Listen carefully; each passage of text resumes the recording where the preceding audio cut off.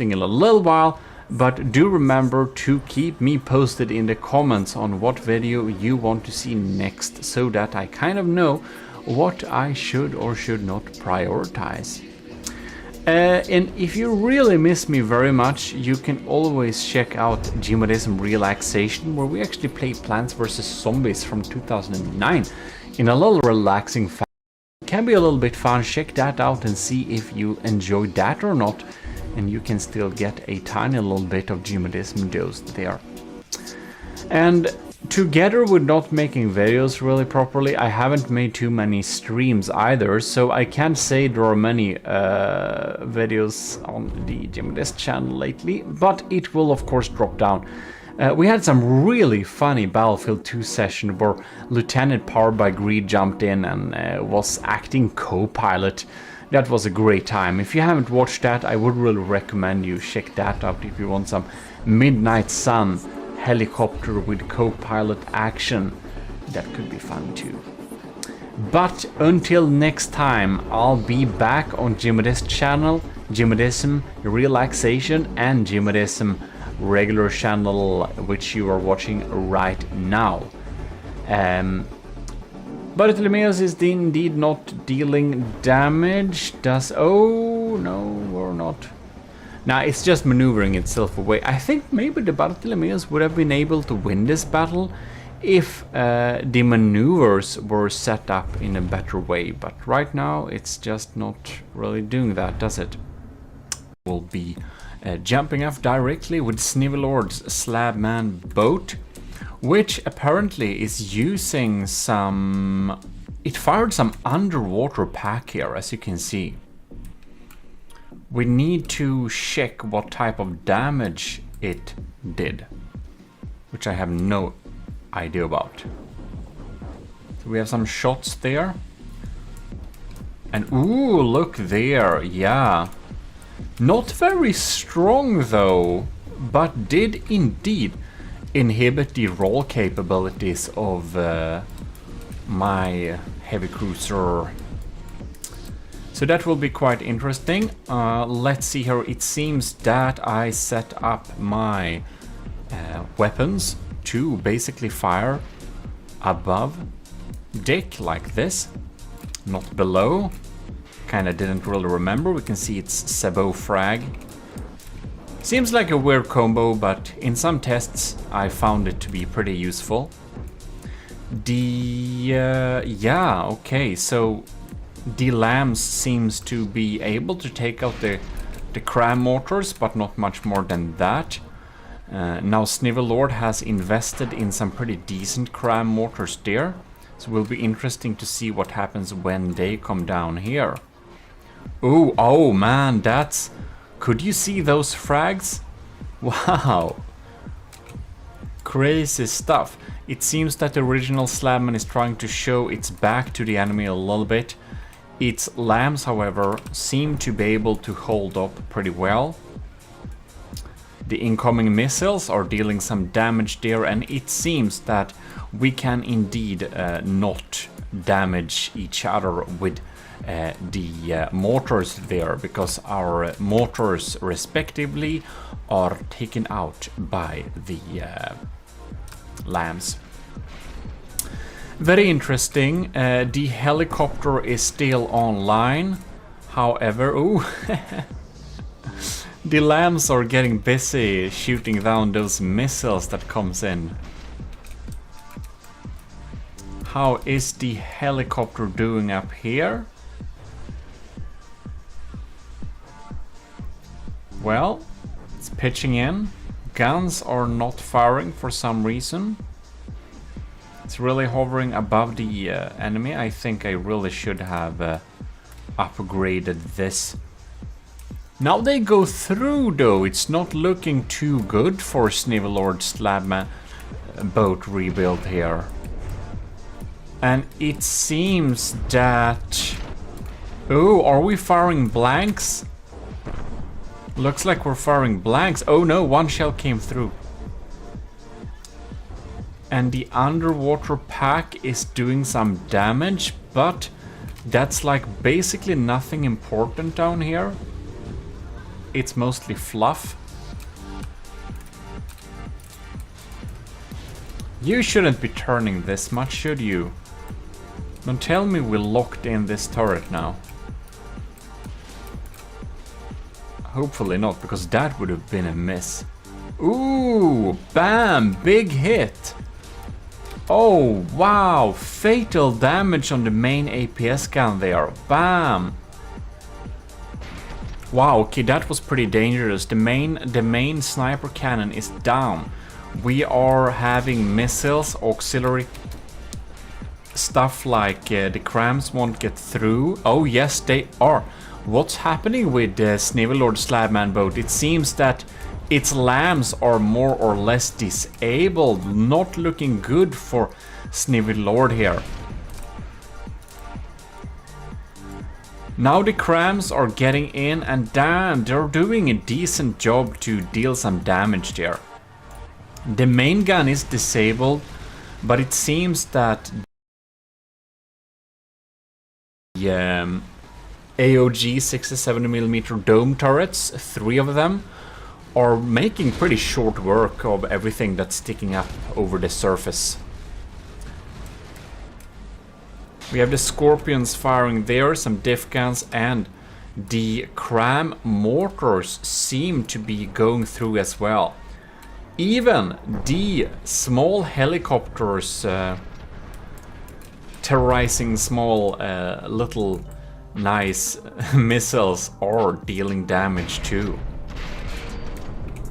For some reason, Snivi's cram guns seem to be firing blanks for some reason.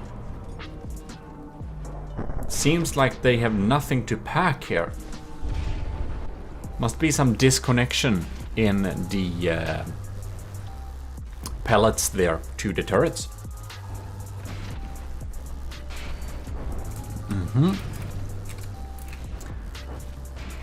Well, looks like this battle is going actually to the original Slabman's favor. Would not have expected that, but before I ended the submissions, I did also... Oh, that's some dropped missile.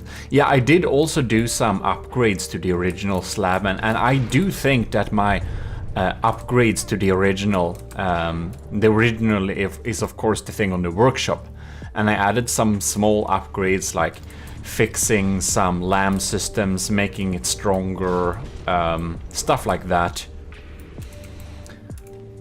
It seems that it really paid off. Will be interesting to see. Oh, yeah, that's a dangerous cram shell, that's for sure. We really have handicapped roll capabilities here. Our engines are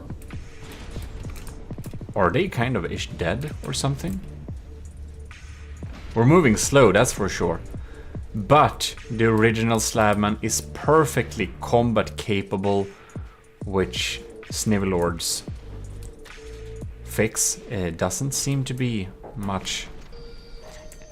It's doing a decent job, but it's really sad so few of the cram cannons are really even working now. I do suspect Snivelord could still get a lucky strike and win this battle, but yeah, those crams are pretty sad.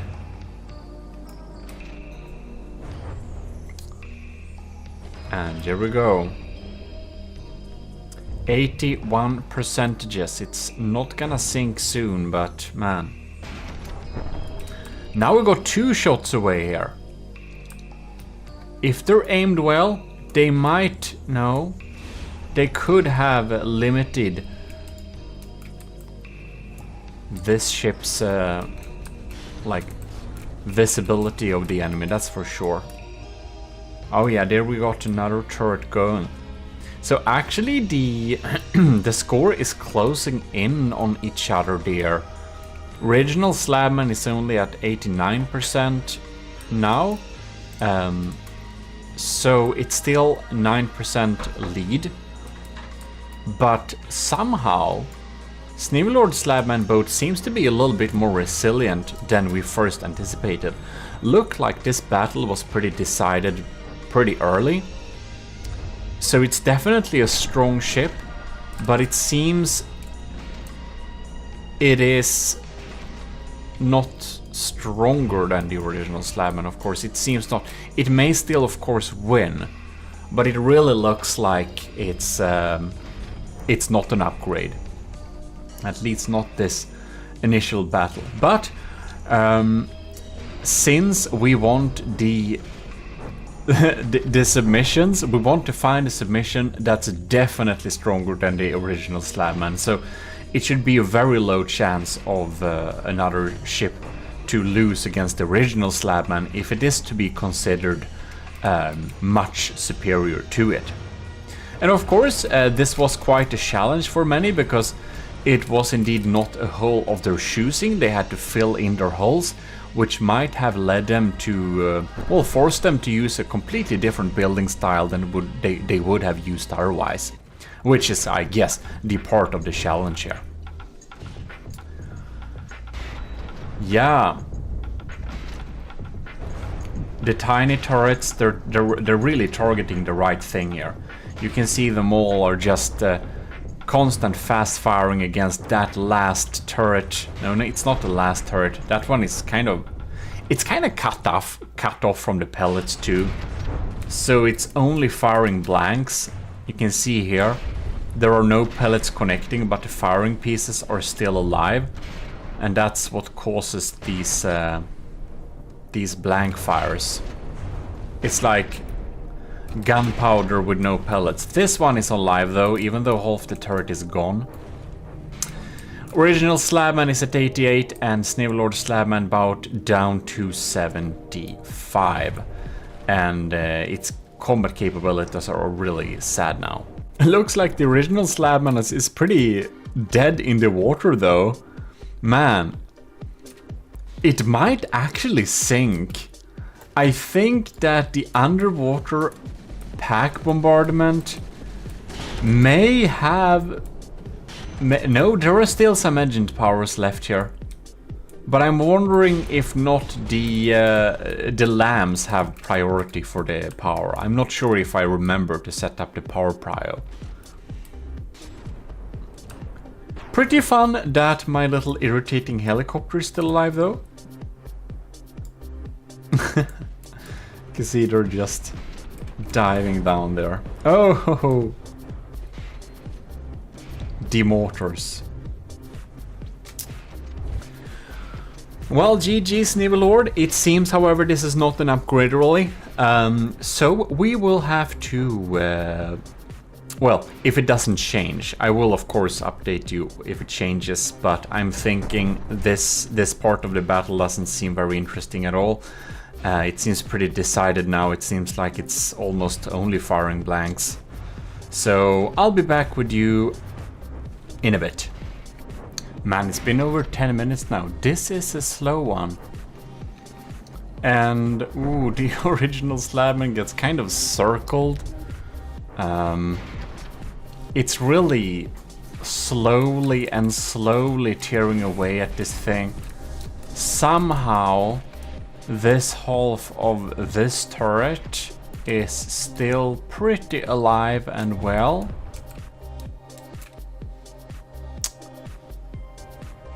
And well, I guess that's about it. These cramshells seem to be getting through somewhat when they can hit. Other than that, this one has reverted to some very extremely slow speed thanks to the damage to the engines inside of here. We can see some steam gases leaking away. Can't believe that... No, that one is ammo racked. Okay, two of the 67mm domes are still online. Yeah, well, it seems to be doing a decent job. Somehow we are zapping the crams now, so that's, I guess, a bonus. I think we have started to see some stuttering coming from like water pumps calculating stuff. By the way, update, for all future big ship battles, water pumps will just be outright banned because, you know, it just lags too much. Oh man, look what I found. That's so close. Man, this piercing pack almost sniped the AI. Look at that. It's like one little bit of heavy armor in front of it. If it would hit the same spot again, it could actually win. That's pretty crazy. That's pretty crazy. Okay. I must say I'm a little bit scared each time the pack goes off, because I'm thinking like, oh man, will it actually hit something? 13 minutes. I don't remember what time limit I set, but let's say I like maximum 15 minutes. I don't think we're gonna sit more than 15 minutes for each battle. That's a little too much. Ooh, man.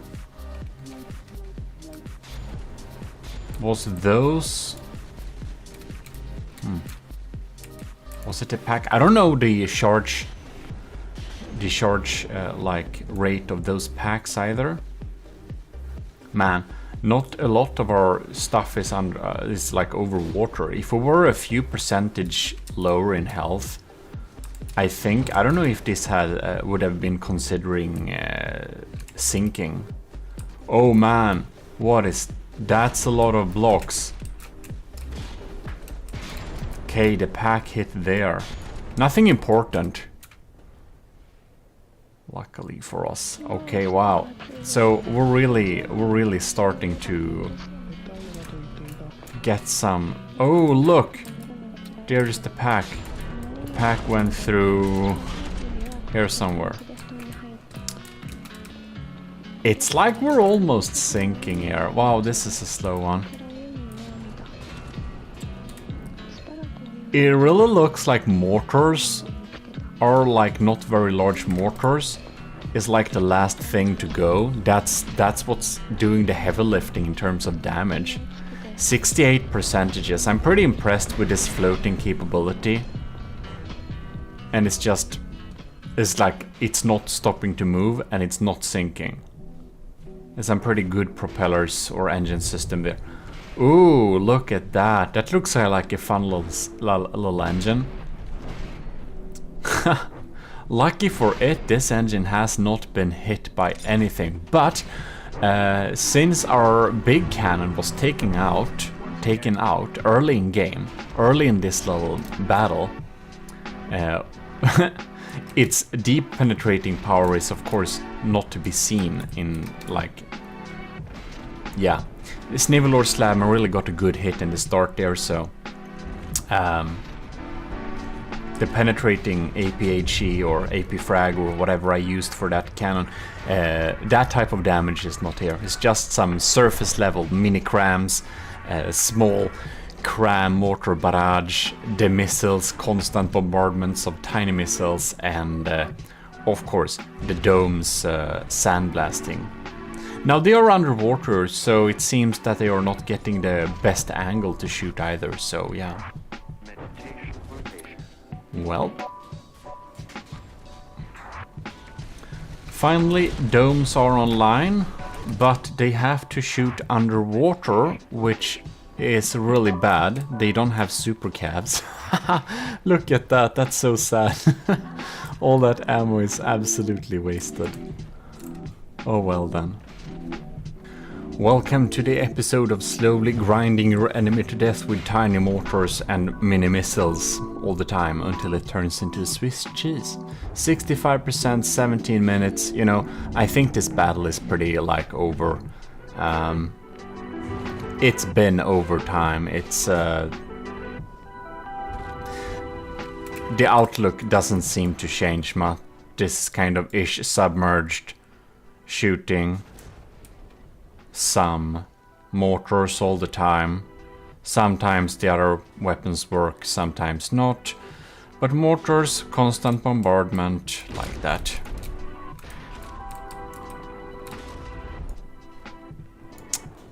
65%. Yeah, so I gave it a few more minutes just to see if anything would change or something like that, but the outlook is still the same. Snivelord's Slabman is slowly grinded to tiny pieces, and this Slabman is semi-submerged and is mostly using its mortars to deal damage, but is able to take out many of the cram shots incoming anyways. So that's basically that. I'd say that Snivelord Slabman boat is an extremely resilient and well-built ship.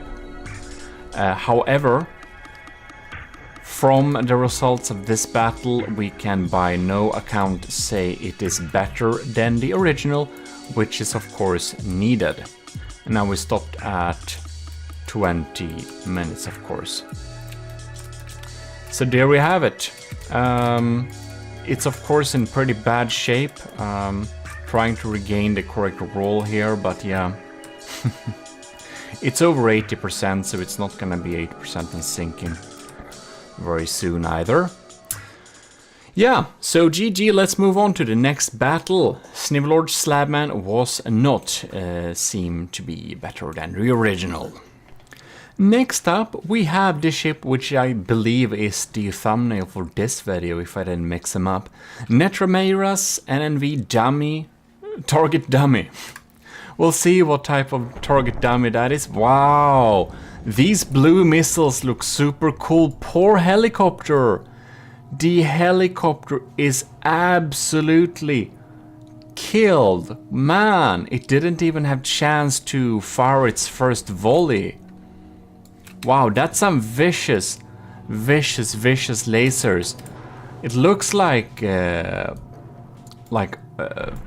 purple, violet, what is it called? Black lights. It looks like black lights. Wow, it's DQ'd. Okay, the Slabman heavy cruiser is down to 98%. Netrameira is at 99.4. Boom! This is a Shongus thing. Bam! That's some frag damage. Went through the armor clean to the other side. Wow. That's some dangerous stuff. These lasers are really digging in there. Not sure I did a good job at even adding much smoke defense to this thing. So I think these lasers are making short work of this the original Slabman. And we have some underwater packs there too. I would believe they're doing some crazy damage to us. Having some decoys going on there. And that LAM system is really cleaning up. Bum, bum, bum, bum, bum. Wow, yeah, that's some expensive lasing right there. I really think that Netrameira has a great advantage here, and this is a little Civ's turret there. Ooh, and another one of these big ones. Is that a huge missile? I think it might be a huge one. Sometimes hard to see the difference between the huge and the large, but this is, it looks enormous. Oh no, and look at that, and the original Slabman does not have any civs or anything against underwater. Bam! That's the lambs. They're basically cut off and gone. Very, very, very damaged there.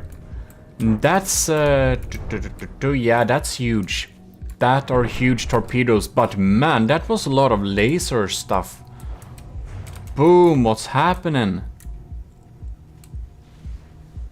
What's going on here? Man, I think that the Slabman's original, like the sniper, the armor piercing frag or whatever I put in here, it's doing full force damage here, man. I think it's doing some pretty serious internal damage. Just gonna take a little sneak peek in here. Wow, yeah, this is a big box of unprotected laser. And ooh, man. Yeah, it has potential to deal some enormous damage inside of there. The lambs seem to be online still, but it's not very cocky at all anymore.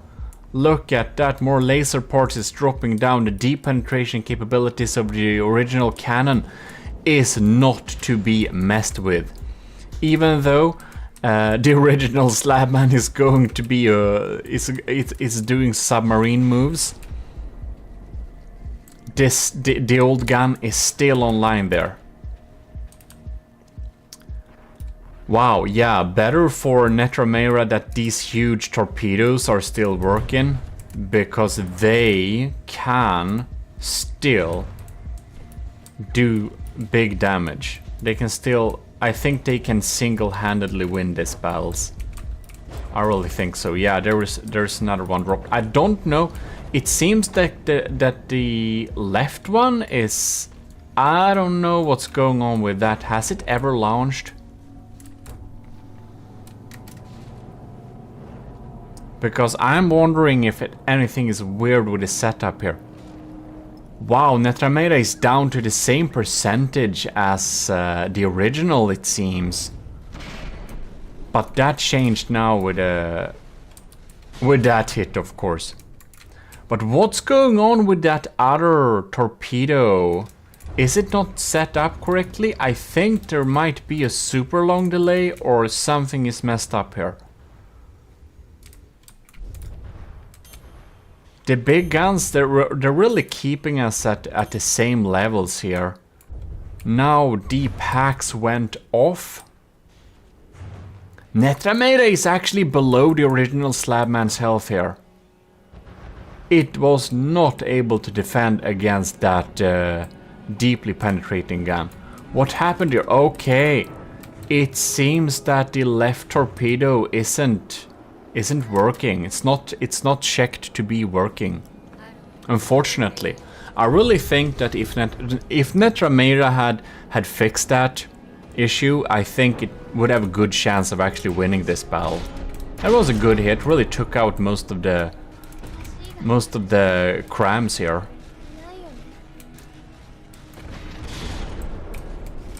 Yeah, the original Slabman lost most of its power again. It's pretty sad. The underwater pack has dealt some big damage, but alas, it seems to be at a better place than Netramera's target dummy, because it's pretty defenseless against this deeply penetrating APS cannon that the original Slabman has indeed.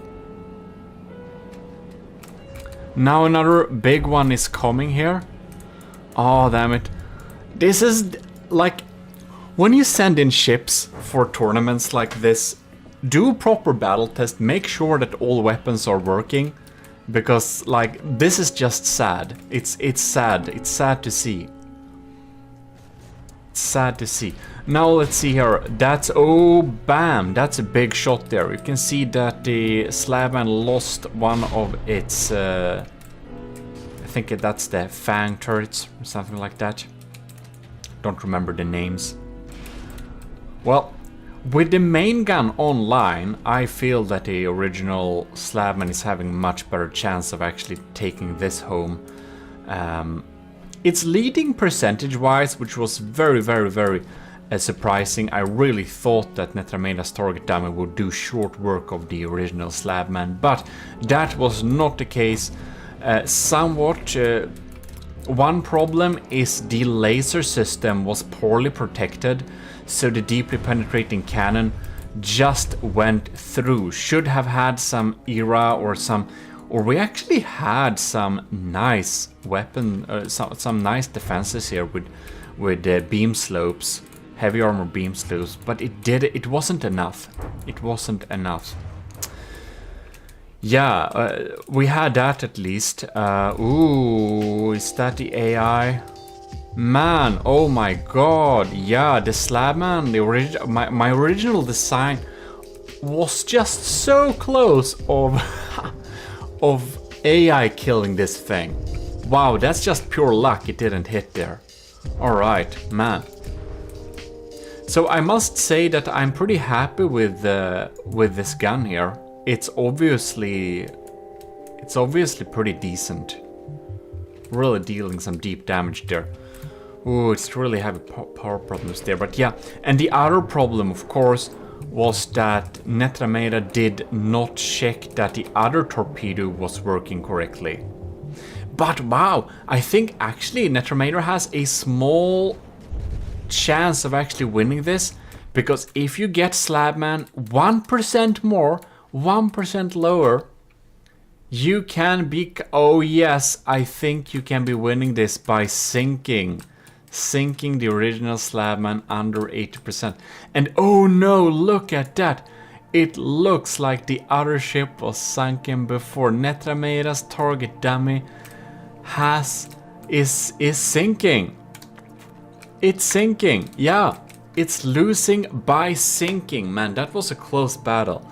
GG, very good one. Very good battle, very impressive. Maybe... I don't know if AI killed it before, no idea, but man. Netrameda, that was a close one. I think you could have won this battle if you just had set up that torpedo, checked that it was working correctly.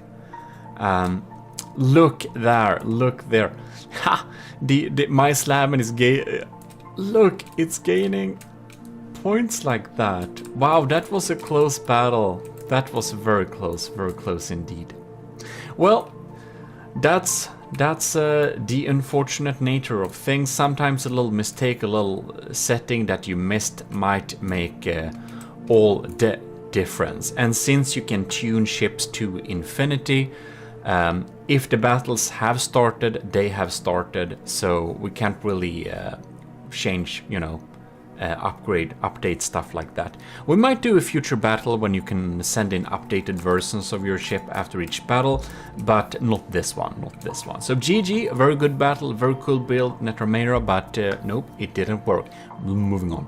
Next up, and I believe the last battle for this particular little session, is Snackobs. Snackobs Slabman Heavy Cruiser with Interceptor Mark IV.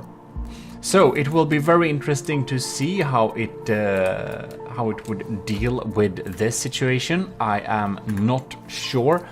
Oh look, it has the kind of patchwork fleet colors. I do suspect that Snackob doesn't use fleet colors very often at all. Yeah, okay, very interesting to see. Wonder if it's gonna be damage dealing. Yeah, that's damage dealing torpedoes in the back there. Very interesting. We have a something. Oh yeah, that's the funny joke ship. This is a B-hole on the ship. If you're looking for the A-hole, he's reading this sign. Very funny, very funny. Let's see where this battle goes then. Right, so we're having some shots incoming here. Are this shield disruptors or EMP? What was that? Well, the Lamb seems to be dealing with some of them. Civ's missiles or anti-missile missiles are going hot. Yeah, really seems that the... Ooh, yeah, okay. We're getting some penetrative power there, yeah, okay. I wonder how much our main gun is penetrating this too. We have an extremely close ratio there. I wonder where... Okay, so there is the interceptor. It has locked on to... Yeah, it has been locking on to the helicopter. And it's doing a little attack launch like this. Interesting. The helicopter is focusing on... No? Who knows? It looks like a pretty nice little interceptor there with locking on laser missiles. Very maneuverable. And okay, yeah, we're trying to shoot it. We are really doing that, but I think the helicopter's guns is just plain weak. And these missiles, they are just... oh, they're targeting the wrong thing too. Yeah, we're gonna have a real lucky shot if we're gonna deal with this thing. I'm finding this battle kind of interesting. It also seems that the helicopter has a big problem getting hit too, because the interceptor is shooting its missiles when it's just a tiny little bit too close, it seems. Oh man, we shot off something. What did we shoot off? Something important? I think we did not. We're diving down below there. Bam! Helicopter is getting hit with some crazy missiles there, yeah. Kind of surprised it's still alive though. And it's wanting to lock on to the original Slabman there, that's for sure. But it turns around. I think it's set up to deal with the smaller targets first, which is probably a good idea. My helicopter isn't very dangerous in any way. Will it? It's just missing all the time. Let's return to the main battle there. Snack Up Slabman is at 96%. The original Slabman is at 94%. So Snack Up is in the lead here. This is of course my original Slabman. We can see the good old main gun is still online. Maybe I jinxed it because some shots are incoming. The domes are sandblasting and sandblasting. This seems like a pretty formidable turret as well. Rail assisted as it can be. And here we have some dual barrel, a little heavier shots there. Boom boom. The lambs seem to be dealing well enough with the incoming rain of mortars. I think Snack Up did get rid of the old mortars. Change this, these missiles and coming here too. But it seems that our interceptor is actually taking out those missiles there. The original Slabman has a pretty high budget for missile interceptors. Probably a little bit too high. Bam!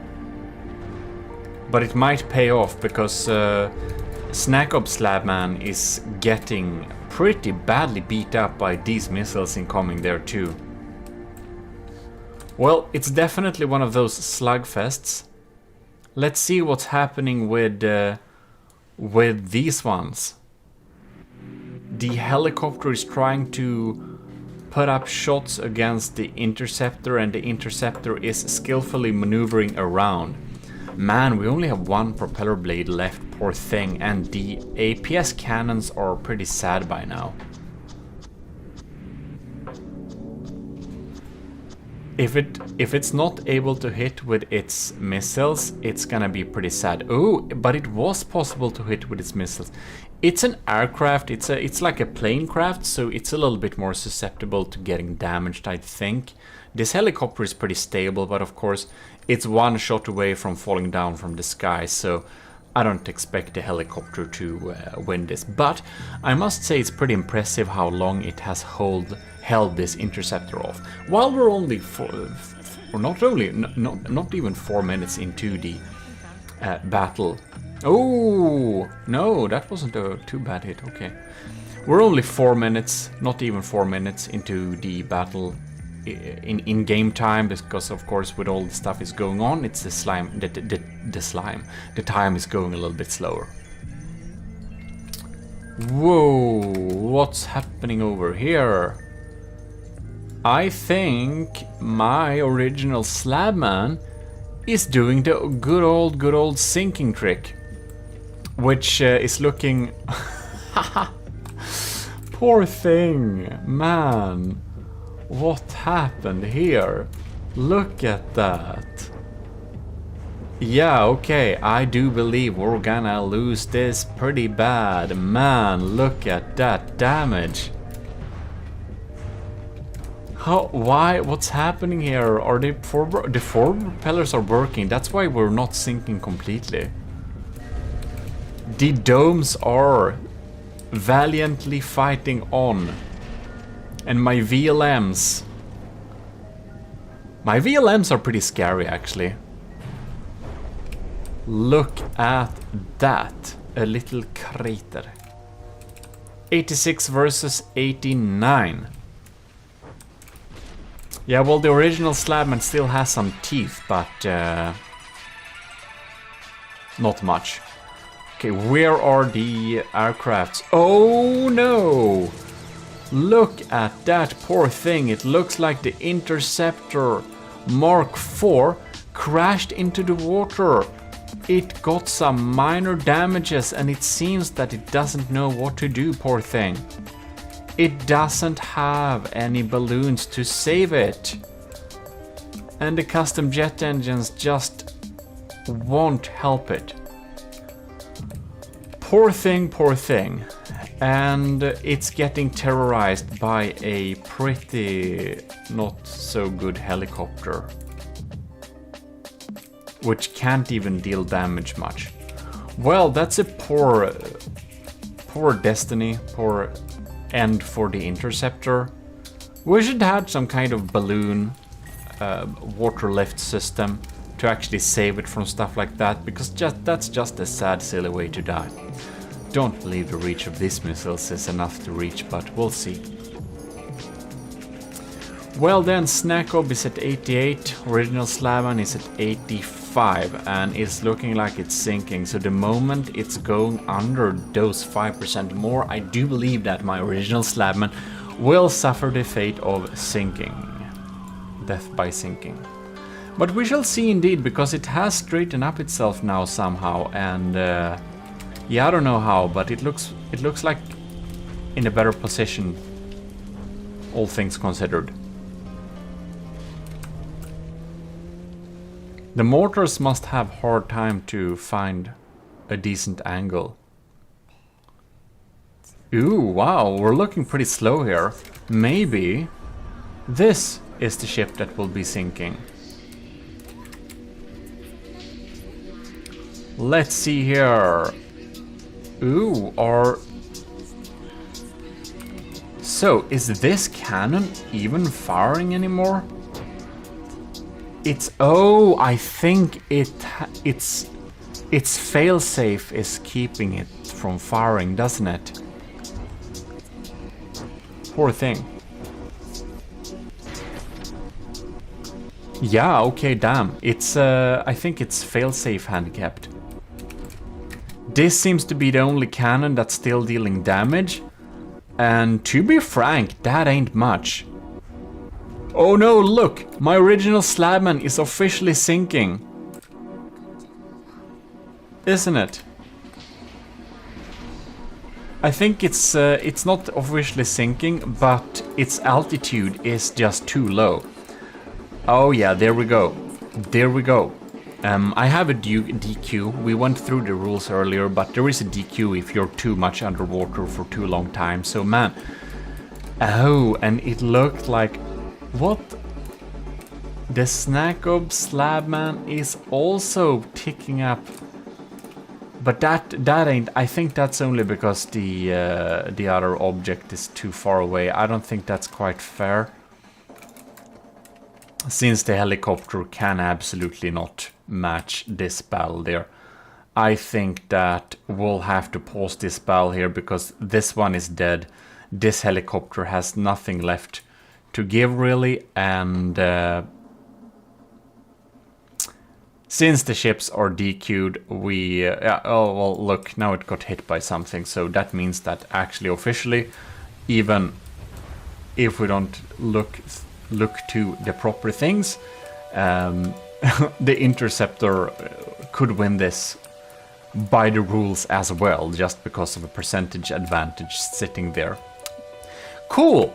Interesting battle, pretty interesting to see. I didn't expect all fighting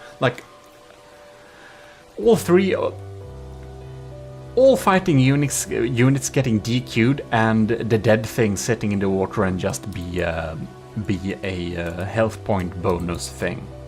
Very interesting indeed. Right now we are getting back to pitching the well, you guys rebuilds Here we have Crazy Kids AOG Slabman refit, which has loads of flat turrets and interesting designs like this, which is being pitched against the original Slabman. We're continuing this because, well, we'll need to find out which Slabman, if they are even better than the original, because otherwise we might as well, you know, we need to know if it's better than the original. That is basically it.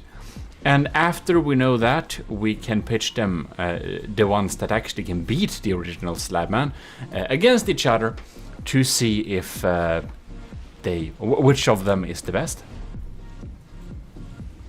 Alright, so let's see here. We have a volley of crams incoming, and the interceptor slash D lambs are sniping out that little barrage indeed.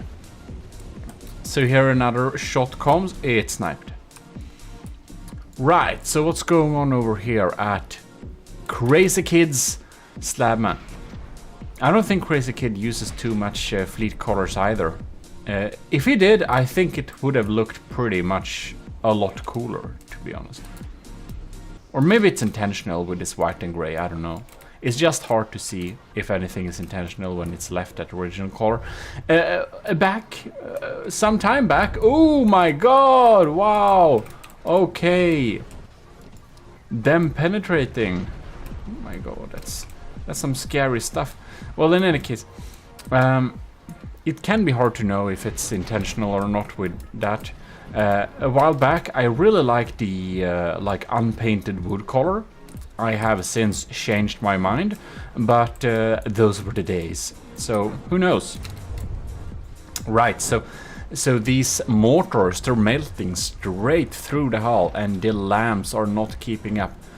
Looks like my Slabman is showing its backside towards the enemy, which is really bad. The AI is towards the back too. Oh, whoa, wow.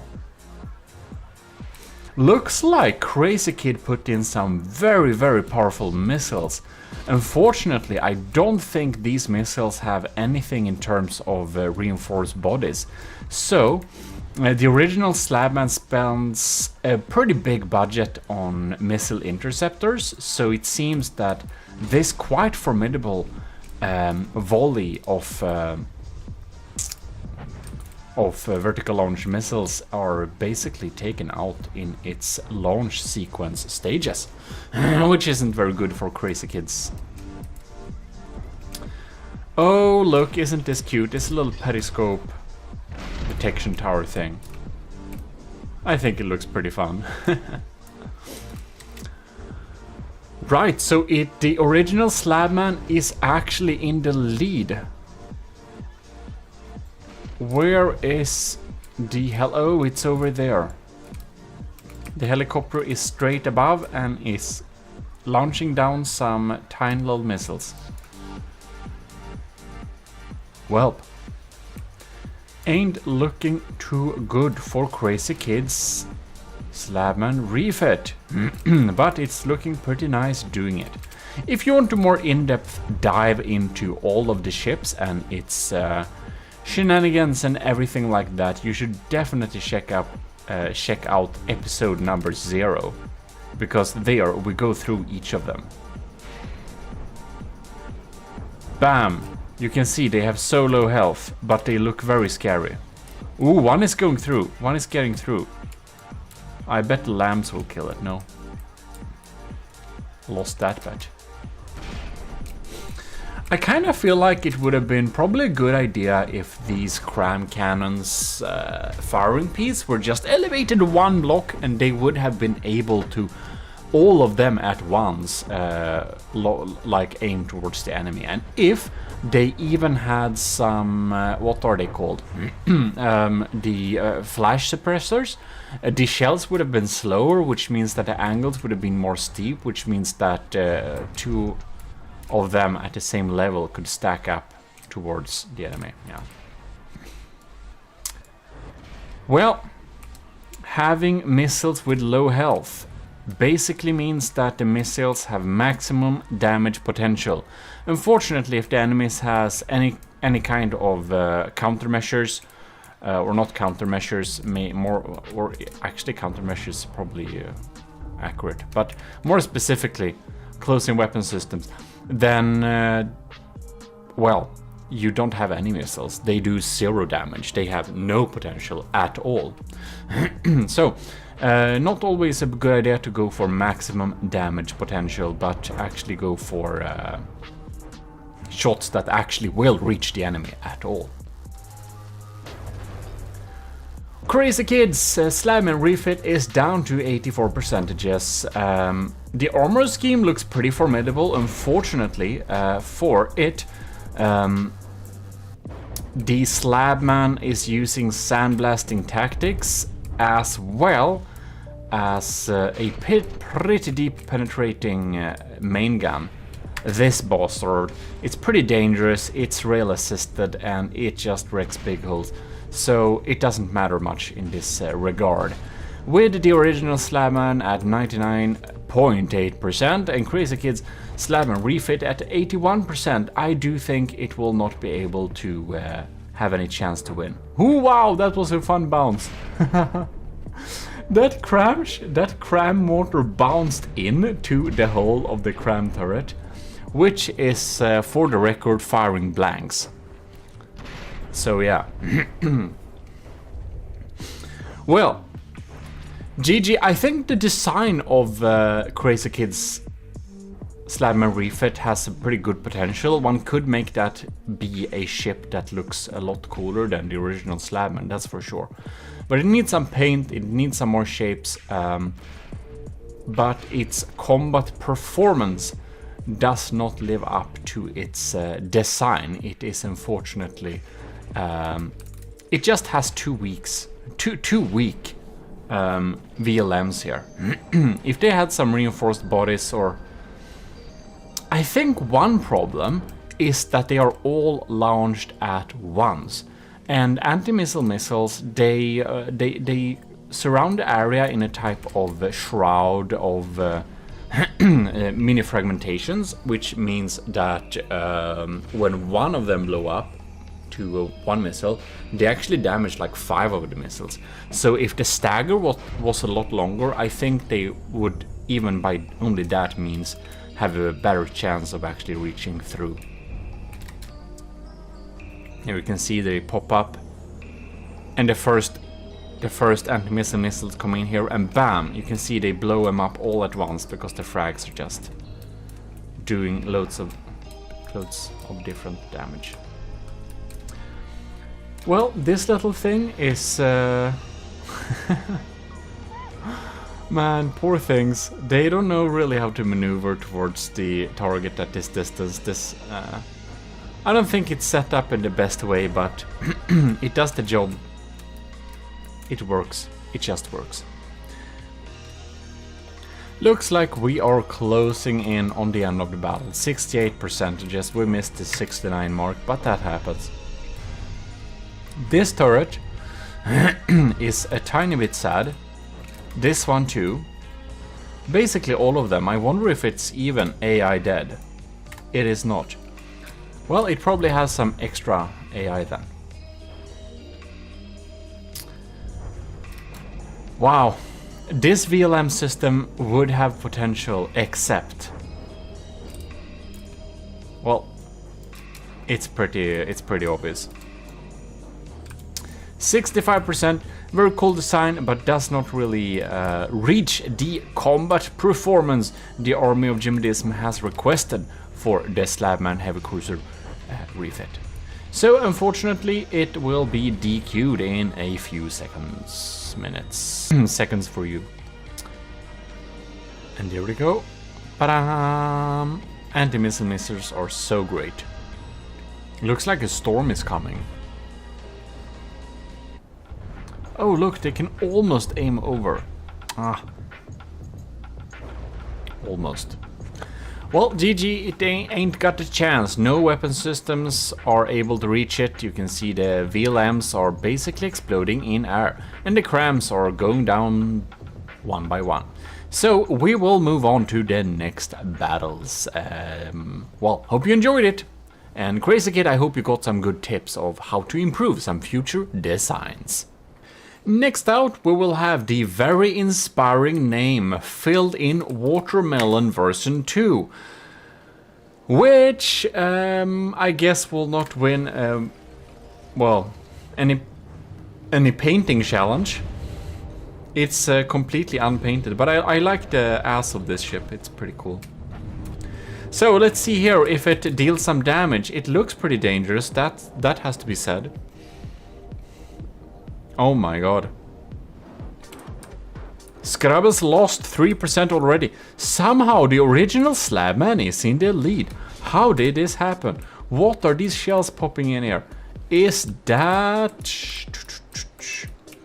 What is this? Is this... Oh, armor piercing... No, that's not armor piercing. Is this heavy head? No? I don't know. I don't know them yet. In any case...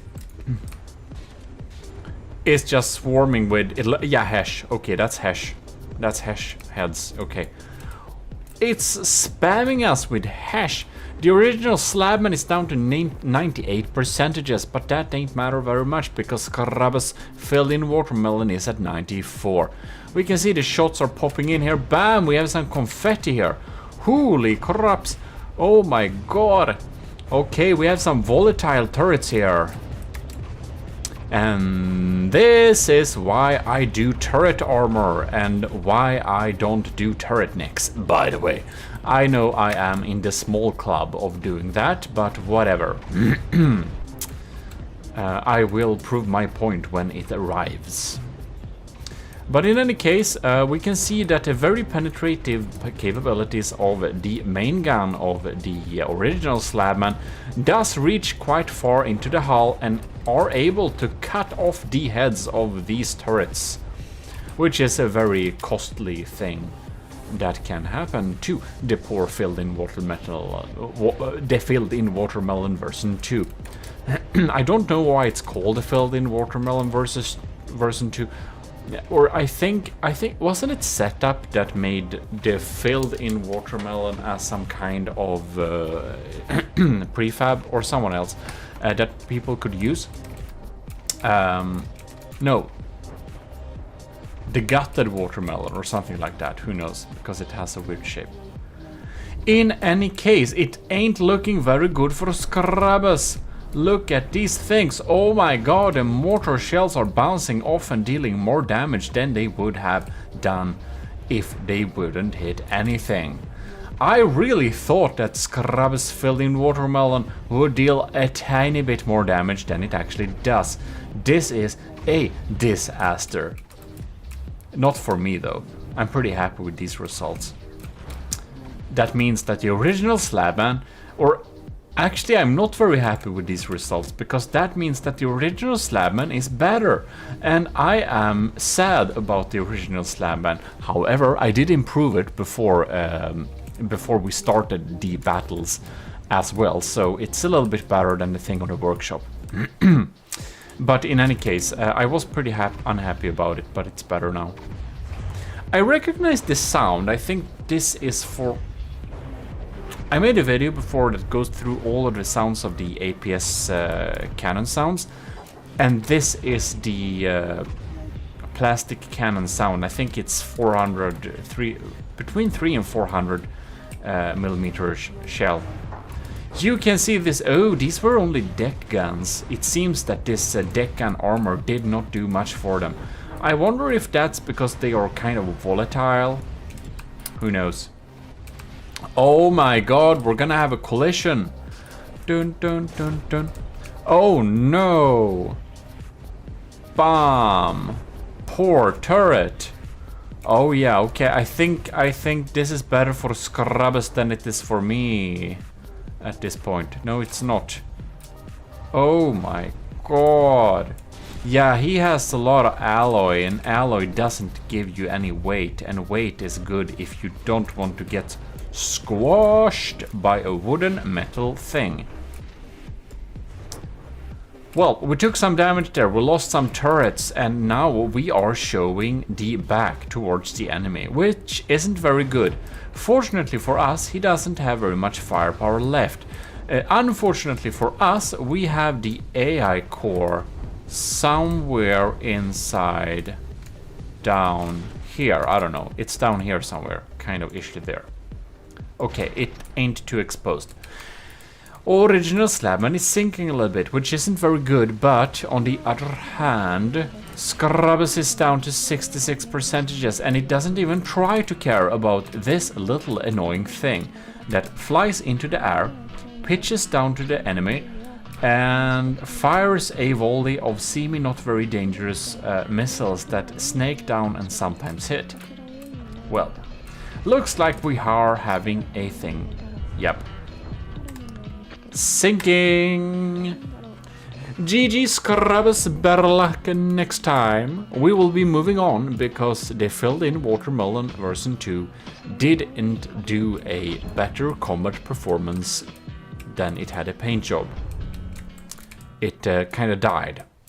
But who knows, it might have been better against other targets, but of course you will have to beat the original Slabman to proceed into this little challenge. In any case, thanks for the submission. We will be moving on to the next one and test it against the original. The next battle is Maklik's Damaged Slabman, or Kill Cam. I don't know which to use. In any case, this is a very sad sight to behold. Yes, it is a very, very, very, very sad sight to behold. It is the most damaged Slabman we shall ever see, because this thing is made to look like a wreck, with the poor helicopter looking like a piece of destroyed helicopter from MechWarrior 4 Mercenaries.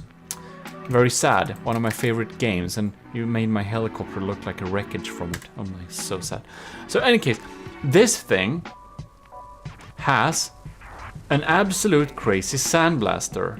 Oh my god, it's even blasting itself. Oh my god. Alright, we probably need to follow. Look at these, look at these. These shells, we looked at them in episode 0. You need to look at that if you haven't, by the way. But these shells are only stabilizer fin bodies with a sabot head. That's kind of all they are.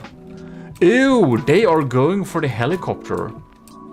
That saves us a lot of valuable time, because this helicopter is... well, it's probably gonna die pretty soon, but it's also very, not dangerous at all. Poor thing, poor thing.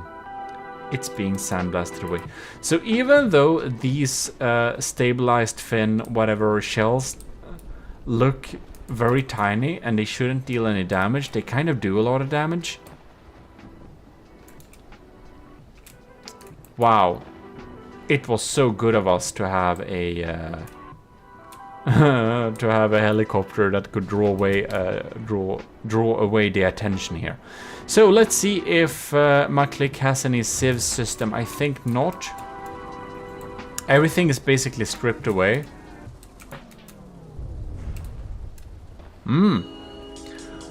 It's only down some few percentages. It's of course made to look like the damaged Slabman. Here we have... there are 2 sandblasters, yeah? And I do think they shoot the same shell. Sabot head.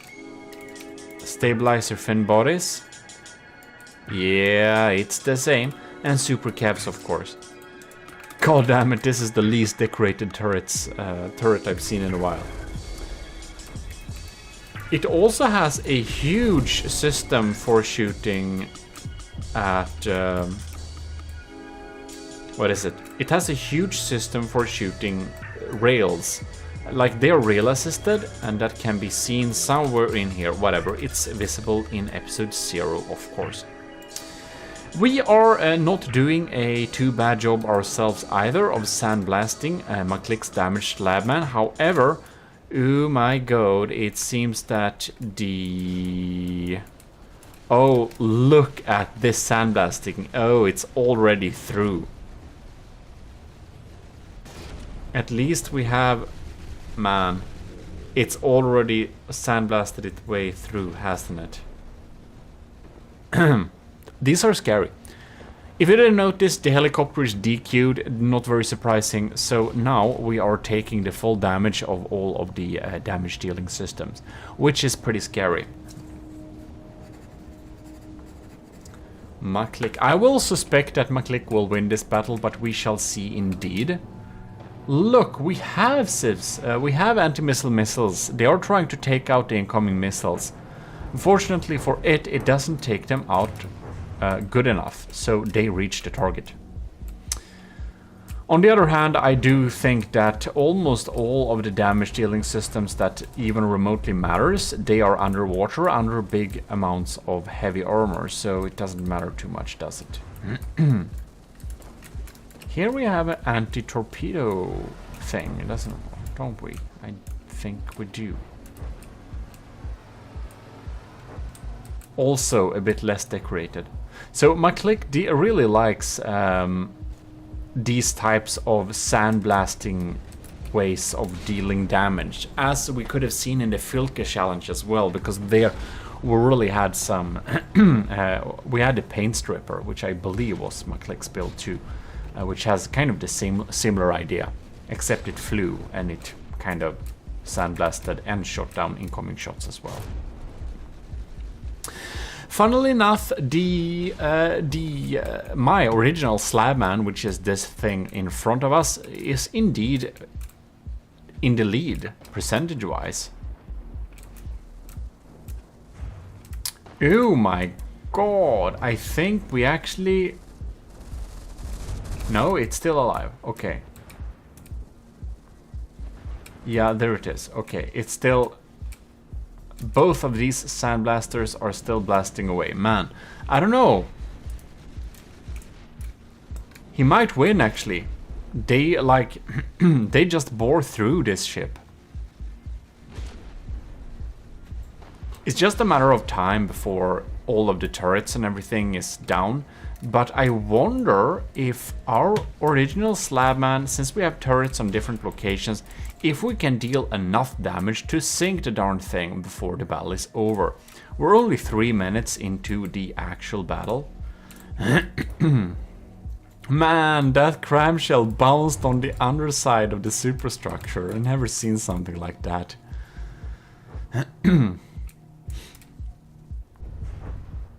Well, I don't want the damaged Slabman to win, if I am quite honest, because I think it would be so sad, since it's really a really funny joke, but it would be so sad if the ship that is made to look like a wreck of my original ship is indeed better.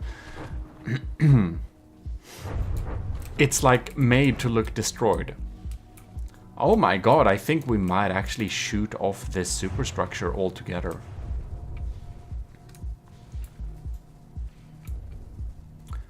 However, my original Slabman is at 90% and it's riding pretty low.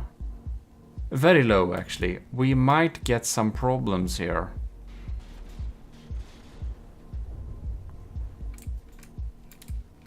Ooh. They tried to target... Oh my god, they have targeted the turret. That's bad for us. We need to watch underwater, because if we watch overwater, we don't see the shells. Alright.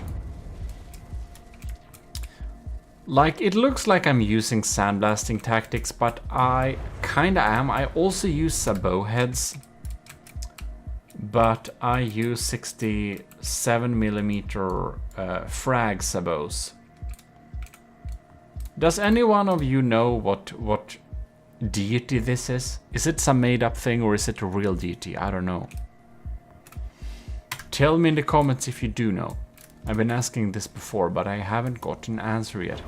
Yeah, so I'm also using a sandblasting tactic, but it's actually sabot frag, and you might think that's a stupid way of dealing damage, but it's actually pretty efficient. I tried it before. And I found out that it is a pretty valid method of using. Funnily, oh man, this is like 3 meters of heavy armor, is it? Man. I think this is like 18 millimeters too. This is like tiny. My sandblasting shells are big compared to this. Probably takes like several of them of actually damaging one beam. Wow, McClick has brought these slabmans to basically the same percentual value, which is pretty crazy. The original slabman better penetrate that little heavy armor box with its penetrating shells to actually take out this core of damage dealing stuff, like inside of here. If we got a detonation inside of here, we might indeed win this thing. If we can't breach, however, you can see we have a slight breach here. If we get a proper breach shell, we might actually win this, but if we don't get a breach, I think we're pretty screwed, to be very honest, because like McClick is the professional of sandblasters.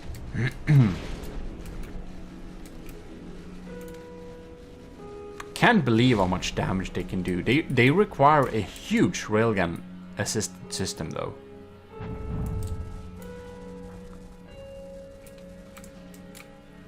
Do we have a breach? So the main gun's shells, they're so quick, it's hard to see if we got a breach or not. Ooh, I see railgun parts. Well, I guess that's just me being hopeful. One blew off thanks to some stray frag, but not more than that. It is still though, I think it lost some power. Or it kinda doesn't have propulsion, I think. Well, smart of it, it targeted incoming helicopters before it tried to target the main thing there.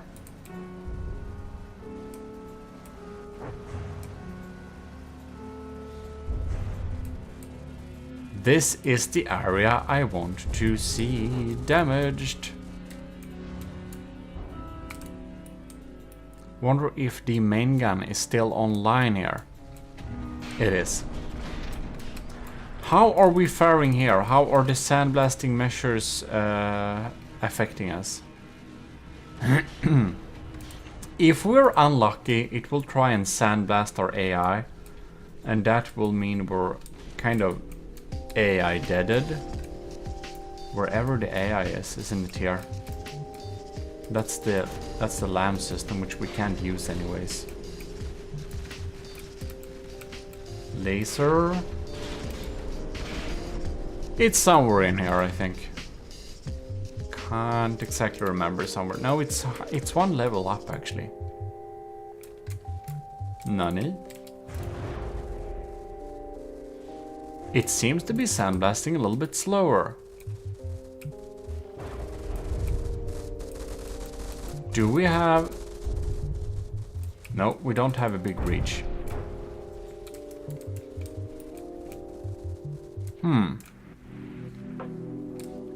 Wow, okay, it looks like the AOG domes, only one of them are still online. This is ammo racked, okay, darn it. We only have one left. We have the crams, and well, the McClick doesn't...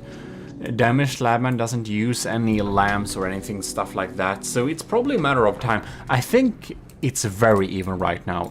Either of these designs may win. This front, though, it's pretty sturdy. My sandblasting capabilities are not really suited to take on something like this. Well, it seems that McClick did sandblast away our VLM system, so that's one of our big damage dealers.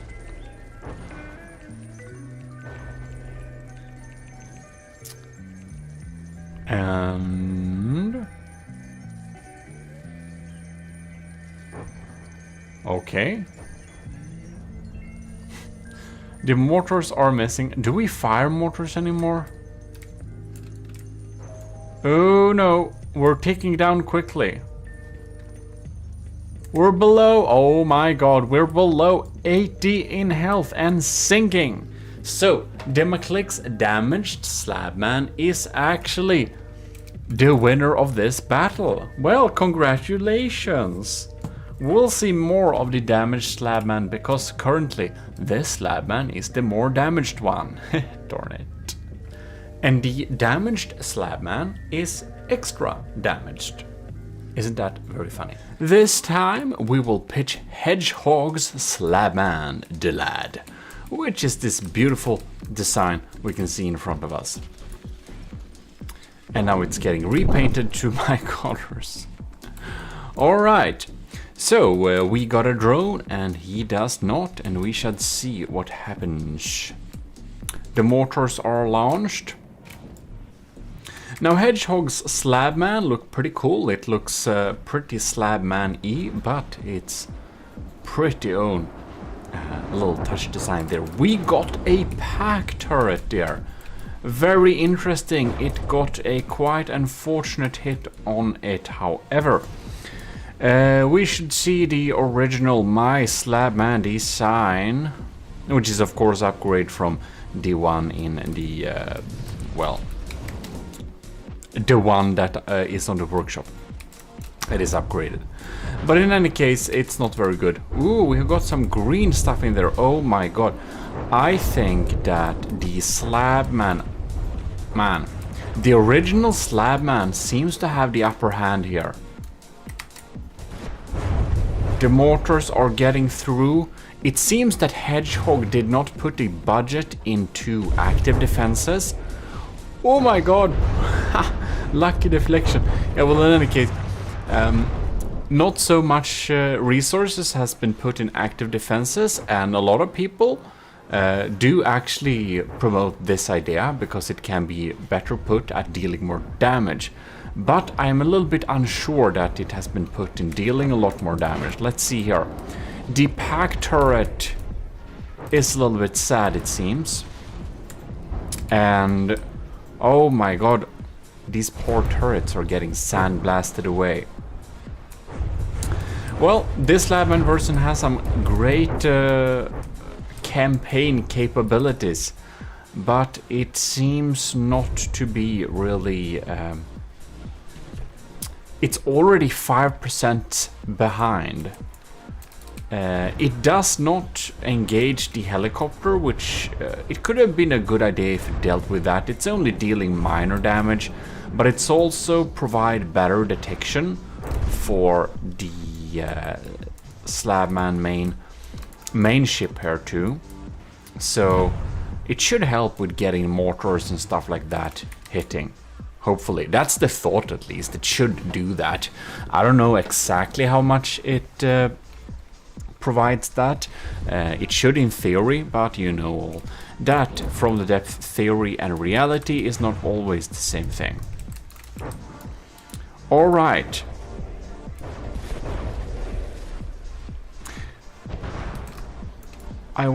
These seem to fire very rarely. They change target all the time. One thing I just want to pause here a little bit and see. Do we have any issues here, I wonder? We seem to have an intact system here.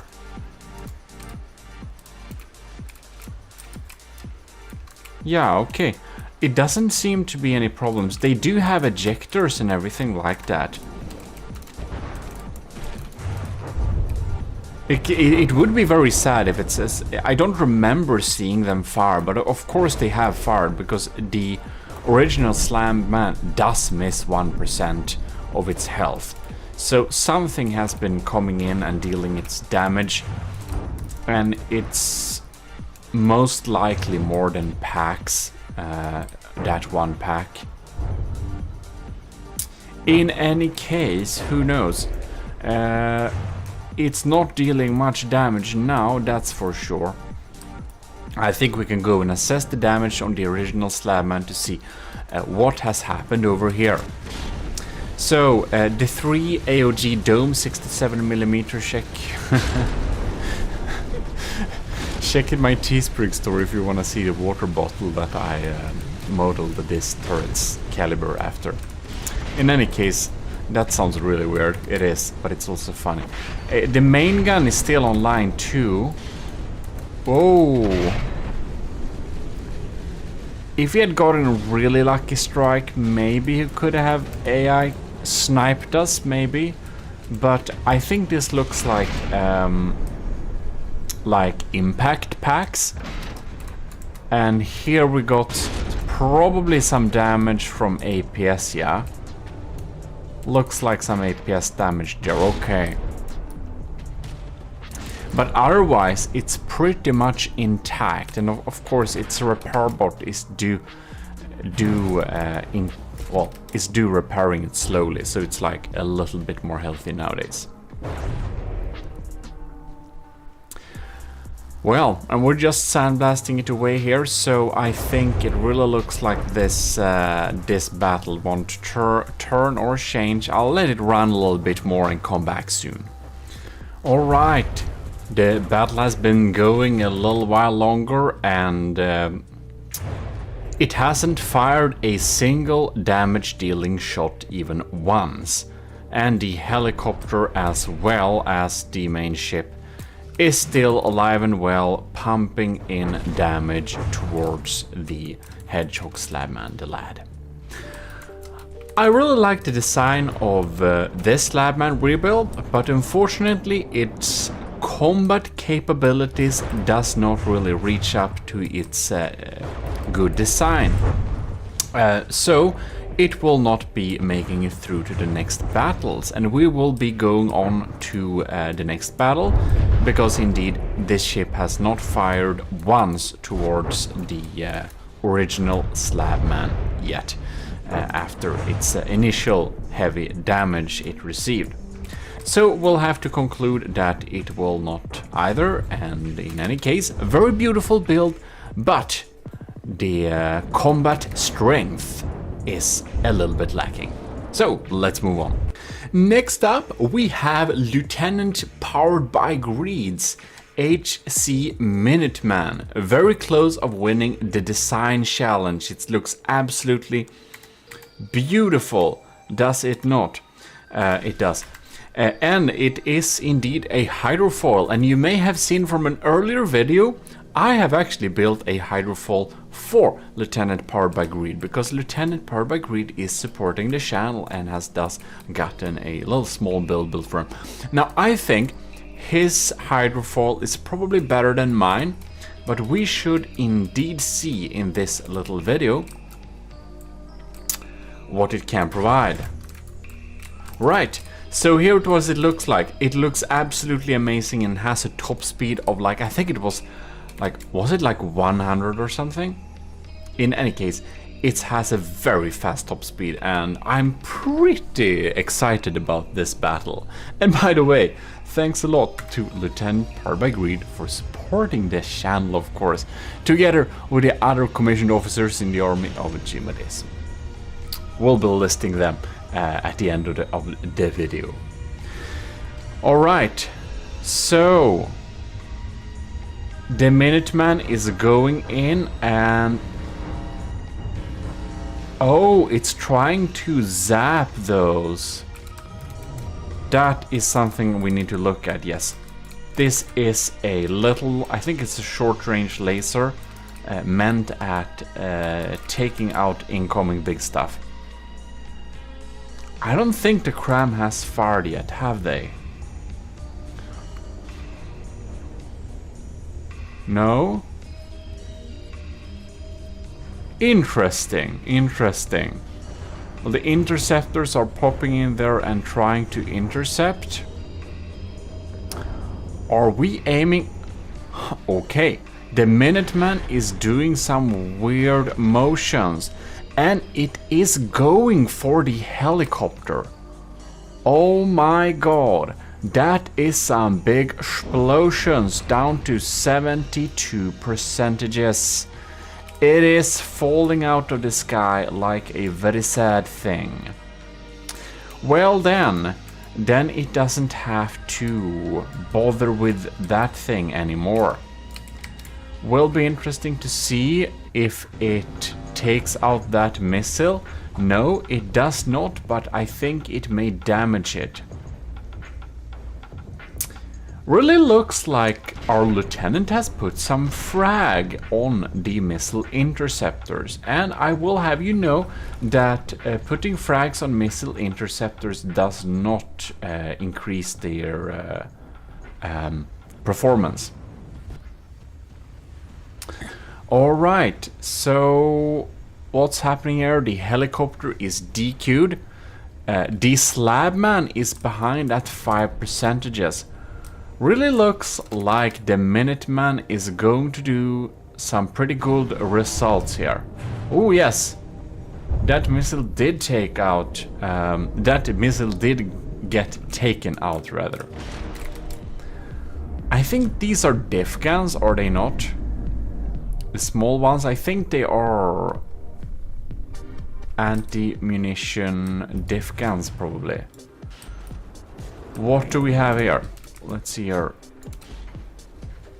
Oh, we can check later if they got shot down. Alright, so the original slabman doesn't look too good here. We have some pretty big holes, and our forward propulsion is missing. And you can see the Minuteman is doing some pretty quick maneuvers there. Oh my god, that's some quick stuff. You can see those lambs are sniping those shells there too. Not that one though.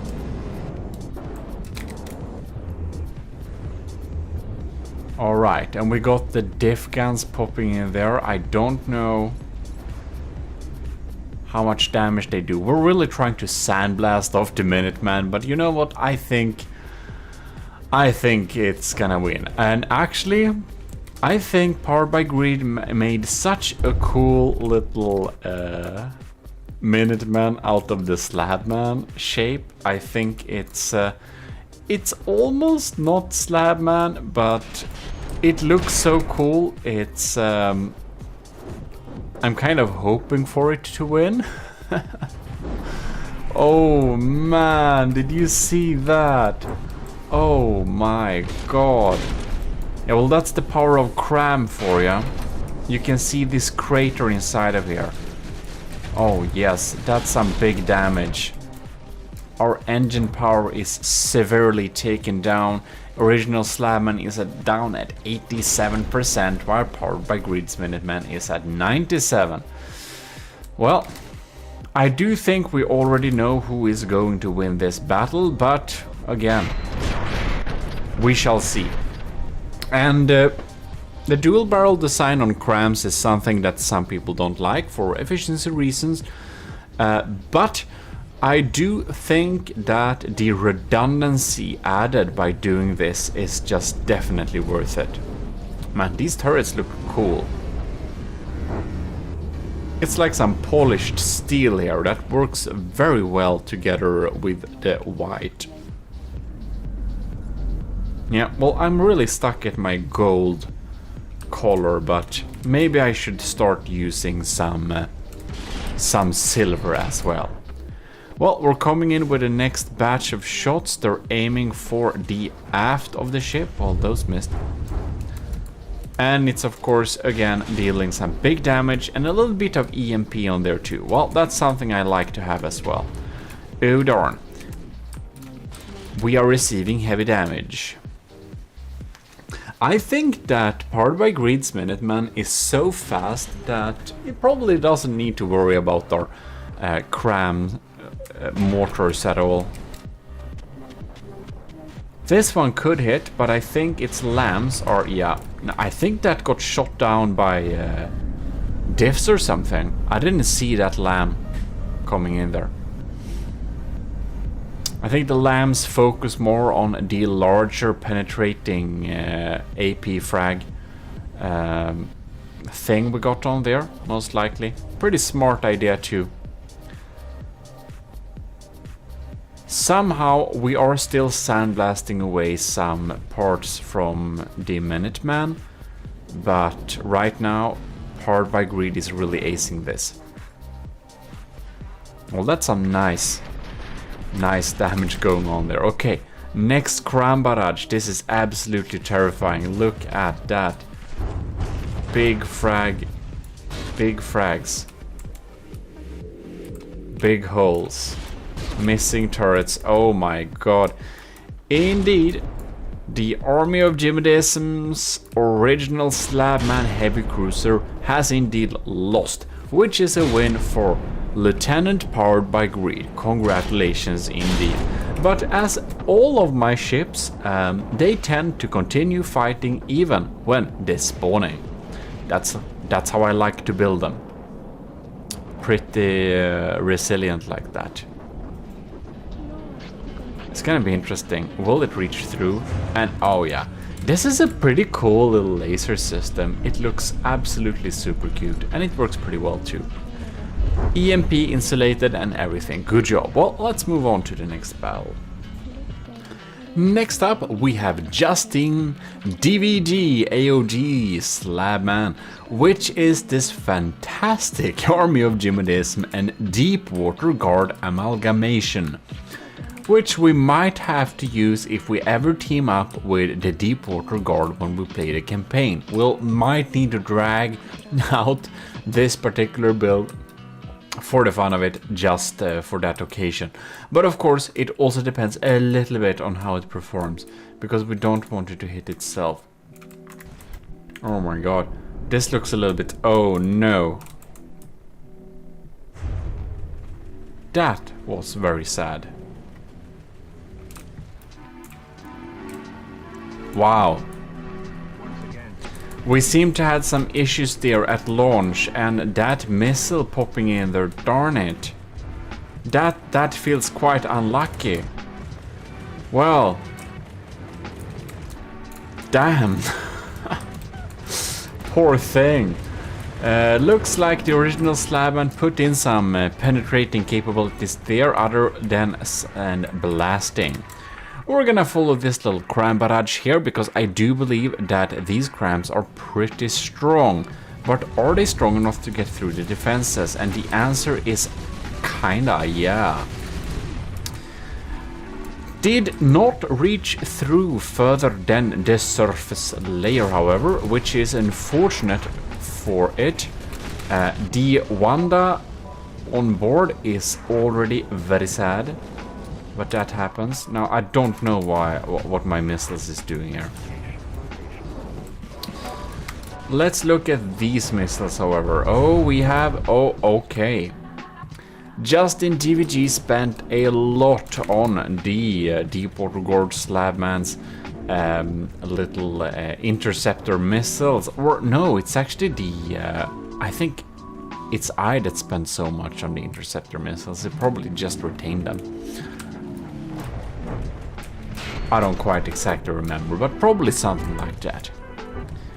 Oh my god, are we going to head for a collision? Because if we are, Justin does have a pretty good advantage having those spikes on the bow.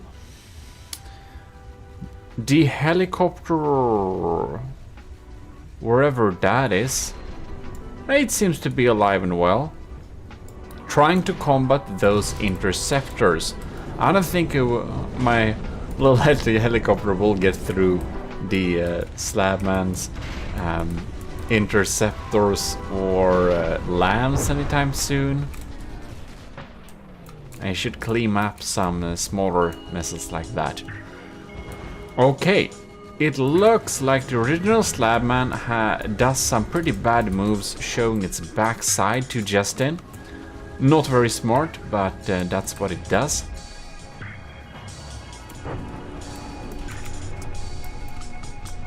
We got some EMP damage there.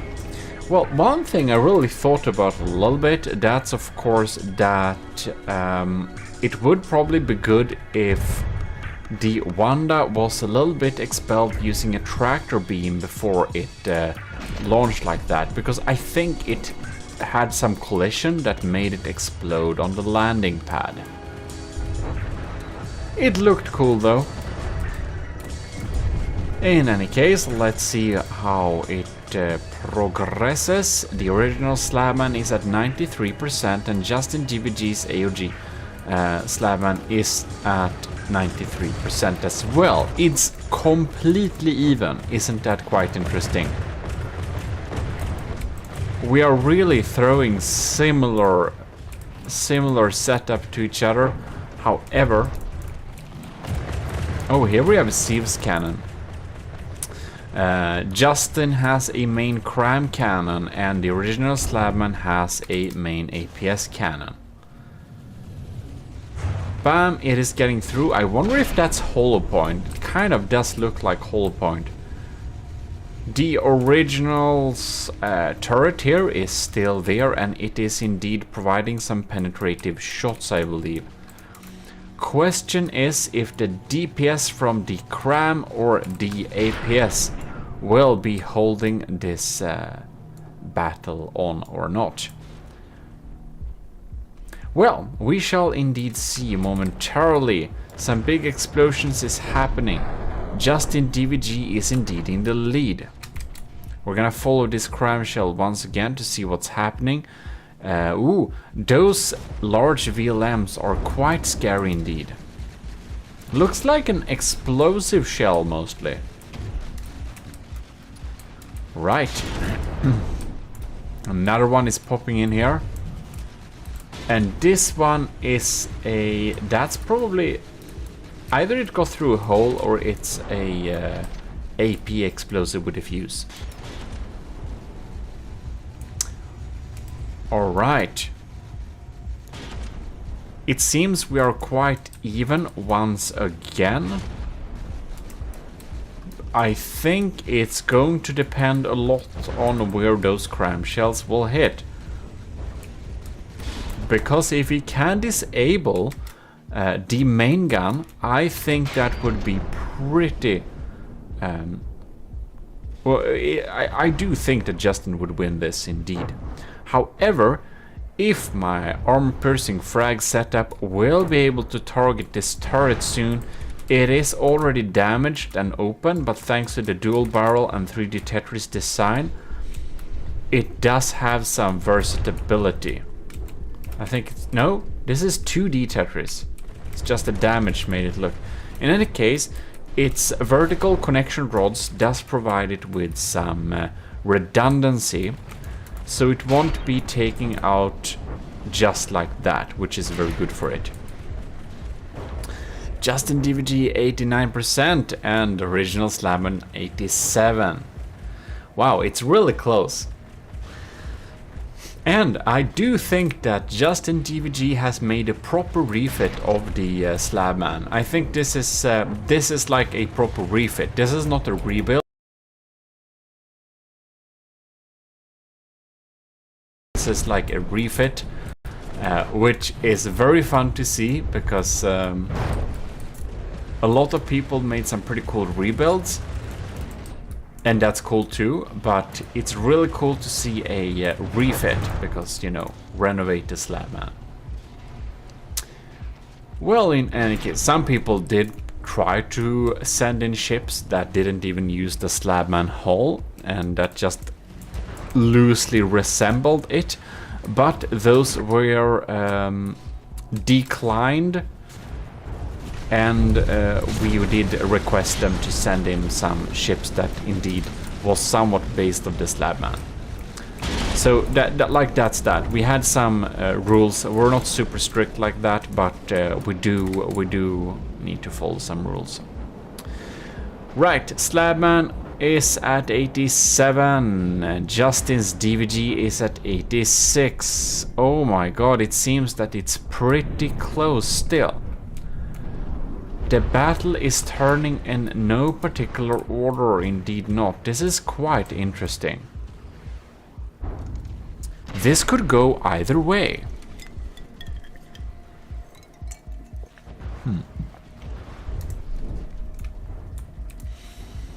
And the mortars are not getting through either, which is good for both of the ships. Alright. Justin is 1% behind now.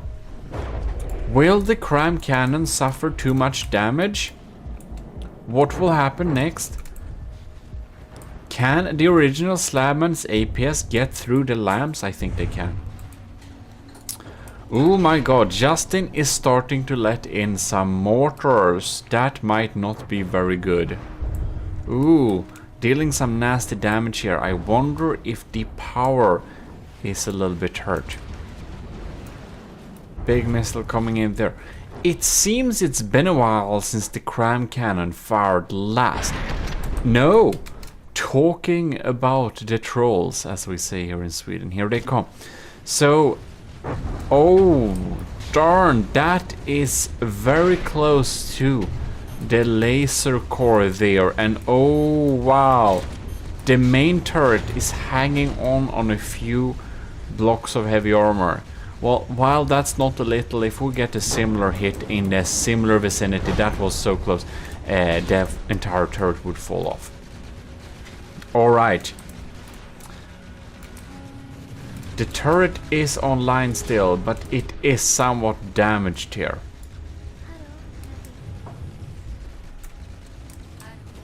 Wow, this battle is really super close. And then Justin did lose the Wanda really early because it seemed it had some collisions when it kinda tried to launch there. The helicopter is somehow hanging on there. That's pretty fun. I think it stays a little bit too close, so I don't think it gets many opportunities to deal much damage. Well, we do sometimes. Might be the difference between losing and winning, who knows? Oh, it does throw in some shots there, so that's something. Alright, we do have a big missile coming in there. And another one. Oof. 80 versus 82. Wow, yeah. This is very, very even. It is a nice, very nice refit. I think Justin did a cool job here. And oh, these turrets also work as Civ's turret, trying to shoot at incoming crabs. You know, I think that time spent on shooting upwards would be better spent at shooting towards the other Slabman. Spending too much on Civ systems might actually be a bad move, because you want to spend as much as possible on dealing active damage. On the other hand, the original Slabman does look very sad, and it's soon going to collect some penalty points for sinking, I believe. We shall see indeed. The original Slabman is indeed in the lead, technically.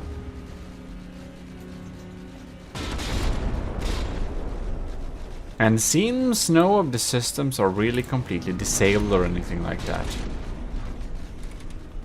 Well, we shall see indeed. The gun, the big gun, is still online. Yeah, here we're just gonna pause a little bit here and see how far. Oh, it didn't reach so far, did it? Not really. Well, I recognize those parts. Seems like we're sandblasting a little bit underwater here. 78 versus 82. That's very close. That's so close. I am hoping a little bit that Justin's DVG will win this, because it looks pretty cool, so I want to see it in future battles too. Sadly, I think the Wanda will just explode next time we spawn it too. Maybe it was just unlucky, but if it wasn't, stuff like that can be good to double check that they actually work before saving a final version. I should make a little instant tutorial about making carriers, because having something like that should be quite useful actually. What we do is we have a tractor beam that kind of puts the vehicle in question a little bit above and then drags it down when it's docking and like basically gives it a little launch that makes it very unlikely that it will hit anything important. But anyways, I'll come back with that with another instant tutorial. While we're talking about stuff like that, we are going to, of course, mention the commissioned officers in the army of GMODISM who are kindly and honorably supporting the channel and making this much more viable for me to spend lots of time doing.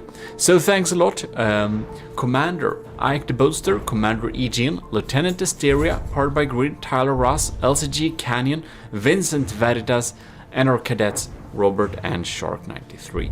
Thanks a lot for supporting the channel, and also special thanks to our stellar GMODIST LCG Canyon Saha, who is our YouTube member, which you can also select to support the channel. So once again, thanks a lot, you're really making this much more viable. In any case, the battle is still ongoing, and it really looks like the original Slabman is going to win this. I am kind of a little bit surprised it hasn't been gaining penalty points, but I do believe that is because it's moving forwards and sticking its front above water. If anything sinks, I have a special little altitude disqualificator that will disqualify anything that's just riding a little bit too low, aka sinking. And I guess this isn't technically sinking, it's just borderlining. Alright then. The crams are still going though. But unfortunately, it is aiming for us underwater here. And those shots will of course always hit, because there is no super cavity thing on crams, which is a little bit sad. I would like to see some super cav crams, that would be crazy. If we look at the cram shell though, it does look like it has that super cavity pattern, but I guess that's just normal rifling. And that's kind of weird.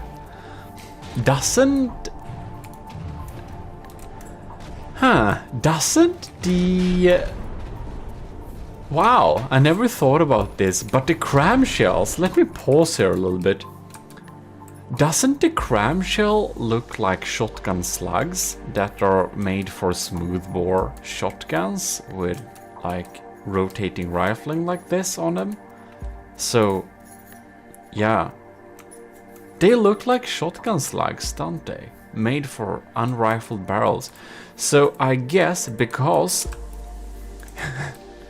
because the cram projectile does have rifling on it, it means it's made for smoothbore, which means that when a cram cannon fires its shot, the projectile doesn't get a spin from inside a barrel. It only gets the spin, or it gets the spin from the rifling on the projectile itself, not from the barrel, which is kind of weird.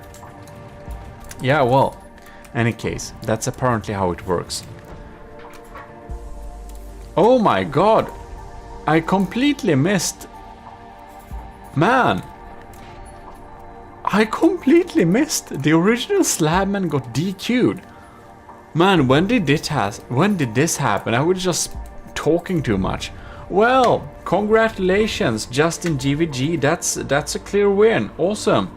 We'll be moving on to the next battle, of course. This helicopter can't deal with this, man. It's not even... Yeah. It's just a matter of seconds before any... Okay, it got hit. Any case, GG, I'm happy you won, because I want to see if that flyer will actually not detonate on first start. Let's move on to the next battle. Congratulations. Alright, this is the last new ship we will see in battle. After this, we'll pitch the ships against each other and see who's the best. So this is Kevin Try's HMS Rise, and it's kind of a very shortened down slabman design. It does have a lot of shields going on there, and of course that does not make it better, but if any of the shields get taken out, it has a backup. Alright, that's some pretty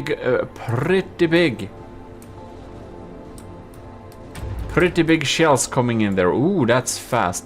I would like to follow one of these shots here. Okay.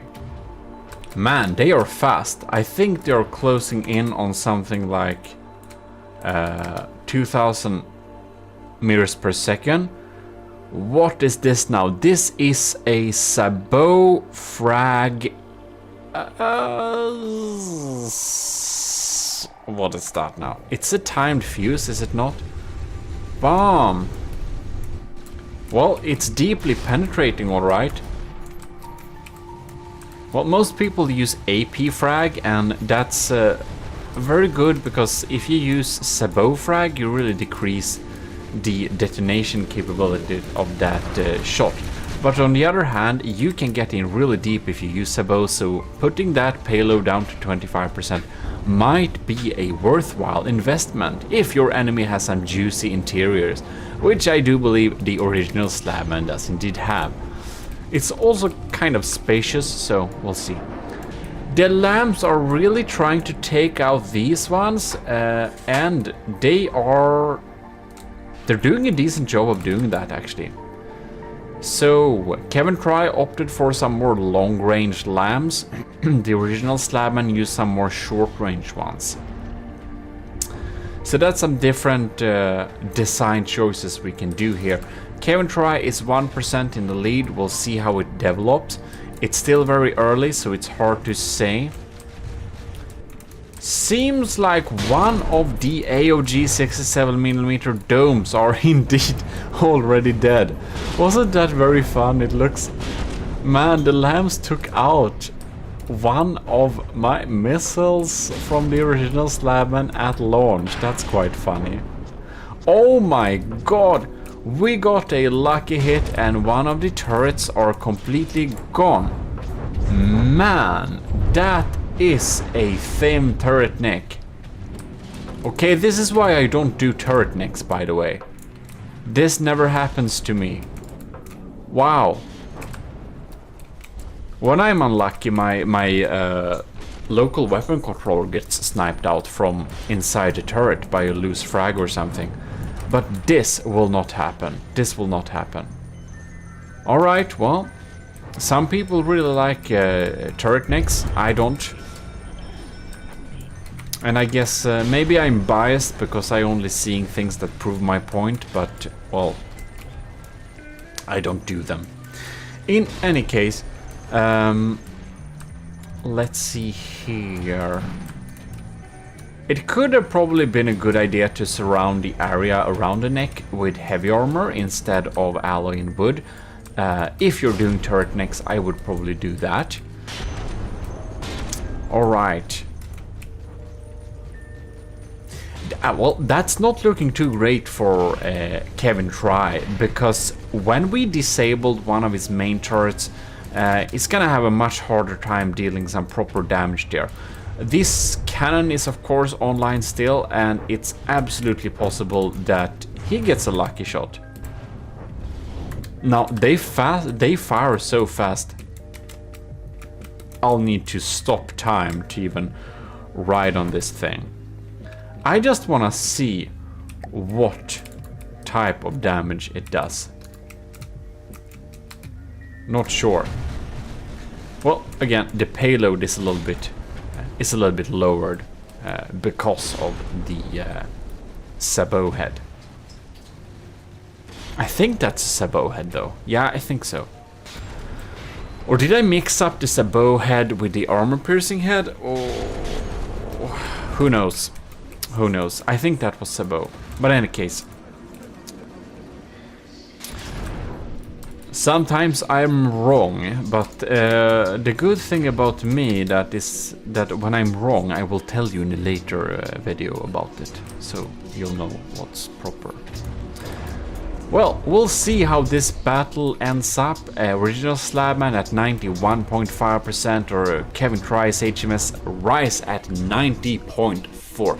So, it's very, very interesting to see here. It can still go either way, while I do think that Kevin Try did put all of his eggs into these turrets and having APS damage.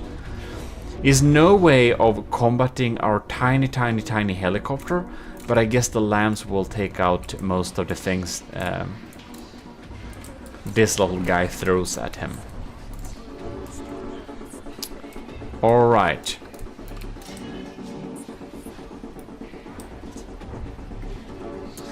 This turret is still online for sure. Battle has only been going on for 4 minutes.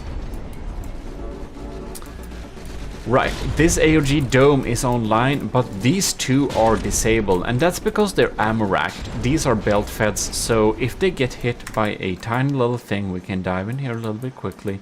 You can see that basically everything inside of this is kinda gone. And, well, it has turret armor, and that's what's keeping it together. Same with this thing. They're gone. This one has ammo ejectors, however, so you can see even though it's damaged, it's still dealing some damage. And when you have belt feds, you can't have ejectors or emergency ejection defuses. Very sad. Alright. Kevin Try at 86, Original Slabman at 89. But seems we did damage some of the lamb nodes, or and probably lamb nodes actually, because now you can see that the Original Slabman's mortars are indeed getting through here. And I think that might be very costly for the HMS Rise. I think Kevin Try will indeed... I actually think that Kevin Try will lose this sorry, when the lamb nodes are gone, because now the mortars are getting through, and these mortars aren't very strong, but again, the deck armor ain't very strong either.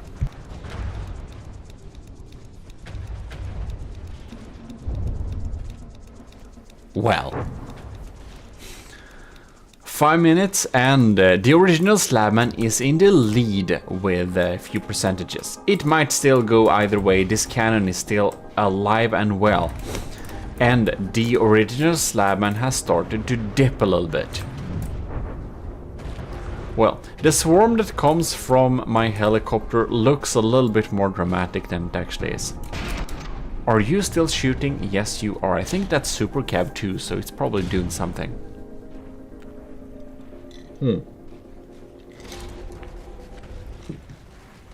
Alright. Are you firing blanks, sir? I think you're... Poor thing. Okay. 82-87. The distance is increasing.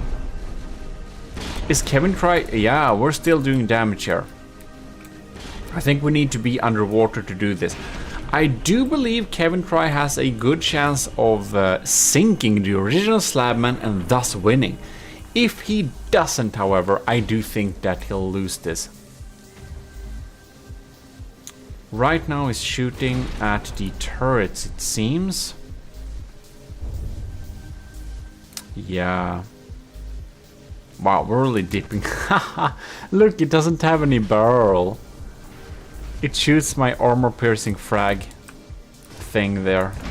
I know what that part was on Kevin Try's shell. That's an emergency ejection defuse. That's the little part with the red evil eye. Alright, Jan. These shells are pretty quick. I do feel they're dealing pretty deep penetrating damage anyways, but I think that the capabilities of the HMS Try's guns might have increased, if the shots had super cavity,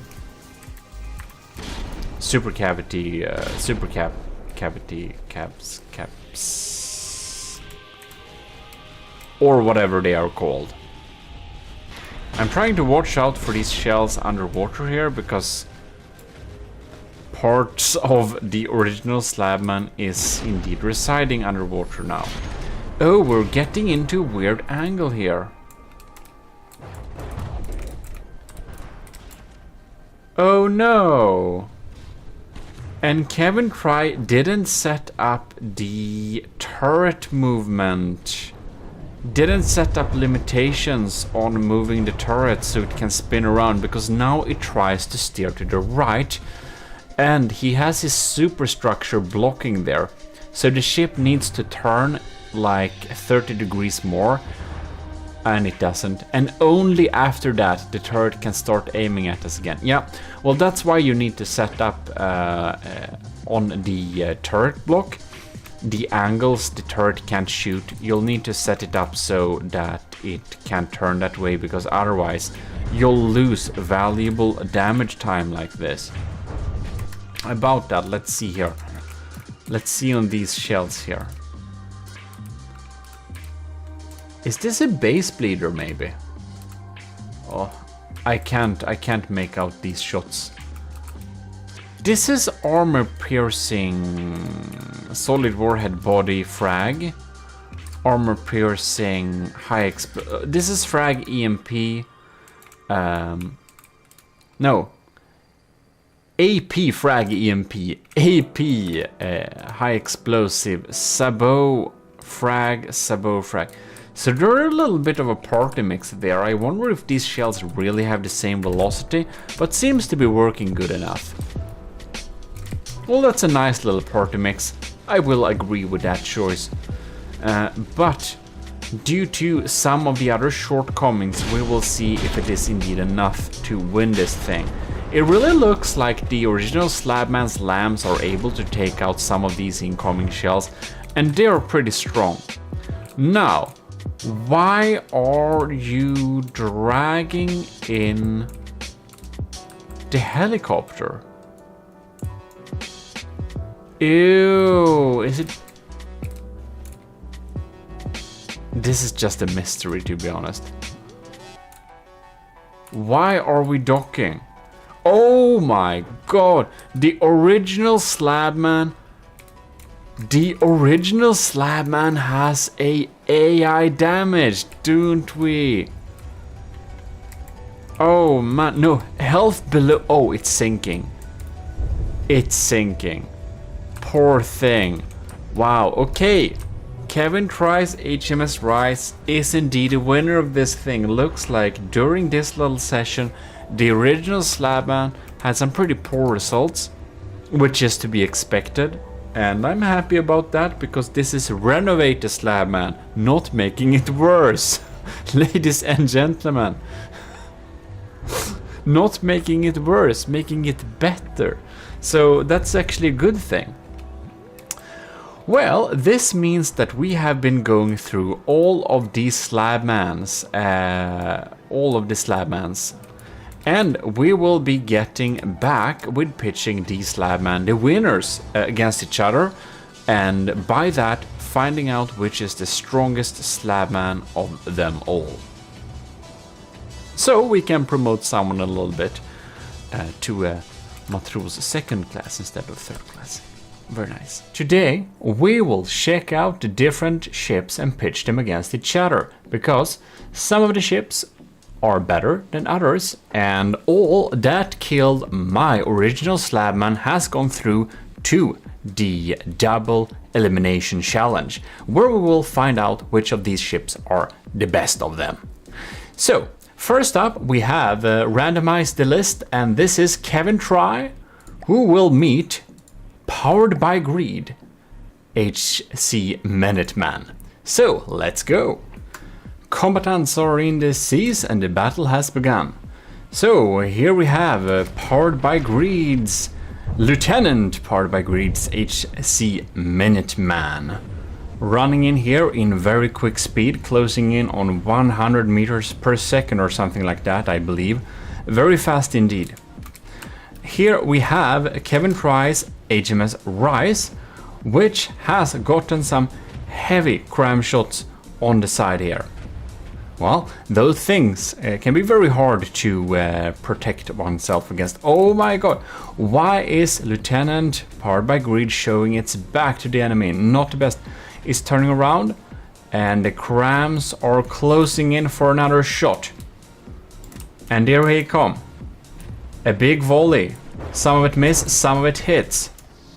The lambs did nothing to stop them, and the damage has been dealt. HMS Rise is trying heavily to keep up with its maneuvers, but of course it's not very easy. The powered by Greed's HC Minuteman is quite the fast vessel. And the lambs on the HMS Rise is quite not strong enough to deal with it. Well, looks like Kevin Fry is down to 93% and the Minuteman is at 99.8. So it has somewhat of an advantage. Well, this will be highly interesting to see. The army of GMODIST Minuteman is looking glorious over there when it's flying on the waters in that speed. Damn, that was a big explosion. HMS Rise is down to 86%. Did we lose a turret? What happened? Damn, that's a big explosion. Did the turret explode from within? It did indeed. It blew up. I do wonder. It does have emergency ejector. Hope it had some fuses. I guess that cram shot was just placed very right. Very nice. We got another volley incoming here. Oh. Wow, I don't see how the HMS Rise will be able to recover from this. That's a pretty... is that like 18% lead by Powered by Greed? And it seems that the HMS Rise has been unable to deal substantial damage to the Minuteman, so it has even gotten time to repair 0.1%. Well, very interesting indeed. And about that, Lieutenant Powered by Greed is of course a commissioned officer in the army of GMODIST and is helping us out every month, which is very generous and keeps us making the content more often the more supporters we can have. Very fantastic. And about that, I want to give out a huge thanks to Ike the Boater, Commander Ike the Boater, Commander Eugene, Lieutenants Asteria, Powered by Greed, Tyler Ross, LCG Canyon, Vincent Veritas. Thanks a lot for supporting the channel and being commissioned officers in the army of GMODIST. It helps a lot. Looks like our lieutenant's lambs are quite strong. I'm kind of surprised that it didn't take so much damage, but it really looks like Powered by Greed's lambs zap each APS shell that the HMS Rise throws at it. So it's really in a big advantage here. I think it's very clear that Powered by Greed will win this first battle, and that means Powered by Greed will then meet with Snackob in round 2. But of course, before that, we will pit Justin with Pizza. So we'll see who's the victor of that battle. Now, of course, it's technically possible this battle can turn around, but really not. Not really. Look at that. It's so sad. Well, GG. Good game. It did win against the original Slabman, but that doesn't mean it's one of the best ships in the load-up. But who knows? Sometimes a loser in a first match has been able to recover itself and win the tournament via the loser's bracket. And that was actually the case with one of my builds, my Enxaberkraus ship in one of the earliest one of the earliest tournaments we ever held on the channel in From the Depth. And if you do remember that, well, like the video 2 times.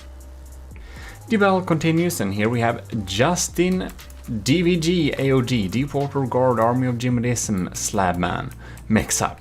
Very fun design, looks amazing, and it has a big trouble with the drone. The drone is not launched in a good way, so we shall see, does it explode? No, it just got stuck.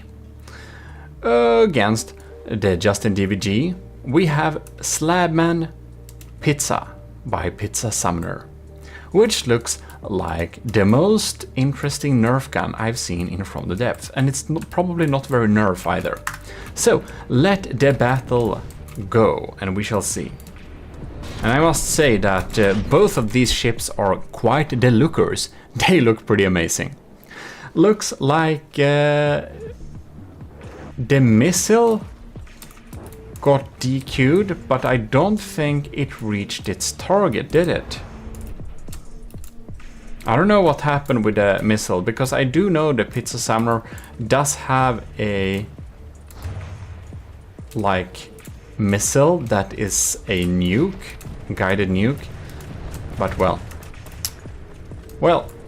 the Wanda that was attached to the Justin DVG Slabman has died, and that is of course because it's basically not able to get out of this landing pad in a good way. It should have a what is it called? It should have one of these tractor beam things that will increase its oh my god, that's a big explosion. Whew. Wow, anyways, I will show you in a future instant tutorial how to do carriers in a good way. But it really looks like the Pizza Summoner's build is quite strong indeed. We are going to see if we can fire some big crams here that we can ride on, but we haven't seen them in a while, so I'm gonna see if they are strong and if the lambs will be able to deal with them. They will not be able to deal with them, and you can see they did some damage here. However, Justin DVG's AOG and DVG AOG Slabman is at 88%, 88.2, and Slabman Pizza is at 96. It's quite a strong ship. The beautiful interiors are very damaged now, as we can see, but it has loads of turrets of all sorts of different kinds. We have Sandblaster, we have big crams, and they land some perfect shots here, and the Justin DVG is just not very able to take him out from the sky. No, indeed not. The Civ's missiles are not able to turn and shoot at those crams in time, so it's down to 79%. I think it's quite clear that the Slabman Pizza Summoner's build will probably win this.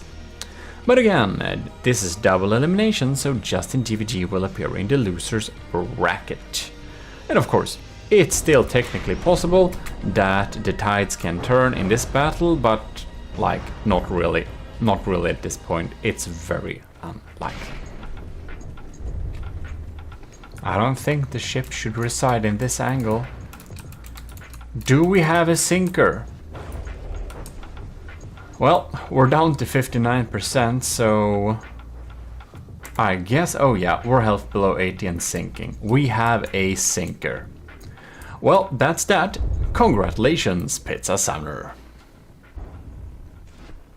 Next up, we have Setups Slabman Stridsjacht and the Seal Clubber helicopter. That is definitely the winner of the lookers. This build looks absolutely amazing, and you've probably seen it in the earlier videos where we looked through and praised this fantastic looking design. And it will be pitching itself against up to Maclick's damaged Slabman, which is basically an underwater dual Sandblaster with some really sad broken down aesthetics on there. Will be very interesting to see which of the builds will be able to win this, because both of these ships are quite strong. So looks like they went for the Seal Clubber first, which is indeed kind of dead now. I wonder what's gonna happen with the shells here. We have all sorts of colors coming in here. Yeah, that's some rainbow colors on all those shells. Wow. So I think this is some kind of burst gun, or it doesn't feel, it's just a continual railgun with funny colors. Quite interesting. And we have some rail assisted guns going on there. They're dealing some damage. I think this might be a pretty even battle. You can see that, well, the damaged slabman is an underwater sandblaster, and you can see it's blasting and blasting. Oh, now it's actually blasting over water. And that's some dangerous stuff, really hard to protect itself against, because the Stridsjacht has a lot of turrets like this, and they're diff guns, and they're actually mainly set up to take out incoming cram shells. But we don't have any cram shells here, so this is, I guess, a little bit of an unfortunate match for the Stridsjacht. But of course, it's still a pretty strong build. It's down to 91%, however. Now it's very uneventful, the damage that it deals. It just drills holes like this on different areas, and fortunately it has a lot of different turrets. Alright, I guess. And very fast guns, man. I wonder if this can breach through. We got some heavy protection here, man. That's like, ooh, makes me remind a paint stripper. That's like 3 layers of stacked heavy armor like this. This is a true frontsider, if there ever was one. I'm a little bit surprised that the Slabman Stridsjacht does not shoot its flak diff guns, however, because I would assume that the flak diff guns would actually shoot towards the damaged Slabman if it wasn't so for that the cram shells were incoming. So well, who knows? I do expect the Stridsjacht to deal some serious damage if it is indeed able to penetrate the thick armor. But the armor is not only thick, it's extremely thick. And you know what? I don't think these railguns can penetrate here. This is some serious armor. Not to mention this, it's like 4 meters of heavy armor. Then we have stacked wedges, and then we have the gun. Yeah. The Stridsjacht is also down to 85%, man. It's doing a pretty good job that it's shooting underwater.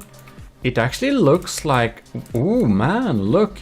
The setup's Stridsjacht got a lucky shot, did it not? Is it? Because the other gun isn't shooting. I think... Oh, I think it doesn't have an angle. Its failsafe is stopping it from blasting. That may be a fatal mistake. We shall see if this little turret neck is damaged. If we get one shot that actually targets the right block, it's probably over for the McClick's damaged Slabman. If not, the McClick's damaged Slabman has good chances to win this, because you can see this sandblasting is very efficient, and it's just a matter of time before it disables all the turret of the Stridsjacht. This one is disabled.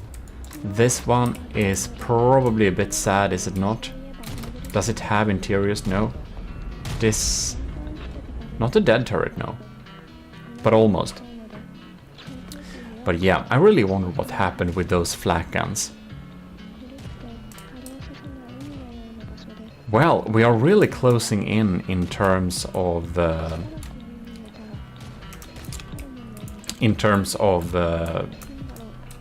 like material count. It's really closing in here. And this, man, that's a lot of beam slopes on the side. Well, we're gonna fly over or dive over to the damaged labman and see what's happening. That's a lot of holes. And obviously the turret is not damaged yet, but heavy armor blocks are falling out. We can see we're actually slowly digging through this insane front shield. Yeah, that's some strong stuff. And unfortunately for the Stridsjacht, it is actually targeting the slabman, the damaged slabman's overwater parts, which is not really the right way to go here, since McClick put all the good parts underwater. Well, the Stridsjacht is at 80% and the damaged slabman by McClick is at 89. This can probably go either way. What do we have here? We got some... It's just sandblasting. Where does it target? I don't see very many shots incoming too often. Both these turrets are still online, however, which is good news for the Stridsjacht, because if it loses these weapons, it's gonna be pretty dead. And it's the sandblaster is changing targets along many times, so it can be a little bit hard to see whenever it's actually changing up targets here. All right. No. I love we got some regular cannons back here. Oh, there they are. They're actually functional. I do highly doubt they deal some serious damage, however. Nope. Nope. These are some really fast shells. I was thinking that I would want to ride with them. Nope. But I can't. Ooh. Well, that's not where we wanted to ride. I don't... Oh yes, the slab... The sandblaster is online. Blasting and well. Huge rail portions to actually deliver this, man. Oh man, that was so close. If that shot had gone 1 meter to the right, I think it would have been over for the damaged slab, man. Man. I think McClick did a really funny design with the damaged slab, man. It feels like a funny functional design.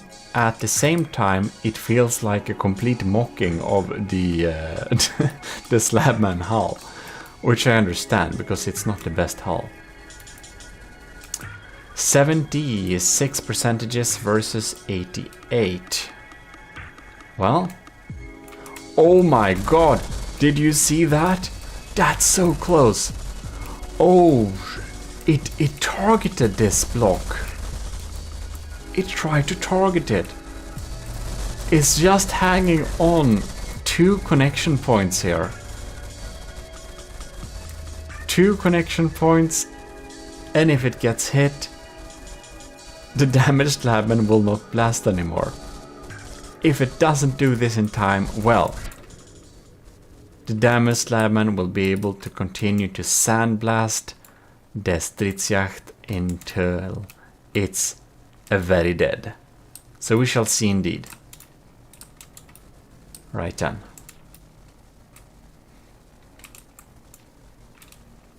Alright then. No? Well. Woo! There we got bounce on the shield. Good to have shields. That's why we have shield, because a lot of the shields are actually bouncing off. Man. Both of the turrets seems to be still online, but man, that's heavily damaged. I think this might be pure railgun. No, it shouldn't be, because if it was pure railgun, I don't believe it has a muzzle flash. We can actually check this probably a little bit quickly. Because if it's not, if it is Does it have emergency ejection defuses? Yes, it does. Probably rail assisted then. Alright then. The sandblasting is still incoming here. Oh.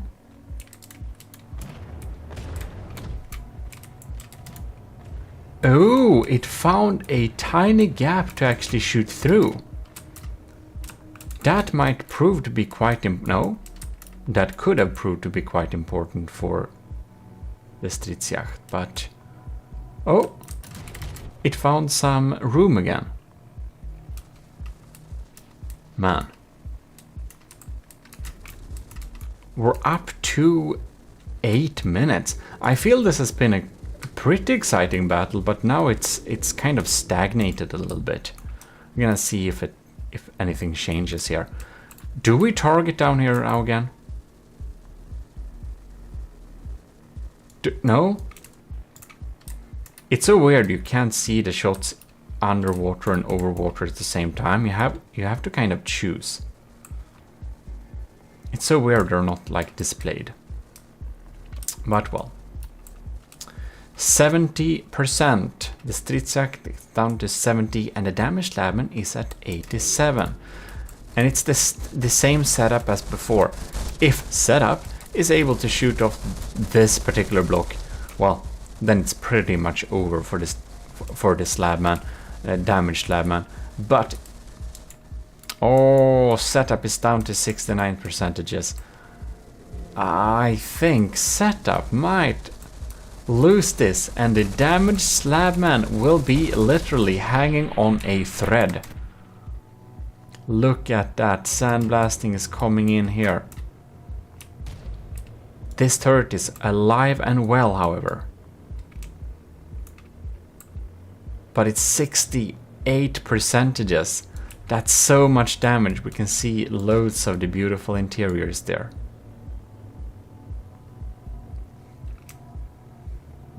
Well, we need to keep track if the sandblasting keeps incoming or if it doesn't. It's quite sad that this thing doesn't get ability to shoot.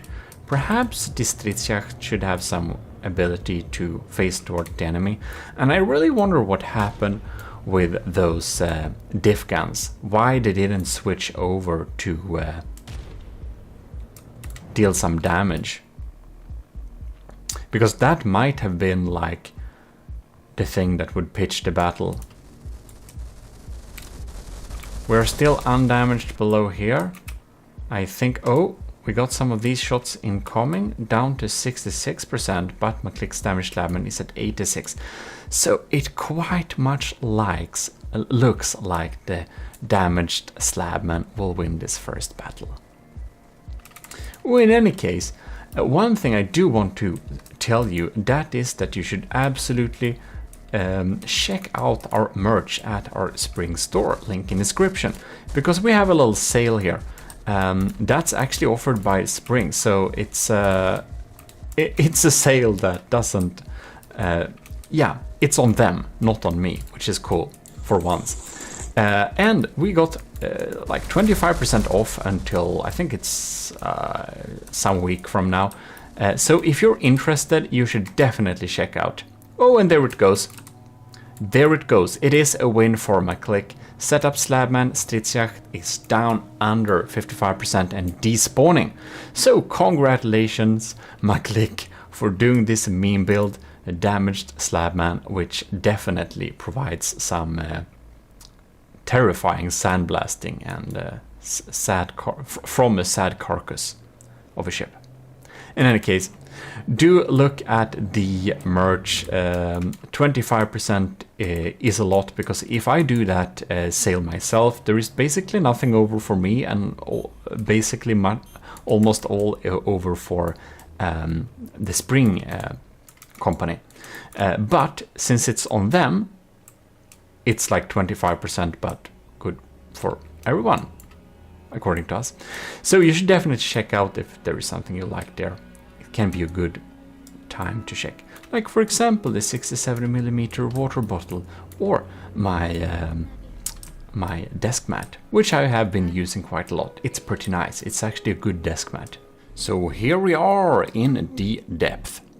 And of course we're going to continue with the Slabman challenge. Here we have a previous winner that actually won against Kevin Try's ship. Powered by Grid's HC Minuteman, a very cool hydrofoil, super quick and dangerous crammer. And it will go up against the Snackobs Slabman heavy cruiser that has a little drone on it. And we haven't seen this. This is a winner, but because the winners were on uneven, this will be its first appearance. So quite interesting there. So we're gonna have this battle and make it go off here. So it will be very interesting. We're going to fly with a drone and see what happens here. I wonder how the HC Minuteman will deal with this. We got some lags there. Oh, Snackobs Slabman heavy cruiser lost 6% instantly. We must have hit a heavy hit on there. Oh, and the little laser, the little cute laser thing here that looks super beautiful. It almost took out it. Very interesting. When it gets close, I think it's a short range laser. It's gonna be zapping and zapping, and the interceptor is down to 65%. Impressively enough, it's still flying live and well and continuing to combat very nicely. Seems so. Right, what's happening over here? Snackobs Slabman heavy cruiser. Bam! We got some big explosions here. All the era in the world cannot help you against cram shells. That's why we like to use crams. Well, how is this interceptor doing? Well, now we locked onto the wrong thing. Well, that happens. We're gonna stay here on the Minuteman. Ooh, Snackobs heavy cruisers down to 86%. I wonder if the drone is starting to lose control there in the air. It's locking on some missiles. It's actually kind of fighting. I'm pretty impressed with the interceptor Mark IV's resiliency.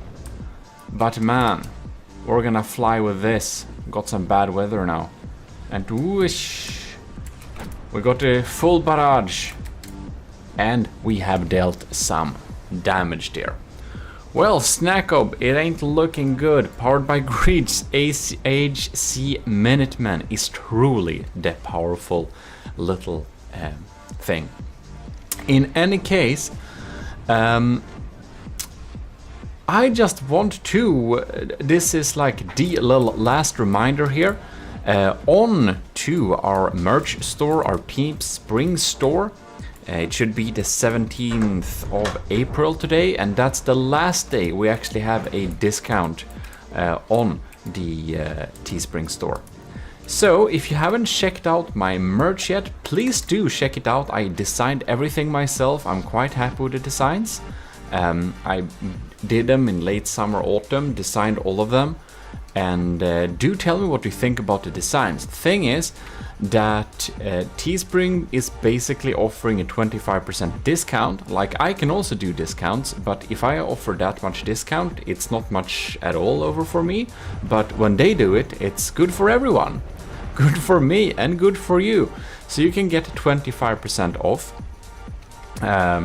anything on their store, and today is the last day. So if you haven't checked it out, I do highly recommend you check it out in the description, because I'm particularly happy with my 67mm shell water bottle, as well as my blueprint style mouse mat.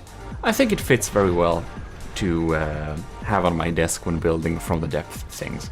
I've also started to use it as some kind of background or like surface thing underwards, where I do some videos and stuff like that, and I can have it as some kind of what is it, like desk cover thing. Anyways, you've probably seen it if you've seen my electronics making video. Pretty cool, I think. In any case, it seems that, I don't know why, now we got a new barrage. I think they're holding their distance so much that we're getting a little bit slower action here. But we can see that the very scary HC Minuteman is speeding on the horizon there. It's getting shot with APS shells, but man, they are just not getting through. Powered by Greed invested in some serious LAM systems, and they are designed to zap APS shells. A very good job on making that. Well, it's looking like it's game over for Snack Ob Slab and Heavy Cruiser, but of course this is double elimination, so it will appear in more battles as well. Just gonna see if there is any possibility of this battle changing. Like, it's not very high, but like only one turret is still alive. It does look very much like a Slabman, however. That's nice and all. Somehow the Interceptor is still alive. God damn it. It's so hard to lock onto things sometimes, especially when we don't have... It's actually fighting. Somewhat. I don't know if that's... I think that's small damage missiles. I don't think that's interceptors. Well, 69%. I guess we'll be seeing Snack Ob Slabman a little bit more in the coming battles. Ooh. Well, we got some missile interceptors on here too. And there we have them. They're looking so nice. It's been some really good decorative works made on these. I think they look absolutely superb. Like, very simple and nice looking design.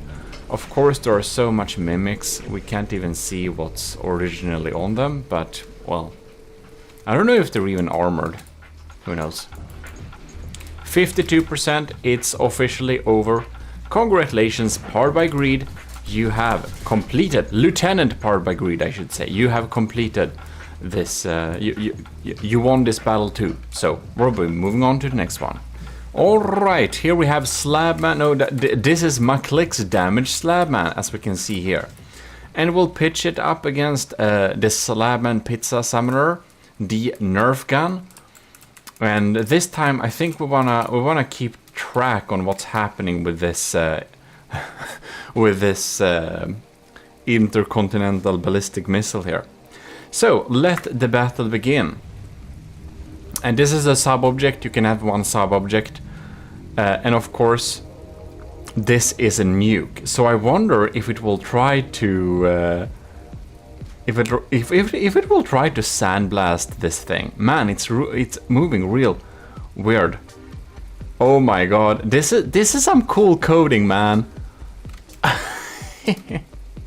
This is some cool coding, man. What the hell? That's awesome.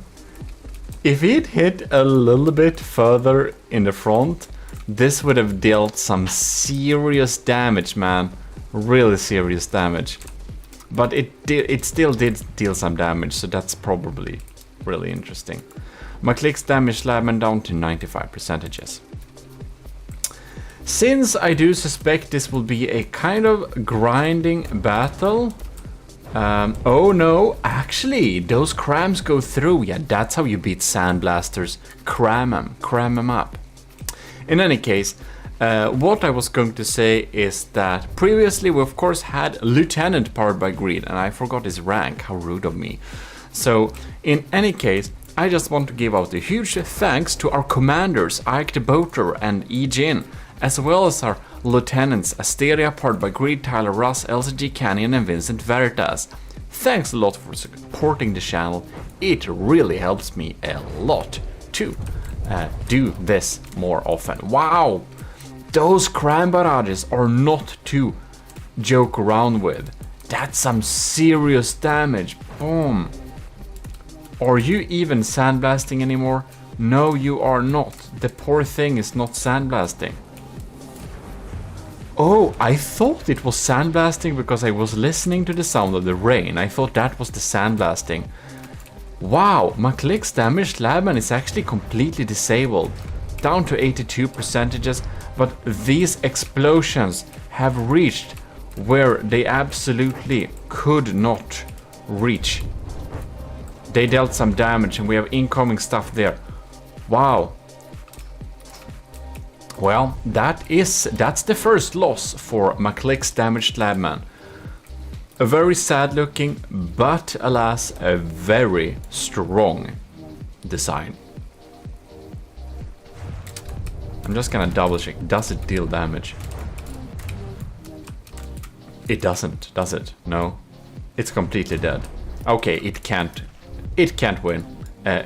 It's lost. So, congratulations, Pizza Summoner. Very cool. You'll be moving on to phase powered by greed. So we'll be going back a little bit to the losers bracket, because this is double elimination, as we always do on the GMODISM channel. Because we are GMODISTs, and we GMODISTs, we really like the double elimination. So Justin, Deepwater Guard, AOG, Slabman, beautiful thing. Hopefully the drone will work a little bit better this time, and we're gonna pitch it against Setups, Slabman, Stridsjacht, and hopefully the guns will actually double as damage dealing if they're not needed to be used to take out the crams, which I think they will be. Wow, our aesthetical winner is looking splendid as usual, and the Justin DVG Slabman with Wanda is looking quite nice as well. Oh, did it successfully launch this time? Man, it did! It launched! Isn't that quite cool? Awesome, it was pretty lucky there. We're gonna follow this thing. The Wanda looks absolutely amazing. It's so cool. I love the Deepwater Guard aesthetics. It's very, very cool. Alright. Ooh! The Seal Clubber is pitching up itself against the Wanda, which is holding its distance. Very interesting. We're gonna see what that does. Justin DVG is having some its VLMs are coming in there. I do highly wonder if the diff guns, did they shoot him down? I think they may have. Wow, okay. Oh yeah, see there, that's pretty cool. Wow, okay, the manual diff guns here, they're down below here, they're so amazing. These are so cool. They're targeting cram shells, and when a cram shell is coming in, they're kind of sniping it out. Now some other games, now some other guns actually took it out. Weird. Okay, in any case, setup is down to 97% and Justin DVG is at 96%. So it's still very even. And there you could see, the explosion disappeared, probably because we reverted to degraded mode. But you can see it's actually just deleting those cram shells in area. Oh, that is some damage there, but not one of the main guns. Unfortunately for the Stridsjacht, these guns don't target missiles. They only seem to target incoming cram shells. Well, in any case, they're doing something this time, which is great. The Wanda and the Seal Clubber is still in air. The Wanda is set up to terrorize the Stridsjacht, and the Stridsjacht doesn't target this thing, so it can just sit here in peace and slowly deal more damage. As well as the Seal Clubber, Justin DVG is not trying to the Seal Clubber, so it just stays up here and shoots rainbow confetti down to the well, faction crossover ship. It's looking pretty fun. Like this gun, how can you take this gun seriously? Like, look at this. What the oh well. Are we trying to sandblast a little bit here? Ooh, is that some hash in there too? Because I think we did damage this turret from the inside, from within. Man. Evil stuff. Sin setup is using some flak diff guns to take out cram shells. I do expect them to be depleted by now. So there is probably no more. So all the cram shells from now on will probably actually get through. Very interesting to see what happens here. Don't know why the stridsjacht is moving out of the range so much.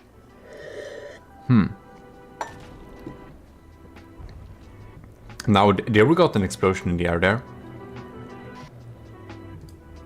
The stridsjacht should probably actually change its side. It should probably put the other side towards the enemy in order to use those other diff guns there.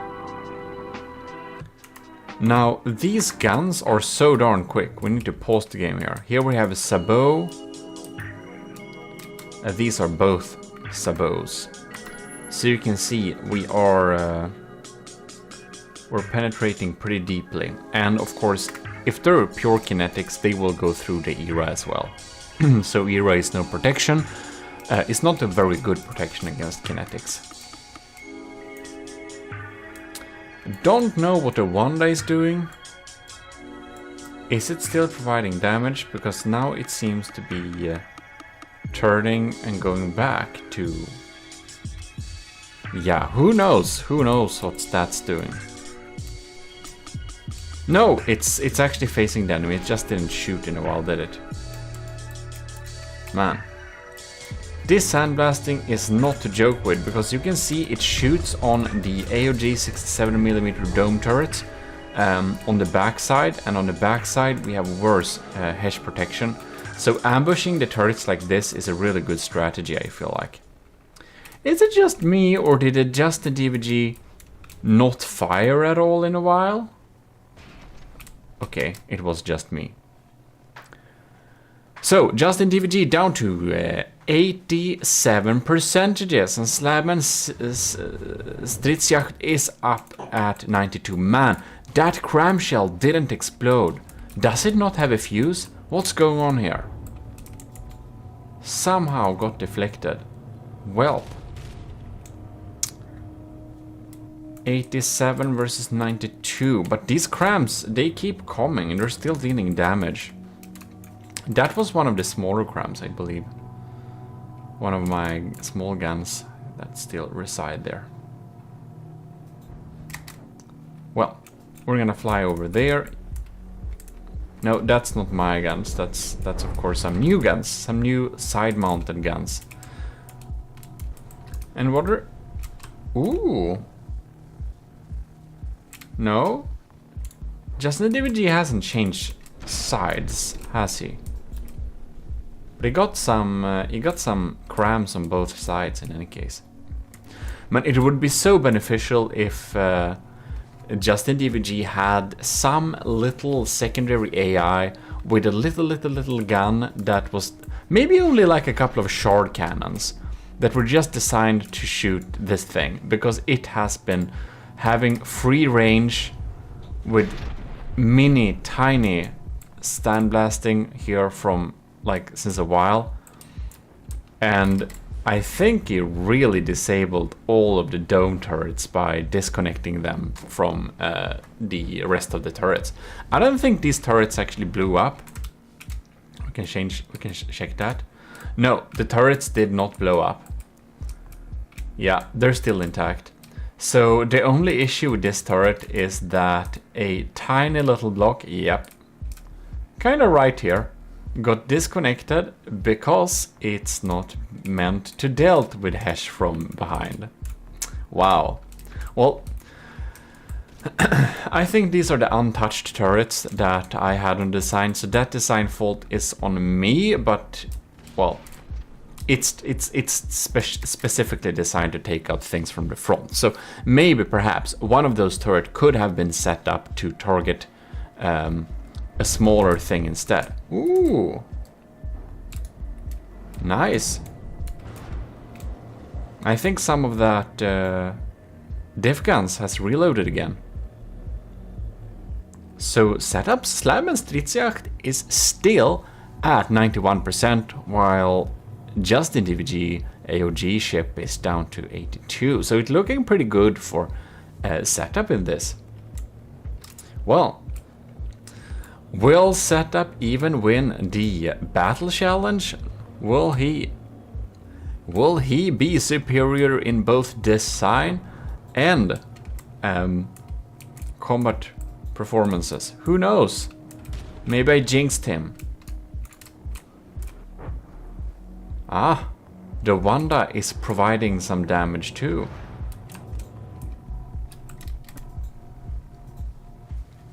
Right, still a 10% difference. I love that we have some simple cannons here. I wonder if they even reach the target though. No, not really.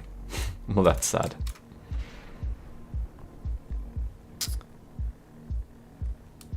Are we still doing damage over here? Who knows?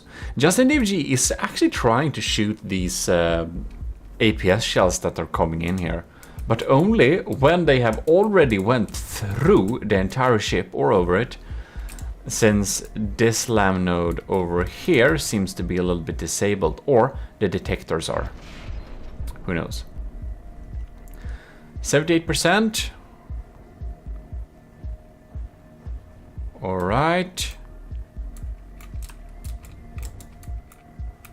I love these wheels are kind of still intact, even though they're not very well protected. They're just sitting there and providing some thrust. Very nice.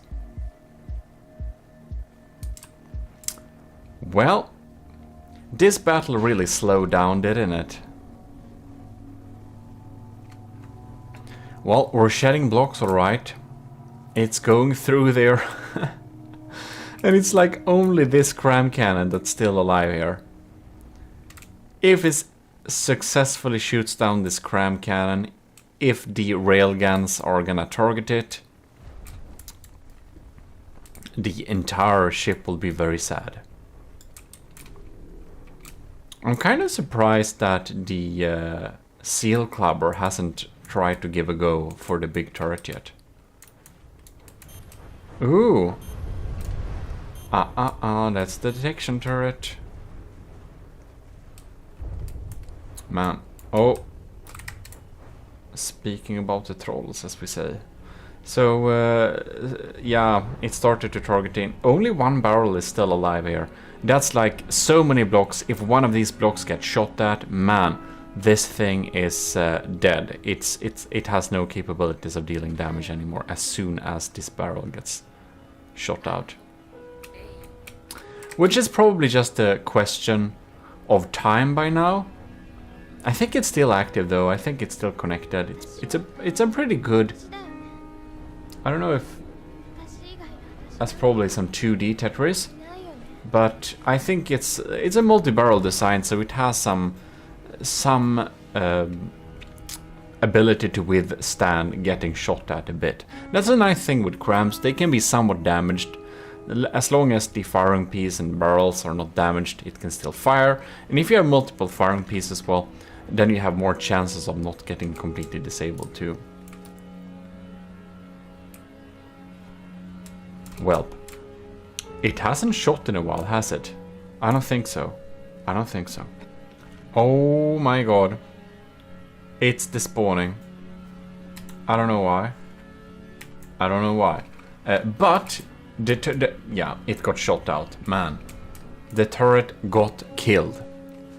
Well, good job setup, and most notably maybe the Seal Clubber. Looks a little bit... Man, setup is the best designer. Look at the Turtle Lord and things. We can clearly see that the Seal Clubber is thrown together a little bit quickly. But it is efficient. It works. And that's in stark contrast to the Stridsjacht, which is of course the winner of our design challenge, because this thing looks absolutely amazing. Has full interiors. Look at the first episode 0 if you want to have a full walkthrough of that. There are some funny Easter eggs in there. And you can download this ship in the description. Setup/elord has put it up for download. So if you want to have a beautiful yacht experience, you should definitely get this into your assortment. In any case, we're gonna move on to the next battle, which will be McClick's Damaged Labman against Kevin Try's HMS Rise. Both of them lost one battle, but we shall see how they will deal with each other.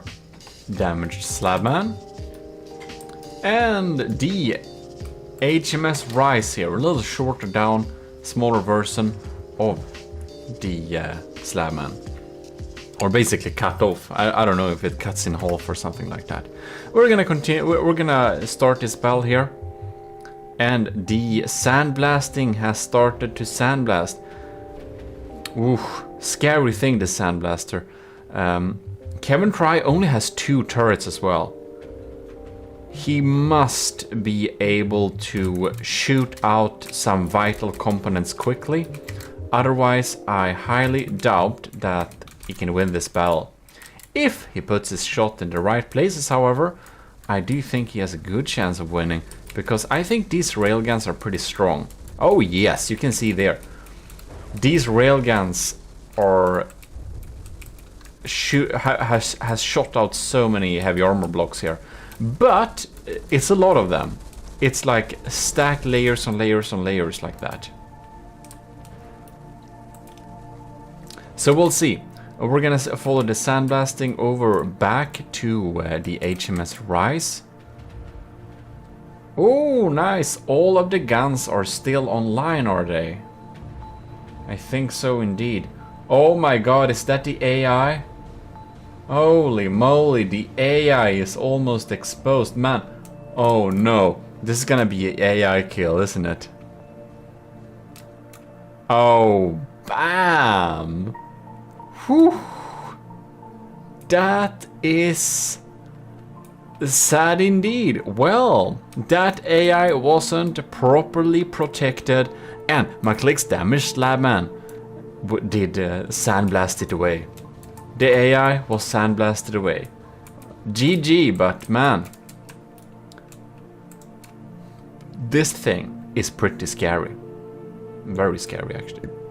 So that means our next loser's bracket challenge will be Snackob versus Setup. So here we go. All right, here we are. We're gonna stalk this drone a little bit, I think. We're gonna see how it will deal with the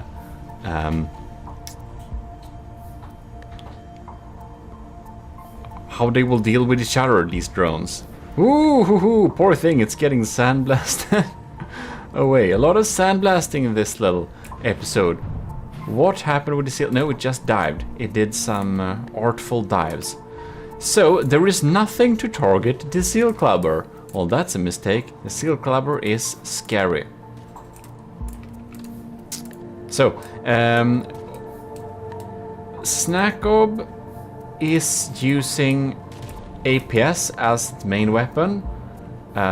So I do believe that hopefully Setup's Stridsjacht will start to use the def guns to deal damage, because I think they were supposed to do that, but I don't quite remember if it was so or if it was just an idea. But anyways, he won't be able to use that to defend himself, so he better use it to deal damage. But I think maybe he doesn't, so we'll see. The Stridsjacht, is she strong? And the Slab and Heavy Cruiser, is she strong? We shall see. These turrets are really thundering on here. Well, we shall see if the Interceptor The interceptor, what is it doing? It's stealing away some fire from the main construct at least, so it is providing some protection that way, meat shielding. The seal clubber, I wonder if the seal clubber will disable any of these turrets by shooting them from behind. Oh. Did it just do that, or did this thing get blown up in any case? Sorry, let's see here. We're just gonna check what's up. Oh. Do we have a case of not having ejectors? How large are this? This is 2 meter outloaders, isn't it? So they really should have ejectors on them. They don't have ejectors on them, it seems. Or they don't have ejector defuses, who knows? Yeah, well anyways, a turret blowed up. We shan't go through the details of that too much, but it looked like a turret blowed up. Because it didn't have... it didn't eject the shells in time. Well, that's sad. Then it's probably just a matter of time before the other turrets... Oh. There's another turret gone.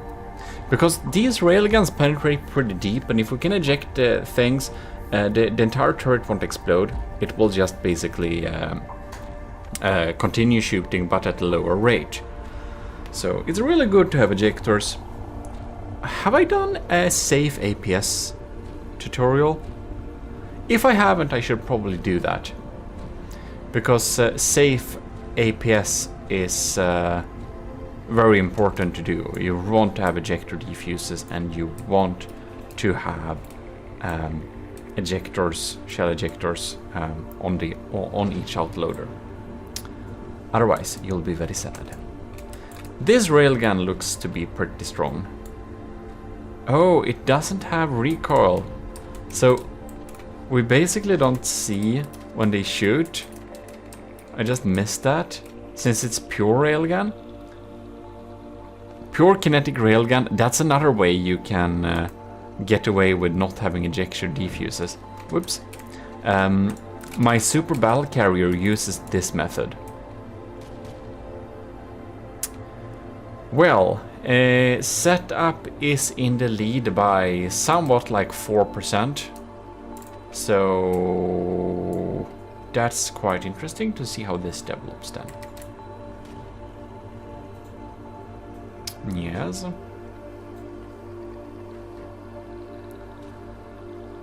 And yes. Well. We have entered the graded mood, it seems like. Somehow. Well, any case, this will be the last. This is the last battle for this episode. So that's probably all fine. Why are we shooting this confetti at? Like, can I lock on to them? No, I can't. Well, in any case. Oh, they're trying to target the interceptor, aren't we? And the seal clubber entered the water. No, now it's up again. It gathered some penalty points for low altitude. Who knows why it did that? Well, it's still shooting now. Do we target the propellers in the back? Who knows? A 5% difference around that in score here. Ooh, smart, targeting the... Oh, wow! Look at that! That turret blew up. I wonder, did it also not have... It didn't need ejectors, right? Because this was a pure railgun.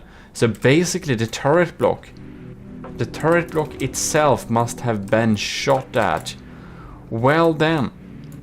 Do we then deal any more damage? Do we have anything on this ship? Oh yes, we got one turret left.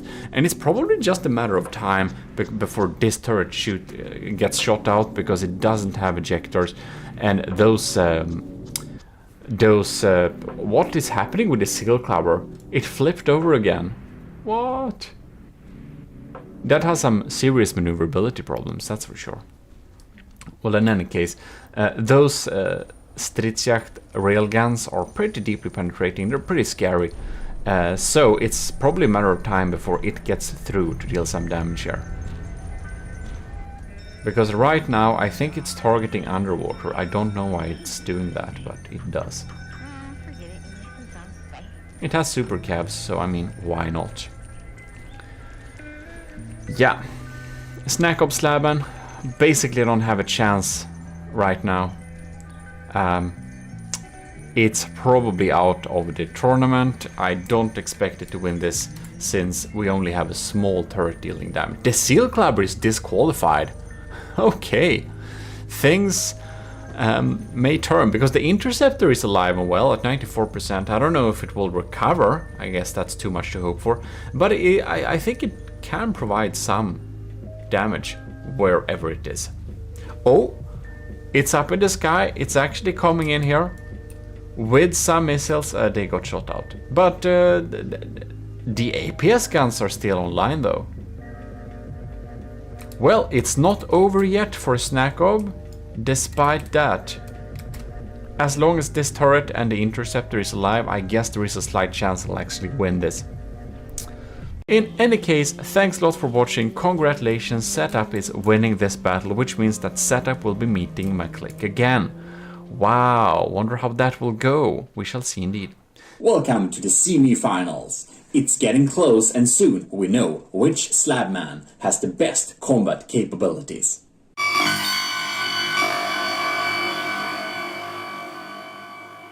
We are back into From the Depth. It is time for the semi-finals. Indeed, here we have Powered by Greed, Lieutenant Powered by Greed's HC Minuteman. Very beautiful design. And very scary too. Fast hydrofoil crown. Here we have Slabman by Pizza Summoner. So this is the Slabman Pizza. It's the most dangerous Nerf gun we have ever seen. God damn it, it exactly looks like a Nerf. I wonder, Pizza Summoner, can you tell me, was your intentional design Nerf gun when you made this? Because that's how it feels like. And this is my favorite engine repair, man. So, because it is quite exciting, we're going to follow this little missile thing here. So, let the battle begin. Will Powered by Greed's HC Minuteman be able to take out this little nasty nuke? Oh, it's diving. Oh, it's trying to BAM! It tried to zap it. But man, it only damaged the armor there. Unfortunately, for Powered by Greed, our lieutenant's right side is hurt, but that doesn't matter less because the left side is the one that's facing towards the enemies. Well, we got some sandblasting action into the side here. Man, these lamps are pretty strong. You can see they're shooting down there. Alright. Pizza Summoner versus Powered by Greed. Very exciting indeed. Bam! Because Pizza Summoner's guns are pretty scary too. And Pizza Summoner and Powered by Greed are the only two contestants that have never lost so far. Bam! But some of these shots are getting through. Look at that. One of the turrets here is a little bit hurt, but most of the turrets are actually functional. Ooh, yeah, that's some pretty good good redundancy there. Several barrel cram turrets always do survive a little bit longer since one firing piece can be taken out without it being a big of a deal. And looks like the lambs here by our lieutenant is starting to get a little bit sad. A lot of alloy in this thing. And these lamps are pretty strong still. But Lieutenant Powered by Greed's HC Minuteman is in the lead a little bit here.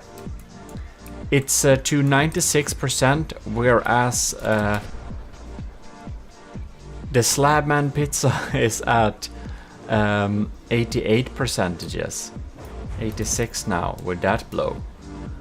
Alright, that seems to be mostly some armor from the side here. Looks like Pizza Summoner's Slabman is not really turning quick enough to face the right side to the enemy. I think it would be wise if it used its other side here. If it has the same armor on both sides, that I don't know. I don't know if it's a one-sider or two-sider. The placement of the turret does tell me it's probably a left-sider, since we have some diff guns here, you know? Yeah, probably so. Probably so. We got some heavy armor in that side.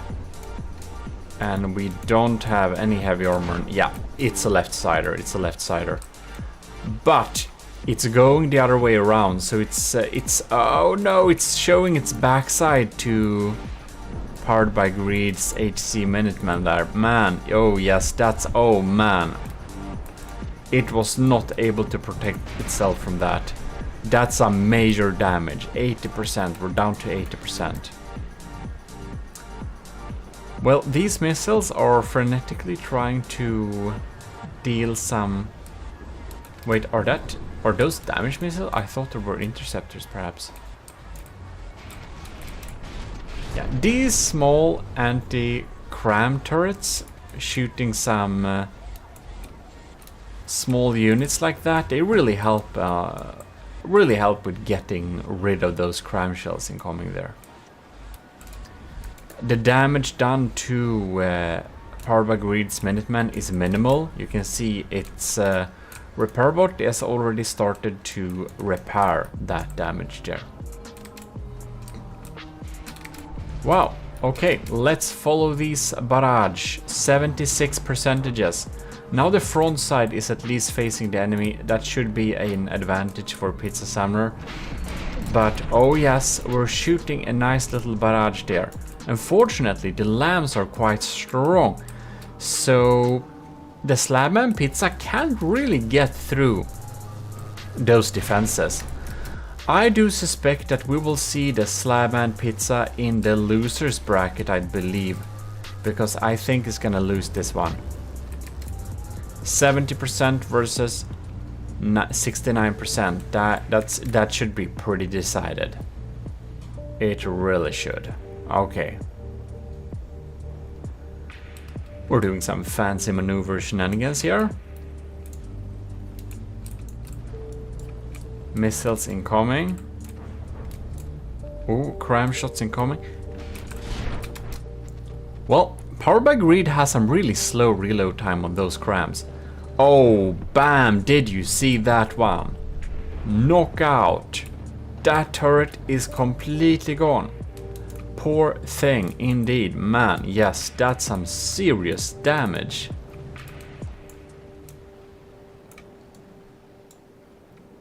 The weather makes it so we can't really see that far, but, well... I don't think we need to. 61%, the battle is basically already... It is decided. Let's not just, like, joke ourselves here. In any case... I do want to give out the huge thanks to the people that are supporting the channel. Elevated Halofo and Elevated Yudhisthira Arcana, our YouTube members, as well as our stellar GMODIST LCG Canyon Sahar. YouTube membership is another way to support the channel. Less known, but still there. Has some specific perks if you want to check that out.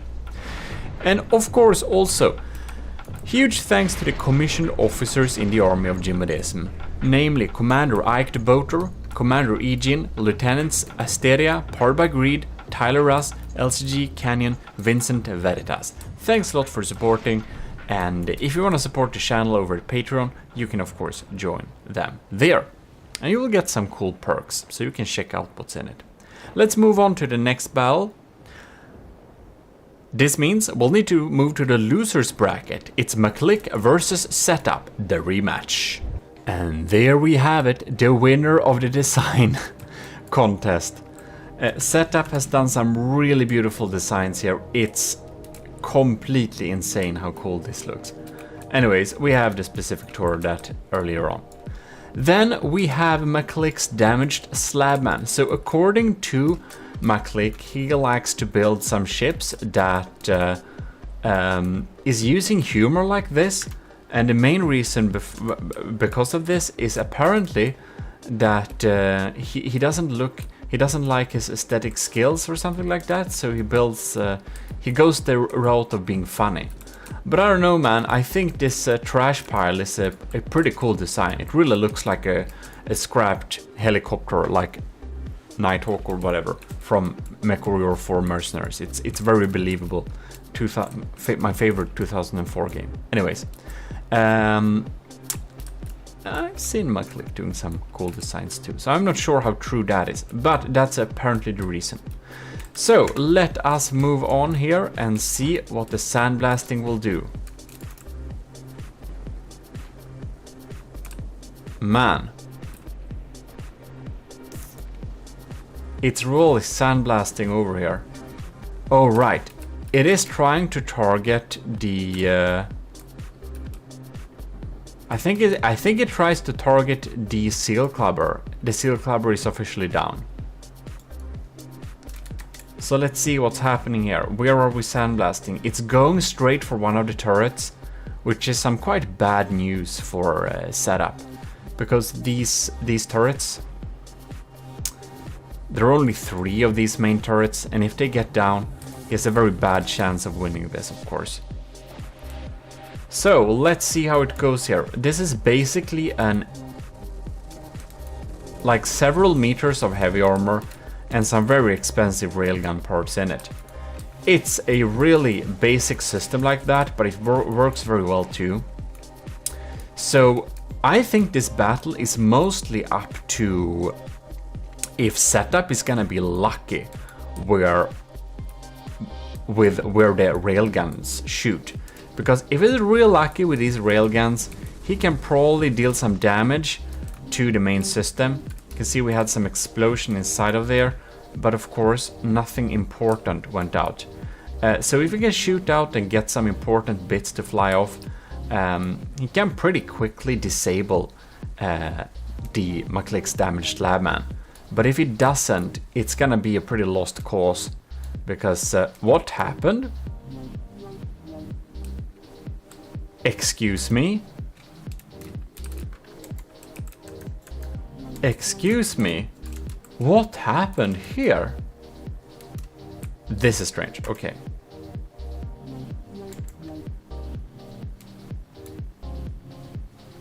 What happened, man?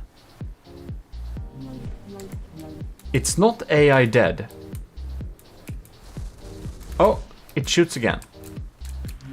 Somehow it got out of targeting. That was so strange. Ooh, we got a hit here. But that's the underside, that doesn't matter at all. Look here, we have almost exposed some of the parts here. I'm wondering, can it be the case that our energy is damaged a little bit here? Who knows? So let's follow this sandblasting here. What's happening over there? All of the 3 railguns are still online. Setup Sladman Stridsjacht is at 86% however, and McClick's damaged Sladman is down to 93. So while setup is definitely not in the lead, because all of these main turrets seem to be working, this one is a little bit damaged though. Yeah, okay. Some of the turrets are still active, some of the cannons, some of the guns are still working though. So there's some pretty good chances though, I think. It's definitely not decided. I really wonder what happened with McClick stopped shooting there. I wonder if some important bit got really damaged somehow. Or maybe it was just not been able to turn in time. One thing that I see as a possibility is that the power kind of went so low. I think it might be the power. I think it's possible that setup actually damaged the power generation, so it needs to charge up a little bit before it being able to shoot again. Like, it should be in a good shooting location, but sometimes the guns just chill a little bit. Alright then.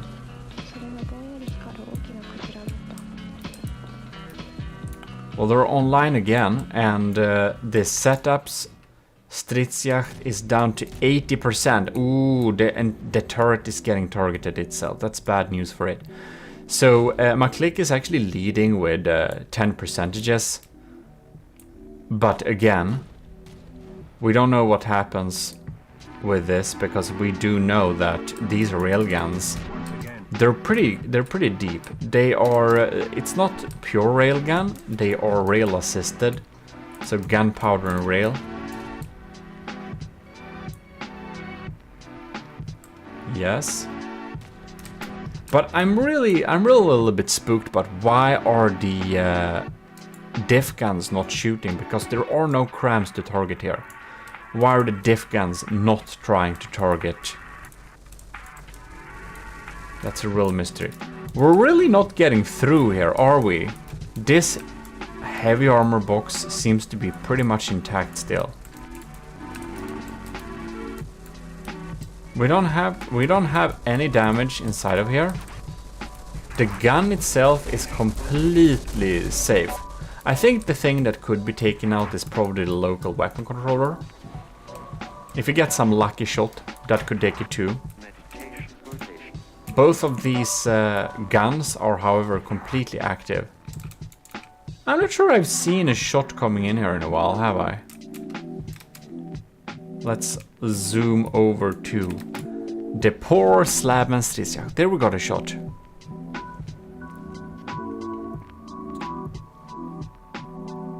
Well, it's really sawing through here, sandblasting through, down to 72 percentages. That's a bad place to target, man. It's a really bad place to target. It's like nothing there. Well, good for the Stridsjacht, I suppose. Let's see here, how many turrets are intact? We got one gun there, one gun, 1, 2, 3 guns. Yeah, I think it might be that. The other ones are cut off a little bit. We have these things, but I wonder if the batteries may be damaged. Haven't seen them shoot in a while. Or it's because they are burst guns using stored rail charge to fire stuff. 69 percentages. Ooh, and the saw is coming in at the superstructure here again. This might be pretty bad. Pretty bad for setup. Let's see, what angle is this though? Oh man, they can still reach him despite being in this angle. Oh, this is very exciting because McClick's damaged Slabman might start to get penalty points for being too low. I wonder how far the angles of this gun reaches. Can it turn quick enough, or will setup actually be able to escape? They're still shooting, man. That's a pretty extreme angle. That's, oh, look at that. It moved, no, it didn't move out of angle. That's the, I think it may have close to 360 degrees. In terms of movement angle. Yeah, probably has. Now I don't know where I ended up. Oh my god. Okay, there we are. Here we are. Man, this angle ain't great for McClick though. The setups, the Stridsjacht is down to 65 percentages. But if he can escape the angles here, it might still be a possible win, but it seems that McClick's shooting angles, thanks to the super low gauge on those sandblasters,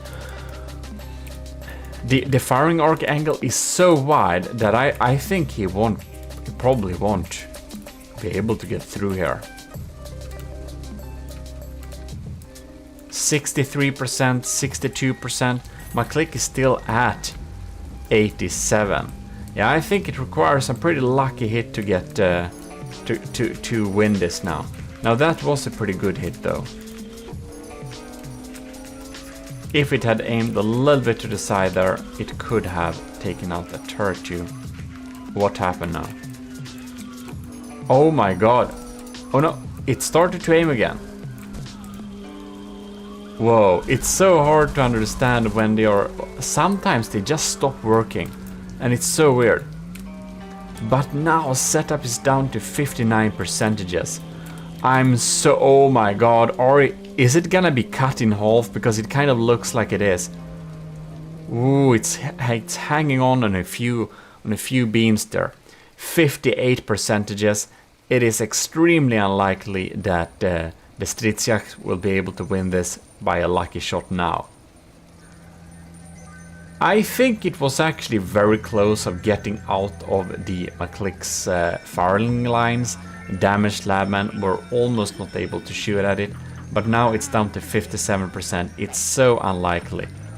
Very impressed that the Stridsjacht is battling even to this point. Man, because this is... it's basically 1% off from despawning. And it's still trying to fight, which is admirable. Wow. The sandblasting goes on and 4... No? Oh, now it comes again. 3, 2, 1. There we go. The win is official. Very much congratulations to McClick's damaged Slabman. Setups Slabman Stridsjacht is despawning, so this loser brackets goes, of course, to McClick. So McClick's damaged Slabman, man, that funny design is actually going to meet the Pizza Summoner, and Pizza Summoner actually defeated McClick Slabman once before, so that's a rematch then. We're gonna have a rematch, and the rematch will meet Powered by Greed for the last battle to see who wins. Very interesting indeed. You're most welcome to the finals. In this episode, we will find out who has built the strongest Slabman. And that will be a great honor to win. And your Slabman will probably be fitted in one of the Army of GMODISM's fleets and be used onto the battlefield. So in any case, let the battles begin and let the best Slabman win. Aug Invictus!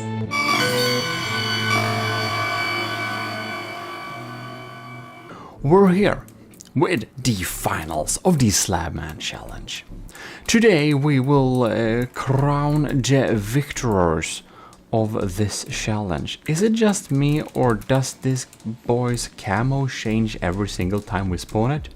Anyways, so we are going to get into the finals, and this time we will firstly pitch Pizza Summoner's Nerf gun ship towards McClick's Paint Stripper, the damaged Slabman here, because we are in the loser brackets round 4, and we will need to find out which ship will meet Powered by Greed's Hydrofoil that has won every single battle so far. You already know that Setup won the design challenge, and that is with a beautiful Stridsjacht design that you probably have seen. It's a beautiful work of art. And it is namely so that another person in our Discord, Kevin, has taken this design, put it onto a blueprint, and basically made like wireframe exports to create this absolutely stunning blueprint designs. And Kevin didn't want anything for this, so I lowered the price as much as possible, which means that Your discount, if you have that, might not work, but instead I have a all-store 10% discount during a limited time, so you can use that if you want to get that. And please send your blessings to Kevin in comments or in the ether. I know he'd appreciate that.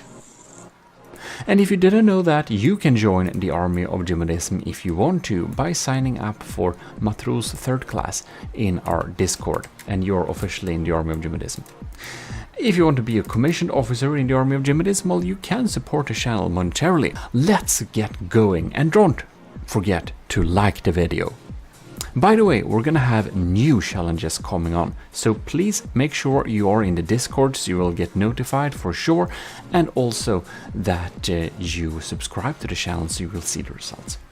Anyways, let's get this battle going. Let's see who will meet Powered by Greed, Lieutenant Powered by Greed on the battlefield.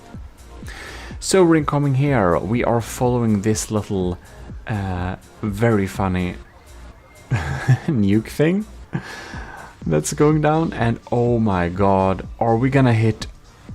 Ooh, man, it actually hit some of the railgun system. This means that one of the sandblasters have been severely weakened. Alright, so McClick's damaged Slabman is going for the sandblaster approach, and man, you can see it's already dug deep into. Wow, it almost disabled this turret by killing its... wow, it almost killed that turret from Pizza Summer by just eating away at that important bits. Basically the weapon controller. Alright, so both of these are actually sandblasting. And we got some torpedoes coming in here. I haven't seen very many using torpedoes, and this kind of surprises me because, yeah, because McClick actually spent some good resources on having anti-torpedo defenses. So it does surprise me that they are still getting through here. Oh man, I didn't even notice. It's going pretty good for Pizza Summoner's Nerf gun ship. Man, this one is a strong thing. And it has, yeah, it has completely disabled McClick's damaged Slabman's guns. Look at that. The wall is here. Nothing is online. It's trying to target, but man, it's received some major damage here.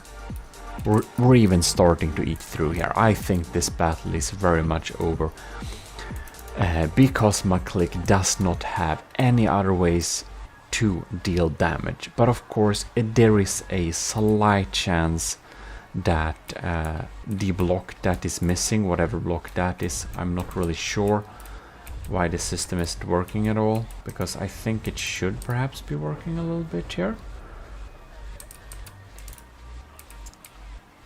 I don't see why it's definitely not working actually. There is a small chance it will start working, so we'll see if anything happens, but you can see those cram shells are coming in there. They are really exploding this thing from within. Man, the Slabman Pizza has some pretty powerful crams on there. And once again, we can see that Doom crams is a good way to deal big amounts of damages. Now this is not Doom crams, these are more like stacked big crams, but whatever, they still do some damage. McClick is collecting penalty points and is under the threshold. Yes, he is too low. He has officially lost and is out of this game. Well, then it comes to the final battle. Powered by Greed versus Pizza Summoner. And this is this a rematch? It is a rematch. And if Pizza wins this next match, it means that we will have another match because Powered by Greed hasn't lost a single battle yet. Alright, Lieutenant Powered by Greed, we shall see. Will your ship actually win this entire thing? Alright, here we are. We have Slabman's Pizza Summoner right here. And the nuke missed last time. We will follow the nuke and see if it hits its marks this time. Then it might change the tides of the battle and we'll need to do another battle. If Powered by Greed's HC Minuteman wins this battle, it means that Powered by Greed's Lieutenant Powered by Greed's HC Minuteman is officially the strongest ship that was submitted to this challenge. Well, here we have the repair personnel and we got the bridge looking really nice. Now, Pizza Summoner's Slabman Pizza was actually one of the ships that was very close to actually winning the design. It looks absolutely amazing, and so does Powered by Greed's HC Minuteman. But of course, setups design was insanely cool looking at a completely other level. So that thing was really beautiful too. So that obviously won the challenge, but man, these two look pretty cool as well. I didn't check it that, like, we have some cool armor in here. We actually have some heavy armor, the rest is alloy to keep down the weight a little bit. Well, looks absolutely amazing. Let's get this battle going. We're gonna lock on to the Miss Issel. Let's go, ladies and gentlemen. Will the Slabman Pizza Summoner's missile, that tactical nuke, actually hit Powered by Greed's Minuteman? It's diving. Oh, it's targeted by laser and more. Oh, it's not a bad hit.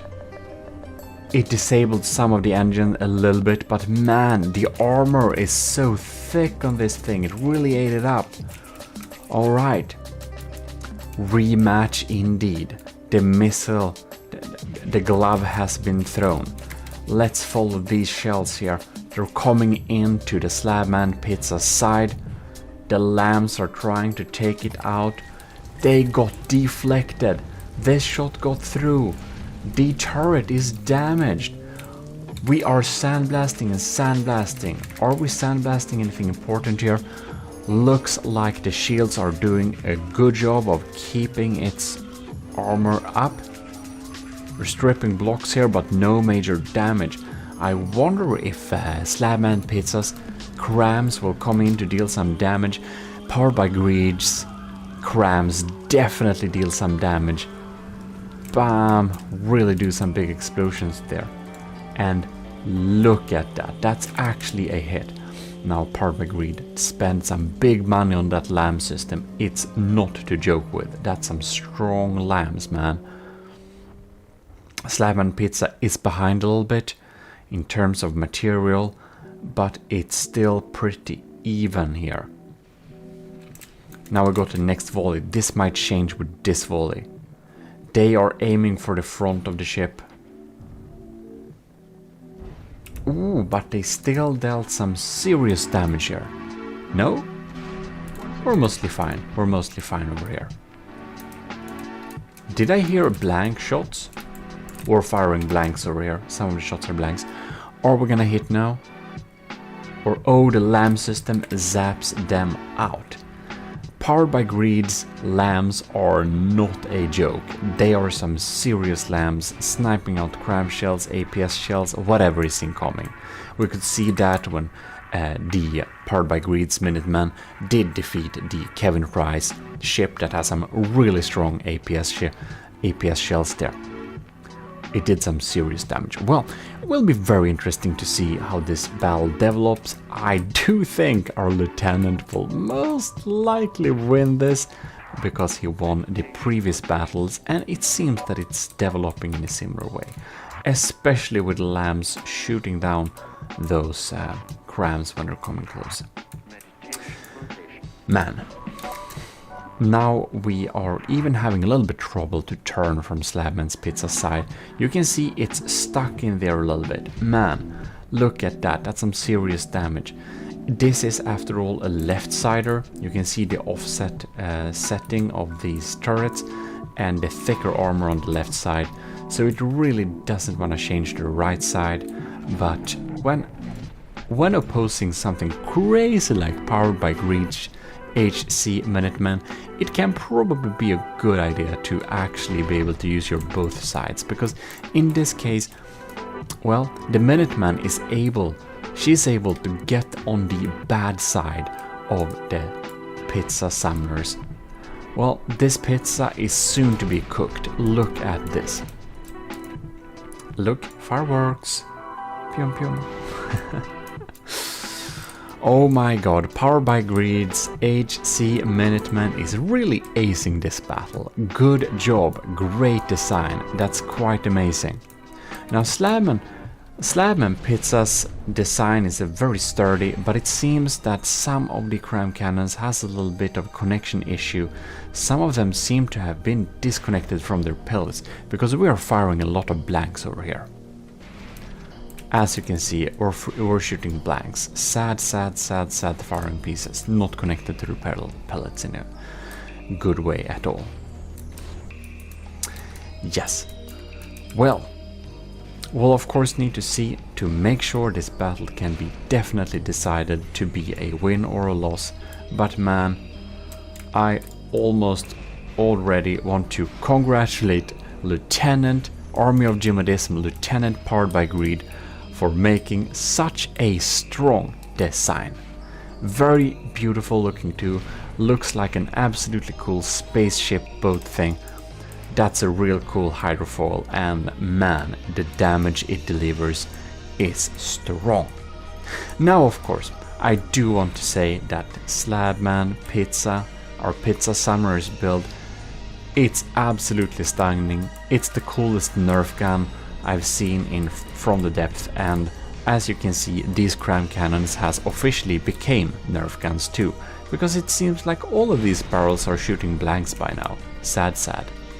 But in any case, it's the coolest looking Nerf gun I ever seen, man. It's a really cool design. Really love the bridge here too. Ooh, I do think it turns red lights on when it's damaged or something like that. That's pretty cool. Or when it's entered battle, not sure. But it's definitely very stunning. We got another swarm incoming here. We can see that Powered by Greed's HC Minuteman is at 94.9%, while the Slabman Pizza is at 61. And we are having a killed AI. Well, Pizza Summoner, very good job in terms of combat capabilities. You definitely came in second here. You're in the losers bracket last year, and you're in the semi-finals as well. This is a really strong design, but gives you second place. However, that's nothing compared to the Slabman rebuild to the HC Minuteman. Absolutely stunning, awesome looking design, and this means that when we are playing the Nether campaign, you're gonna see more of AOG Minuteman, because this ship will be officially accepted into the second chapter Frontier Fleet, which we will be using of conquering the Nether. Here we have the final results, with the third place going to McClick for his beautiful sandblasting. Second place goes to Pizza Summoner, beautiful design, and first place goes to Lieutenant Powered by Greed and setup for the design part. For combat performance, huge congratulations to Lieutenant Powered by Greed. Amazing design. So we will now promote and go through the ceremonies. We're listening to Walls of the Builders. We will enlist McClick and give him the Good Combat Performance Award, Bronze. Congratulations. Pizza Summoner is also enlisted and, of course, awarded the Distinguished Combat Performance Award, Silver. Congratulations. Then we'll go to our Lieutenant Powered by Greed, and we will award him the Epic Combat Performance Award, Gold. Congratulations indeed. And the design is not only good, it's also beautiful and very usable. So we'll also award him the AOG Badge of Exquisite Design. Congratulations indeed. Amazing, amazing, fantastic designs we got there. Now we shall award setup for the fantastic performance of the beautiful Stridsjagd design. That's even a mouse mat nowadays, as well as the badge of exquisite design, together with a promotion to Matros second class. Congratulations, congratulations. We're moving on, and we will promote Kevin for the beautiful design of the mouse mats, the exports of the Stridsjagd. So we will award him the AOG Star of Creativity. Congratulations. Vestrets will also be awarded the Star of Creativity for the fantastic music that our martial musician has produced, like the little song you just heard. The Waltz of the Builders. Now we will indeed rename and move these ships into the second chapter Frontier Fleet, which we will be used to conquer the Nether. I got a little naming convention scheme text, and that is available as a pinned comment in the Army of GMODISM Discord, the channel. And you can just, again, self-assign yourself to a Matros third class. So we rename them after our conventions, and we will most reverently cut. Wait for it. Yes, cut. And go into our folder and paste. Wow, amazing. Amazing. Congratulations indeed. And thank you all for submitting your ships, and thank you all for all the cool things that have come out of this. So especially thanks to you who have been watching this, and of course you should definitely get into our Discord and join so you can be a part of the new challenge. Don't forget to like the video and also subscribe for future ones. Thanks for watching. This is your host GMODISM, and we are signing out. AOG Invictus. Welcome to GMODISM Total Nerdy channel. We are here with Mr. No. Welcome to GMODISM Total Nerdery channel. This is GMODISM, and you're here with Sauerkraut. Yes, we are here straight off the bat to start our beautiful 50k tournament. Off the charts for our first battle here, we have mine and Sauerkraut's build against Snivelord's build, as you can see here. This will be to the first winner's bracket, and the winner will meet Desert Dragon's build. Losers will go to the losers bracket here, and losers will later combat for the Avengers post that goes to the Dark Champion. Indeed, here we have the winner's bracket. The winner's bracket will go to the champions, and the champions go then to the final. And the champions will either face the Dark Champion from the Avengers or the Fallen Champion again then. That's basically the setup for this little tournament, and I've made sure to make all of the positions in this tournament sound a little bit silly. Let's go. First battle out is our ship versus Snivelord's mutated hauler, it's called, version 2. So, should we begin the battle? Yeah. And this is, of course, our beautiful little unicorn. Oh no, the unicorn horn. Yeah, I was to say, what happened? Wait, what happened with the mimics? No! The mimics are sad. Yeah, what the hell? Huh. Well, maybe it's because we stopped time. Yeah. So let's try and start the tournament and see if the mimics are okay. Ah, Yeah. beautiful. They're bad. Okay, let's return to the matter at hand, the actual battle. Yeah. Okay, we're firing crams and missiles at each other. Interesting. Do we have any hits on our little ship? No, not yet. How is the mutated hauler faring? It seems to be going strong. We have EMP missiles coming in, but a wooden hull does a good job of taking up the EMP damage. Then we have below here. We have our torpedoes incoming. Time slows down, something is happening. Alright. Yep, we do some holes under the mutated hauler. Let's see. Ooh! Mimics flying in the air. How is the unicorn faring? The horn is still okay. Our penetrative capabilities are undamaged. We lost one golem turret though. One golem turret is dead. Oh lord, we have some heavy EMP firing coming. I think Snivelord also utilizes some good old EMP missiles. Oh, we have one thruster or propeller damaged as well. Oh no, unicorn horn is dead. Oh no, the Both horn. cram cannons are still online though. Oh god, what's happening here? Not as much as I thought. Let's see here. Yeah, we have some holes in the side there. One turret is actually half disabled. Oh yes, that's kind of missing. It's kind of very short-range turret now. It lost its barrel.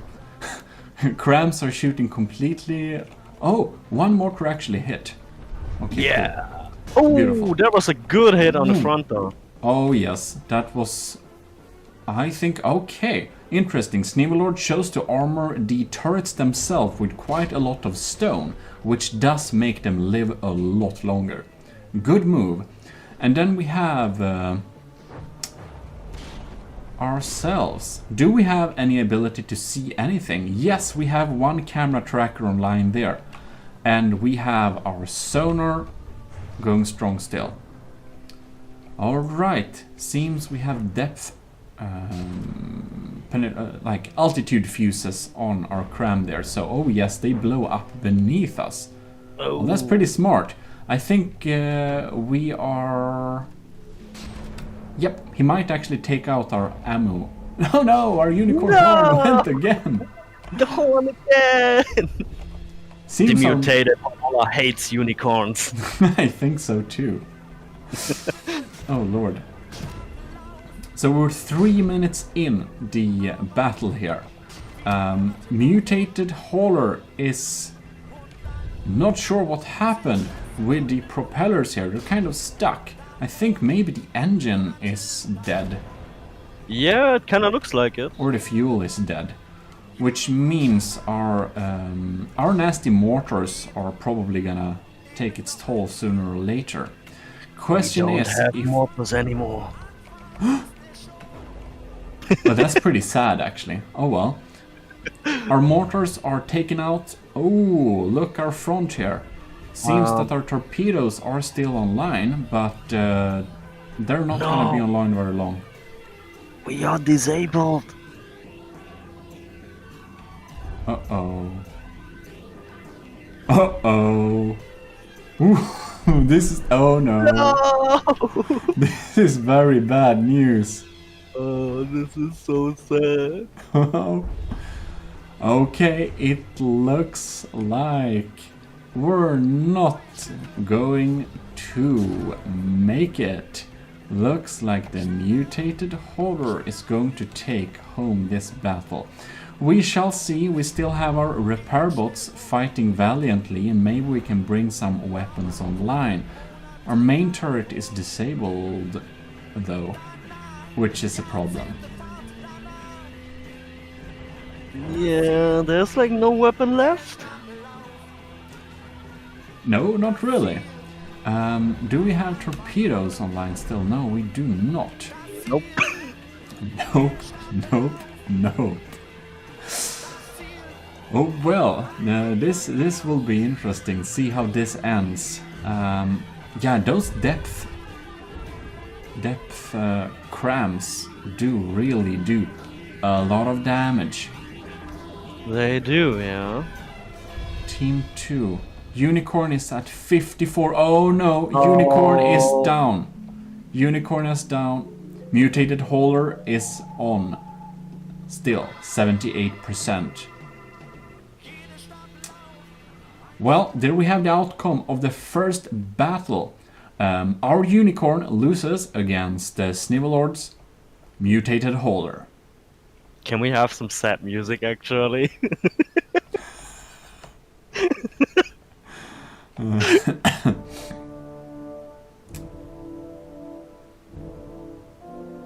Well, Xaver, do you have any comments to this little battle? No. I just want some sad music from the tiniest violin you can find.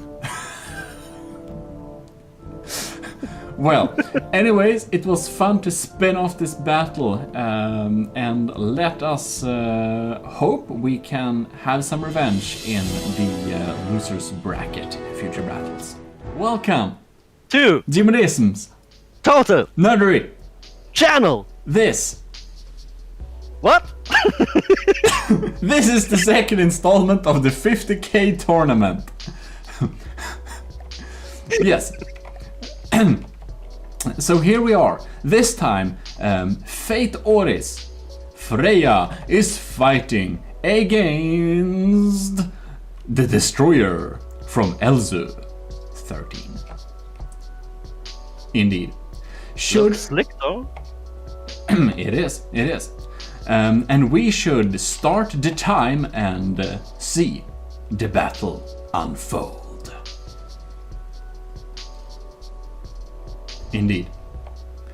Alright, so we have a lot of more weaponry on Fate Oris Freya. We have double crams and whatnot. Advanced cannon from behind. We had missiles launching before. Alright. It seems that Elza's destroyer is trying to flank it, but it's getting a lot of damage. Ooh! One of the turret is kind of a little bit stuck there. It seems the engine is right there exposed. Ooh, a lot of nasty hits. A lot of nasty hits. Can Elsa's turrets get a straight shot on? I'm actually curious, is the detection from the destroyer disabled? Because the turret's acting kind of weird. I think we had detection on the top here. We do have radars. We have radars still online. We don't seem to have any sonars, so I think it has detection. It's just very inaccurate. Oh yes. But it looks like Elsa's destroyer does not utilize repair bots. And of course this tournament gives you a maximum amount of 10 repair bots. It doesn't mean you have to use them if you don't want to.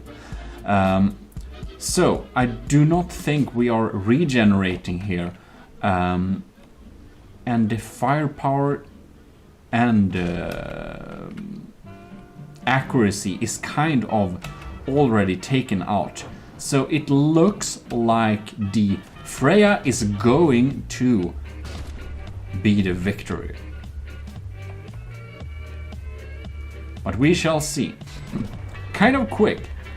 It's gliding a little bit to the side there. We have the beautiful ship movement physics of From the Depth, i.e. wiggling ass. Shake that booty. Shake that booty. Shake, shake, shake. That's exactly how it goes. Oh yes, okay. It seems that the advanced cannon, advanced projectile system from Fate is also starting to kick in here. So it looks like the outcome of this battle seems pretty decided. We have one active turret. Unfortunately, it forgotten how to turn, so it just got stuck there. I mean, to be fair, the ship from Elzu seems like he's kind of a new player. Oh yes. But I have to say, just for the design of the hull, I do see potential. Definitely. We can see that we have a very good like hull designer with some more like better technology on this thing. This could be a real good ship.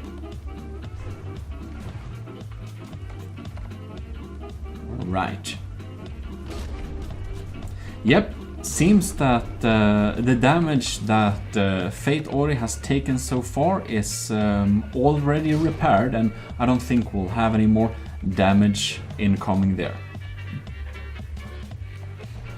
Oh, and if one has turrets that would get stuck, one could get into like the turret and set up limitations for how many degrees a said turret can spin. By doing this, one could prevent turrets from getting stuck from time to time. Oh yeah, that's true.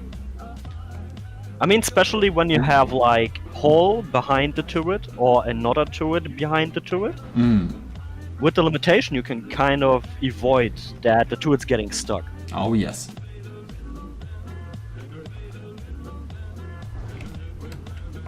Well. I believe we will have future other tournaments which are not decided or thought about yet, but that's our plan anyways.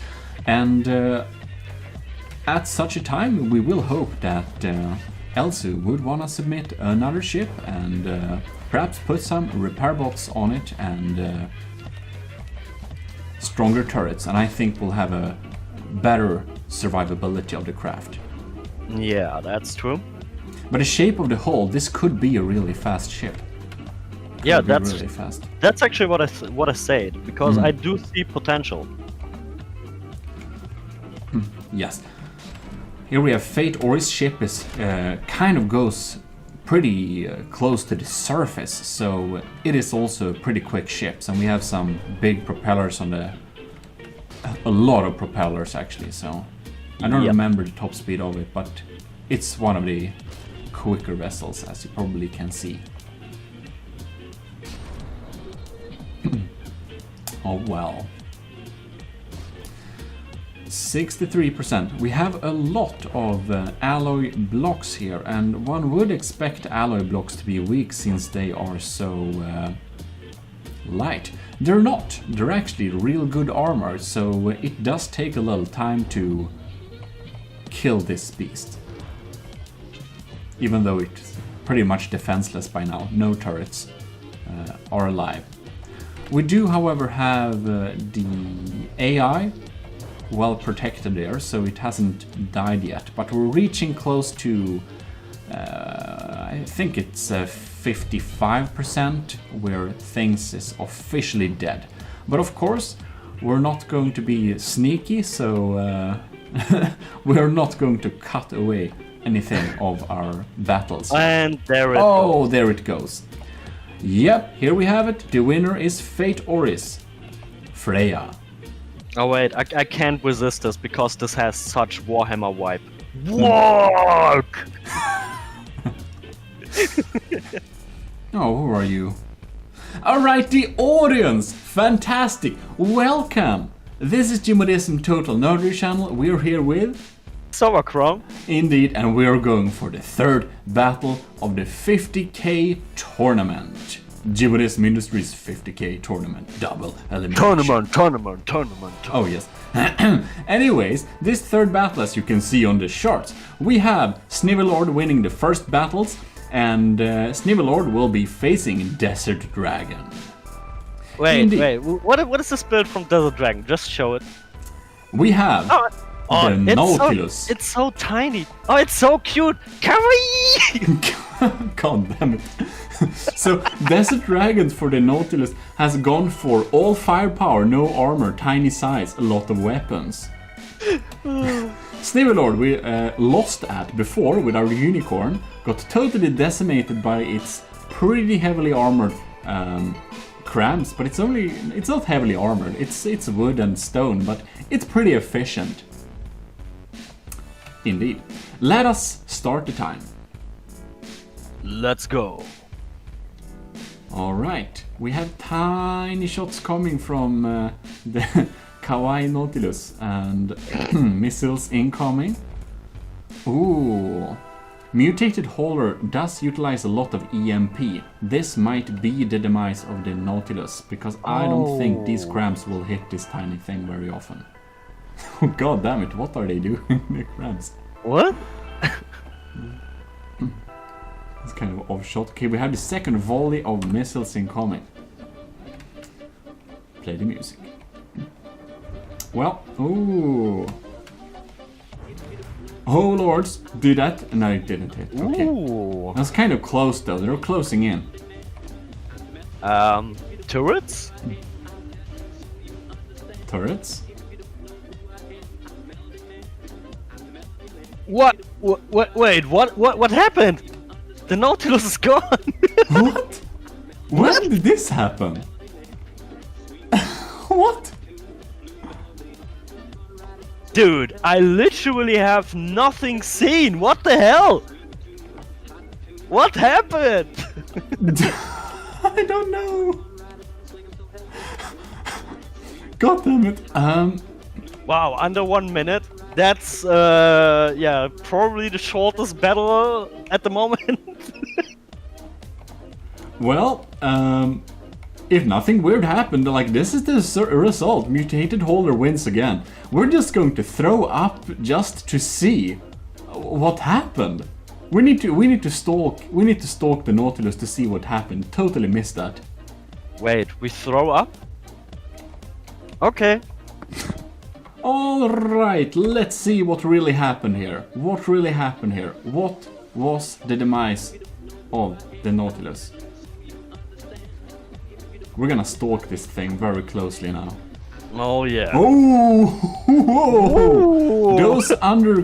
Those crabs sent the Nautilus flying. We have a second volley incoming. Oh, there's... Okay, we seem to have using some kind of target. Interesting.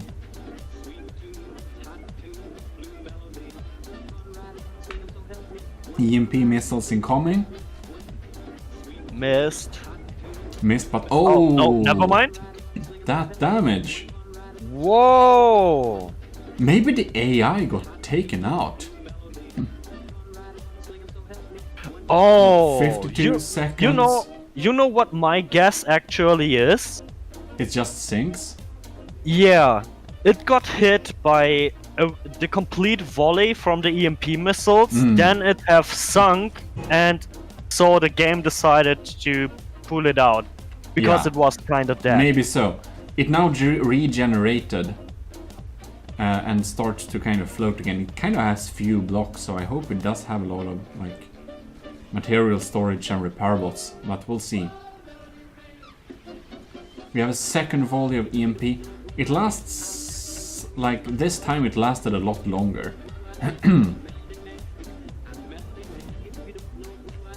We're just wanting to see what the kind of, like, what basically happened.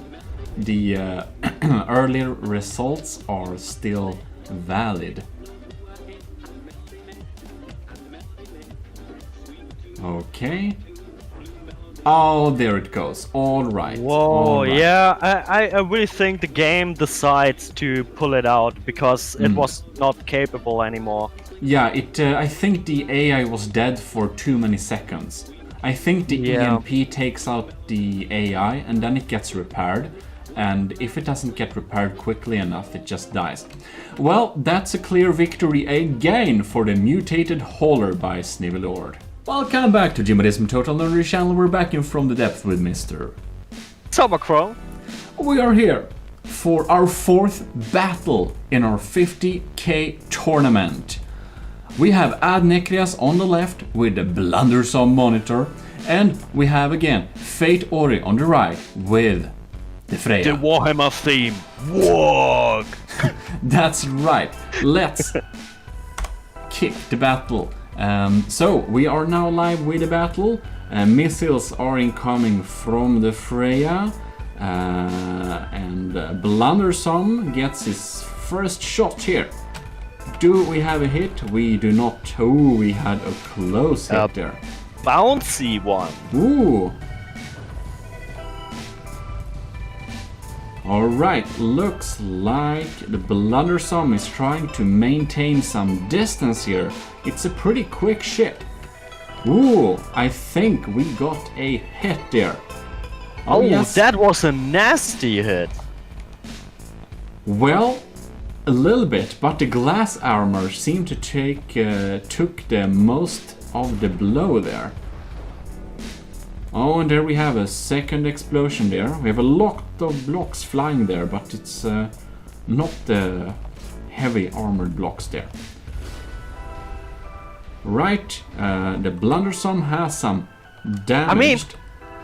I mean, I just know Ethnicurious has some very nasty knowledges about some systems, and I bet my soul that he actually implemented his cram evade system. Ooh. I bet my soul on that. Because so far as I can see, he's kind of evading all the cram shells. Oh no. We have a hull breach there on the Blundersome monitor, but I think it's nothing behind it, so... Cram evasion system. Well, that's advanced stuff. Seems the advanced cannon still hasn't got a chance to shoot, but we have some heavy damage here. That's actually some real heavy damage. The nose of the ship here is missing, but we have a wall of heavy armor behind, but the turrets are less efficient. 20% loss on the Freya though, at the moment. Oh yes, yes, yes, yes. Blundersome is still at 99%, 100%. It repaired the last bit. Oh yes. That's a fast one. It's a real fast one. I mean, not only fast, it's also real agile, as I can see. It is. 70%. We had a real bad hit there again. So it's scaling away the outer armor, but none of the vital systems are out yet. But there we got something. Alright, we have one turret is offline.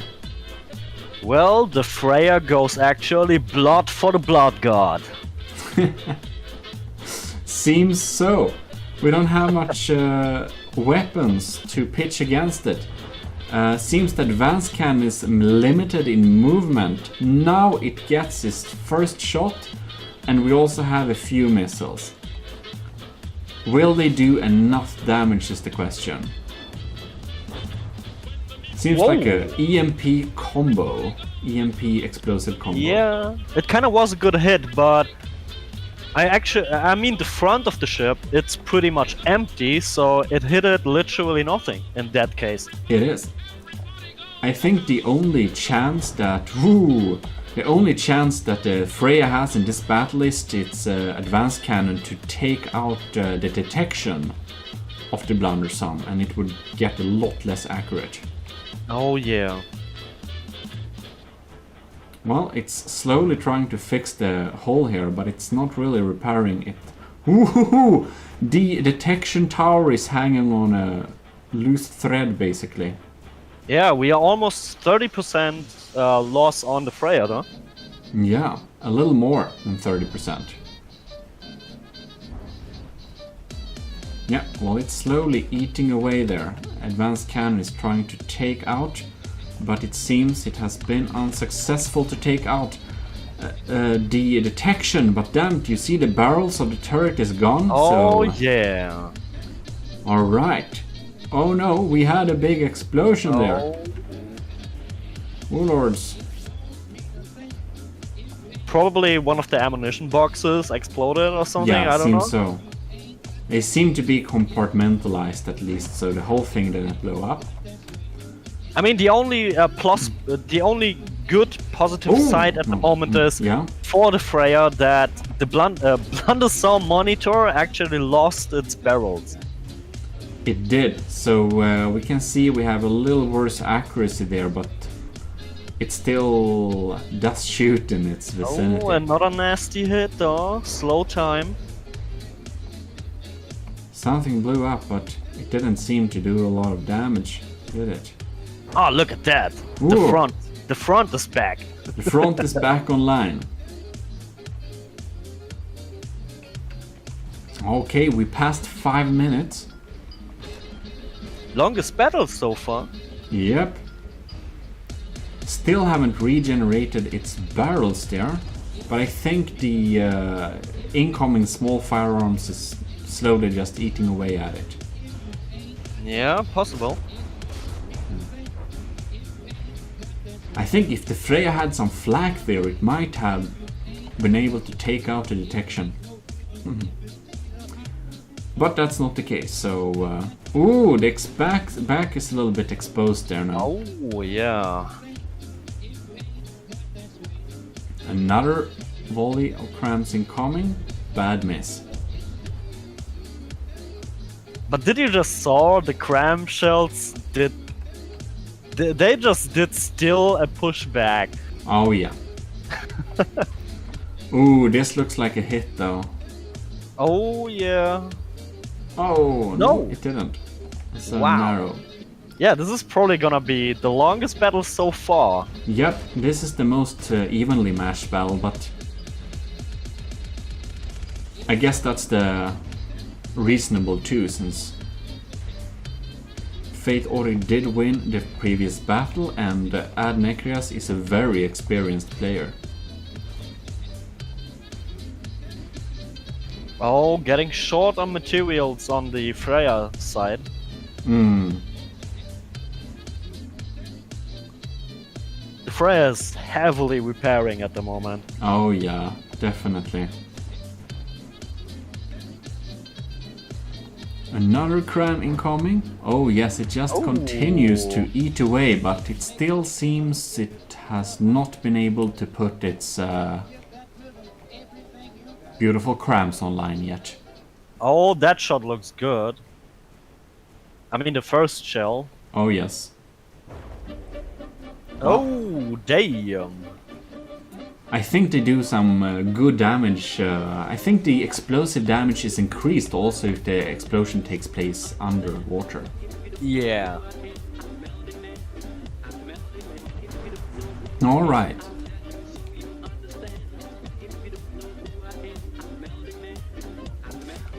Well, it's unfortunate for the back turret. It's very rare that it actually even gets allowed to contribute because of the angles it can fire in.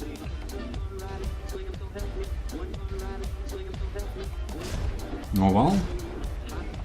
Blundersome is fighting still with no barrel technique. It's like some kind of short-range mortar. It's kind of a hollow punch monk technique here. Yeah. Probably But so. oh, the Freya is running out of materials though. It has like literally no materials left. Yeah. So I guess the oh yeah. Oh yes. Yes. The repair capabilities And went there out. it goes. There it goes. Alright.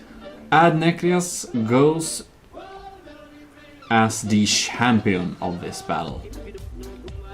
And Fate Ori will go to the losers bracket, and Adnekrias goes through as the champion. Så välkommen till GMODISMs totala nördi-kanal. Vi är tillbaka i den femte deltävlingen för 50 000 skeppens mästerskap. Välkommen! Excuse me? Oh yes. Welcome to GMODISM's Total Nerdery channel. We're back, and we're of course having the 5th battle in our 50k tournament. Isn't that Hype? nice? Hype? Yes, because this time we are facing once again with our beautiful little colorless unicorn against Fate Ori's Freya. Indeed, this is the first of the losers challenge, and the loser will be the Avenger, the first Avenger. So let us start the clock. Does that actually mean we are be Captain America? No, we will be Captain Sweden. Germany. Alright, our EMP missiles are incoming and hitting there, some of them. We have cram shells incoming from both ships. Unicorn is getting some... Oh no, the unicorn horn is off. Oh, we actually got a hit on the side of our hull there, or we got hit. Let's look at the Freya here, Fate Oris Freya. The crams are working pretty hardcore, doing some real damage. Cram shells are incoming and dealing some damage there. I don't know what the mortars think they are doing. Let's see here. This can be a pretty even battle. We are still kind of online here. Nothing is taken out. How is the Freya faring? A lot of smoke. Advanced cannon is online too. Ooh. But well, our crams are doing steady damage against the Freya. Now time slowdown here. I wonder if something blew up or it's just the game in general. Is the main turret of the... Is it? No, okay, it's active, Okay, never mind. Our main turret is online, but so is the both of the Freya's main turret. I think we're throwing EMP against each other. It's yeah, we do. And I think our detection systems just died there. We should have surge protectors that are supposed to. Yeah, but we have still the detection on the back there. Oh yes, like. And we also have, that's true, that's online, and we also have the sonar, so... Oh wow, getting some real close... What is happening here? Real close battle here. Okay, the cram beasts are fighting each other in close distance. I wonder, are torpedoes... Are they not going to... Oh, there, yes, there we have them. Okay, let's be on the surface here so we don't miss any important things. Alright, one of the golems is out. 2 of the golems are out. We have a hole in the front, but nothing is there really, except the torpedoes, of course. Ooh! Looks like our cram cannon is a little bit not disabled completely, but we have... Lord, this is a very close combat. Yeah, our unicorn wants a hug, I guess? I think so. Lord. Oh no! Oh no, why? The crams are... the mortars are pretty accurate, at least. This is one good thing. I don't remember what combat distance I set up, but... I mean, both ships are online, so... I don't know what they're doing. I guess they're doing something.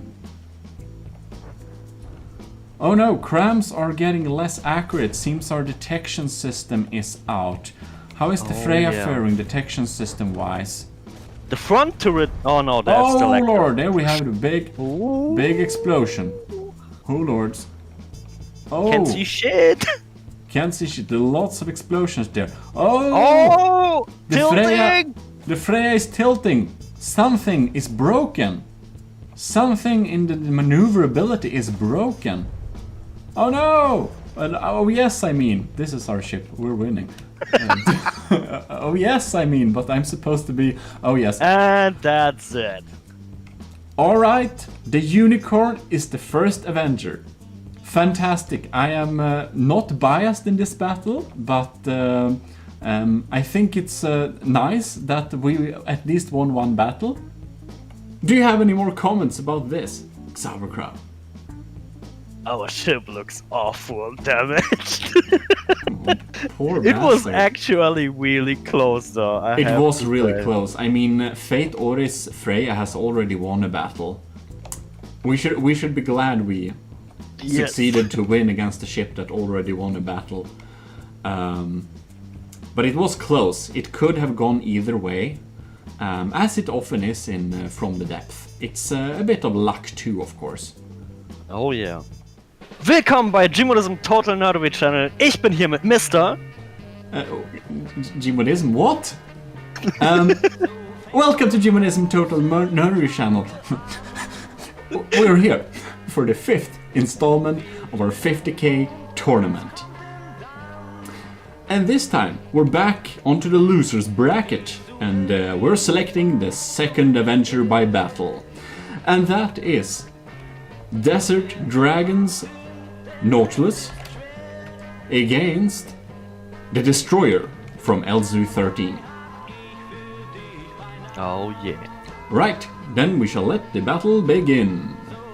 3, 2, 1, fight! Yes.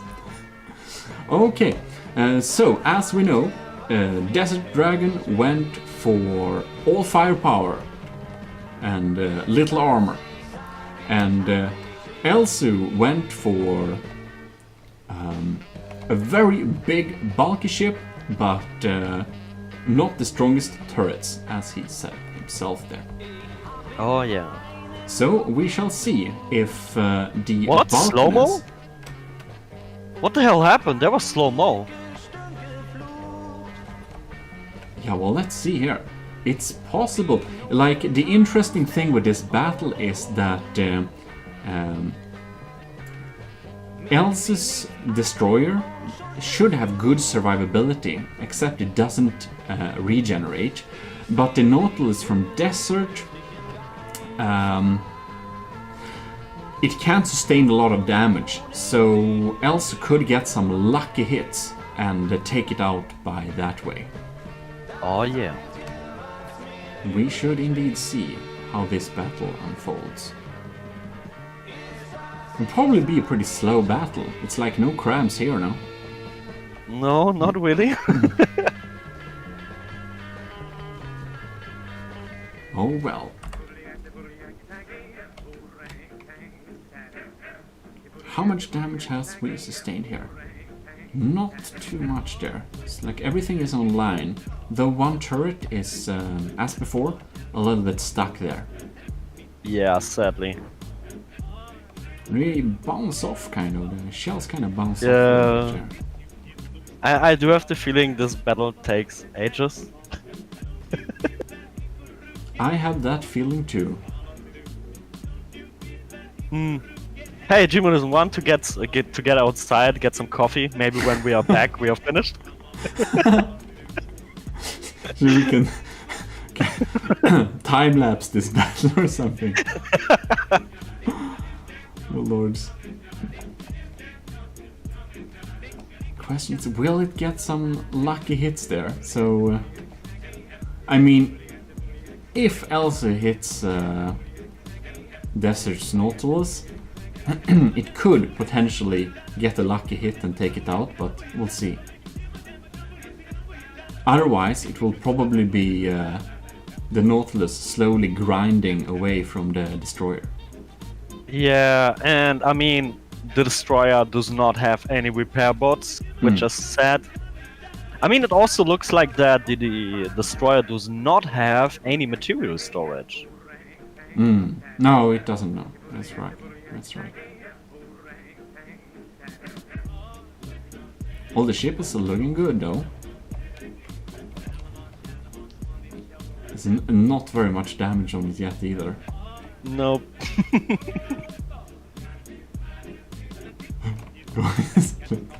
Like, Yeah, so boys, not much to report here at the moment. no, it's like not much is really happening. It seems it's so far the Nautilus have had no damages taken. I mean, it's slowly ticking down materials, but it's like a lot of materials left, so it's not gonna run out of them, I believe. Awkward silence. Yeah, that's right. It would be nice if we could speed up this battle. Oh. It's only been 4 minutes though. It's just that so little is happening that it feels like a lot longer.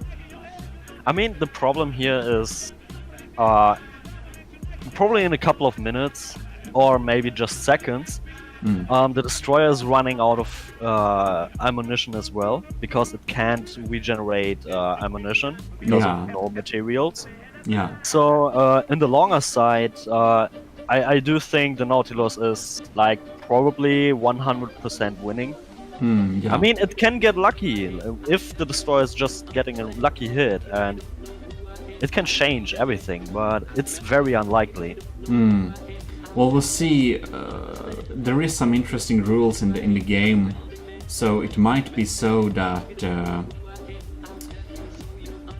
like after a while, if it has no ammunition, it might get automatically taken out somehow. Oh, okay. We'll see. We'll see. But yeah, it's only 0.2. No, how much is it then? 1.02. No, 1.2. Yeah, percent. Yeah, 1.2. God damn it! Yes, it's grinded away from the destroyer. So yeah, there we got it. Huh. Well, Nautilus has still taken no damage. I mean, it does have repairs available to it, so I mean...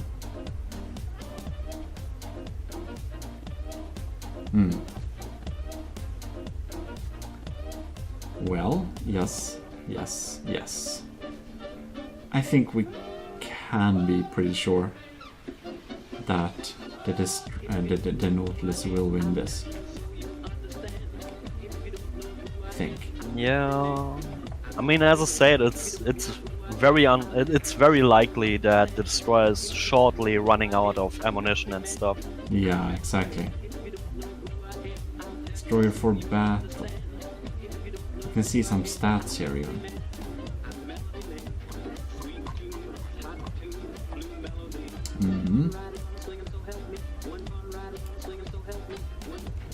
Does it have any? Does it still shoot, I wonder? Yes, it does. Yes. Hey, we made 0.1% progress. Yay! Yeah. This is probably gonna take forever. What the hell? Okay, that's actually super unexpected. Yeah, that it would be this slow. Like, it does have... I don't know why it doesn't shoot its missiles, the Nautilus. True, it has missiles. It does, but I don't know. Maybe it's flares, just for anti-missile. That's possible. I don't know, really. I think that if the time like passes 10 minutes, I think we'll just decide at the or when the time passes 10 minutes, we'll just decide that a vehicle that has most percentage taken away from it will lose this, because as for this time, the destroyer hasn't hit the Nautilus yet, and we're already like 8 minutes in, and it's basically grinding away slowly. It's just so unimaginably slow. Yeah, true. Yeah, well, I suppose like for future tournaments we should probably set like a time bracket from the start. Like, if it goes over 10 minutes, it's like battle is over. Yeah, we should probably do this. 98.5%. We have the first hull breach. Yeah. After 9 minutes. Yes. We will only endure this for 1 minute more. Then we can very safely say the outcome of this. I mean, it's so hard. You can't even fake excitement because the battle is just... I don't know. Yeah. It's just they playing tennis, you know, just bouncing the ball around. Yes, like tennis. Like, viewers, I'm sorry. Like, one could set some rule that a ship must be able to defeat itself within a certain amount of minutes. But, yeah, that's... Oh, what? What the hell? What? What? What? What? What happened? What?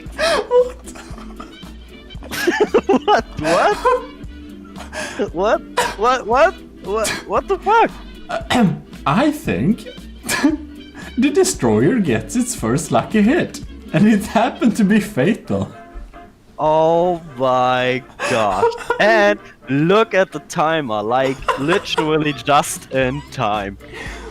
Oh lord, this battle was so unexciting. I didn't expect this ending. Holy shit. Yeah, Okay. same, man. LC13, congratulations. You're the second Avenger, and we will be facing you next battle. Nautilus, you were 15 seconds close to win. Oh, you are so mean. Just holding this shield in Desert's face. Well, it was the most likely scenario that Desert won this, but sooner or later the destroyer got the lucky shot. Wow, this was very unexpected. Honestly, I already kind of gave up on the bet. Yeah, me too. Like, What the hell, man? I really expected the Nautilus to win this, but apparently not. Well, This is freaking unreal. it is. Ja, invloeden naar rostvis. Ik viffer fed morfni. Habro, on a sure and look, instead of this metal. Of course. Well, this is the 7th battle, and today we have Elsa's Destroyer facing our Unicorn, and we finally slapped on some colors on the thing. Poor Oh bastard. god damn it. Let's not hope he's getting the lucky shot on us as well. We do kind of suspect the outcome of this battle, but karma is a bitch, so you never know. And for the formalities of it, we do need to see what happens. With nothing edited away. So we'll see at least what are our cannons doing there. We got some heavy hits on the side. We got a second EMP volley coming in there. They took out something, I believe, on the detection side. Well, do we have any damage taken by us? No, it seems we are completely fine. Well, Xaver, how do you think this battle will pan out? I'm not sure. I'm not saying anything because I know how bitchy karma can be. Indeed. Well, I wonder. In any case, I do believe Elsa's ship does have basic EMP protection for the AI, so I believe our EMP missiles will not take out the AI.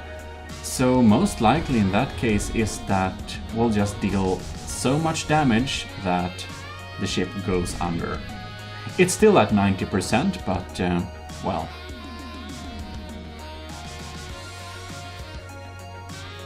I'm kinda curious, what is our crams doing? They're, I don't know, super inaccurate?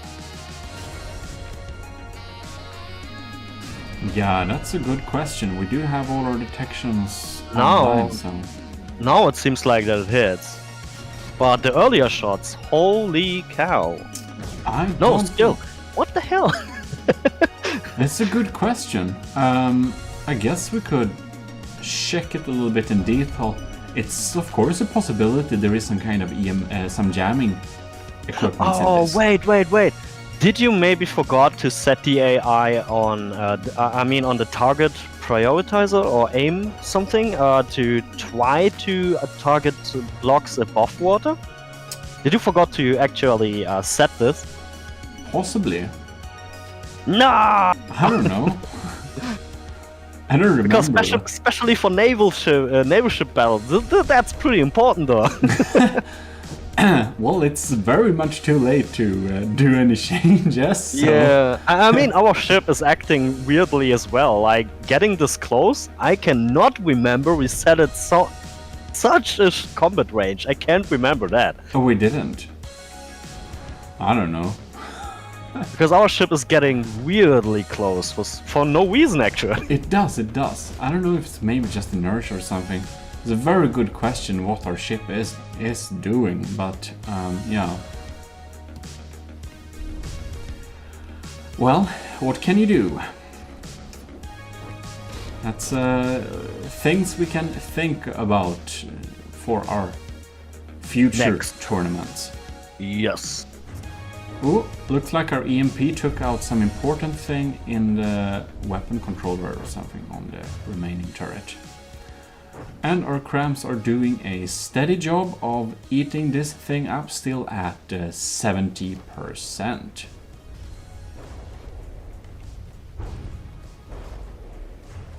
And I do believe that we'll not have a instant turn of the battle like last time. I don't think so too. Now, I think we can be very sure of proclaiming ourselves as I mean the turrets winners are here. gone. Indeed, Like- they are. Yeah, like both turrets are gone. Propulsion systems are gone.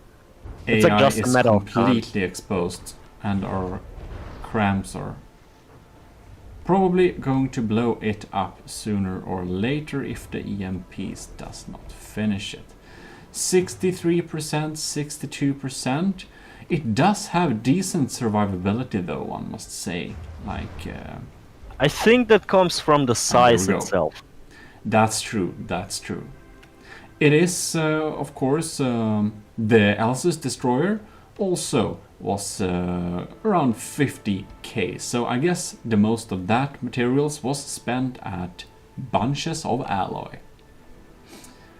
Anyways, after 4 minutes and 43 seconds, D Unicorn is proclaimed as the winner. And we can now call ourselves the Dark Champion. And well, next time we will be looking at the Champions Battle. And after that, we will be meeting the Fallen Champion and see if we'll get to final or not. Oh yeah. And we are here for the final between the champions. The two champions are going to face each other. It's, I guess, the semi-final of who is going to compete in the final. So, let us start. And there we go.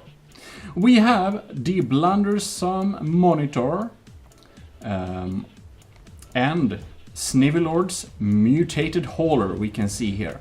Missiles are coming in to the Blundersome Monitor by Adnecrias. Alright, so these are two builds that so far have won every battle, so it will be real interesting to see which of them will be the winner. Did you saw that? That I saw. sneaky Blundersome just evaded these crabs like It a little did bugger. indeed. It got its fair share of, oh lords, what is happening here? Mutated Hauler's AI Lost compartment. its engine. And the engine is gone. Oh lord, that's pretty quick. What the? The What? Mutated Hauler's AI got taken out by the Blundersome Monitor. That was the quickest battle so far. Oh, do you know what this means? We are going to face the Mutated Hauler for a rematch! The fallen champion! we got revenge! We finally get the revenge! You hear this, Snivelord? We finally get the chance for revenge in the next battle. Fallen champion versus us. Anyways, congratulations, Adnecrias. Your Blundersome Monitor, which you complained to us was thrown together in far too little time, seems to be the best ship anyways. Oh. Anyways, do we have anything more to add? No. In that case, thanks a lot for watching. This is GMODIST Total Nerdery Channel. Well, Sober Crow. Signing out! Revenge! Revenge. No! Anyways, we're back for the 8th battle. The 8th battle. We are refacing the mutated hauler. It's a unicorn versus the mutated hauler. We, as the fallen champion, no, we as, damn it, the dark champion, will face the fallen champion of Snivelord. Angry bird face. Exactly. And the winner will go to the final. So I almost don't want to start the clock here because it's a little bit scary. But Xaber, should I start the clock? Yes, do it. Revenge! Revenge! Okay, let's see how we're faring this time. It's a little bit too scary, actually. Oh lord. We're throwing... Uh-oh. Cram barge incoming, total detonation. Oh my god, this is not starting well for us. Already a hole in the side there. Yo! How is the mutated hauler faring, I believe? Not a single damage block, are you kidding me? Or we do have a hole in the bottom here. Let's hope our torpedoes have better luck. I'm not biased in this battle or anything, so may the most valiant fighter win. If anyone missed this, me and Xaber built the unicorn, and I'm not biased. So what? I mean, I am biased? No. I mean, it won't really change the results. Oh no, that EMP is evil! Ah! What blew No! up? What happened? Oh no! You see this Our hole? engine. Our engine is gone. No, our engines is No, actually it's in the middle, in the front. Oh no, more explosions underneath. Damn, that's real efficient. Do we do any damage against this, I wonder? We are not freaking hitting. We are so off. Our aim is so off. Oh my god, this battle is a little too scary. Ladies and gentlemen, I want to confirm, GMODIST made the detection stuff, not me. That's so close! The AI is almost exposed! We're still kind of 10% slow. Oh no! Oh, what? Oh my god! Are you kidding me? What? We took out the AI! What? What? Oh my god! Oh my god! What? Celebrate! What? Xaber, I may have made the detection stuff, but I also made the torpedoes, which did take out the AI. That's pretty nice. We actually won the rematch. Yes, we did. We got our revenge. Well, We got it. let's go die in the final against Mad Necreas then. I don't think we'll win that one. But we'll see, we may win it. It's just... Hey. I mean, the fight between the mutated hauler and Ethnic Curious ship was kind of curious, but maybe he has a harder time against us because we have EMPs and we have torpedoes, which the mutated hauler didn't have. That is true. We might have a chance, but we shall see next battle. But, well, very well valiantly fighted from Snivelord with his mutated hauler, which did decimate us in our first battle. Ladies and gentlemen, welcome back to GMODIST Industries Tournament 50K battle between our naval ships. We have the champion Ad Necreas coming again with the Blundersome Monitor, fearsome but simple. Then we have the GMODIST Industries' own unicorn with fancy weapons and a mixed record. Well, shall we begin the battle? Yes. Timer is started. What will happen? We are throwing missiles, we are throwing torpedoes, crams, mortars against the Blundersome Monitor, which is coming against us with a surprising speed. Lords, this is kind of quick. It's trying to evade our crams, I believe. You can basically see it's what? Damn, that's a big hit! Oh. Well, there goes our plan with being lucky with our torpedoes. Well, our torpedoes are closing in on the target, so let's see if we can get some, or if we have gotten some hits even. No, it's 100%. It's 100%. Where are we even? Are we alive? 92%. We're not dead yet, mate. Ooh, but we're going low on materials. The Blunderstorm monitor hates unicorns as well. Oh yes, unicorn hater. God, it's far away though. Takes a lot of material for us to repair this. We set the limit to 35k. Another big explosion! Oh, the Blunderstorm monitor has some really heavy hitting weapons, and the cram evasion system is evil.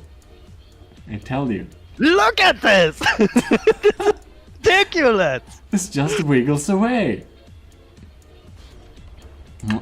Hopefully, I don't think it's quick enough for... I don't think it's slow enough for our... Oh no, another hit. 87%, damn it. He's real... No. These crams are real accurate. Yeah, compared to ours, dude, I think no. our AI is drunk. Oh goddammit. Oh no.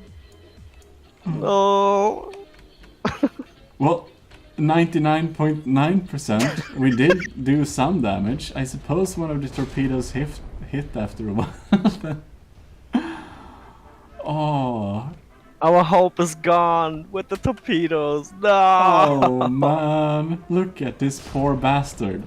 We kind of lost our ability to move. No. We did, and the wooden hull of the Blunderstorm monitor will indeed resist our sad, And the curious, you goddamn little bugger!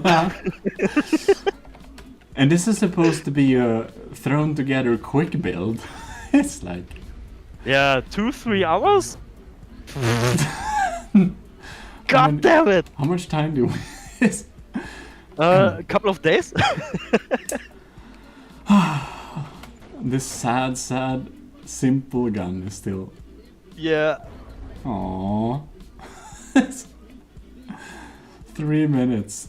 72%. Well, we're not dead yet, but... we're not gonna recover from this. Oh no, it's the rockets. No, goddammit, we need the torpedoes! No. We need the torpedoes! Our torpedoes, yeah, they kind of look... They're back! They're back!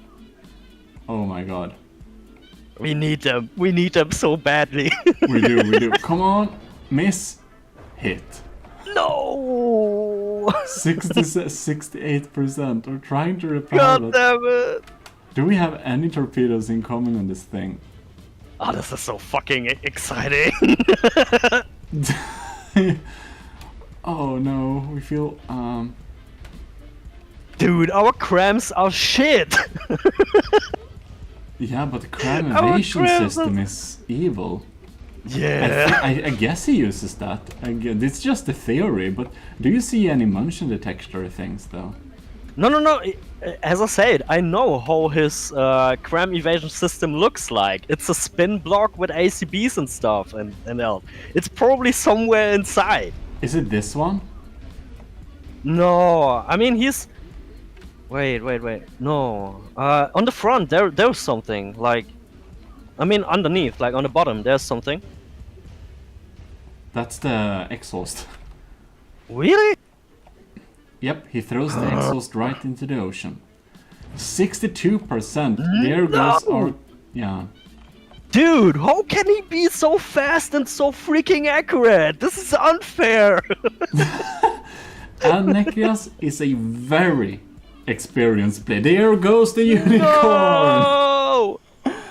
Well, what is quite clear is that Nekias Blunderstorm monitor quick build wins our tournament. Oh. God dang it. The winner of this tournament is indeed Adnecras with a blundersome monitor. We came second place with our unicorn, and third place should in that case be Snivy Lord. Well, in any case, ladies and gentlemen, I do hope you have enjoyed this little tournament of our battles. And honor the winner in the comments and such. Welcome to GMODIST Total Nerdery channel. I'm here with Mr. Xabakra? Normal introduction from Xabakra. And as a little special episode to celebrate the winning of Adnecras, kind of, we'll make a little special Battle Royale video where you can see all the ships in combat. Oh, and I have to re-say, before we start. Yeah. Adnecras, I take it back that you used your fancy crime evasion stuff. It was just the basic AI, I guess. Yes, Adnecras, we kind of went into single player and tore down your build block by block to see what you used. Literally. and we didn't find a crime evasion system. You're just very fast, and you just use an AI setup that makes you kind of rotate around in circles.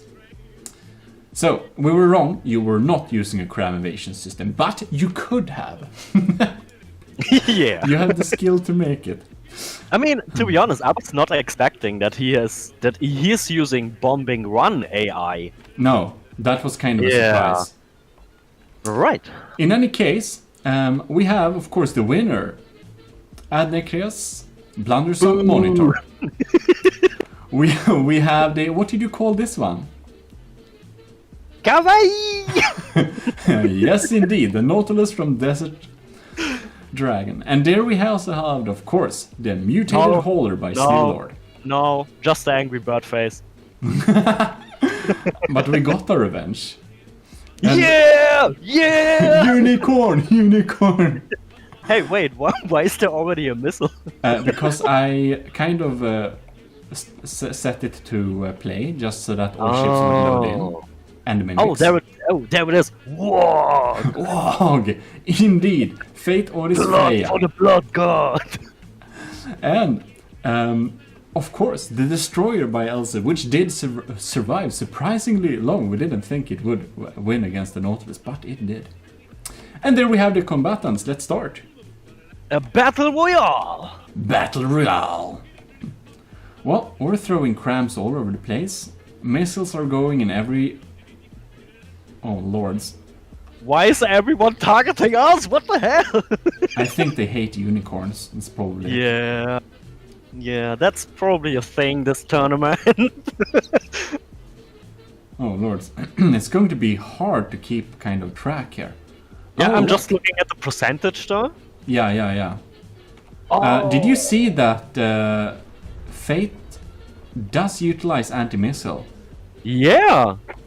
I didn't notice that before. That's really nice. We should have had anti-missile as well. Ship doing? Why is it going in the middle? Don't get scratched, man. Oh, look at this. Our ship is actually going for Adnecras though. It is. Our ship. I think it wants has revenge. knowledge. Yeah. I think it wants revenge, but see. Oh lord, what happened? It wants to penetrate him. But look, the Blundersome What Monitor the has hell? flipped. What? Well, oh well. Hey, that's a submarine. What the hell? And now it gets some heavy fire. Okay, interesting. I mean, the Blundersome is actually the most damaged ship at the moment. Oh, that's really... Oh no, not anymore. The Mutated Hauler just has the least percentage now. No, it's the Freya! What the hell happened to the Freya? It was at 100% for a second. Nautilus is the tiniest ship on the board here, so no one targets Yes. it. Where is it even? Here it is. There it is. Hawaii! It's just spewing all over the place. Oh, let's find Freya, because right now it seems Freya is first down the line here. Yeah. 76, 74%. Oh, the detection stuff seems online, depending on the turrets moving. Yeah, it kind of... You mean offline, no? Online, yeah. It's a little bit unsure of where to look. The Nautilus is still at 100%. Holy shit! No one targets that tiny bugger. No, of course, the AI is set up in that way. It looks like the monitor has regained its kind of glory. Oh! Finally tries to face the right... yeah.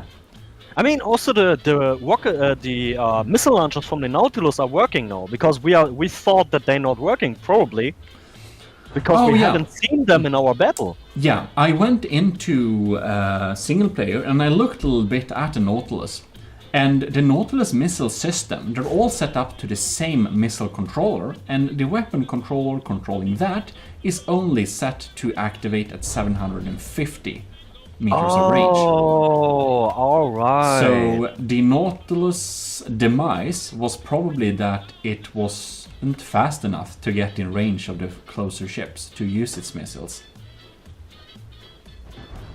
Yep. Our ship is still doing well. I think we'll have to take a little sneak peek at... Oh, everything is offline. Uh-oh. Uh-oh. Oh yeah, it seems so. Our poor turret isn't doing much, and will it die or something? I don't know. We get pretty much spammed with EMP though. Yeah, we're not decently protected against EMP, but someone else shoots down the missiles for us, which is nice. Thanks, Freya. Whoa! The Nautilus got a very big hit. It's down to 56%. Oh look, poor bastard. It's not Korea anymore. No. No. It's the first one to go. Oh, speaking of the devil, dude. Sorry, Nautilus, we jinxed you. But we did jinx ourselves before, so I mean.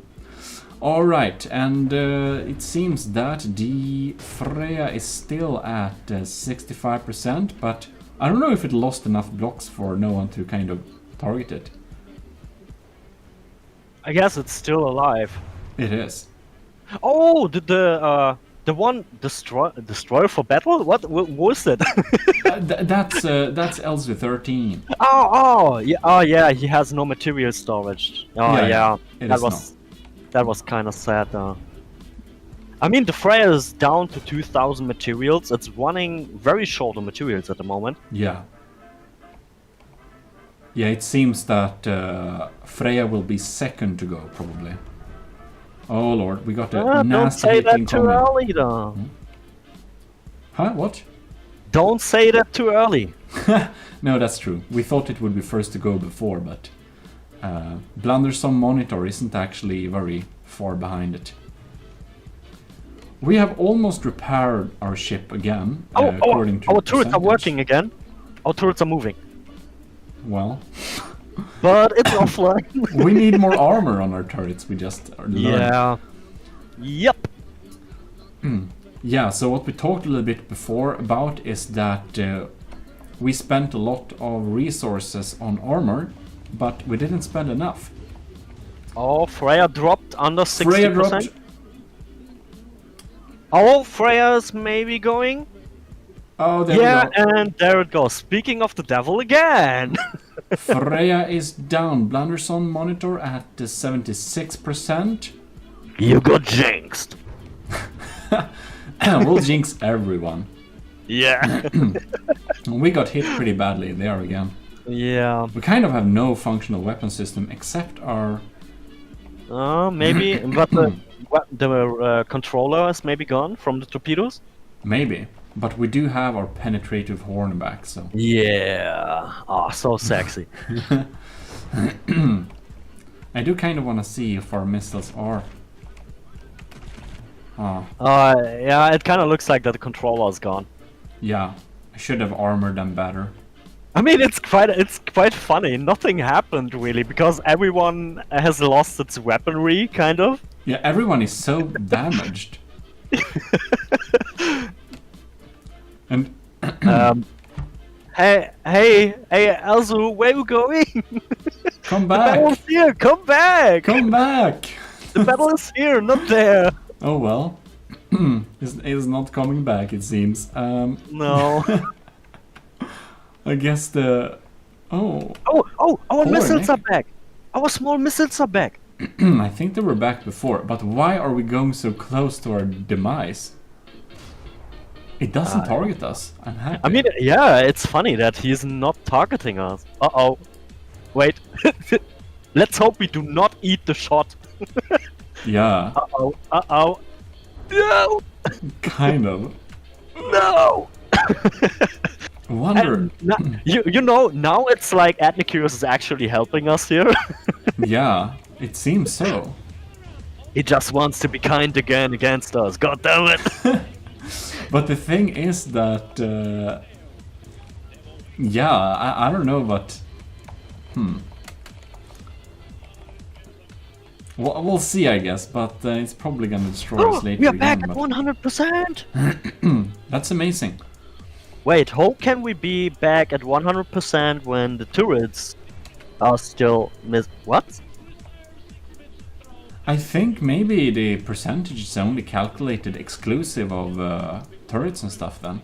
Oh, yeah.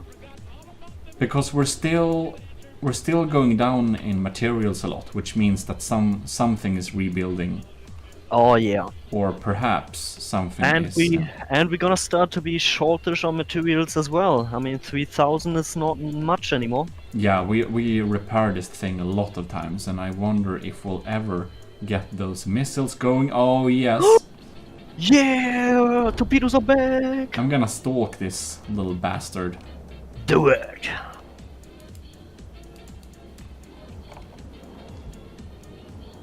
Oh, it finds the target. Will we take out? I have the feeling it's gonna pop before. Oh no! No! Oh, the second one got. It popped and it popped! God damn it! Oh, well, Why? Seems Why to is this? Why? the second one hit, but now, now it's a sitting duck. Alright, what's happening over here then? Oh no. Uh-oh. Nekrias, what are you doing? No!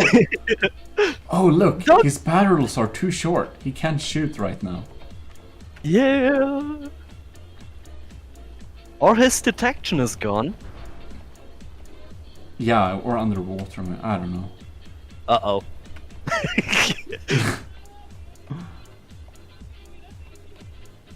Yeah, it seems the detection is gone there. Oh, look! Haha! Eat that! Yeah! Eat it! Eat it! Elzu, come back! Come back here! Here's the action! God damn it! You coward! Destroy for battle. 90... Oh. Almost 90%. Yeah, I suppose that we set the combat distance on 1,500 meters for this battle. But Yeah. our ship actually is a little bit better on longer ranges. The missiles are set up to be able to hit on longer than 1,500 meters, I believe. And of course the mortar are better at a longer distance. Yeah, that's true. Well, everyone is kind of dead by now, so the battle is kind of I mean, slowing down. we run out of materials though. The beautiful thing with the mutated hauler and also the blundersome monitor is that the blocks they've used for the outer materials, like the outer protection, is so damn cheap. So it Yeah. doesn't take too much material to repair them. That's true. And that's one of the advantages they have. Like, applique panels are great to have at the outside, of the ship, but they do also take a lot of materials to repair. Which means that having wood instead as the most outer layer might actually be the more cost-efficient decision. Yeah, that's true. But well, From the Depth is a learning journey. We're already 11 minutes into this battle. Yeah. Is it like real slow now? It probably takes more time because everyone's detection and turrets are pretty much gone. Yeah. I mean, that's true. the only stuff that our ship has, it's the simple turret, the small missiles, and the torpedoes. The main turrets can't come back because we run out of materials, which is really sad. That's true. We do not have any materials left too, so all the damage we take is damage that will stay. It's fatal now. Fatal damages. Fatal, yeah. Sorry. No problems. No. Do I see a little But hey, torpedo? hey. Or what? Can we make the battle just stop at 50 minutes and go with the percentage? Because then we're gonna win. Ooh, look. Are we gonna win? I think that's slightly evil, perhaps. Damn, that's torpedo. It's like didn't hit very well. I mean, you know, this is really sad that the torpedoes are not really hitting because... Like one of the torpedoes did hit, but Yeah, but he's just driving with 1 MS. yeah, Or maybe 2. it's not going very So- quickly. So why our torpedoes not hitting? This is so... Our world... I don't know. The world weaponry on the Unicorn is so sad. We did win a couple of times with our thanks to our torpedoes. At least one time. But yeah, it could be fixed if we had another fin on the torpedoes instead, so it would be a little bit more maneuverable.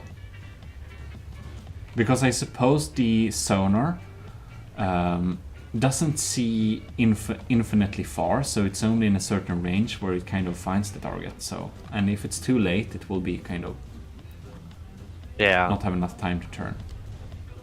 I mean, the sad thing now is our small torpedoes are EMP, so they don't do shit. No, we're only relying on torpedoes to take out Yes. this one. It's like, Yeah, and the small simple turret though. yeah, sure. Our anti-air turret does also do its fair share of damage. Well, we're slowly getting away from the hull, but from beneath, so sometime. Oh look! Oh, yes! Was that the money shot? No, it wasn't. God damn it! Here we have another chance. No! It's What the? What? No! That completely missed then. Mutated holder 70%. And what are we doing here in our hugging party with Adnekrias? Unbelievable. Our weapons are so sad. Holy shit! Oh lords. Where are you going? Oh well. Is it going for Alzu? I don't know. Oh yes it is! Look, there he is. Wait, he's also not moving anymore. He's down at 88%. It's possible that our slow EMP damage did eat away something. Let's see. No turrets! Oh, the back turret. Oh, you probably don't have any propulsion anymore. Seems so. Or, oh no, you know what I think? Mm-hmm. Because he doesn't have material storage, he probably run out of fuel and ammunition and anything else. Well, yeah, if you ran out of fuel, that's not sure. We'll see. What happened there? Maybe it was a torpedo, who knows? Uh-oh. Uh-oh. Adnikirius is evil against us, we lost a lot of percentage. 85. Adnekrias Blundersome Monitor isn't looking too fresh either, but neither are we. Yeah, and we can't repair anymore. Ooh. Oh, freaking hell. Now we are AI compartment. Is I have the only- feeling we are next. Yeah, we're kind of too close to. Oh, the mutated hauler run also out of materials. Only Adnicurious has still like a shit ton of materials now. Yeah. Oh, that's just a sitting duck. Let's find. Where are. Over there? Well, that's a while away.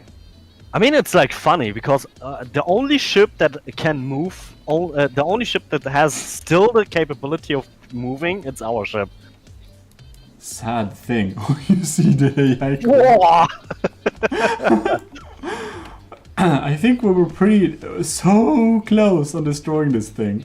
Yeah, but Adnicurious, this little bugger, decided to attack us again.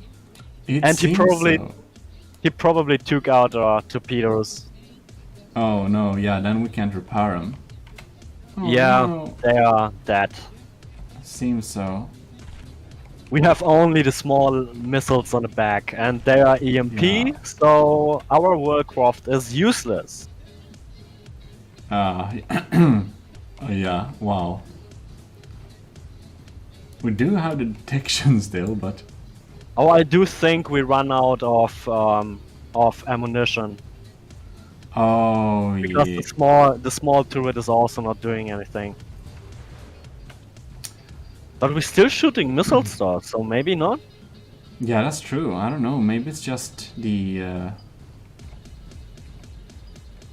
Yeah, I don't know what it's doing actually. I mean, this takes probably ages. Yeah, I guess.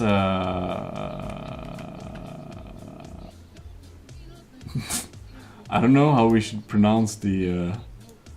I mean, the destroyer for battle has the highest percentage, but just kind of escaped Nope. from battle. Oh, 82. Yeah, still kind of has the. yeah. It's 8% above us. God damn it! Well, another missile volley is incoming, so I suppose it will kind of.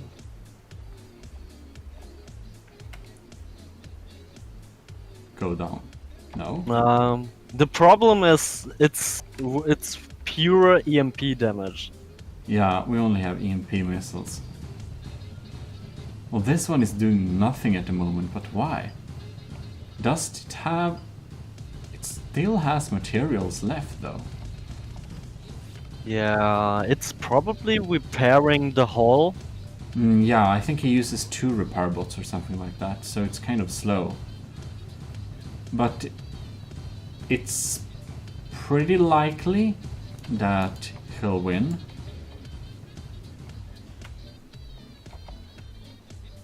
I suppose. Oh well, I don't know how to rank this. Maybe we don't need a ranking, because... Maybe we just call this a world draw. yeah, I guess we can call it a draw between those who are... I mean, it's just a fun battle between every submission there. Yeah, we just wanted to show them all to you in this little battle, and probably the Blunderson monitor will eventually recover and finish this battle. We'll just die sometime, and if we die before or after the mutated hauler or destroyer, we don't know. I mean, I should say we take this here a draw because it's already 20 minutes long. Yeah, that's true. Anyways, in that case, we'll just end it here, and I'll say thanks a lot for watching. This is GMODIST and Total Nerdery Channel, and Sauerkraut. signing out. Bye!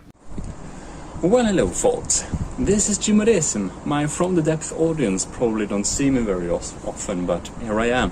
And we're going to get into the Age of Sails ship tournament right now.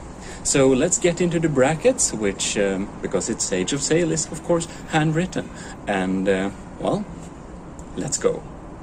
Hopefully no one knows Latin, Tournamentus Eliminatus Dublus. Here is the brackets. And first we're going to look at the ships, of course. The first is Cortez's Havoc, and this is probably the most like accurately beautiful mimic ship on this tournament.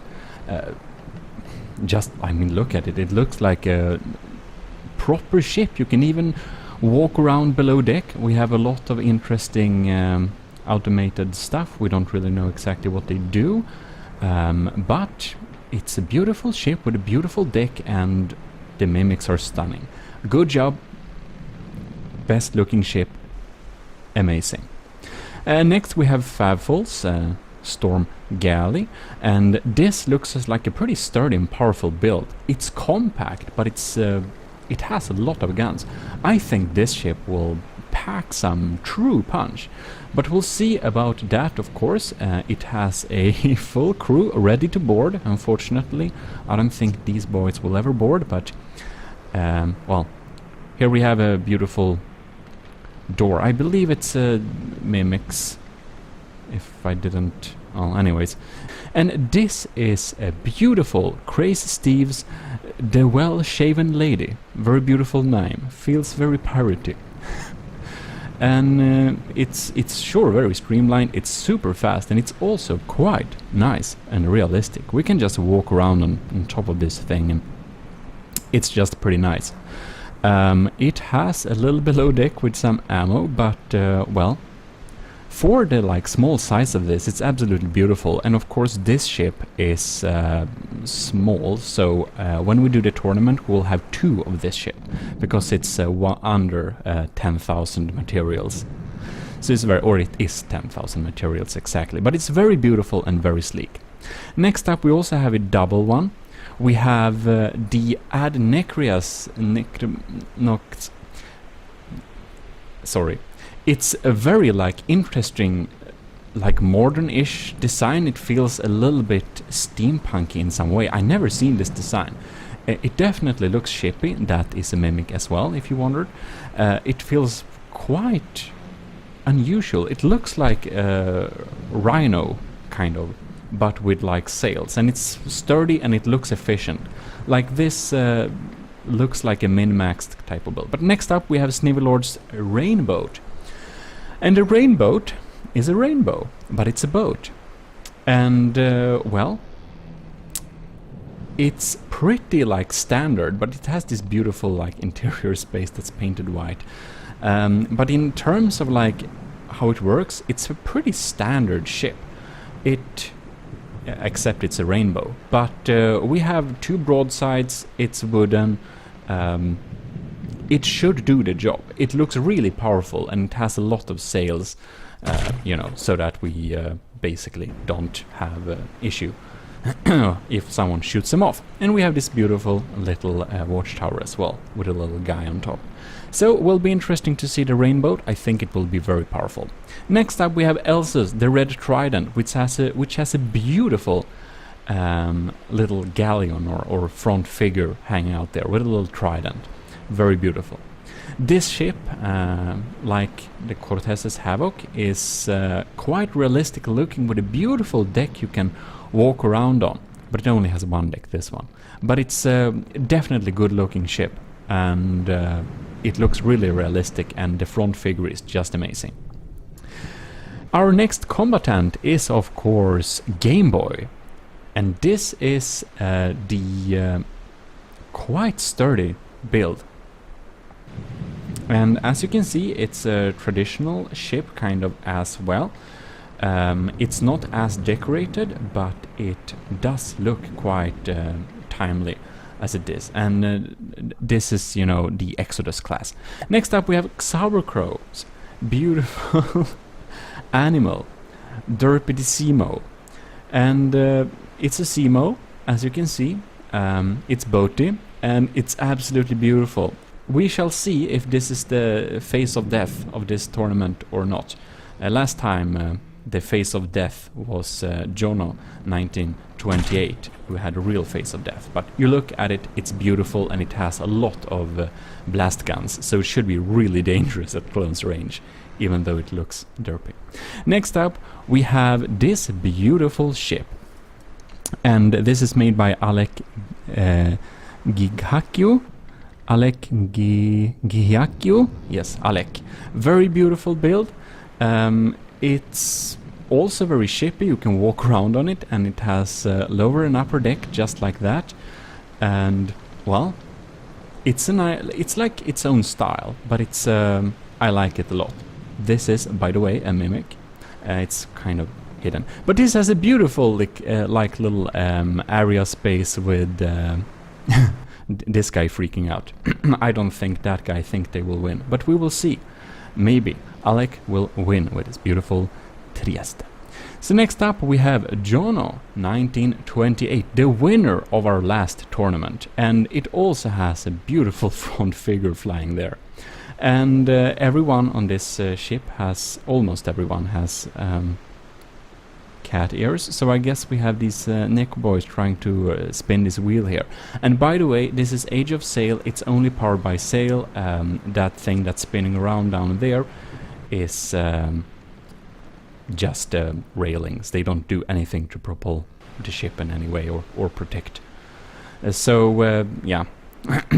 It's just for the looks. But lastly, we have my build. This is, you've seen it on the picture before, but this is the China Ox, and it looks like, I don't know, Chinese boat with a nice little pagoda on it and everything. It's red lacquer and gold. Beautiful. I'm pretty happy with the design, especially with my little front piece, which you'll see later. But we can walk around on this deck, but not as fully as maybe some of the others. Well, it's pretty nice. I'm very happy with it. I hope you think it looks cool too. I hope also it will perform well, because I spent some time to make it like efficient and a little bit fail-safe. But we shall see indeed. I usually don't win my own tournaments. We can walk up here. Very nice.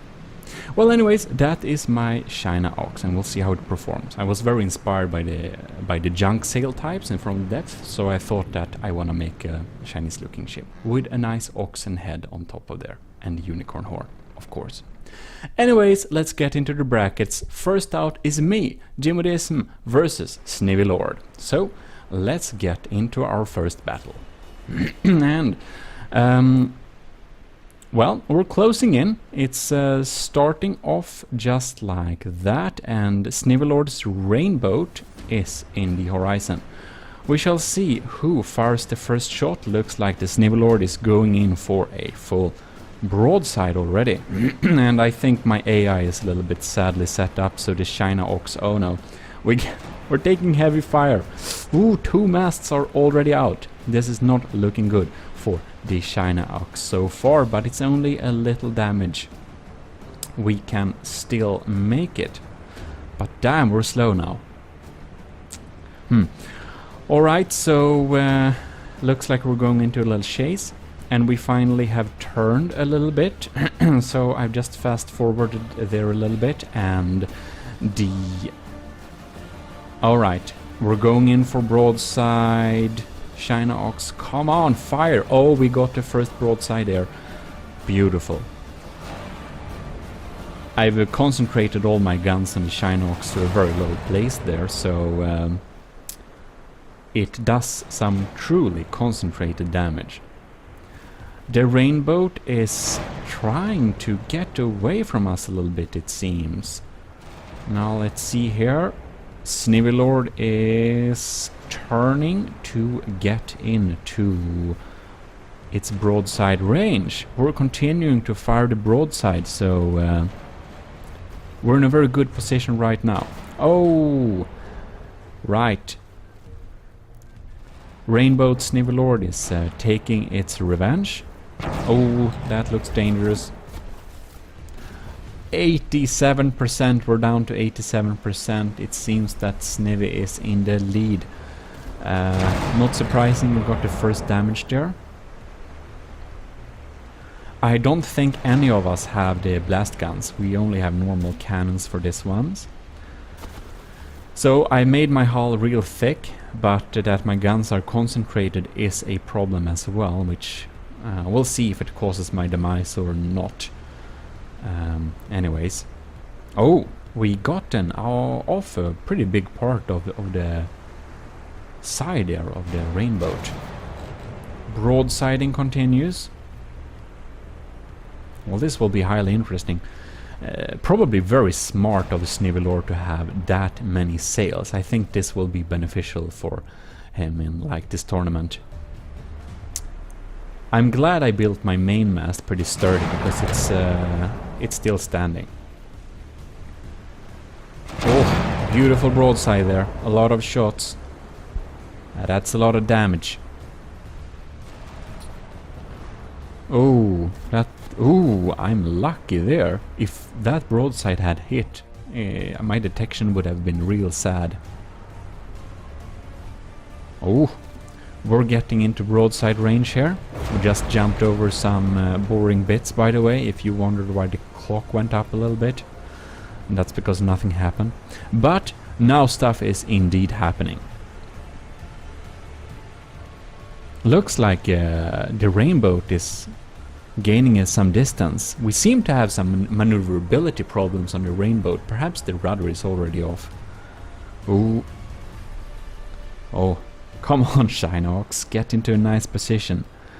GMODISMs, that's mine. Shinox is coming up behind the rainbow for a beautiful little broadside. If it does as I command. I feel like I should have set up the AI a little bit more properly. It's not engaging on further distance. It's really when I get in close. It's a problem. Well, this looks like, oh god, oh yes. We're in the lead. We are in the lead. We're continuing to fire.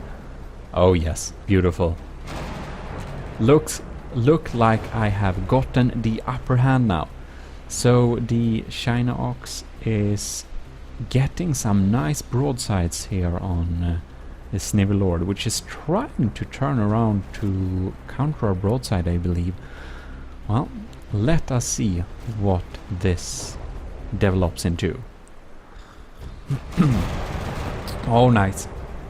Another broadside. It seems like the Snivelord has a little bit problem of seeing the Shinox right behind it. So we can continue our beautiful broadside. Oh yes. Snivelord is down into the 70s, 60s.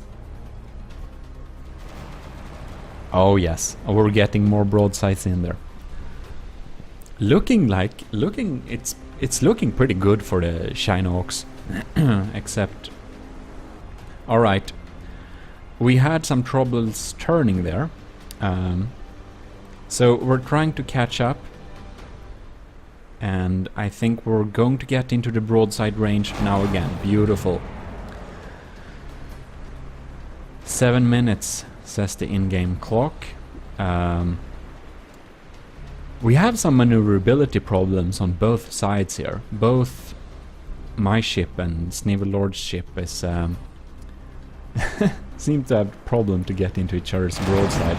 Oh wow, Snivelord is coming back for revenge. Problematic. I still have a couple of more percentage, so that's good. And now we can get into broadside once again, and hopefully Snivelord won't revenge broadside. Come on. Oh, there we go. Fantastic. Fantastic. I think it's pretty safe to say that the first battle of this tournament was won by me. I'm very happy when this happens, because most of the people participating in this tournament is probably better builders than I am. So amazing. Yeah, we're getting down into the 50s, below 55. It will start to despawn, and when that happens, we have a concluded victory, basically, for GMODISM's Shinox. We're in the 80s, and Snivy is down in the 50s. So beautiful. I'm very happy with my design, the Shinox, and Snivelord's Rainbow was a really sturdy build. I think it will do well later on in the losers brackets, but we shall see. I haven't tested the other combatants yet, so we shall see. First battle concluded. Next up is Favful versus Cortez's X. So here we go. Right jump into it. Thuvian Storm Galley. Looks like a compact and powerful build. This will be highly interesting because Cortez's Havoc is a beautiful Age of Sails ship, and it has already gotten its first shots into the Storm Galley. Alright, Cortez is firing on Favful, and Favful is closing in. Does it want to ram, or does it want to broadside? This is a good question. It seems we're going for a broadside, and the Favful is lining up, and why didn't it fire? Alright, Favful has a good position here. Oh yes, oh wow. One of the beautiful masts from the Havoc is down. Cortez must be sad, Favful must be happy, and Favful is turning up. Oh lords, looks like Cortez are having some blast guns. Oh my god, the entire sailing rig from Favful is gone. How is the Storm Galley going to move now? This is a good question. I don't know. They are kind of... Favful is in the 80s. Okay, interesting. Let's see what happens. Seems that the guns are still intact. I think this can still turn around, because I feel that the Favful is a pretty compact and powerful build. So we shall see. Oh, yes, right. Favful also has these ones. Oh, we're...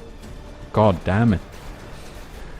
Cortez's Havoc is completely showered in shells. All of the masts are gone. Both of the ships are lined up in broadside, and none of them have sails.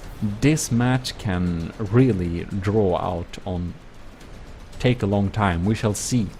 Because Favful's Storm Galley is down into the 70s, and...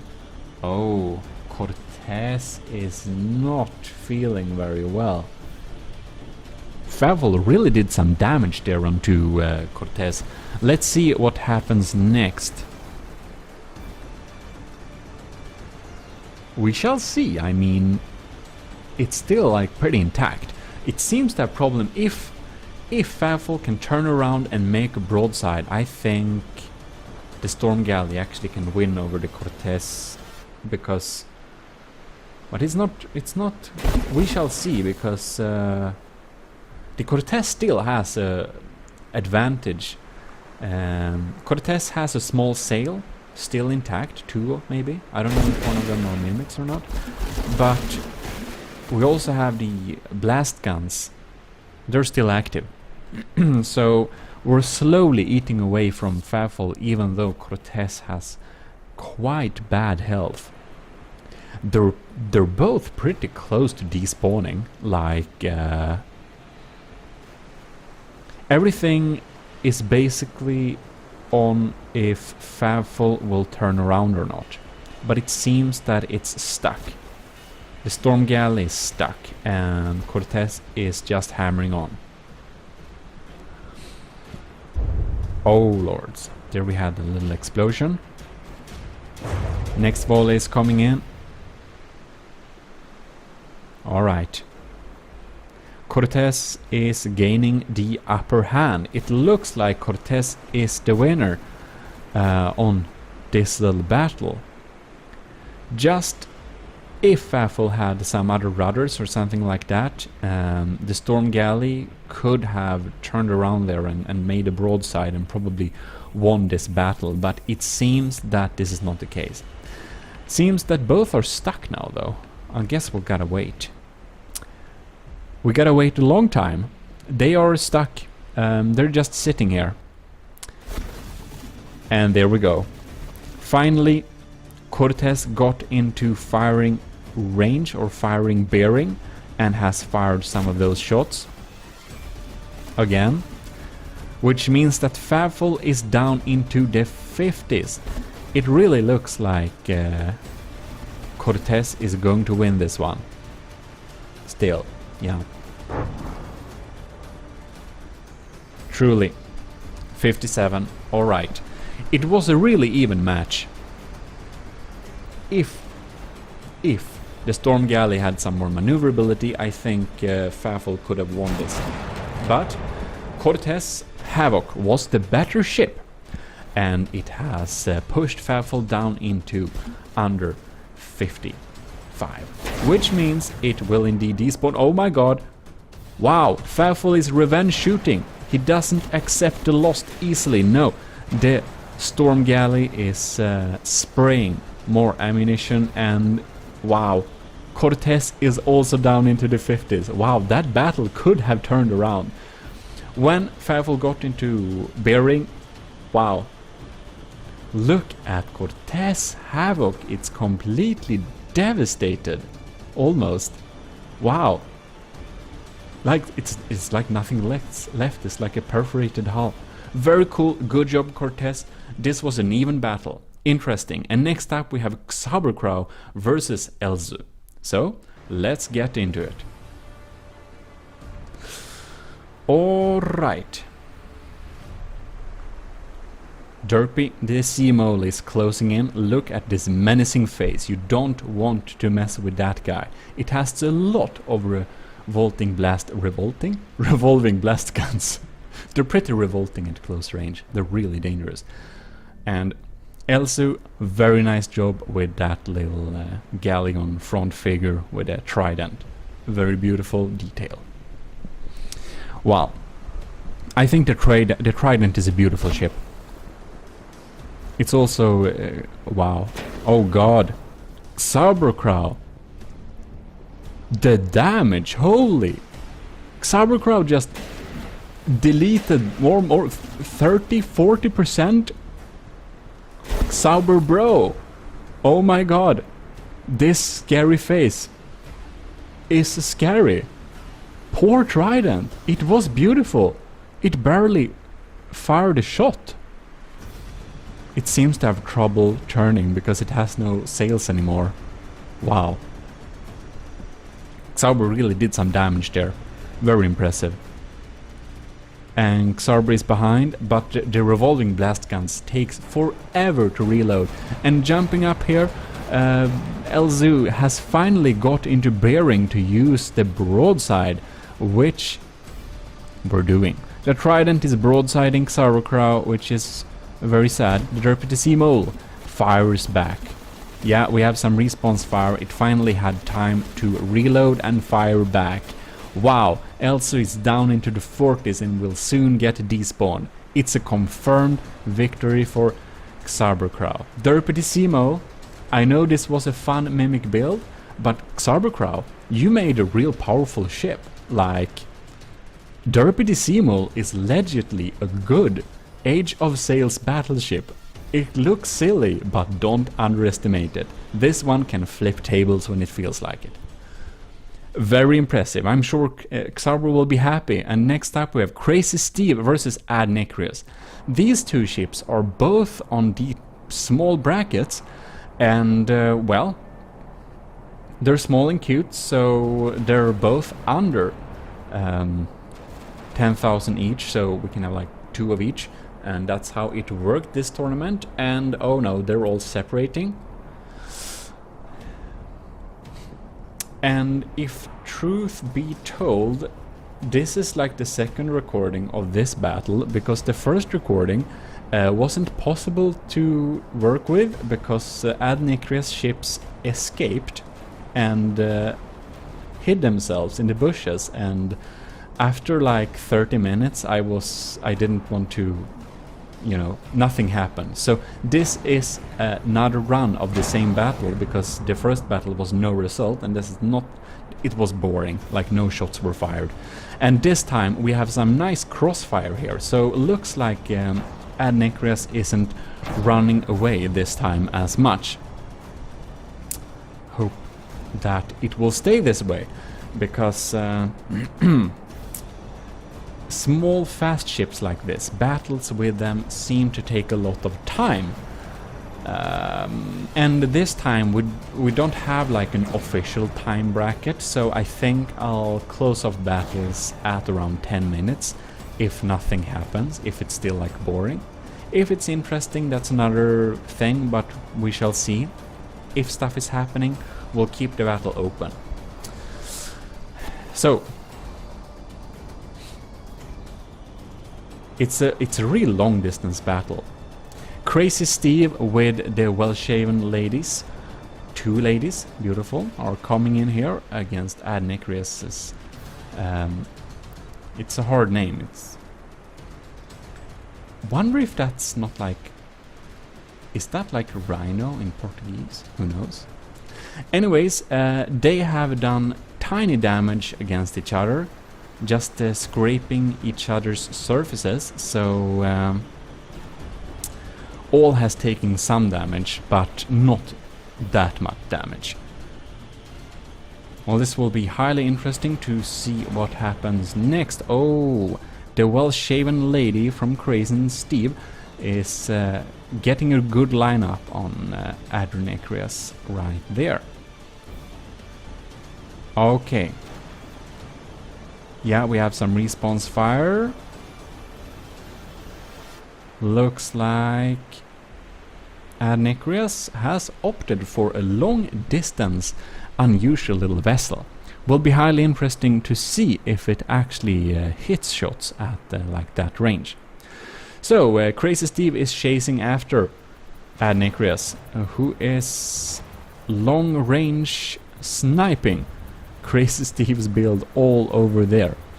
And as surprising as it is, it seems that both of these ships are kind of accurate, so they actually do hit each other sometimes at long range. But this is definitely one of those drawn out types of battles. I think we will probably need to skip some parts later if nothing interesting happens. One of Adnecreus' ships has just straightly ran away a little bit. We'll see if it comes back. Well, one of Adnecreus' ships are valiantly fighting the ladies from Steve, and Crazy Steve's ships are... they're team working pretty well, I must say. I think that they're good team workers. Okay, the large sail is soon going down, it seems like. You can see we get some slow shots, slow hits here and there, but it's not really that often. But I must say, like, Crazy Steve, the well-shaven lady, is a beautiful ship. It looks fast, it is fast, and it's very, very Age of Sail. Very, very, very nice design. Okay. We're definitely sniping here, that's for sure. So everyone is long-range fighting each other. I wonder if there is some team damage here or not. Seems that we are... Crazy Steve is long-range sniping. So it looks like Adnecreus' other ship haven't run around, like ran away yet. Seems that one of the ships is like damaged, and that won't be running very much at all because it doesn't have a sail, basically. Poor thing. Oh, but it gets a broadside opportunity or bearing sometimes, so that's something. Oh yeah. Crazy Steve is team working with his ladies to take this abandoned ship out, which is beautiful. I love teamwork. But it seems that the other ship from Adnecreus is kind of away in the horizon. Where is it even? Is it even helping? Or has it abandoned its friend? Did Rhino 1 abandon Rhino 2? No, it's out there and sniping, so it does something. But one of these ships is down into the 70s, so Yeah, we'll see. We'll see what happens up here. What happens next.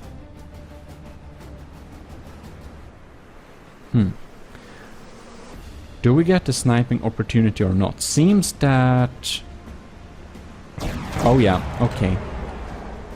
The ladies are continuing to work together to take out the handicapped, damaged Adnecreus ship right there.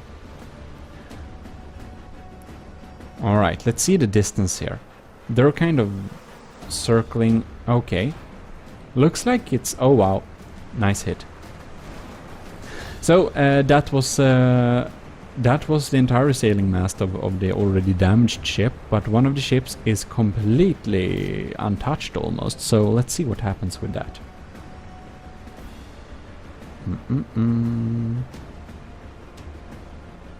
It's very sad. Will it? Oh yeah. Crazy Steve is team working to kill the Nasikornis. Yeah. I think... I don't know how to pronounce Nasikornis. Yes. Anyways, one of the Nasikornises is... one of Adnecreus' ship is getting pretty bad health. Looks like they are going to completely be able to take it out. It's down into the 50s basically. So hopefully the other Adnecreus ship will probably jump in and help its friend now, I hope, because it's stayed into the distance for far too long. It's basically just been sitting there and firing some pot shots here and there and hit sometimes. Anyways, the main mast is gone. Alright, skipped ahead a little bit. This battle is definitely drawn out a little bit, but the ladies, the well-shaven ladies, are continuously team working to take out one of Adnecreus' ships. I'm sorry, I don't know why this is so hard to pronounce. I think I need to read the text every time to kind of remember it. Wow, that's a long-range shot. Will that... How high chance does that have to hit? Oh, 55. One broadside more and one of Adnecreus' ships are gone. But both of the ladies are down into the 70s. Bam. Under 55. A very good job, a very good job. The well-shaven ladies from Crazy Steve has killed one of the opponents. So, one left. Let's see what happens now, because it's kind of far away and I'm starting to worry that Adnecreus will run away again. Oh, we're still firing. And let's see what happens. Like, will it ever? I think this is one of the last shots that Adnecreus fired, and somewhere around here this beautiful little ship decided to run away, kind of. Somewhere around here. Probably. Okay, we got a few more shots there. The ladies are into the 70s and Adnecreus... I should stop trying. It is anyways holding its distance and trying to snipe them off, but it's starting to look like it's going to run away again. The ladies are chasing after Adnecreus. Crazy Steve really wants to meet Adnecreus, but looks like Adnecreus wants to... Oh, no, we got another broadside. That must be some of the last shots, I think. It looks like runaway mood. We'll see. This battle is over 15 minutes. this battle is taking far too long. Like normally, I think I would cut the battle at around 10 minutes, whoever had like the lowest points. But I really want to see, because you know the battle has still been going on. So when stuff doesn't happen anymore, and it looks like it's going to run away, then I think we'll need to cut the battle for whoever has the most amount of percentage. That was the last shots fired.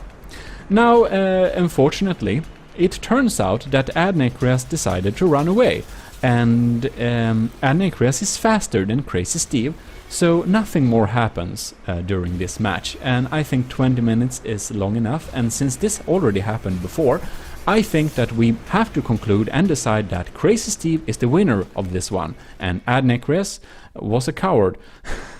Sorry, but it's true. Next up we have Game Boy versus Alec. And hopefully no one will run away this time. Well, we don't like cowards. Coward ships that run away get minus points, especially after 20 minutes. But this time, I don't think we have any of those. I think we have valiant, brave broadsiders. Game Boy and Alec is closing in onto each other, and we'll see who gets the first shots fired.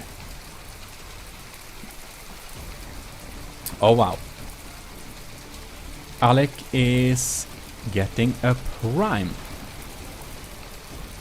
opportunity, but why? But why? Alec, you didn't fire almost any shots. Wow. Alec really missed that opportunity. And Game Boy was able to respond, and wow, Game Boy has gotten a prime bearing here and can really shoot the Tiest's like back room. Or I don't know what that area is called in ship, but where the guys with the maps are panicking, basically. A beautiful weather to honor this location. Of course, both of the ships are in pretty good health, so things can turn around, but Alec basically has no sails. Wow. If Alec would have fired those blast guns during the first opportunity, I think this battle could have gone elsewhere. Because even at this distance, one of Game Boy's masts were taken out. And, yep, well, Game Boy also has this type of revolting blast guns. They're really dangerous, and especially for sails. Looks like Game Boy and Alec are lining up for a pretty nice broadside. Oh yes, HMS Trieste is firing. And Exodus class is pointing towards us. Nothing happened, so we just skipped over this little part, because now the ships are finally lining up for more broadside, and Game Boy got this devastating hit. Oh my god. First broadside and dual revolting blast gun hits just like that. The entire captain's planning map room is basically gone. All the sails are gone. This will be highly interesting to see if the firepower of this ship is damaged or not, because Game Boy is still in pretty good health and Alec is down into the 70s, so oh wow, very nice. Now the blast guns have done its work, and wow, yeah, Game Boy's Exodus class will be quite much slower now. Wow, this is a heavy broadside onto broadside. Game Boy is down into the 80s, Alec in the 70s. Alec still has a chance to win this, but it's really leaning towards Game Boy. We shall see. Game Boy is continuing to broadsiding, and Alex seems to be in a pretty sad state right now. We'll see if it will be able to hit back. It's just floating around there, like no steering rudders and no sails. Well,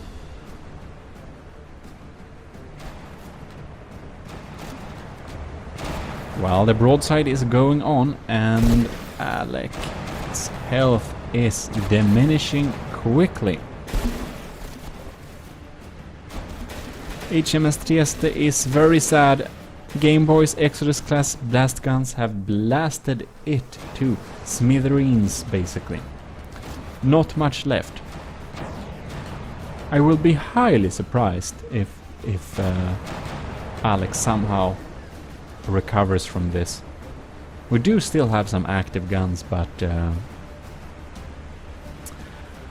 basically no rudders, I think, because it seems like Alec can't turn anymore. We're down into the 50s, and it's not looking like we're going to get out of it either. Probably just another broadside, and I think that Game Boy indeed will win this one.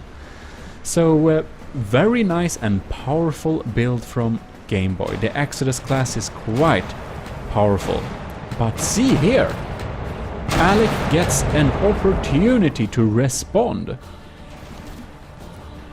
If the blast guns would have been active there, it would have a small chance to win. Well, Alec is not going to die easily, but is fighting to the last drop of blood. Very valiantly. No coward ships this round. But, alas, Alec is down under 55%, and Game Boy's Exodus class is the superior ship. Congratulations! Quite damaged, but still up and fighting. True powerful. I think Game Boy has a good chance to win this, but we shall see. And there we have it. Jono will jump into the winners bracket because he won the last tournament, so we saw so much of him. So first out is GMODISM, that's me, versus Cortez. Two winners battling on. So this will be highly interesting. The Cortez is a beautiful yet powerful ship. It dealt with a storm galley indeed, and of course my China Ox somehow defeated the rainboat from Navy Lord. It was really powerful. Let us see who gets the first shots here. Oh, jump around a little bit there. So they're slowly closing in, and it looks like Cortez unfortunately will have the first round. I'm of course unbiased, even though it's my ship down there. China Ox, come on. Anyways, Cortez is fire. Did he hit anything? Oh lord, the revolting blast guns. We got a full broadside down onto the Havoc right there. Interesting. Broadside versus broadside. This is how I imagined the Age of Sails tournament. Wow, this is so powerful. We shot off one of the beautiful masts. Sad to see it go, but it was necessary. Now we don't have much broadsiding anymore. Okay, let's see if the ships will turn around. Damn. The Havoc is pretty quick, but our broadside is in bearing and we can pound on there. We're still in bearing. It seems that Cortez might have an issue with turning. No, it's coming around. The Havoc is getting into bearing. Well, this shall be really interesting. No, seems that Cortez decided to turn away a little bit. Wonder if there is some problem with the rudders there. That's possible. China Ox is coming into broadside bearing pretty soon right there. Nice volley. That's a lot of damage. Cortez Havoc is down into its 70s. Oh, the revolting blast gun is on us. China Ox took some damage, but wow, I must say I was real lucky there. Alright, and now we are sitting ducks, almost. Well, it seems that my China Ox has a weird AI and it likes to go on close.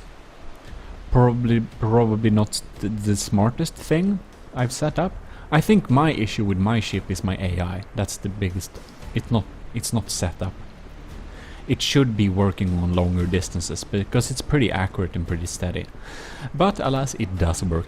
And the China Ox is lining up the Havoc for another broadside, and it looks like Cortez steering is real sad.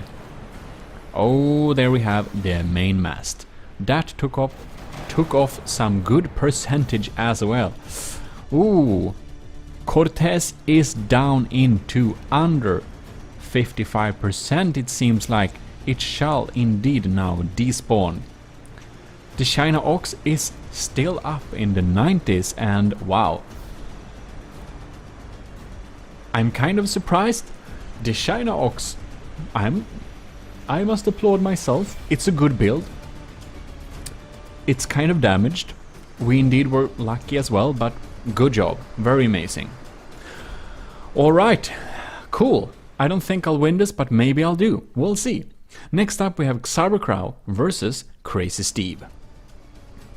So Crazy Steve's the well-shaven lady is a smaller ship, so we have two of them, and Cybercrow is a heavy, derpy Seamole, which comes in close with some real dangerous close combat abilities.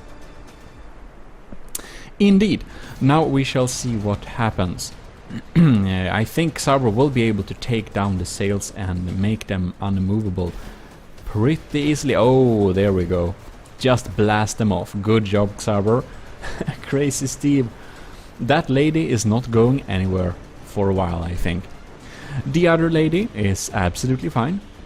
Crazy Steve has made a really efficient and fast ship. It's powerful yet super quick. I think it's the next most quick ship. Oh, Xauber is blasting away the sails of the other lady. We'll see how this goes. Xauber is still in the 90s, and that is, well, everyone, maybe? Okay. One problem Xauber has, though, is that the reload speed of those revolving blast guns are pretty long. Oh no, look at its face, it's kind of gone. So sad. Anyways. It's like a zombie derpy, the Seamole. And looks like Crazy Steve has lined up for some broadsiding. Wow. But I still think... well, we shall see. I think perhaps Cybercrow wins this one. It kind of depends if he's able to get in close, or if Crazy Steve eats away from further distance. Bam! Oh! Xauber is down into the 80s. Nice shot, but he's still getting broadsided. They have a nice little broadside exchange. If that was a close range, one of the ladies would have been dead. It's down into the 70s now. But the other one is more fine. So, yeah, and it's quick. It's really quick. It's lining up shots there. And Xauber's health is diminishing. Derpy the Seamole might be a submarine mole soon. Let us see. No face left. Some of the guns are still active, but you can see there that one of the batteries have been shot off completely. Bam, more shots. Oh yeah. Oh yeah. Looks indeed like the ladies are ganging up on the mole and Seamole. Oh, percentage is dropping indeed. Xaber, can you recover from this? Come on, line up, broadside and fire. Oh damn. Was that the last battery? No guns left? Alright, it looks like Xaber is not going to recover from this at all. No. Nope. Crazy Steve's the well-shaven lady is a highly efficient combatant.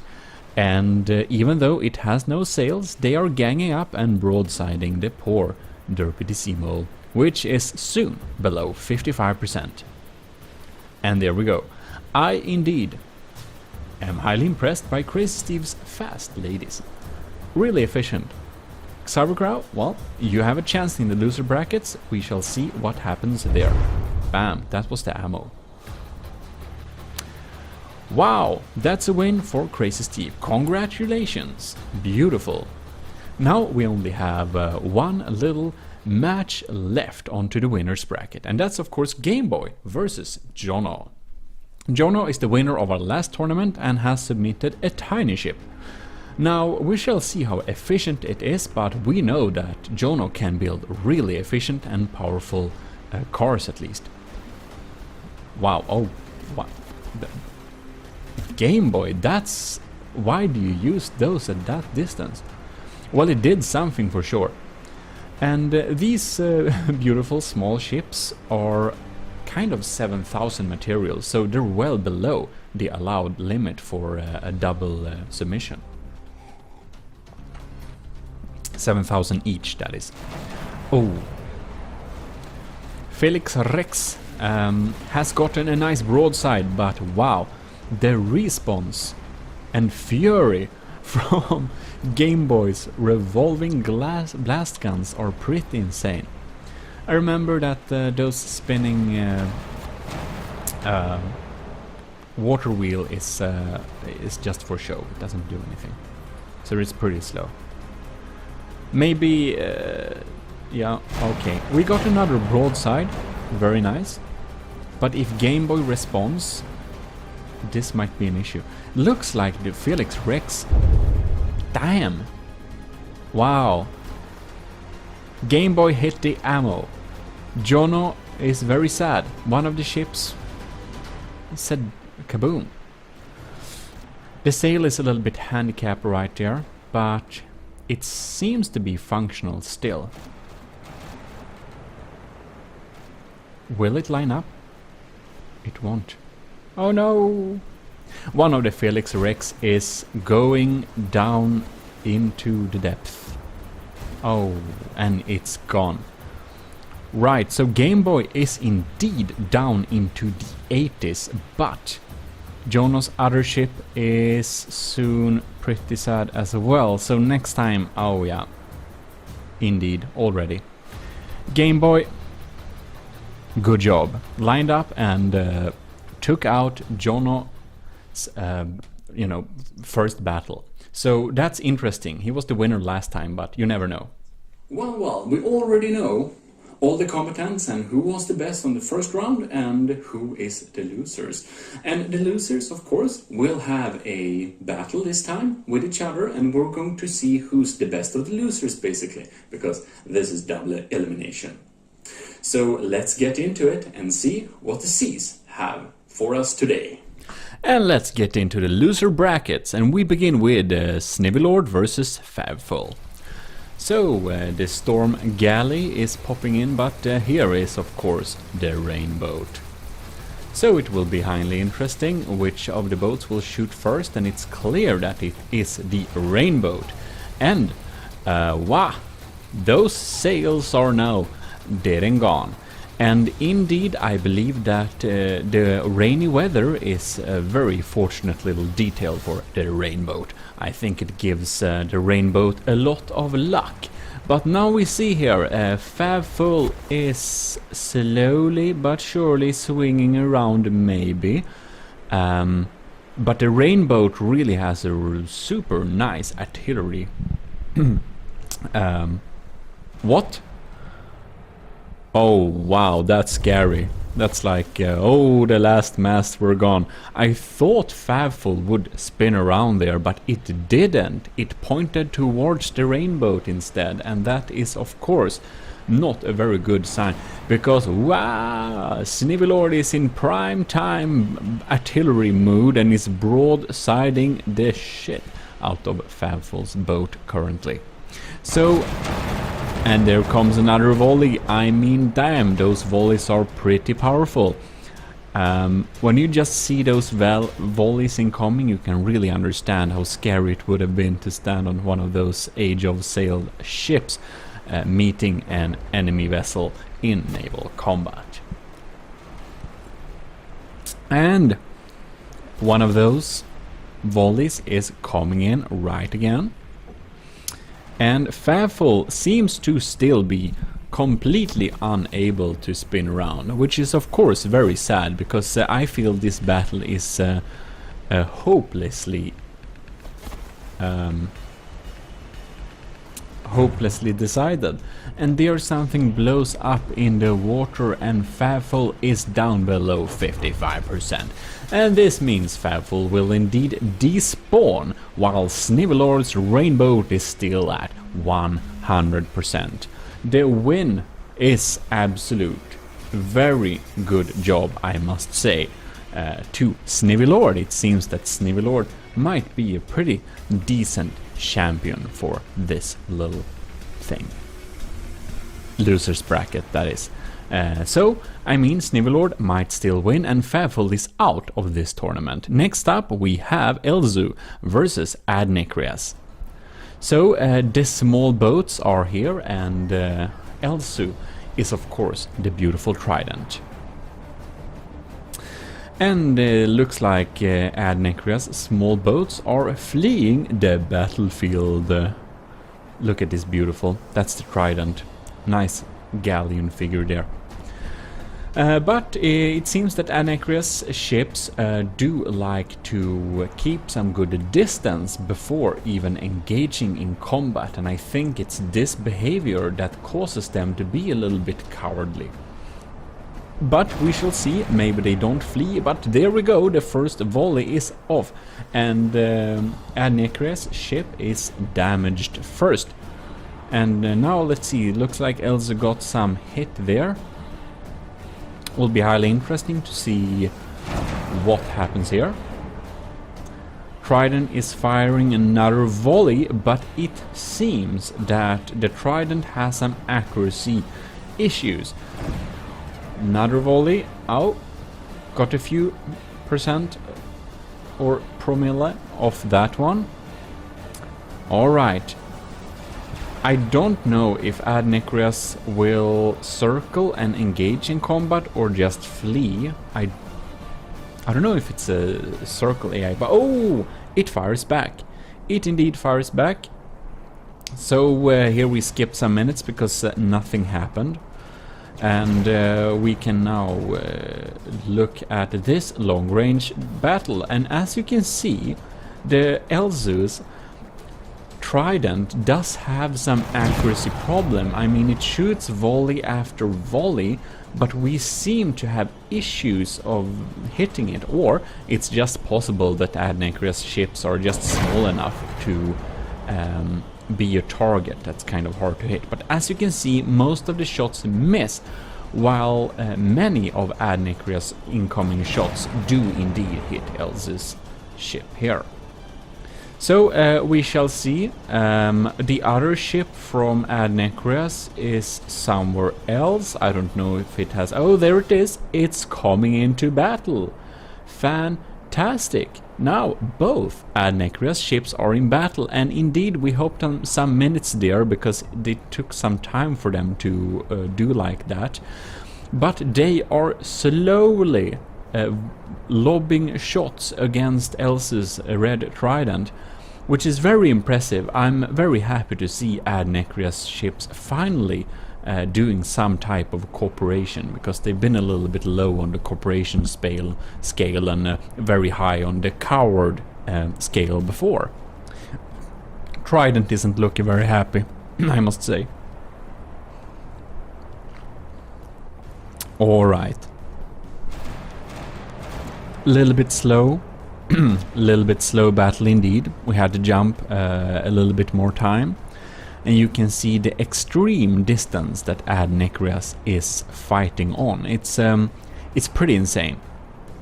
That ship is of course closer, but the ship that's further away is really far away.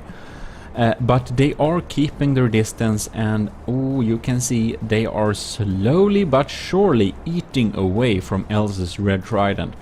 So if Elzu can't get in some good hits on Ad Necreas, Elzu will have some real trouble hitting the enemy, because we are indeed not facing a broadside to the enemy. And there we go, it's already 7 minutes, and you can see the sad state of Elzu right there. And well, it's down at like 84%, and Ad Necreas is still pretty high on the percentage scale. So it will be highly interesting to see if this can flip around or not. There we fired. Oh! My ladies and gentlemen, that was quite an explosion, and Elzu is now down at 74%. I can indeed conclude that that was the ammo storage, and hopefully not all the ammo, because if it was, Elzu will have trouble shooting its guns at the enemy. And here we have Ad Necreas popping up and down here, stably trying to get Elzu in his broadside's eye range. Oh, here we have some sniping, prime-time sniping by Ad Necreas to shoot off some mats. Elzu seemed to indeed have some arrow barrel more somewhere, because it could fire back there. Very fantastic. But the percentage of the Elzu side is not looking too great, and well, we're not going very fast either, and it's just a question of time before the last mast, yeah, it's now gone. It's now gone, and Elzu is a sitting duck below 55%, which means that we can conclude a victory for Ad Necreas ships. Alright there, Elzu, the Trident, a beautiful ship, but we will unfortunately not see any more of you. But Ad Necreas will get more chances in the losers bracket. So let's pop up here, and we can see we have Alec Gihakio versus Jono 1928, I mean.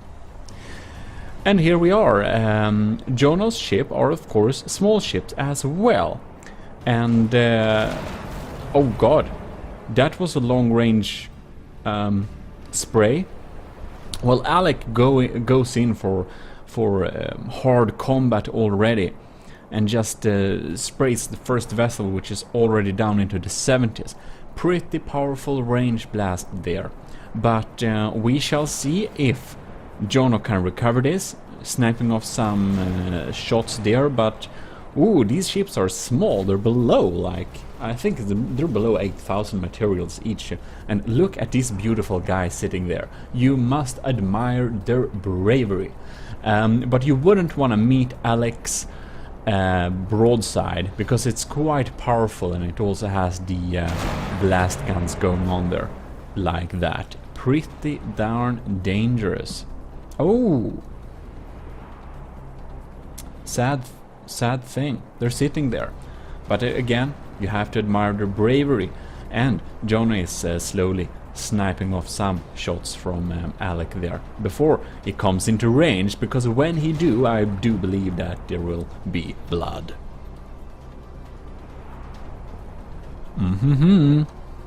We're coming close, and I think we can expect the revolving blast guns to... No. Wow, how did the blast guns not activate there? That was prime time to take it out, but woo, about taking out, those sails are goners. I must say that Alec's maneuverability on this ship is pretty damn good.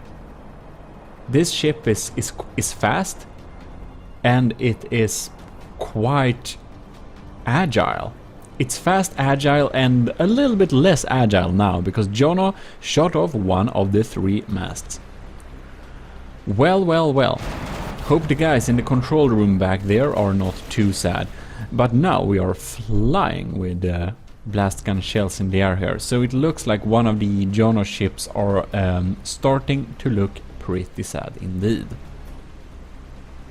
You can see them in the control room here. They're not panicking too much, I think. But we shall indeed see. Sometimes the battles flip quickly. And here we can see the Neko boys are working on and making the spinning wheel work. Except it doesn't. Oh wow! What a spray! That mast is definitely dead, and that ship is below 50%, which means it's very sad. And it's now gone.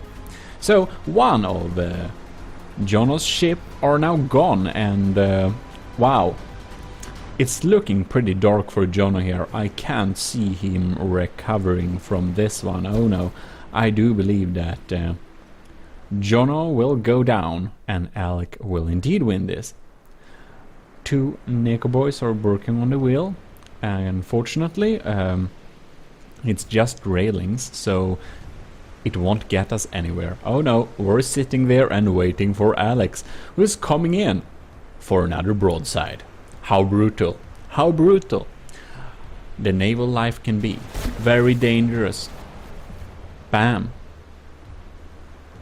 Well, does the guns even work? Come on, Jono. Give us some revenge shots at least. What are you doing? Alec, come back.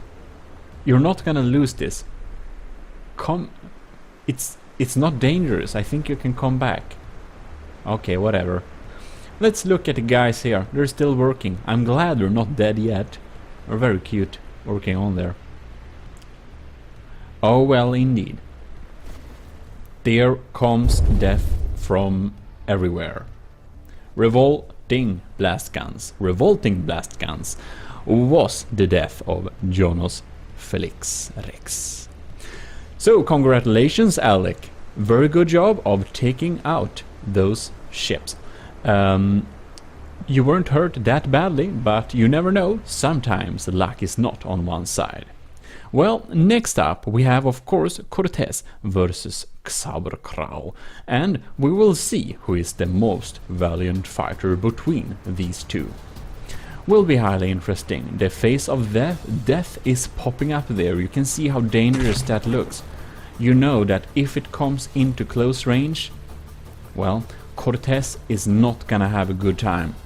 But Cortez can perhaps fire the first shots, and if he does, it's... oh no, he doesn't. That spray death, oh god, it's 60%, down to 60%. Oh lord. Cortez,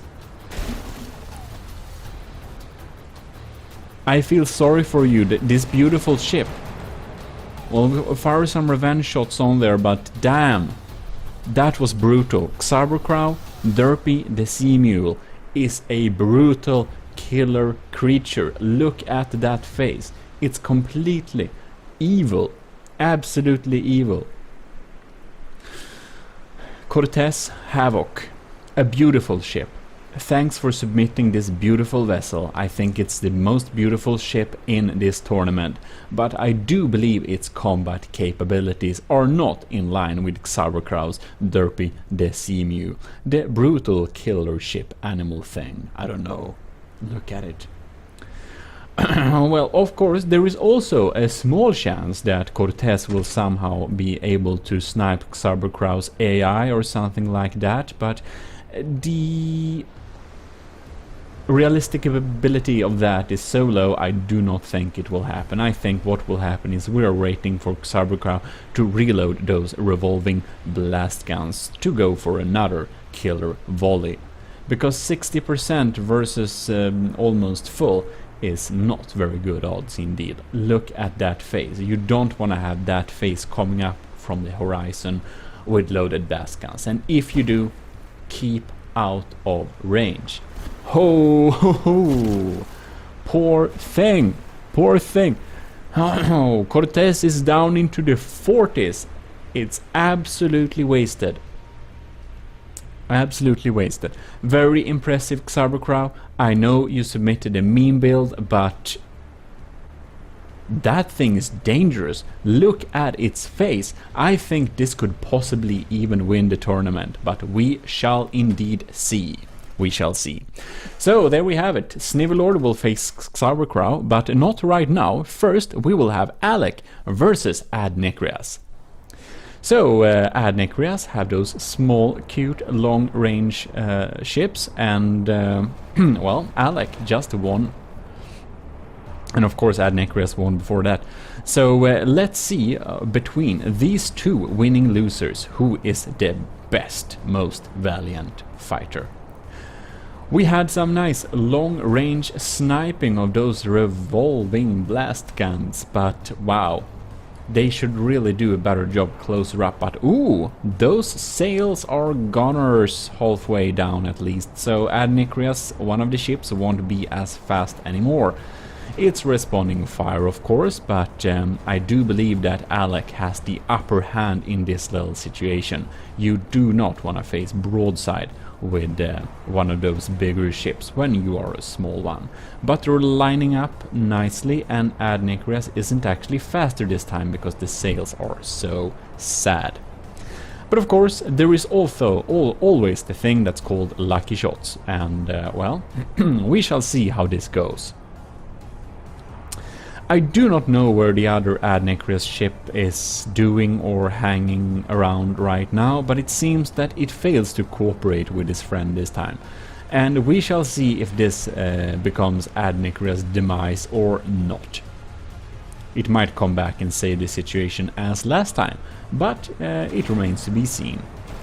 Oh, more revolving blast gun shells incoming.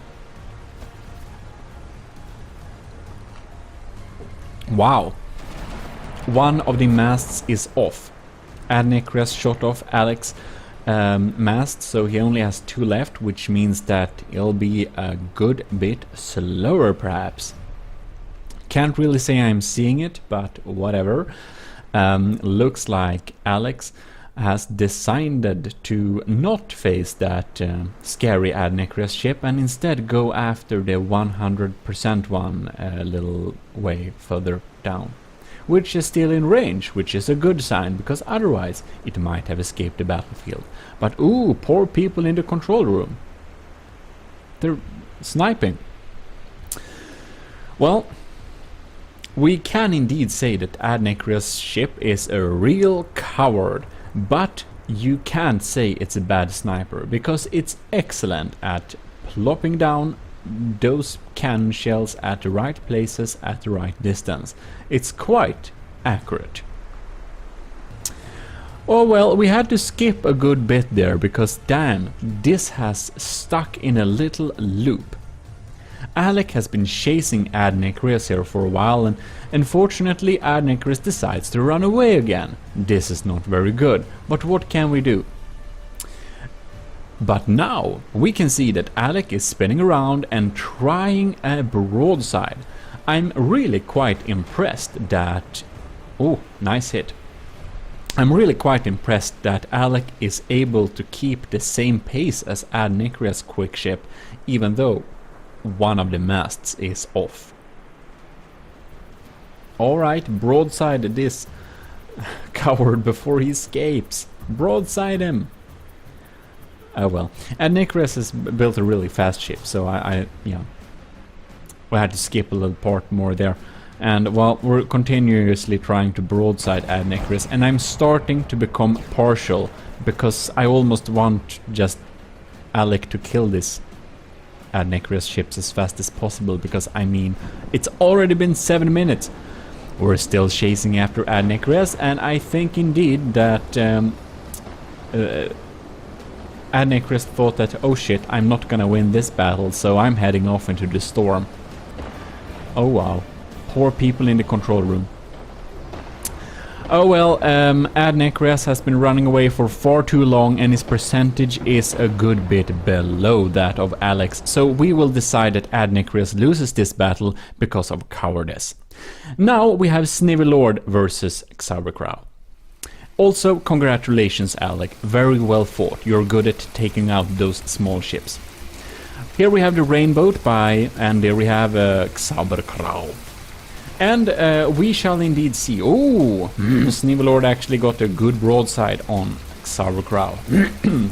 And hopefully this will be enough, because I think Xaberkrau will get on close and finish him pretty quickly. Look at that face. It's absolutely terrifying. You don't want to have that face in the horizon. Look at it. It's absolutely terrifying. It's also been turning quite for a while, so we'll see when they catch up. Sometime. Oh lords. We're coming in here. I'm thinking we're starting to get the right angle. Come on, Xaberkrau. Finish him! Oh, the spray has gotten on. Quite dangerous indeed. Well, we shall see.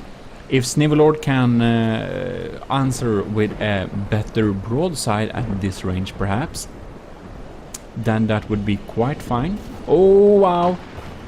Xaberkrau is dangerous. Those guns are indeed super dangerous. I'm starting to think that Xaberkrau indeed will win this. I'm thinking I can already write it down. I think... Oh, dangerous, dangerous. It's hard to withstand this. Look, the side is gone, but ooh. Snivelord is responding to fire. Maybe I am wrong. Snivelord has a lower percentage, but... Oh, Xaberkrau is dropping. Oh lord. We have an AI kill. Damn, ladies and gentlemen, Snivelord killed Xaberkrau's AI, so he died instantly. I was very sure that Xaber would have won that battle, but this is not the case. Snivelord's Rainbow is the more valiant fighter, and Xaberkrau, I'm sorry, but you're out of the tournament. And here we have it, Snivelord is indeed the winner, as I knew from the beginning. So, Snivelord versus Alec, two very valiant fighters. Which of these winning losers will be the most valiant one to be able to go into the main tournament? Well, that of course has to be decided by battle. And who's lining up? Oh, it's Snivelord is lining up for a powerful broadside in the front here. But, oh, no, really? Alec, I know you have the revolting blast guns. If you just would have fired those at the right moment at Rainbow. If you just have sprayed Rainbow there, you would have almost guaranteedly killed him. But this is not the case. Something made Alex not fire those revolving blast guns. So we're going for a normal broadside here on the Rainbow. And of course, it's still pretty even, the percentage is equal, and there goes the blast guns at totally the wrong distance. Well, from the depth is also a lot of luck, but now we're having true naval warfare with broadsides, 2 masts! The Rainbow, Snivelord, wow, you're accurate, you're so accurate. Taking down 2 masts in one shot, and the 3rd mast is almost off. Ooh, wow, all the masts are off. Snivelord, you have made a quite accurate Rainbow. I must be very impressed. And I'm also very happy that I somehow won against the Rainbow. Maybe me, GMODIST, has a chance to win this tournament. We shall see in the next part, of course, because I didn't lose a lot of battles. But Snivelord is really powerful, and Alex is down into the 70s. Alec, if you just would have fired those revolting blast guns at the right moment, I think you would have been the winner of this one, perhaps. But you didn't. And here it goes, completely bombarded by Snivelord's super dangerous and scary, and very scary, broadside artillery thing. Of course, Snivelord is coming in here, and there is of course a chance that he'll get AI killed or something by Alec's broadside, but Alec is a sitting duck right now, so it remains to be seen what going to happen. But the fact remains that Snivellord is in the 90s and Alec is in the 70s. Another broadside, very scary. Just so accurate. A lot of shots. Well, ladies and gentlemen, who do you think will win this one? I'm betting for the Rainbow by Snivellord. It's quite indeed powerful, and Alec is down into the 60s. Poor thing. I wonder if they survive in the control room or if the control room is completely gone. Looks like it's almost gone. Oh well, poor things. Well, ladies and gentlemen, Alec is down below 55%, which means that you can see the sad faces of the control room. They will not be able to recover from this. Very good job, Snivellord. The Rainbow is the best of the losers, and that means that we will see more of the Rainbow during the next and last part of this tournament, which is the finals, where the winners of the winners and Snivellord, which is the winners of all the losers, will indeed face each other to see who's the best one. Anyways, Alec, beautiful ship, you had a good chance to win this, but this time Snivellord's Rainbow won this. Congratulations, Snivellord, we'll see you more next time. Fantastic, beautiful thing. And there we have the brackets. Snivellord, GMODIST, Crazy Steve and Game Boy. We're facing each other next time for the last part of this tournament. And second place, which will of course, as always, be decided by Battle Royale. Welcome to the third and final part of the Age of Sails ship tournament. Today we're going to find out who is the first, second and third place. And the second place is, as usually, decided by Battle Royale.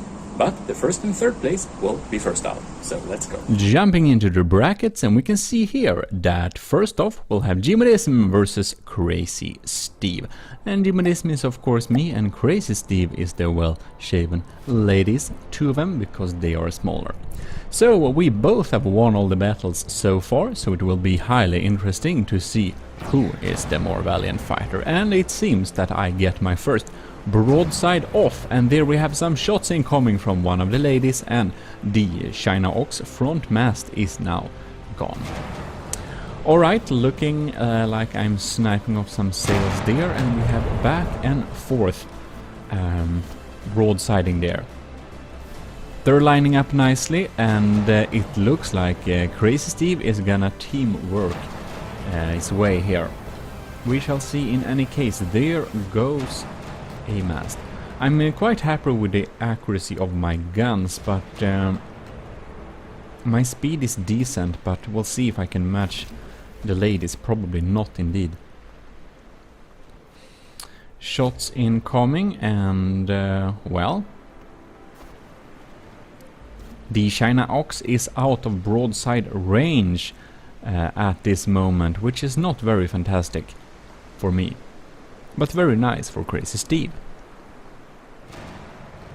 Oh, incoming shots in the front there. China Ox taking some heavy damage. My percentage for the China Ox is not as good as Crazy Steve right now. Let's see if we can recover and spin around this. The China Ox is pointing towards the lady. Will it broadside? I'll really need some broadside now to be able to get some shots in there. And there we go. No. Come on, China Ox. Point your side towards the enemy. Nothing is happening. Oh no. And now something is happening, but well, Crazy Steve is firing some shots on me, and oh, there I get away some broadsides on one of the ladies there. But oh yes, that ship is starting to look a little bit sad. But the other one, the other lady, is at 100% still. So Well, we shall see indeed. I don't know what it is doing because I didn't see any incoming fire recently, but we can see that I think that lady has some worse firepower now. I think we shot off most of it. Here comes the other well-shaven lady. Beautiful name of a ship. Two well-shaven ladies battling the China Ox. Sounds like a title. Anyways, they're lining up.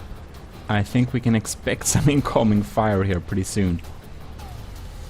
Oh yes, there it goes. Did it do team damage? Perhaps it indeed did. Oh well. Hard to avoid sometimes. Come on, Shinox, do some respond the damage. My AI is struggling here. The Shinox. Come on, GMODIST, at least you can take that poor thing. That's standing around there, maybe. Ba-dum, ba-dum, ba-dum. Prime time broadside right there. So the percentages are starting to look pretty equal, but damn, that wasn't too great.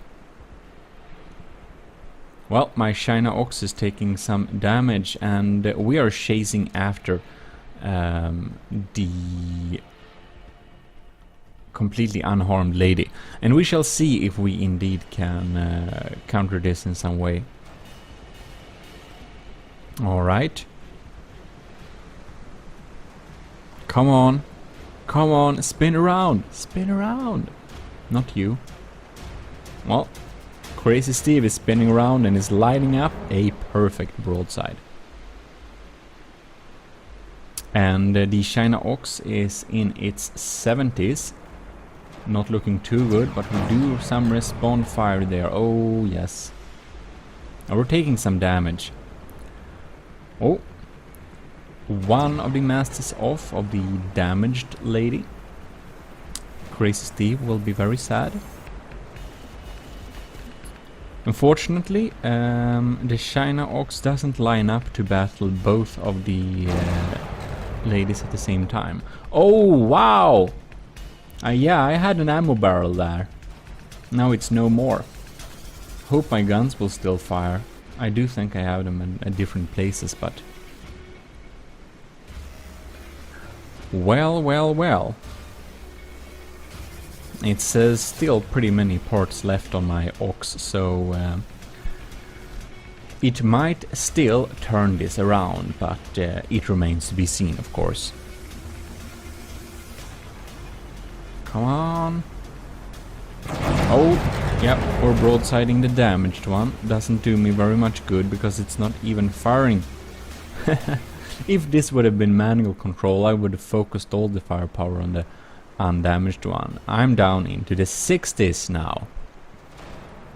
Not looking good. More incoming fire. Yep, they're dealing some good damage. That's for sure. Alright. Let's see. Take a look at the Ox here a little bit. You can see the pavilion, or the ramen stand as Sauerkraut call it, is completely gone. And there I had most of my detection systems. So we're probably a little bit handicapped in terms of accuracy now. That's not too good. We're missing most of the front of it. Come on, lady, spin around. No, not lady. Come on, China Ox, spin around. And the Ox is gone from it, so you know the oxen head in the front. So you might forgive me for mixing them up a little bit. Damn, that did a lot of damage. It's completely empty. The pavilion is almost gone. Very sad. Well, well, well. Let's see indeed.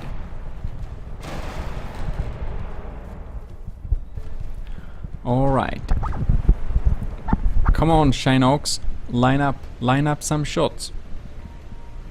It doesn't. So, my Shinox seems to be a good bit stupid today, sadly.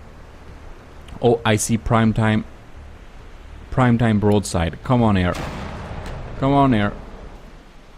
Oh no. Or all these guns offline? No, they're online. Bam! Oh yes. Take out the sails.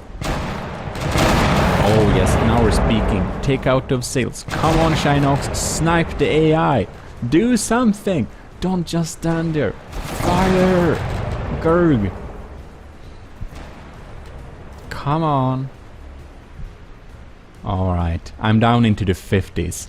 This is not looking good. Other 55%, my ship will despawn. No, do not focus on that one. Focus on the dangerous one. Come on. Oh well.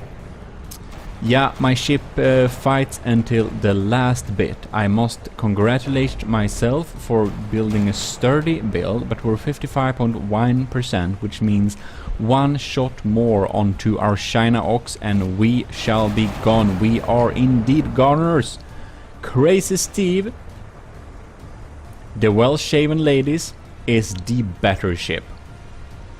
Sad story, China Ox. You couldn't win this. Couldn't win this. Of course, there is still a very small chance that the China Ox can win this, I believe, because I haven't lost the battle before this one. But it's looking very good for Crazy Steve. Well, Crazy Steve was able to win over my ship, so that's fantastic. One loss for me, and next up we have Snivy Lord versus Game Boy, because Snivy Lord has defeated all of the loser bracket people, and Game Boy has done pretty well indeed. Pretty powerful build. So we shall see if the best of the losers is better than Game Boy's Exodus class. Rainbow is popping up and is firing the first broadside straight into Game Boy Exodus class. I think this will be a quite even battle. Both of these builders are very skillful and have a similar design, even though Rainbow opted for only long-range weapons and, and Game Boy also opted for mostly long-range, but a bit of those revolting blast guns.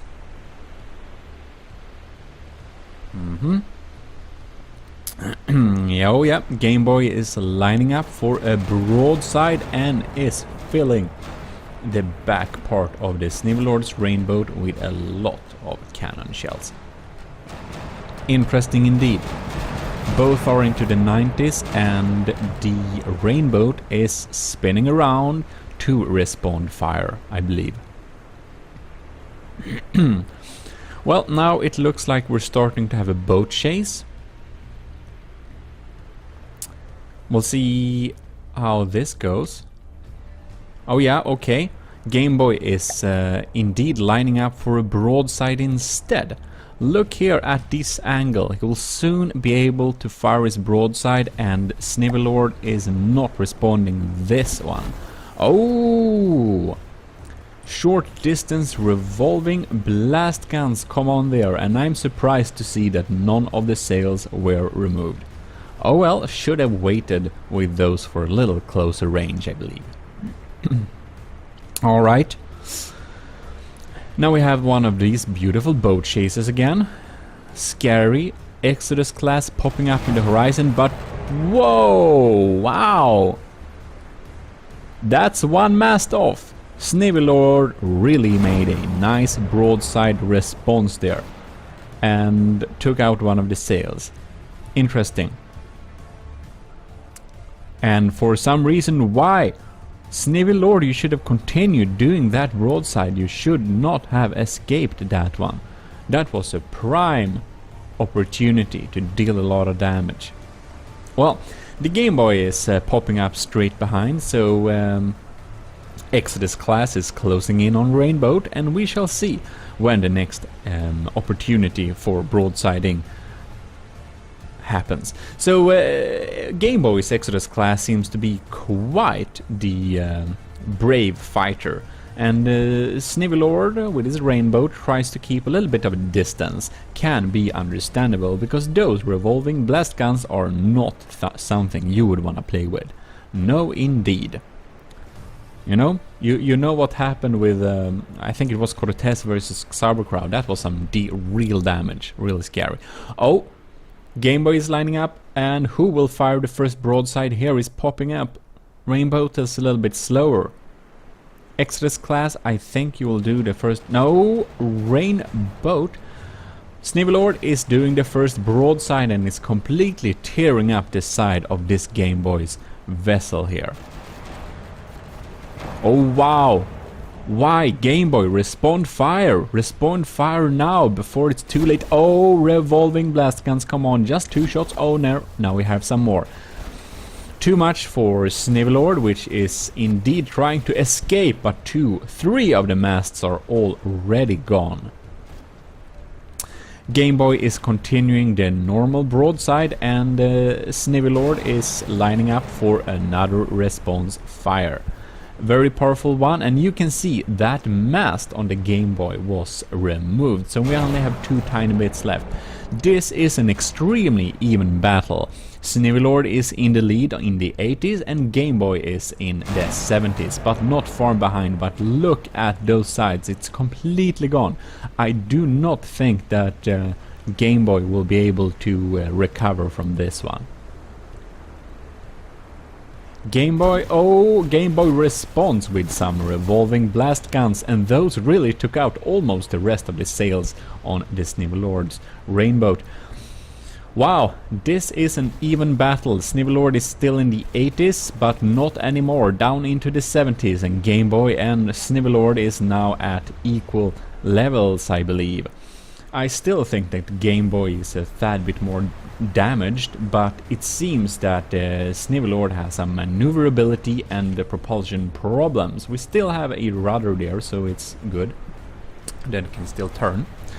But we shall indeed see how this one develops, because Snivelord seems to be unable to line up for another broadside when Game Boy comes here behind. If Game Boy would stay behind Snivelord and just continue broadsiding, that would have been almost a guaranteed win, as long as he can spin around, but that's not how AI works. No, indeed it is not. Oh, Game Boy is lining up for a broadside.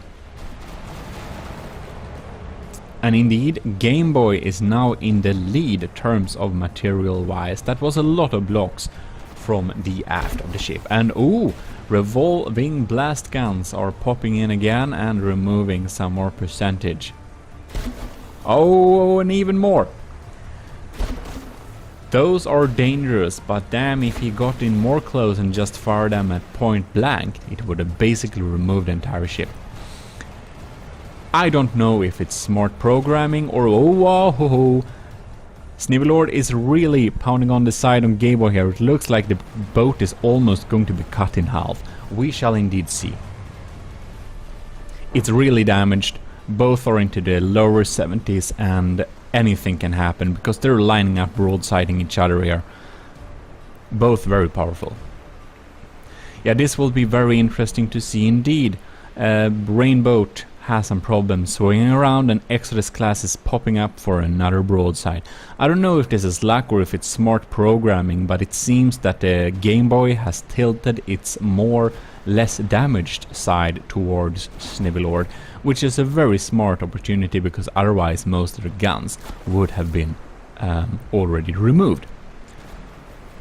Because Snivelord's sniping capabilities is nothing to play with too much.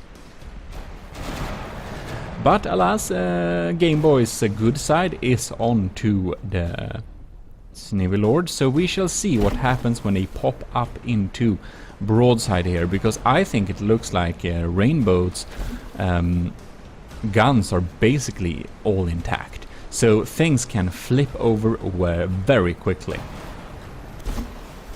Well, that's bad aim. But one of the masts are off and oh, Rainbow is pounding onto Game Boy.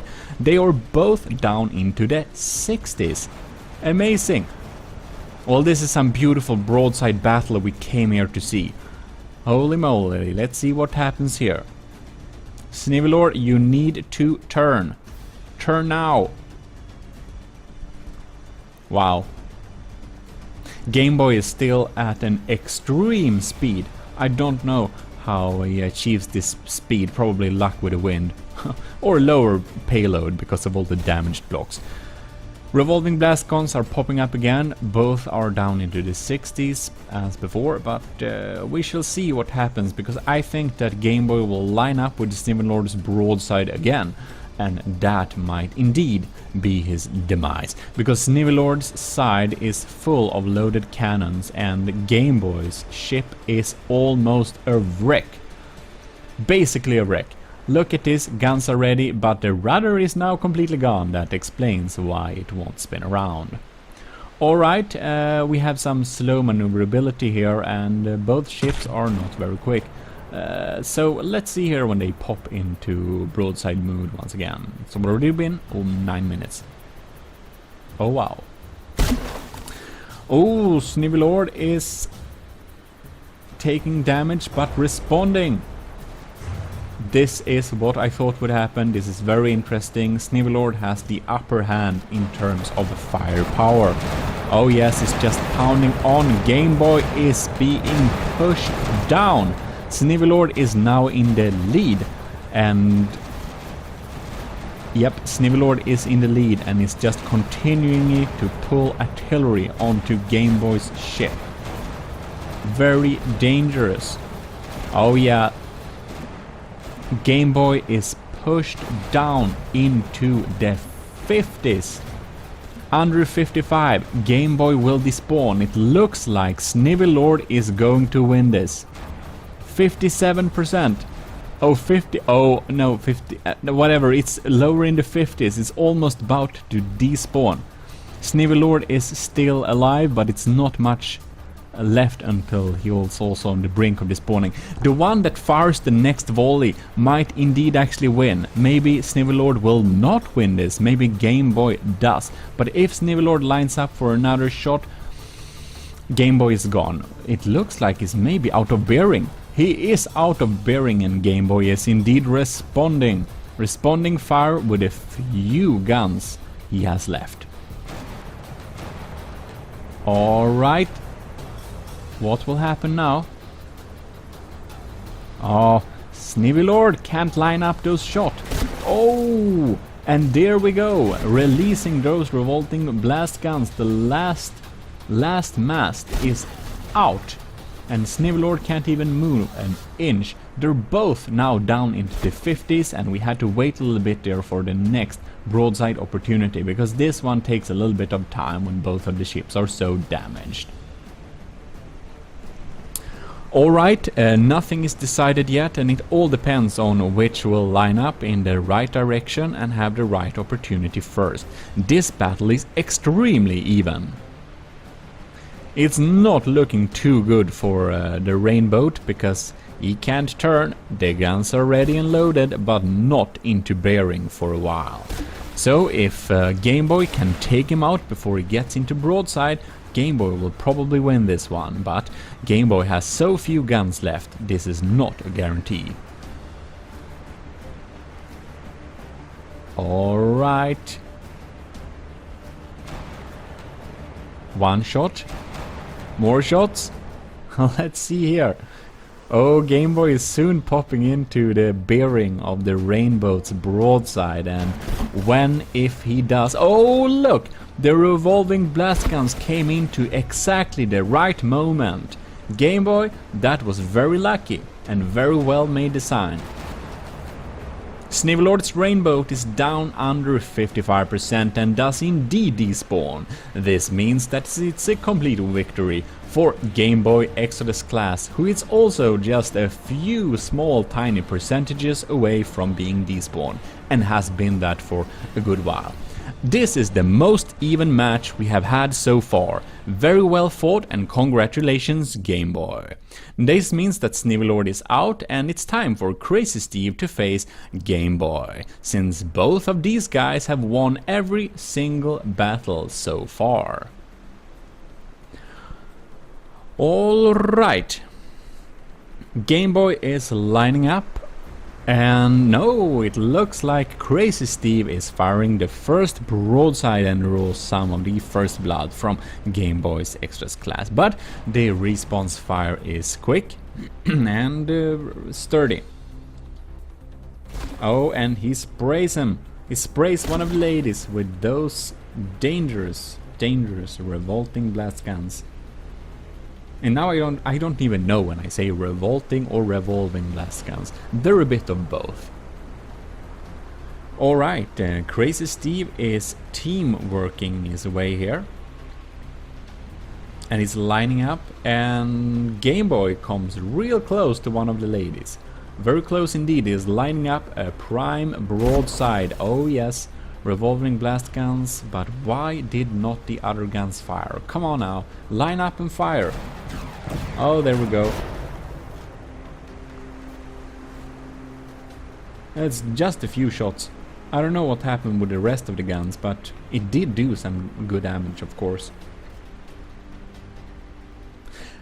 Crazy Steve's well-shaven ladies are much easier to take out when they are damaged in movability, because they're bopping and jumping around a lot. Oh wow. Well, there we have some nice broadsiding. Oh, the main sailing mast is shot off. Well, good job, Game Boy. Exodus class sniped that one. Response fire from Crazy Ladies. We had to jump a little bit because some parts of this battle is slow. Having one of those smaller, longer range vessels can draw out the time of the combat quite some time. Well, we're doing nice broadsiding back and forth, and I would not want to be Crazy Steve in this particular moment, because broadsiding with a Game Boy Exodus class is not a fun experience, as Snivellord can testify to. Looks like Game Boy is able to battle both of them at the same time, but Game Boy has still taken some good damage. The well-shaven ladies look friendly and fast, but they are not friendly at all. They pack some good punch indeed. There we had some explosion.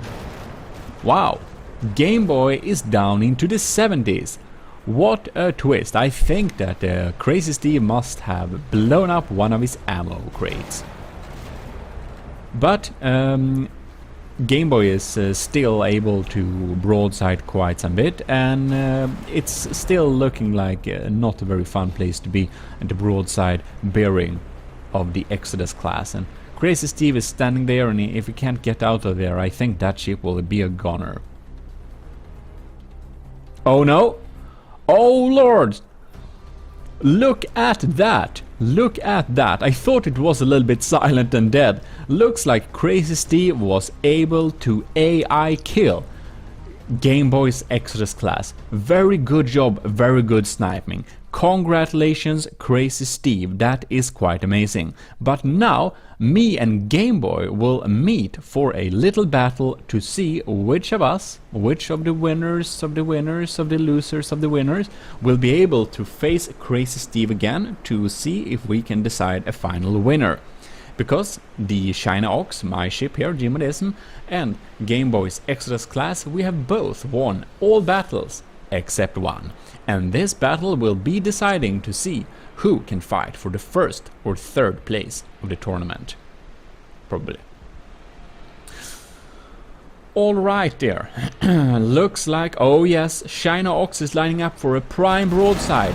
Very well done. We shot off one of the masts, but I would have liked to see some more damage out of that. Come on, China Ox, do some more damage now. Come on, oh yes, more broadsiding. It's looking good for the China Ox. Amazing maneuverability, nice firepower, but we need to be watchful so that we do not get hit by these revolving blast guns. There they come, the revolving blast guns are live at close distant range. It's not looking as good for the China Ox anymore. Look at that hole in the hull. Absolutely dangerous, but we are not damaged that much yet, so we are still responding fire. And our sniping capabilities with the China Ox are quite decent indeed. Well, this is certainly a very interesting battle. Game Boy doesn't have too many percentages intact either. Both of our ship is somewhat equally damaged. Oh, more revolving blast guns. These things are dangerous. Alright, let's see what Game Boy comes up with here. He has the nice bearing, but the China Ox is spinning around. And oh yeah, incoming volley there. Game Boy in its 80s. China Ox 2. Wow, that's some good damage to the sails. China Ox has done something really smart. We have pointed the undamaged side towards the enemy. It's completely unintentional, but it's luck. Alright, come on, pop up here. I'm waiting for my China Ox to get into broadside combat while we have a nice opportunity. China Ox is in the lead because Game Boy has more percentages damaged. My mainsail is looking a little bit funny. Huh. Alright. Oh no! Game Boy lined up for a perfect broadside there. Not good for me. Come on, China Ox, respond fire or perish.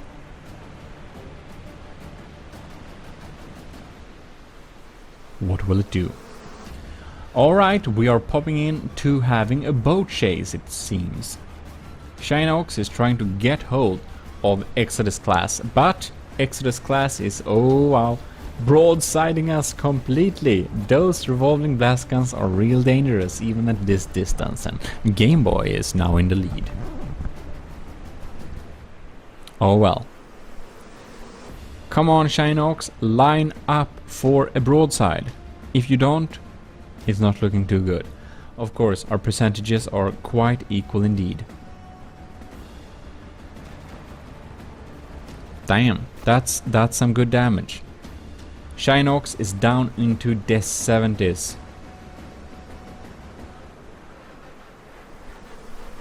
Come on.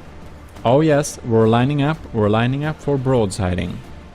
There we go, beautiful broadsiding. Come on, China Ox, continue doing that. No, no, what are you doing? Don't exit broadside, get into broadside again.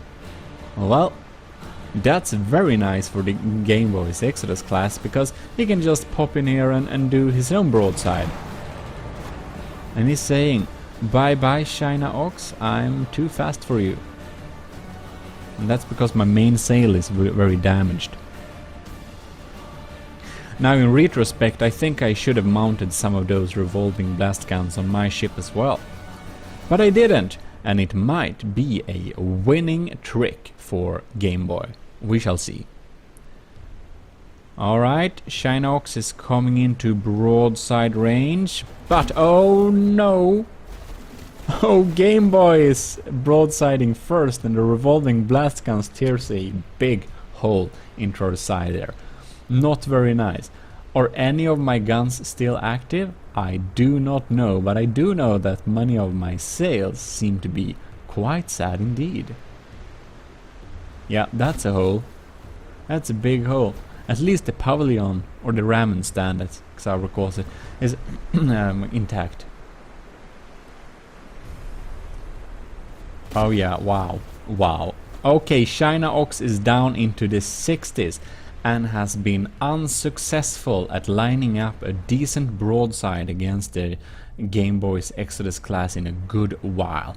So we shall see if there is a small chance we can turn this around.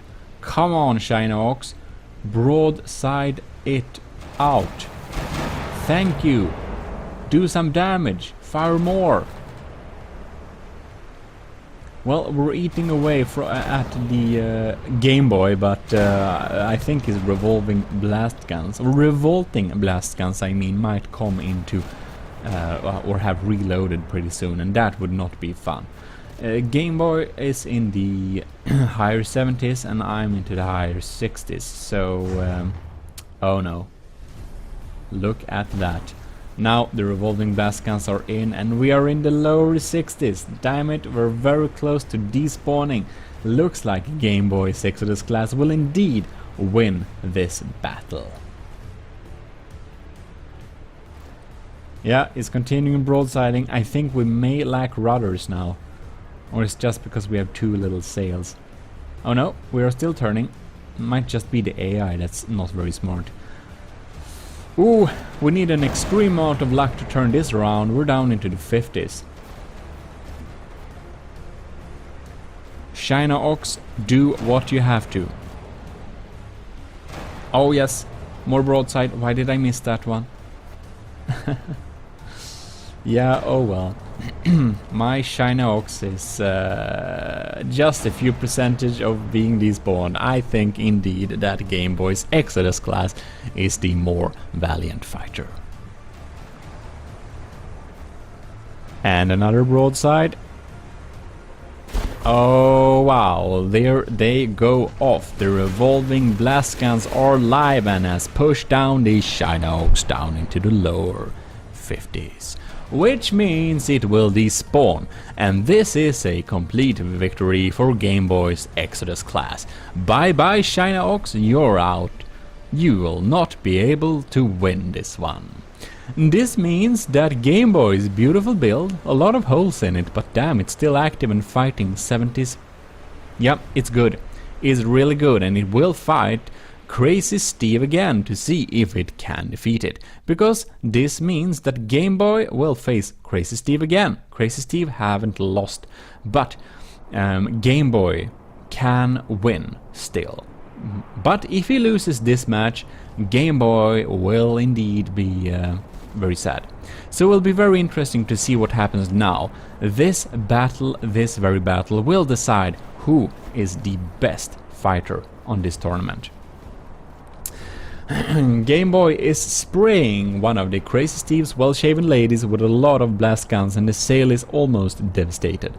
But the guns are still active, and we shall see indeed what will do the most damage. The revolving blast guns are of course better at closer ranges, but now we seem to have a little bit of long-range combat. The Game Boy's Exodus class is super quick, but I can see that it indeed lost one of the masts, which of course will make it a little bit slower. Crazy Steve is cooperating quite well with his two ladies, and they're ganging up very well on Game Boy, as before. But if Game Boy just can get a little bit close, I think that the ladies will be very sad. The Exodus class is not something you wanna play with close range broadside, as I can testify to extremely well. Alright, here we come up. No, come on Game Boy. Oh yeah, there we go. No. Why? Game Boy, come on, that was prime time. You lost two sails. Game Boy has no maneuverability left basically. Very sad. But that is the broadside I'm speaking about. If it just would have lasted a little bit. Oh yeah, there we go. There we go indeed. Well, that's a very sad Crazy Steve well-shaven lady right there. I don't know if its guns are still active. It is. Right, Game Boy is into the 80s, but one of the Crazy Steve's well-shaven ladies are very sad. The other one is at 100%, so we'll see how this one goes. Oh, wow! Good sniping, Crazy Steve. Amazing sniping. Now Game Boy has no more masts left. This will of course be not very good for his maneuverability capabilities. I think that the bearing will more depend on where we will point. And it seems that the rudders are quite intact on the Game Boy's Exodus class, so let's see what it does. If it just points broadside and fires at the enemy, I think Game Boy might indeed win this one anyways. Seems that Game Boy is deciding to always point towards the enemy, and this is a dire mistake. Because if he does, his guns will never be able to broadside. Oh! They had thought... No. No. Okay. They had a smart... It had a smart thought and regretted it. But we are broadsiding the damaged one, and the revolving blast guns are on. Damn, that's some damage. That's some damage. Game Boy basically executed one of Crazy Steve's ship just straight off there, close combat with revolving blast guns. Bam! That's completely despawned, and suddenly Game Boy is technically in the lead. With a good marginal. Very interesting. Okay, Game Boy, just line up that broadside to the other lady and you might indeed win this still. Except it looks like you're backing away and are facing the enemy. This is not very smart.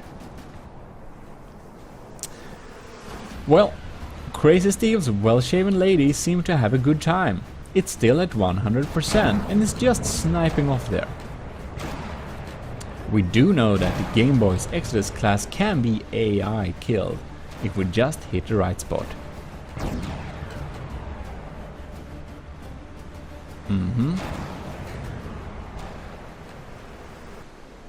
And we needed to skip a little bit there because it took some good time for us to spin around. And now the Crazy Steve's lady is coming in to more broadside the Game Boy's Exodus class, which is still turning and pointing towards the enemy. And that's very lucky for the ladies, or one of the ladies, because one of the ladies is already dead. It's just pumping up and down like that. I love how the Crazy Steve has made his ship move. It's really cool. Oh well, Crazy Steve's well-shaven lady is sure a very valiant battlecraft, and it's lining up and firing more broadsides, and Game Boy's Exodus class is continuously pointing towards Crazy Steve. This time it would have been smart to not have any rudders to spin around with, because damn, Game Boy's Exodus class is down into the 50s, and it really looks like Crazy Steve is indeed going to win this one. Crazy Steve, if you win this battle, you are the winner of this tournament. And it looks like Game Boy is helping with that, because Exodus class is deciding to point towards the lady all the time, and does not seem to do anything smarter than that. And that, my ladies and gentlemen, looks like it's going to be Game Boy's demise. Game Boy is down into the 57, and Crazy Steve is not way near Game Boy's broadside, which is still dangerous, by the way. So, just a few more broadsides, and we shall see. If not, it gets too close, then Game Boy might decide to get into broadside range and fire back, but it looks like the well-shaven lady keeps its distance. Very smart. Oh, lining up for more broadside, and 54%. We're down under 55%. This means that it is a confirmed victory for Crazy Steve with his well-shaven ladies. Congratulations, Game Boy's Exodus class is devastated, destroyed, perforated and defeated. This means that Crazy Steve is the winner of this tournament, and Game Boy will be at least third place. So the last battle is the second place and will be decided by Battle Royale, as we always want to do it on this channel. Congratulations, Crazy Steve, you are the winner of this tournament, but right now we will decide the second place one. And of course Game Boy can be second place if he wins the Battle Royale, but he will at least be third place. That is in any case decided. So let's jump into the Battle Royale, and we have all the contestants right here. And we have a smaller issue with the frames per second, because I'm recording this on my laptop from 2017, so that is as it is, but I do believe that we'll still be able to perform this battle quite well. And we can see that the CMU has released some of its revolving blast guns and dealt a lot of damage already. And of course it's hard to follow where everyone are and where they are. as you probably have noticed,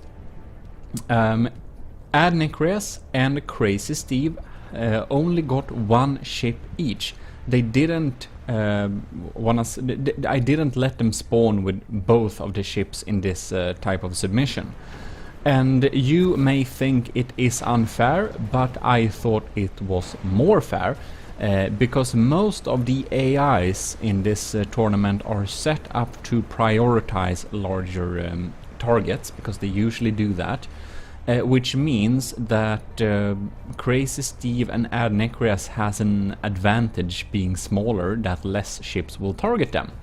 So that's why I only spawn one of them each, and you might think it's unfair, but then you may think so, because I think it's more fair. You know, Fiddler won the second place on the ground tournament, even though he was quite defeated during the regular battle. So, of course, this Battle Royale only decides the second place.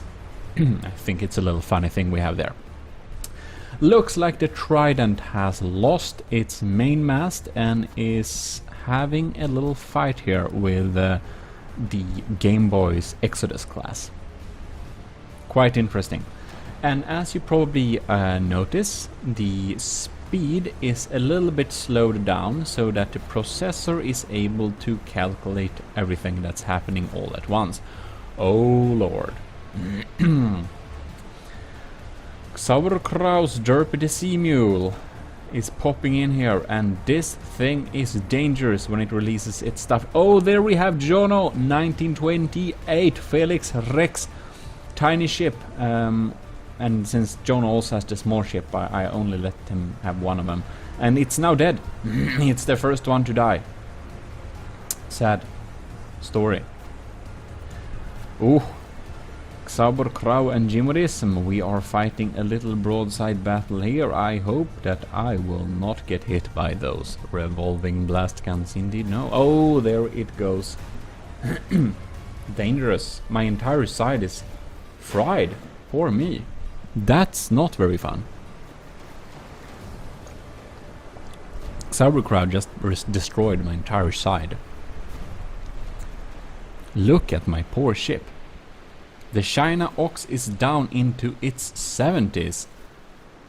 Sauer, how can you do this to me? And it's spreading its shells all over the place, and oh, there we go. Poor thing.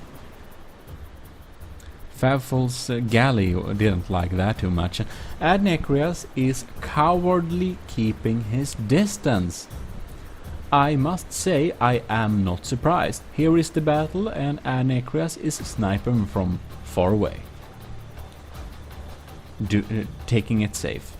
Anyways. Sauerkraut is fighting strong. I think he might indeed win this one. Favfol's Throvian galley, storm galley. The storm galley isn't looking too happy. It can still turn and fire, but its mast is gone indeed. Alright, how is the Rainboat doing? We know this is a very strong combatant and should indeed fight well, but it already has lost a lot of its masts here. It's only one left, so it's not going as fast as it should. But at least it's looking more happy than the Red Trident, that's for sure. Oh, and the Game Boy also has no mast. Poor thing. It's just sitting there. It has a mast, but no sails on it. Well, it's exchanging some shots with Alekihakios HMS Trieste. So, what's happening here? Oh yeah. Cortez isn't looking too happy. No. Only one mast left, but it's completely broadsiding Crazy Steve there.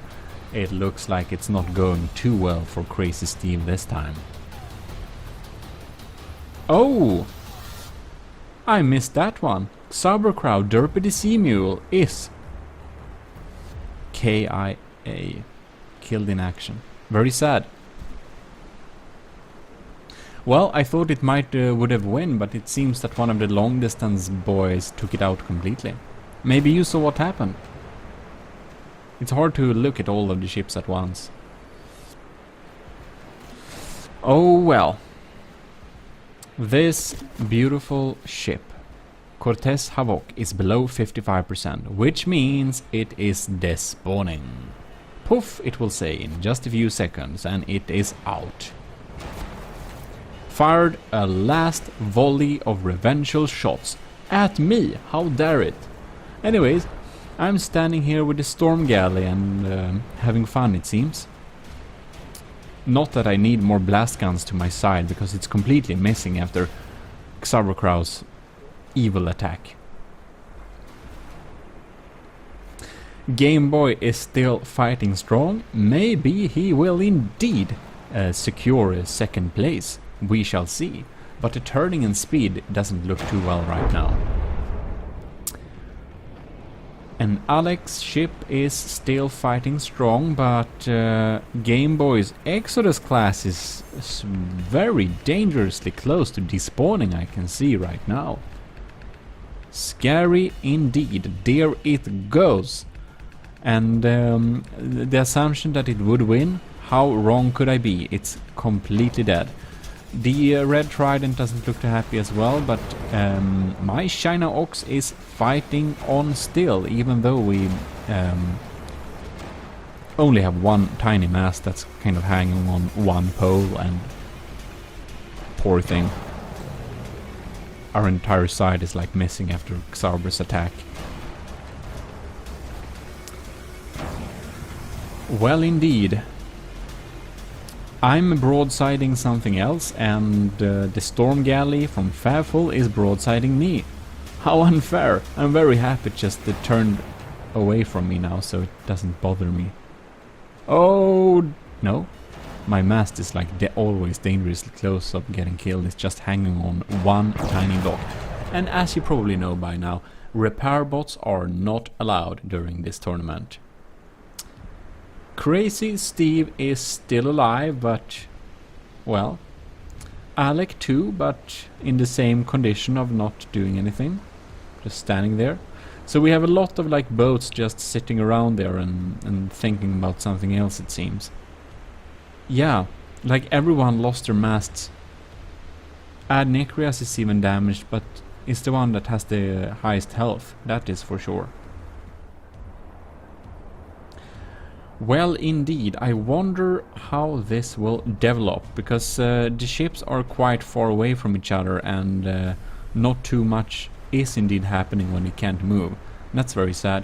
One that can move, though, is of course Adnecrias, who has been staying far away from almost all of the battle and has almost all the health left. So Adnecrias can pop in here and snipe some targets. I think that Adnecrias may indeed get the highest kill count per vessel here. We shall see indeed.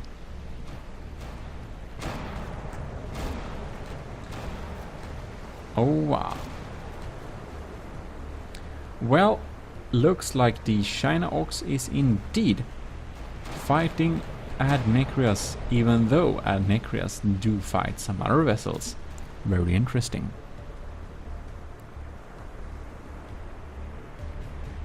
Oh, what are we doing? China Ox is down to 72%. It's been staying in the 70s for a long time, I must say. Somehow. And it's broadsiding left and right. At least we can use both of the sides of the ship right now for battle, which is quite nice. Adnecrias is keeping his distance, and well, we shall see how China Ox is doing here. We're facing Crazy Steve, but I must say that Crazy Steve, Shaven Lady, well, Shaven Lady doesn't feel as dangerous now with no masts, just sitting there. I'm feeling I have the advantage in this particular case, and well, it doesn't really matter because Crazy Steve is the winner of this tournament, whatever happens this battle. Never have one person won the tournament and also won the Battle Royale. But if it would happen, I think we would call it some type of special celebratory win. Oh, there it goes. Crazy Steve will not win this one, that's for sure, because it is indeed despawning below 55%.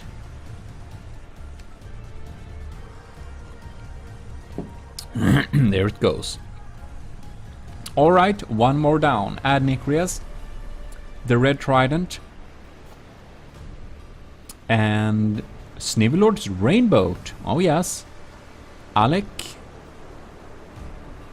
and GMODIST, me, is still left. So will be interesting to see how the ships will even approach each other, because I mean, no one is turning very well right now. It seems that my ship is the only one that's still like functioning and can like move around. Quite interesting. So Alec is down into the 60s, but we're popping in here and we can see that the panicking guy has already left the building in the control room here. I would understand him. This one is just pointing at all the enemies. Dangerous. Alright, China Ox is popping in here. And somehow my mast hasn't gotten shot off yet.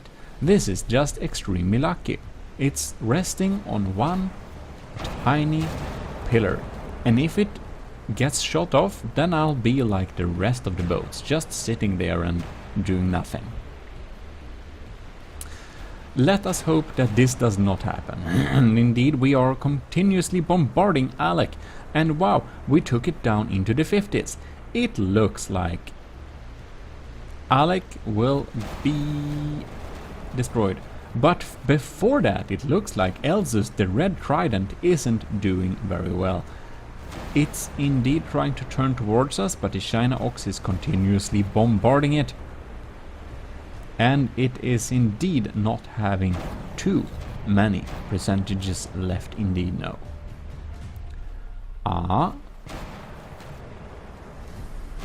It looks like the China Ox targeting is not as well as it once was. It has to be damaged somehow, because we're missing a lot of shots there.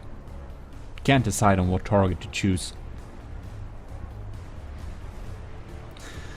And if the China Ox comes into broadside contact with any of these vessels, it might be the end of it, because this mast does contain a few percentages because it's big, and it's also just resting on one block, and if it does, we'll be sitting there and this battle will probably take more than half an hour to complete.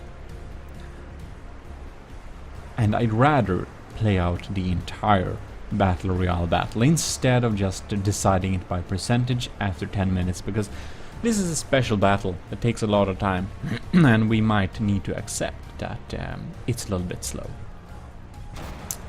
to decide. Oh, what is happening there? Alec is below 55%. Good job, China Ox. Very well. You successfully stayed out of its ranged. And there it goes. Alec's HMS Trieste is down. Down, down, down. Now we are creating a cute little Bermuda Triangle with the Red Trident, the China Ox and the Rainbow. But the Elzus Red Trident isn't looking very happy as well. Indeed no. Its ammo is going, it is despawning, and it is out of the tournament. Now for some reason the Rainbow has decided to target Ad Nicrias. Thank you very much. I'm very happy that Snivelord has decided to target him instead, because I would be completely oh no, it's coming. Oh no, it's lining up. Bad news. Well, it will be interesting to see how this battle develops. Ad Nicrias is down at 70%. Good job, everyone. Ad Nicrias has not been a complete coward this match. He stays on his distance and is sniping us out, but isn't leaving the battlefield. Please, Snivelord, continue to target Adnecreus so I can sneakily destroy you from behind. I like this deal. I'm thinking that Snivelord has second thoughts and is trying to line up against me. But, wow, do you see the percentage of Snivelord? The China Ox has some pretty good chances. I think it will be the China Ox or Adnecreus ship that will indeed win. And no, I will not try to pronounce it because I barely can read. I said I wouldn't. Adnecreus ship. GMODIST's ship. I must say that the distance between Adnecreus' ship and mine is very huge, and for some stupid reason I decide to target it instead of Snivelord. Might as well do that when I can use Snivy as some type of, I don't know, defensive wall. Snivelord's rainbow is below 55% and is despawning as we speak. There it goes. Snivelord is out of the tournament and it's only Adnecreus and me left. Unfortunately, the distance is huge and our ships are very slow. So we are fast forwarding a little bit here because this takes ages. You can see the clock up there. We're up in 17 minutes and I'm slowly closing in on Adnecreus. That's why I do not want to break off this and just decide a winner, because I can see stuff is happening. If Adnecreus would have escaped by running away, well, you can see how slow it is. Then we could have said he's escaping the battlefield, but I'm actually closing in, so we have to wait this one in. And we're in by 21 minutes, 22 minutes. We are closing in. The China Ox's oxen head is somehow still there. Beautiful. So let's see here if we can get close enough to make a broadside. As you can see, my sail isn't exactly functioning, but luckily for me, Adnecreus' sail isn't functioning either. 24 minutes. 24 minutes and we're finally lining up for a broadside. How will this end? Will Adnecreus engage in combat or escape combat? Can he get behind us or somehow trick us into not fire? China Ox is lining up a broadside on Adnecreus from behind. It is looking good. Oh man, will it respond fire or will it not? China Ox is down into the 60s, high 60s, but nevertheless.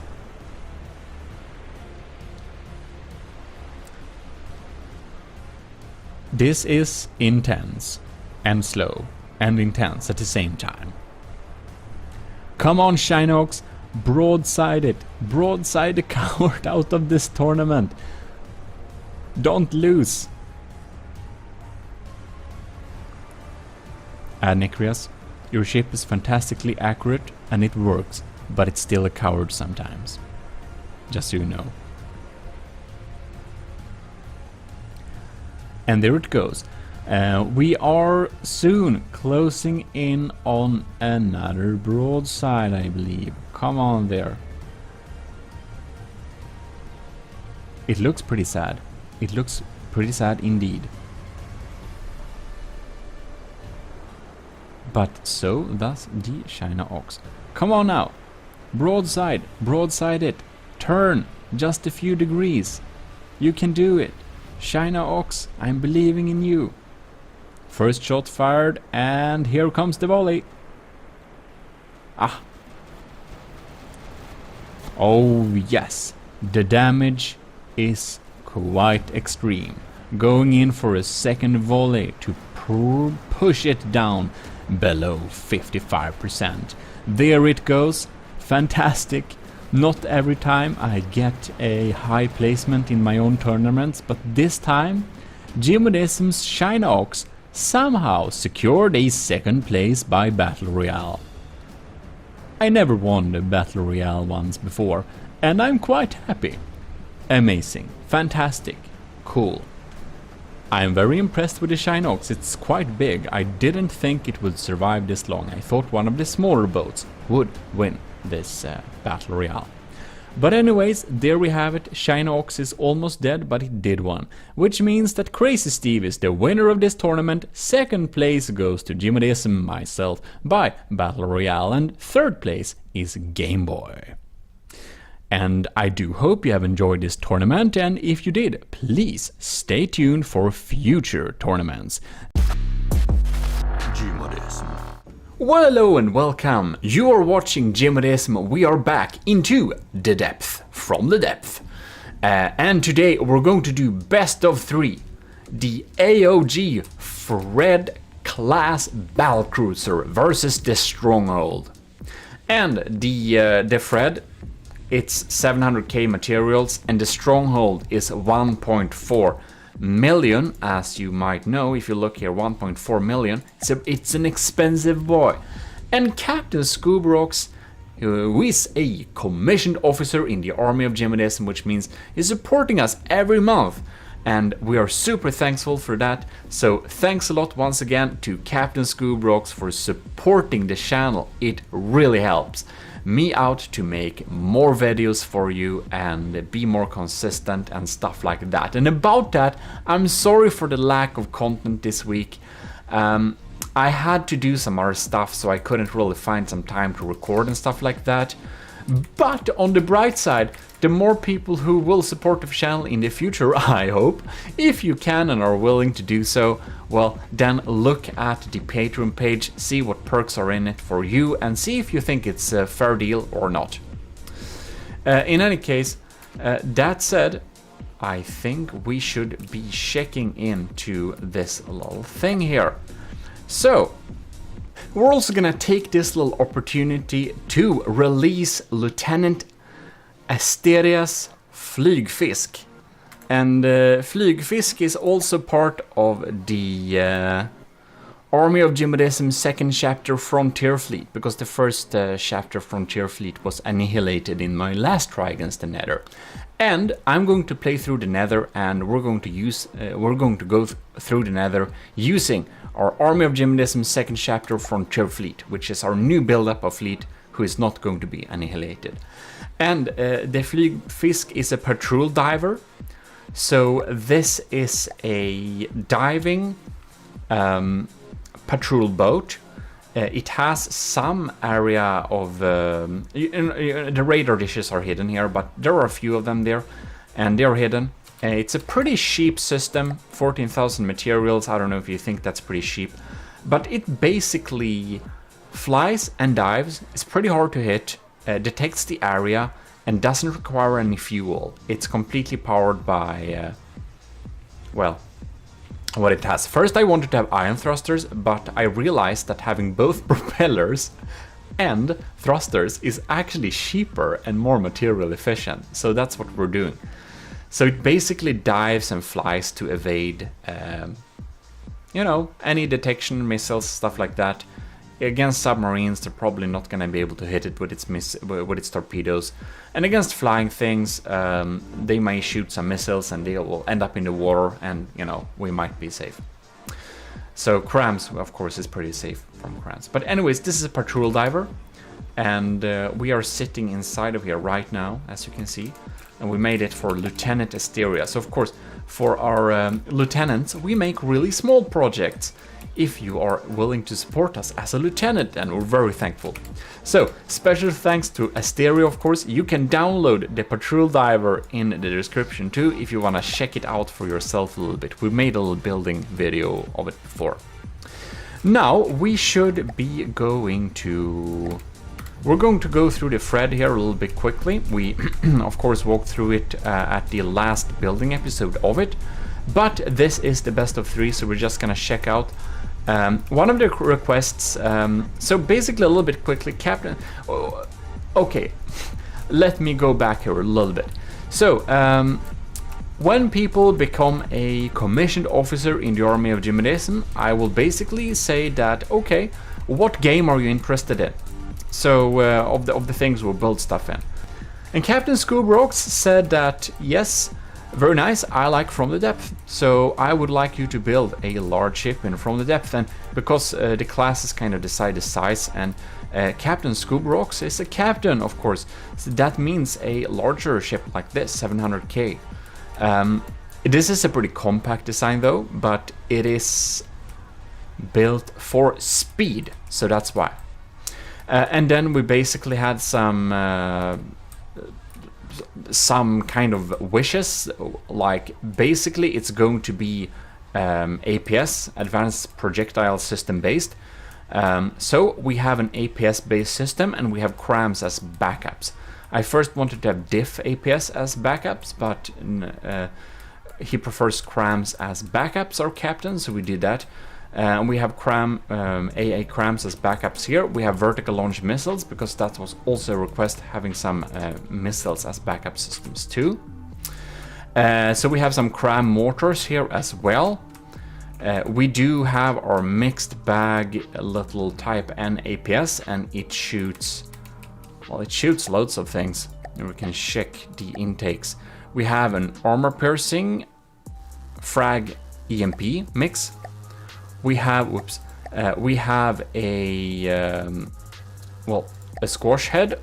We have a disruptor conduit to deal with shields, and we have a pretty penetrating heat shell too. So that's the mix up in this party mix. We have 3 of these turrets together with the Army of GMODIST 67mm dome.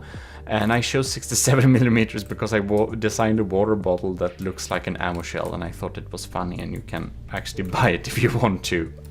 And support the channel at the same time. So that's cool. Right. And in the front here we have some more VLMs, we have some vertical launch anti-missile missiles, we have a guy chilling, and we have some detection, and we have loads of cool stuff. So let's pitch this into battle and check out how it fares. And this costs 700k, 700 and what is it, 14k. And the stronghold, it costs, well, once again 1,404,000. So half the materials we basically have to deal with it. So let us go indeed. Are you gonna collide here? No? Yes? Ooh, that's, oh my god. Why did you do that? Anyways, let's move on. And again, you can download both of these ships in the description if you want to have a look at that and the one that disappeared. Please do so. Well, let's start this little best of 3 battle and see if the Army of GMODIST Fred class battlecruiser can indeed beat the stronghold. Alright then, let the battle begin. Let's just check out our forces here. Here we have the Fred, and I've lined them up with the nose forwards towards the enemy, as I have done in earlier tournaments and stuff like that. And maybe I'll change this, maybe I will line up one-siders with the side towards the enemy, but for the sake of consistency, this is how I'm lining him up right now. So of course the stronghold does have an advantage, as this is a front-sider. Here we can see this malicious fox thing sitting here, trying to, just wanting to kill us. Very evil indeed. While these cat things, because I think these are cat things. Are these slave cat things? What do they have around their necks? This one is passed out. I imagine this is a fox, but maybe it's just a color. Anyways, or it's a squirrel. Listen, I don't know. In any case, the Fred has a disadvantage, and let's just make the battle happen.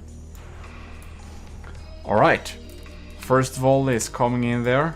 Ooh, big volley, bam! What happened here?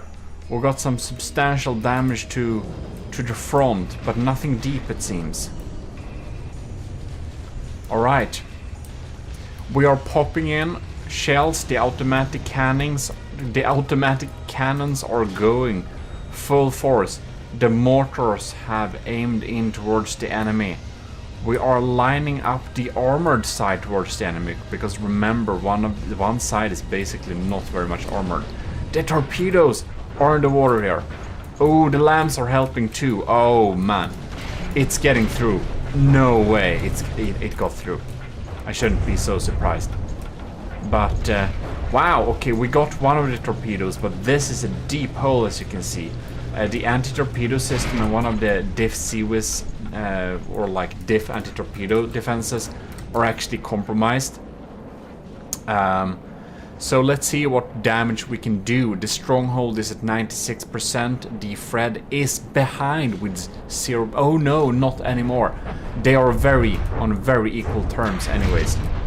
Here we can see we have an array of sandblasting measures on the Fred class battlecruiser, as Scoob Rocks has indeed named it. So let's see. It's blasting and blasting. We are dropping some shells here. What's happening? We can see the shields really help the stronghold a lot here. But it's just staying here. It's keeping its distance. But it's down to 92%. Right. Let us... Sorry. I wanted to follow that volley. Let's zoom in here. See, the lambs are dealing with that volley. I don't think it got through much. We're still at the same health. Mortars are popping and popping. The lambs are zapping and zapping. And the crams, they are, I don't know, booming and booming. Oh, we are on a shallow part of the nether map. I always kind of randomize the location. And you need to set the location, by the way, when you start the custom battle, because if you don't, then you basically will spawn at the edge of the map, the Origo, and then you will get like infinite deepness sometimes, and it just looks weird. It's just weird. All right, so these anti-missiles, they are actually amphibious, so you can see they're homing in on the torpedoes here, but they would actually home in on something else if they could too.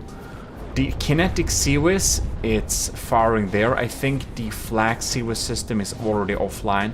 Oh, we can see it's slowing down here. Okay, and the medium ones pop in. Some smaller ones too. Bam, they are gone. Ooh, the battlecruiser Fred is really shedding some blocks here. We're opening up. Oh no, you can see the lamb system inside of here. Our lambs are now compromised. That's real bad. And for some reason, the AI has freaked out. What are we doing? We have a catastrophic angle towards the enemy here. Do we not have a detection? We do have a tracking signal on the stronghold. I do wonder why it's turning the wrong side towards the enemy. This is a mystery. I never seen this happen. So, I'm going to build a new battleship to beat the Ragnarok, and for that I'm thinking I may need to delve a little bit into breadboard, because obviously there are some serious problems with from the depth built-in AI systems. And it seems to me that the devs are not really intent on even fixing that for the time of being. Oh man, oh no. Wow, we got a real bad hit on our weak side. One of our main propellers are gone. Okay. Ooh, this turret is hanging on a thin line there. It's just one little stone beam protecting the beam from actually keeping it on place. Oh yeah, so the devs doesn't seem to wanna fix the really bad AI. Because this is a right-sider. This should never turn the left side towards the enemy, and I frankly haven't seen it do that before either. Fortunately, we do have some armor on the wrong side of the ship, because of course we will anticipate that sometimes we just show the wrong side towards the enemy. Ooh, I wonder if not the case is so that for some we're no, because I thought for a moment here, is one of the AIs kind of dead? Is one of the AIs not there anymore, and that it switched to kind of the last resort AI to point the other side at the enemy in hopes that we got better health? Because I may have set it up that way. Hard to remember everything you do. But anyways, that's a little bit of a mystery. And it's really strange that it keeps the left side towards the enemy, because the Fred is pretty maneuverable. And we can see we have some VLMs still online, and if you're new, that's vertical launch missile. A lazy to-go stop for any ship, any weapon. You can do VLMs. It's good against everything except submarines.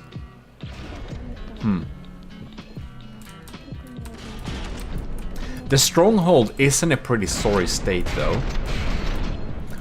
As you can see, it doesn't have a lot of weapon systems online. So, the stronghold does have some problems here, yes. But it's at 77%, and the Fred is at 89%. Oh, and it finally maneuvered around to point the right side against the enemy. My only theory, except that the AI is clunky, is that it was set to a little deeper maneuver depth, and to not risk of getting stranded, it had to maneuver out of that shallow area. Because now you can see the Type N's mixed bag autocannons, they are online. We got the AOG Dome 67mm. Yeah, like the water bowl.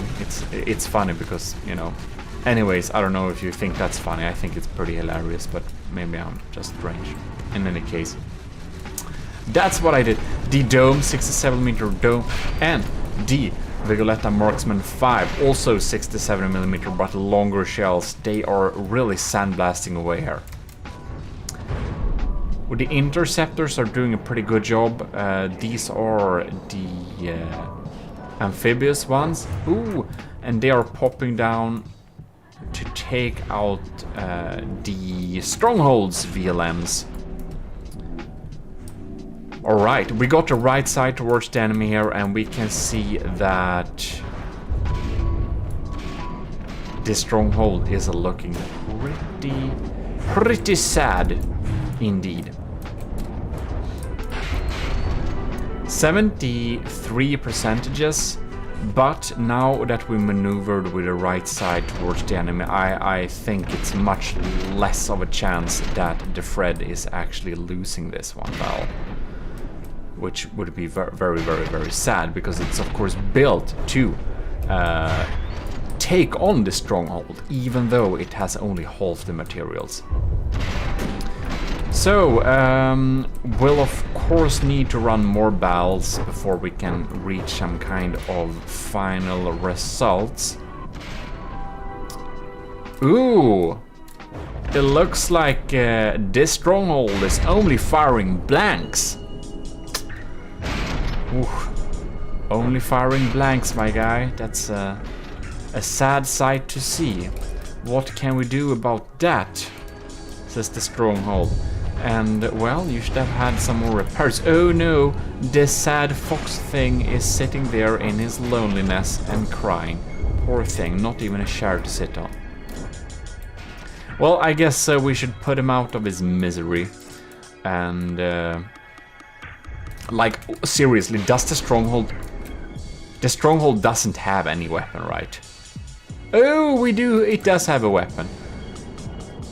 But if it has torpedoes, that's the only thing I'm remotely worried about.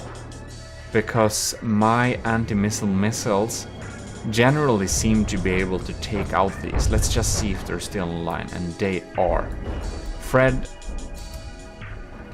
is at 90% still. Yeah, I think we can conclude that the Fred is going to win this battle. We will move on to the next battle, because we haven't seen any type of damage coming into the Fred in a while. The stronghold isn't outputting anything. Ooh, but there are torpedoes. Because the torpedoes, they are the only thing that can damage us. And it's interesting that it's still online after all this time. The torpedoes.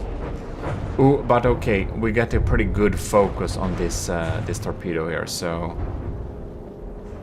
I don't think it's gonna go there. Our kinetic seaway systems are still online too. So yeah, that's pretty good for us indeed. Yeah, nothing is getting through. The stronghold really needs the crams to overwhelm our defenses and take them out. Because if it's only the torpedoes or only the missiles left, our active defenses actually deal with them. So we'll do another battle. And by the way, this is why you should preview your location. Alright. Maybe like that. I think this is a good location. Okay, good. We're gonna increase the 3,000 meters and just click start. Alright, ships are loaded in. And this time I think we're gonna stay with the Fred a little bit for this first volley here. So here we are. We're locking in here. We're coming in. Ooh, that cram volley completely missed. Very interesting.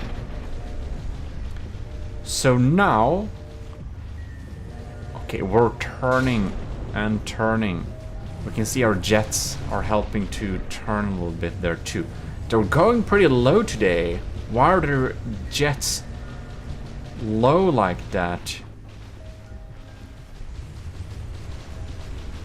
Because they are... No. They are online. Okay. I think it's going a little bit lower when we're low. Okay, oh my god. Whew. Our lambs took out that volley. But here comes another one. Couldn't get... What? Wow, that's just a scratch. Okay, we got that volley. I think that our anti-torpedo defenses are working so much better on deep water. I cannot see the torpedoes at all.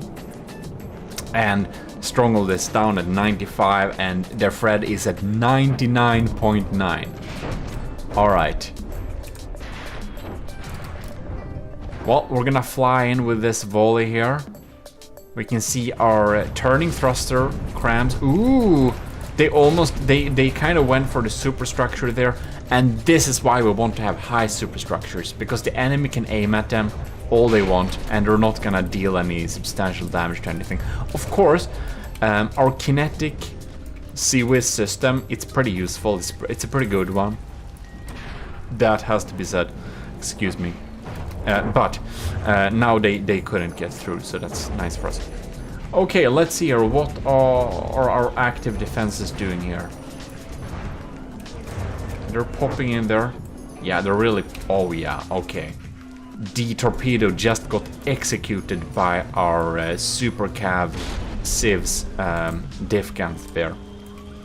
I know Scoobrok said he didn't really like diff guns, but I sneaked in some Civs diff guns underwater because we really needed to we really needed to take out those big torpedoes, and I think that or I know that our captain Scoobrok is pretty happy with that. So, you know, But yeah, diff guns only as a complete defense, like, you know, secret advisors, wooden monstrosities. You know, that's, it turns to a point when it's not just fun anymore. It's just a weird concept. Okay, now I got teleported there because I wanted to lock onto another torpedo. Alright, there we go. Kinetic civs, flag civs is still online. That's pretty cool. Ooh, wow. Yeah, those medium amphibious systems I got, they're pretty strong, man. I'm happy that my flag civis is still online though, because that one is usually the thing that's first to go. But anyways, a Fred class is down to 98.9%. So, slightly more than 1% damage. And the stronghold is down to 83. Yes, this is what I saw in my tests. This is what I like to see. Man. Yes, okay. We're definitely... I don't see us losing this. You know, we really checked the results earlier in the last build video, you know? But I wanted a proper best of 3 to kind of, I don't know, commemorate and celebrate the release of the Fred class battlecruiser to the public. It's of course built specifically for Captain Scubrox, who's our captain in the army of GMODIST, which means he's supporting us every month, which is absolutely fantastic and generous. But we usually do release the stuff to the public, the builds for the commissioned officers, so that things can, you know, people can look at them and see this is a real cool build. This is built after Fred's. The Fred is built after Captain Scubrox's specifications, and if you want to and are able to support the channel at that level, I could do something similar for you in the army of GMODIST, as we have our fun little roleplay thing here, because, you know, roleplay is fun. I like my roleplay. By the way, I don't know if I told you this before, but I have a cool plan for some future streams. I want to play some RPG games, and I want to be completely in character when I do this. And when I'm doing this, it's gonna be on Twitch, of course. I will have your chat as my internal thoughts, and I'm going to use those internal thoughts to help me take decisions, or if they're real weird and doesn't fit the character, I'm just gonna say I got a real weird, for some weird reason, just thoughts popping into my head, and just kind of bake it into, sorry for my camera work right now, but I'm just gonna bake it into the experience of that role-playing session. And I'm sure someone else has done this before, because everyone has always done something before. But I thought it was a cool idea, and I have personally not seen it before, so I'm gonna do that on Twitch. Do stay tuned there. You know, as with the videos, I haven't been streaming this last week very much, but I will of course come back with my effort. I'm very happy that the AOG Dome is online, because it uses belt-fed autoloaders, which means I can't have emergency ejection defuses, nor can I have I can't have any type of safety system. You know, if a little frag hits that thing, it's frag shells, by the way, it's gonna blow. Like, the dome is gonna blow hard. So I'm really happy that that 800 RPM cannon is still completely and fully online, and is just spreading its toxic needle frags all over the place. The poor thing is sitting here once again without a share. Poor thing. Oh, that's a sad cram shell if I ever saw one. Wow, I didn't know it could fire. Oh, it's only farm piece. That's what's happening if you fire without a barrel. Wow. Okay, the stronghold is down to 71%, and the Fred is still. The Fred. Oh no, I'm sorry. God damn it. Def Red is still at 98.9.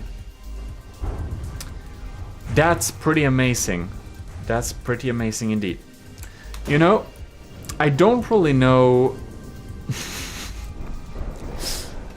You know, Scuba Rocks named the ship Fred. That's the Fred class battlecruiser right here. I wonder why we're on slow motion now.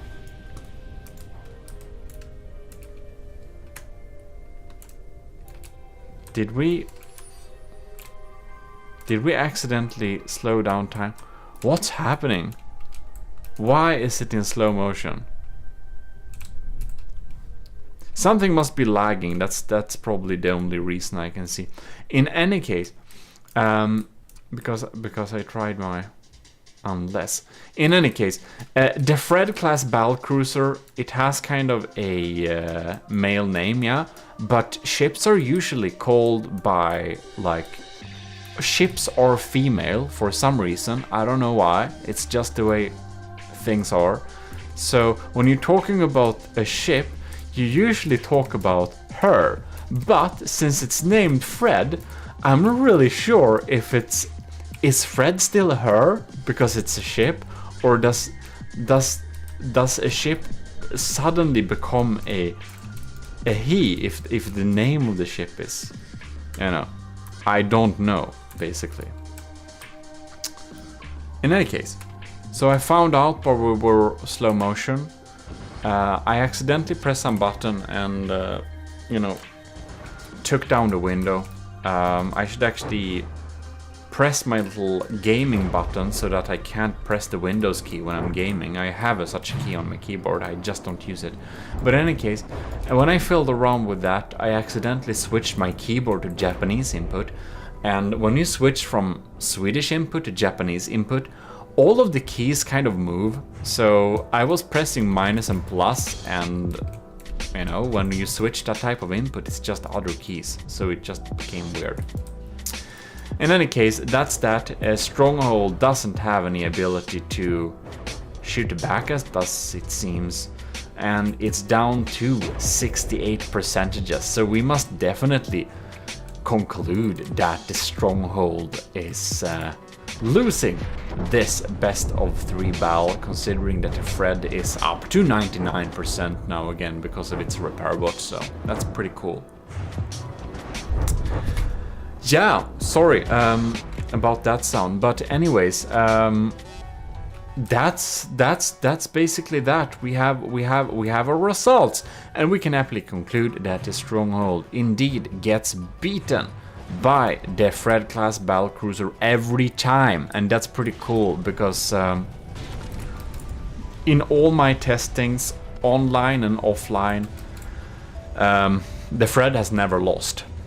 So go download the ship and you know, check out what I built for Scuba Rocks here and test it against the Stronghold yourself and see if it loses.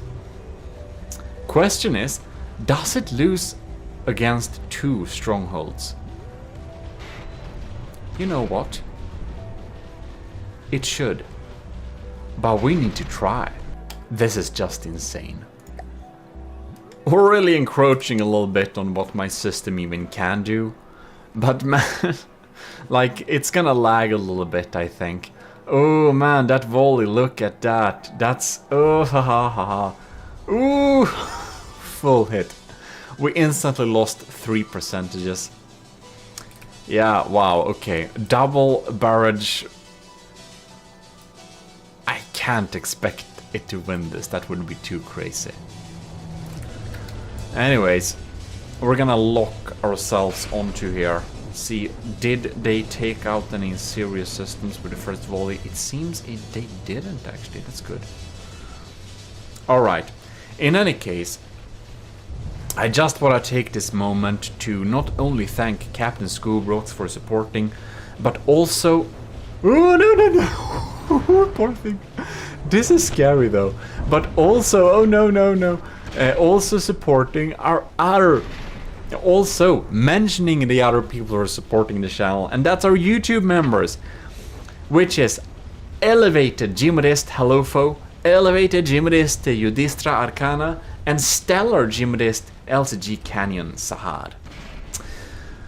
And for, oh no, look at that torpedo, this is scary.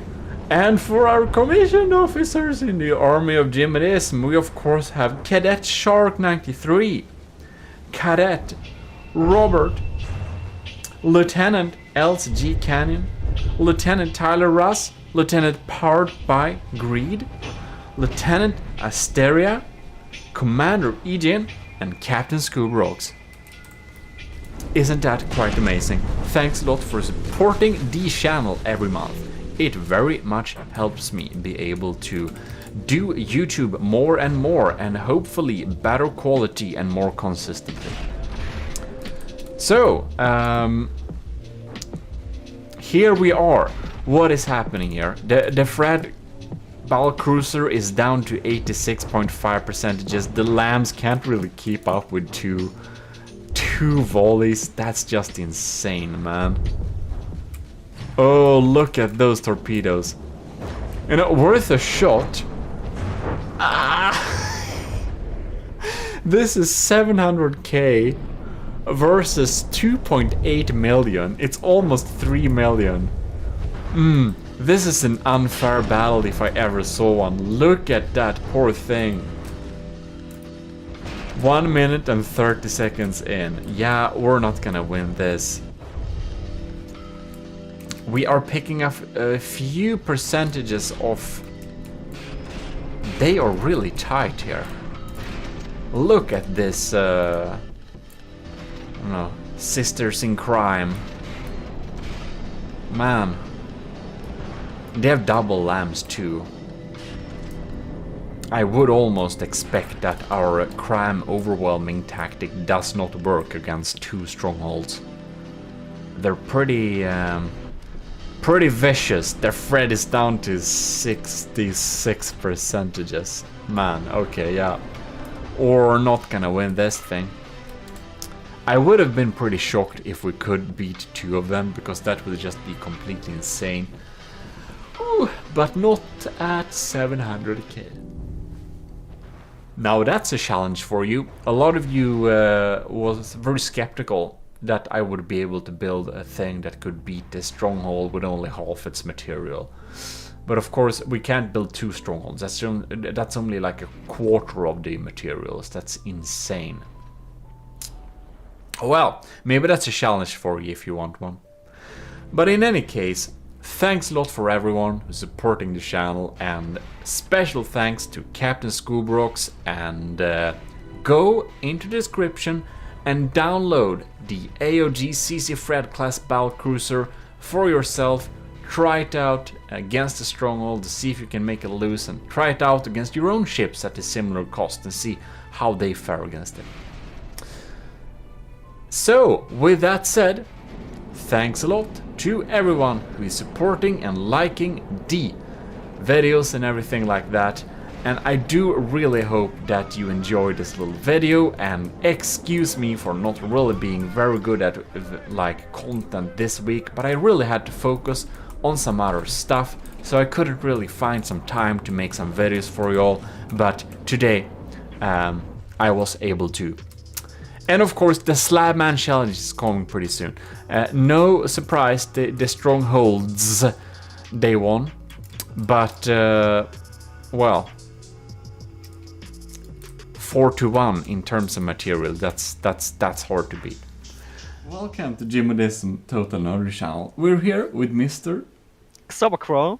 Beautiful, and we're gonna have this little battle, because I earlier made the Ymir, which I'm sure you have seen on the channel earlier, which is now spawned in as Onyx Watch. But then we have Xarocrow, which is spawned in on the player team, so it actually has the proper colors. And he built the Fenrir. And we are going to show off the ships against each other and see how it works out.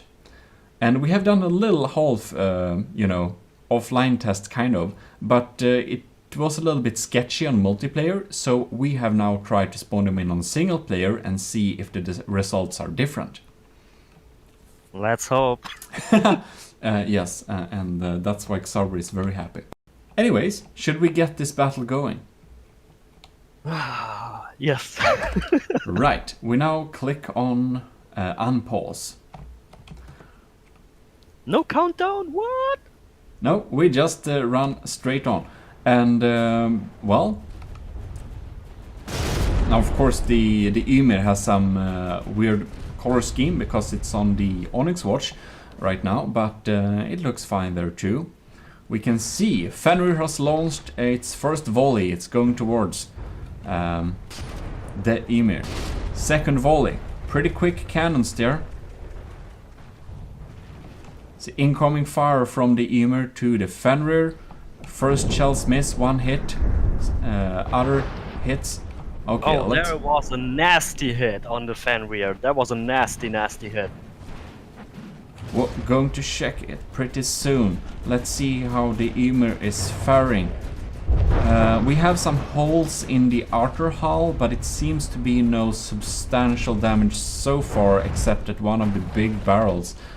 Second volley coming in here. Let's see how it hits. Okay. Going back to the Fenrir. See how we're faring there. Oh. Ooh. Oh yeah, the fast gun is out. Yeah, the worst side. Yeah. Oh yeah, we have hull breach in the side here. Yeah, not only hull breach, like the world battery of the crams are gone. Oh, indeed. We have a hole in the top there, something. Turrets are missing in the back. Second mortar volley, missing the target. Missiles coming in. We have another volley of torpedoes coming in against the Fenrir here. Let's see if we get some hits there. Yep, seem to penetrate through the early layers of armor. We're hitting back to the Ymir. I can already tell this battle is over, because I saw the Fenrir lost its capability of turning abilities. Yeah, it seems that the shells that were incoming from the Fenrir to the Ymir, some of them bounce off the hull. It seems that the fuse that is used is not inertial, so some of the shells bounce off. Yep, here we have another shell bouncing off the Ymir. Around half of the turrets from one of the sides of the Ymir is destroyed, however, but the... Oh! Fenrir took out one of the mortars, but the advanced cannon is still running, and one of the main cannons is running fine. Frontal cannon seems to have no problem as well. Alright, we're starting to get bigger holes in the side of the Fenrir here. We're starting to have some real problems turning. So, dude, till this point, this battle is over. Yep, it's pretty clear who's going to win this fight. As of this version, the Fenrir does not have any type of regenerative capabilities, while the Ymir has some regenerative capabilities, which means that the Ymir will slowly repair itself, which the Fenrir will not do. So that's a big advantage right now for the Ymir, of course, as we of course have some damages, but we are still repairing stuff. I can see stuff is missing from the Ymir that was missing before, but it's not missing anymore, basically.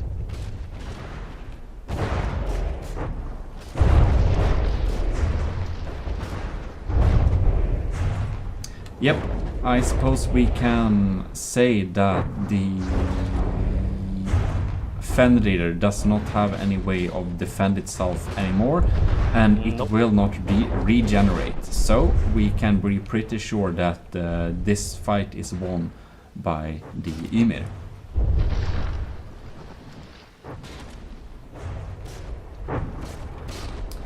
Well, I guess we should clean up this, and we should now try to pitch the Ymir with the Fenrir on the same team against Fate Oris Wilhelm, I think it was called.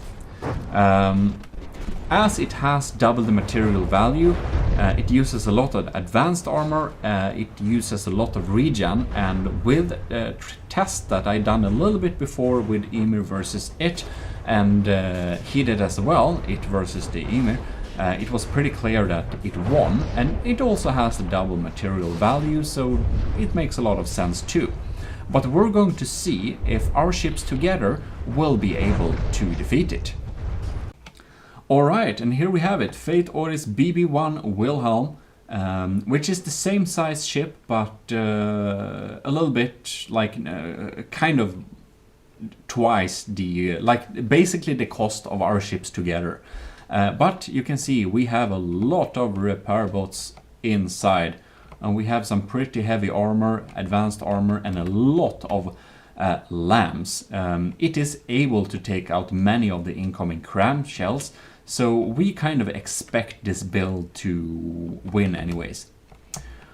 And of course over here we have the Fenrir and the Ymir side by side here in their proper colors. And we're just going to, yeah, unpause. Alright, so we have some pretty long distance battles here. Okay. Now, the Wilhelm does tend to target the biggest ship. I think the AI is set up in that way. And the Fenrir is slightly smaller than the Ymir, at least in material, so I think maybe that's why it targets the Ymir. Yeah, the range of the turrets are not really good though.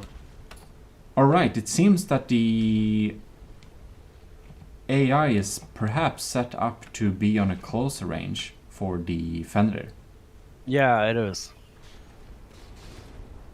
Alright, well, let's see if it... incoming missiles on the Fenrir. Yeah, and now it also starts to target the Wilhelm. I'm so proud of my anti-missile turrets though, man. They're so good. Do you have... is it the small turrets on the side, or those... No. Look on the cram. There's an APS between. On the back, there are also... Oh, so you have anti-missile APSs as well. Yeah. Yeah, they seem to be more effective. Because I know that... we don't have any incoming missiles right now, but... I know that the Ymir has a problem of taking out incoming missiles. Did we took out the LAMS? It looks like it, dude. That's really surprising if we were able to take out the AMS already. See, we have a volley coming in here from the Ymir. No, Fenrir, it missed. We have, of course... Oh, we have a missile streak incoming from the Ymir. Yeah, the LAMS, it's offline. Well, that's really nice, because the LAMS were able to take out our stuff really effectively. Ooh, nice. Was able to cut off a shot there with a turret, I cut off a turret with a bunch of... Oh no, lamps are online. Lamps are working, yeah, I see. Maybe we just had some power shortage. And Fate Ori also mentioned that doesn't know what really happened there, but apparently the version of this ship is a little bit old, so there is a better version, but I guess we're glad that we don't have the best version of it then. Maybe we have a chance. Oh, you're pretty close, man. Oh, missiles incoming on the Fenrir. I just love the volley of the Fenrir because it's like so much shells. Yeah, it looks really cool when they're incoming, and since you get a lot of volume with the incoming shots, it's a very likely chance that some of the shots will hit. Yeah, but the accuracy seems like pretty bad. It's like it's controlled by a drunk AI. Oh no, Yeah, this one actually hit it. Wow, I'm surprised though. Yeah, maybe it's a little balancing issue inside of the AI, perhaps. I mean, my fast shooting turret is also something, at least a bit.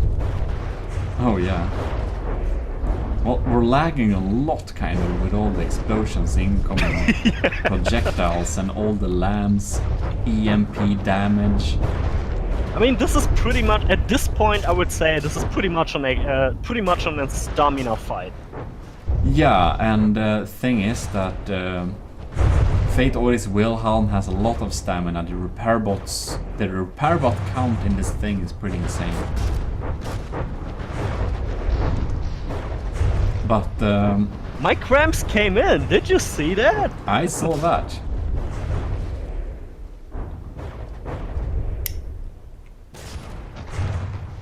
Oh yes. Seems that the APS system of the Emir seems to still be online, but heck, I mean, Wilhelm has a scary regenerative power. We can just look on the side of the shell here. You can see that it's damaged, but it's already repaired. Like, we can see this little block here. You can probably see, yep, now it's there again, replaced.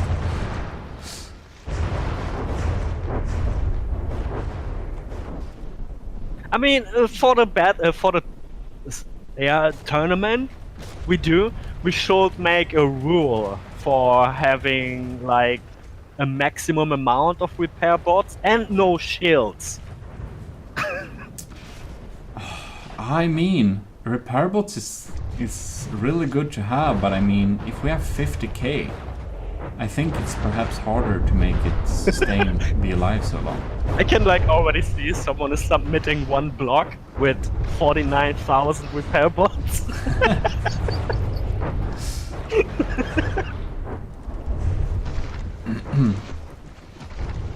Yeah, I don't know, we'll see.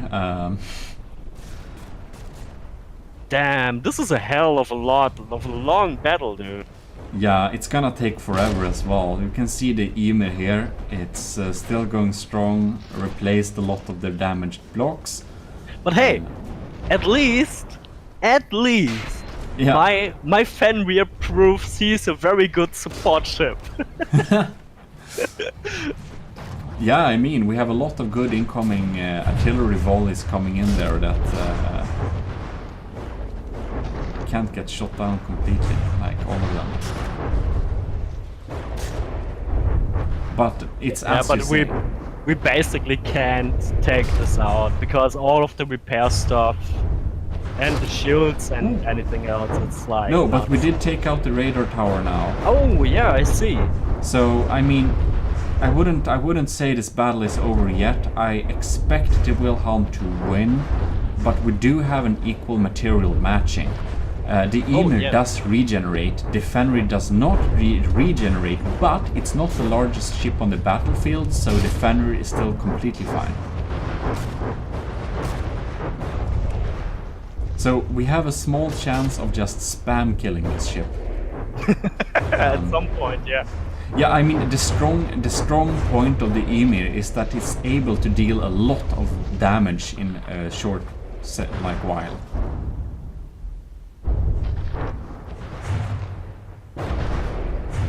But damn, no, it's like, oh no, it already kind of rebuilt the radar tower. Yeah, I see. Oh wow. I have so many shots. That's why I gonna tell ya, we need a maximum amount of repair bot placements for these battles. But I mean, thing is, like in campaign when you play, you can have as many repair bots as you want, it's just a matter of cost.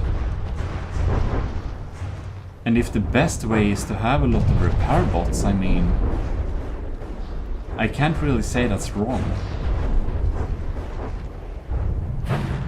In that case, we have to do some kind of rule that you can't have any repair bots and no shields. I mean, no shields, I'm totally up with that, for sure. Yeah, but I think it's too late to announce that, if we would make that. It has to be for some future stuff. Why is it too late though? Yeah, because we announced it in the beginning of the video and not all people hang around. For the, like this is a slow battle. Yeah, and will do you help. really want to have every battle like this? Like 30 minutes? I mean, if we do a battle, we have to kind of broadcast the whole thing to like, for there to be some kind of proof.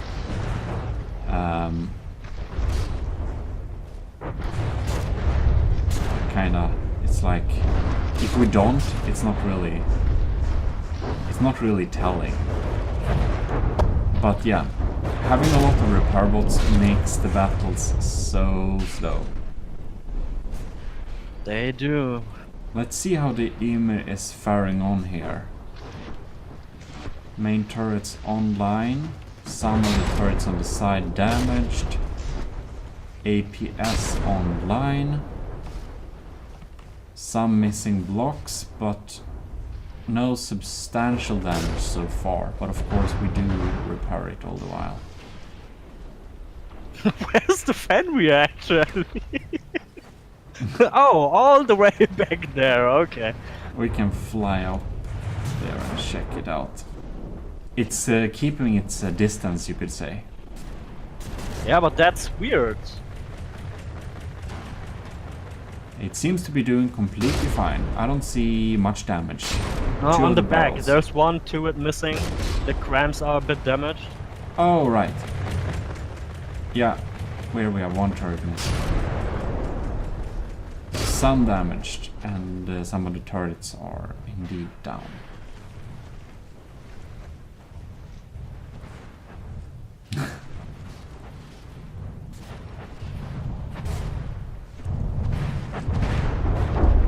Yep.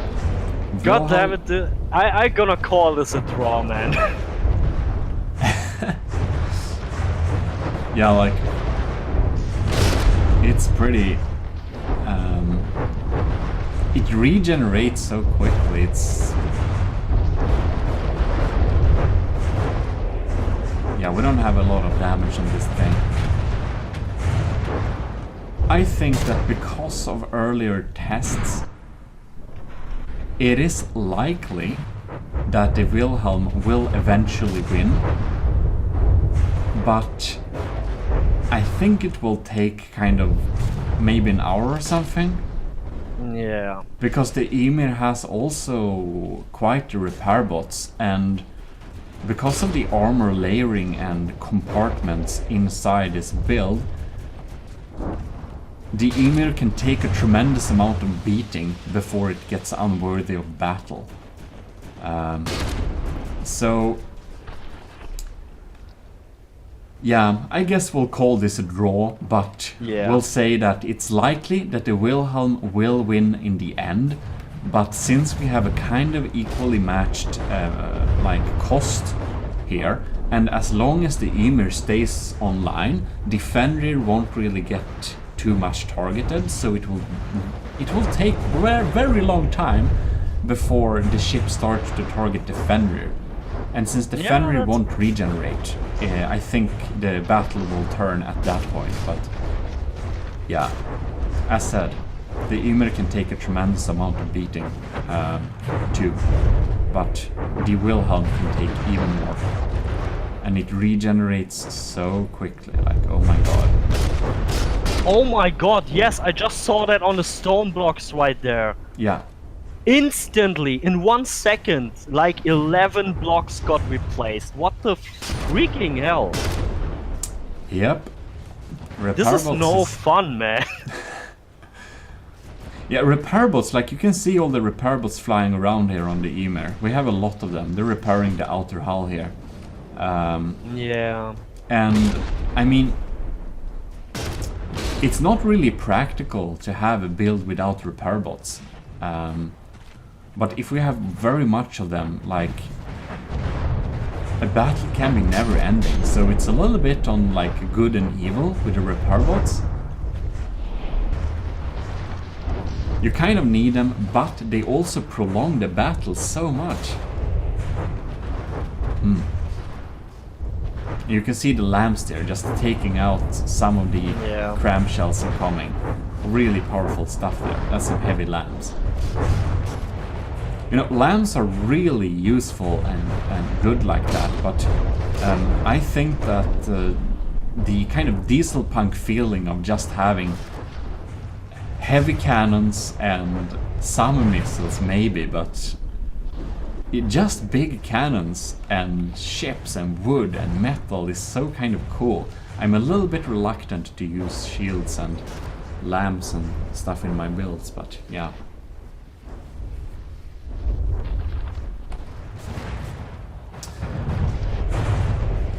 Oh well, I suppose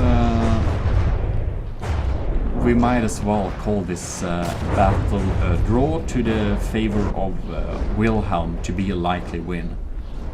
Yes. Yeah. Probably Wilhelm will win eventually, but it's probably going to take an hour, so we'll just call it a draw in the favor of the Wilhelm.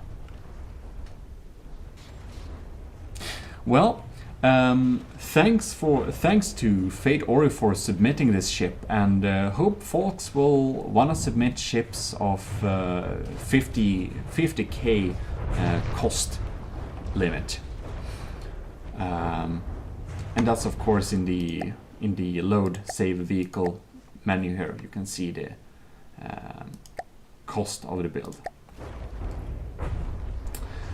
and well, lords, it's starting to lag a lot. Yeah, so we'll try that out when we have. Wait, is Wilhelm submerged? I was going to say. It's not even on the surface anymore. This is interesting. Damn, is the material storage empty or something? It's almost starting to look like the battle is turning. Huh. Okay, we are not gonna call this a draw, we call this a win for us. Well, we'll see, I don't know. Do we have... It's a very filthy window. No, we have repair bots online here. I don't know how much material it has left, but it's starting to look a little bit sad. Maybe we... I mean, it kind of looks like we burned too much holes into the ship, into the hull. Yeah, I don't know if it will be... It's hard to say if it will recover or not, because when it's underwater... So deep. No, but like the Emir has some torpedoes, but it's just a secondary system. Oh, we actually have a cram shell. No! No, sad cram! Damn it. And this is starting to get a little bit interesting. And we also have... It's launching missiles, but I don't know if they ever will hit something.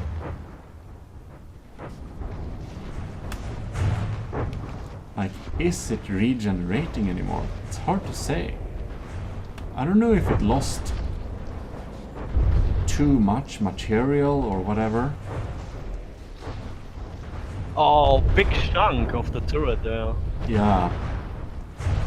Yeah, like the Emir has... The Fenrir doesn't have any torpedoes, or does it? No, just No. cramps in the APS. Just crams and APS. Yeah, so the Emir is providing some firepower against it, but it's not much. Like we have some small missiles which have a secondary propeller, but unfortunately they're blind underwater. So they're only really useful if they're heading towards a target.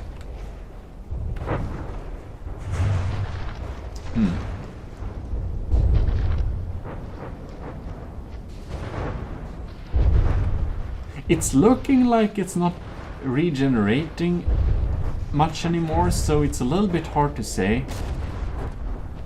I guess we have to change the... You can't even see it anymore. No, it's like underground. I don't know. I think this will be a like never-ending thing. Yeah. But I guess I mean, we'll just. come on. We still call this a draw. Yeah, this for is a the draw. Wilhelm. I think it's not a draw in the favor of Wilhelm anymore because it seems that it's kind of repairing. It's hard to say if it will recover or not, but I think it will take very long time. So my thought actually is we made too much breaches in too much air pockets. Yeah. And because this ship, it's super heavy. I mean, it's using heavy armor, it's using a lot of stone. That's why it's sinking. Because I also saw it's using a lot of propellers to manage the altitude. Yeah, to float, keep afloat. Yeah. Yeah, I mean now the problem on the Fenrir is that the crams are set it up to -3 altitude.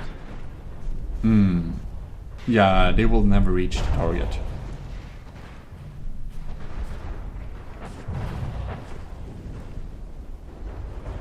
Yeah, I mean the only one that's dealing damage right now is the Ymir, but it's dealing real slow damage. So I don't even know where the ship is anymore. Oh here! Oh, it's on a sea level now. Oh lords! That's an interesting torpedo. Yeah, why don't you blow up, stupid thing? Blow up, damn it! It looks like it's pushing the. It looks like it's pushing the. That's what I thought too. It's like forcing it down to the ground. Get down! Yeah, like this is definitely a draw. The Ymir will continue to deal damage to the Wilhelm, but the Wilhelm will keep regenerating.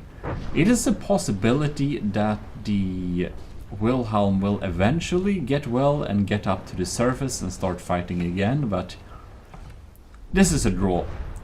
This is a draw. It will take ages anyways. But you know, the Wilhelm is a very compact but expensive build.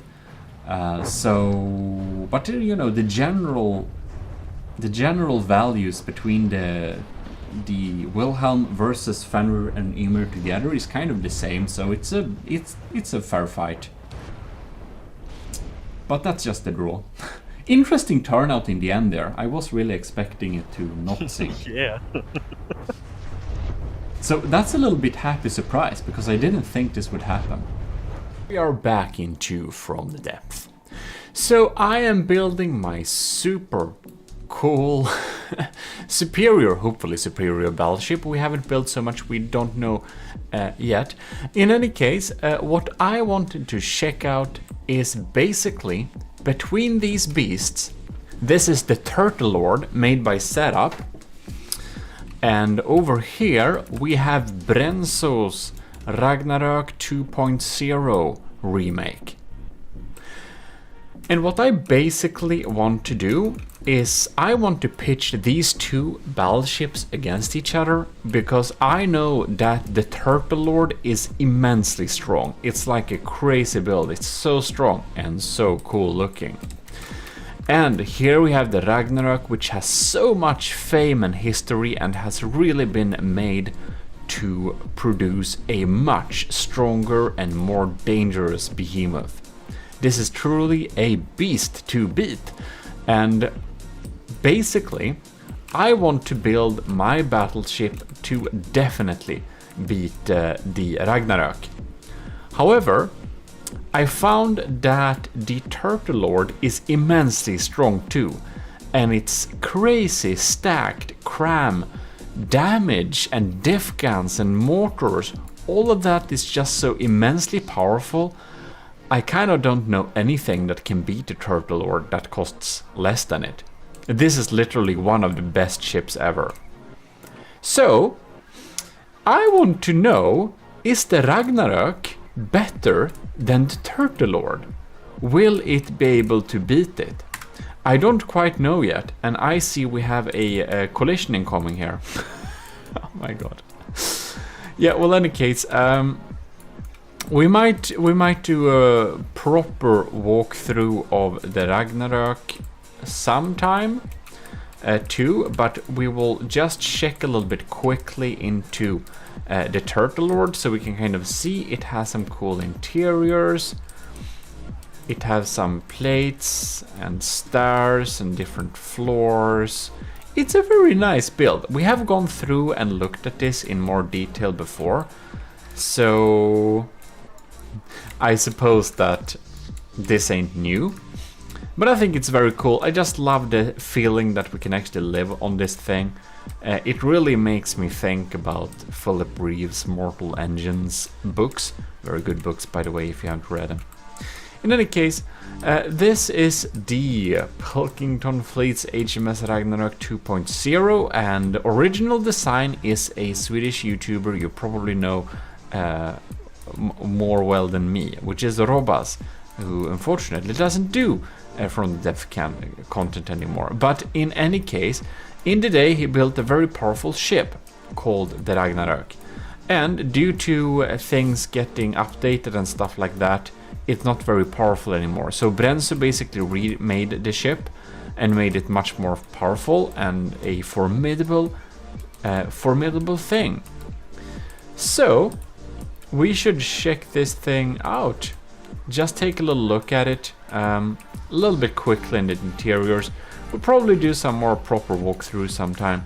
By the way, adding video screens like this, that lags a lot. So if you're doing a ship that's supposed to deliver performance and not lag so much, I would recommend you to remove them. But this is of course also made to look really cool, so it has that. Poor thing. Yeah, we have some cool Robas artwork there. Yeah, and the Macwaras, the best fast food chain ever, of course. Barracks.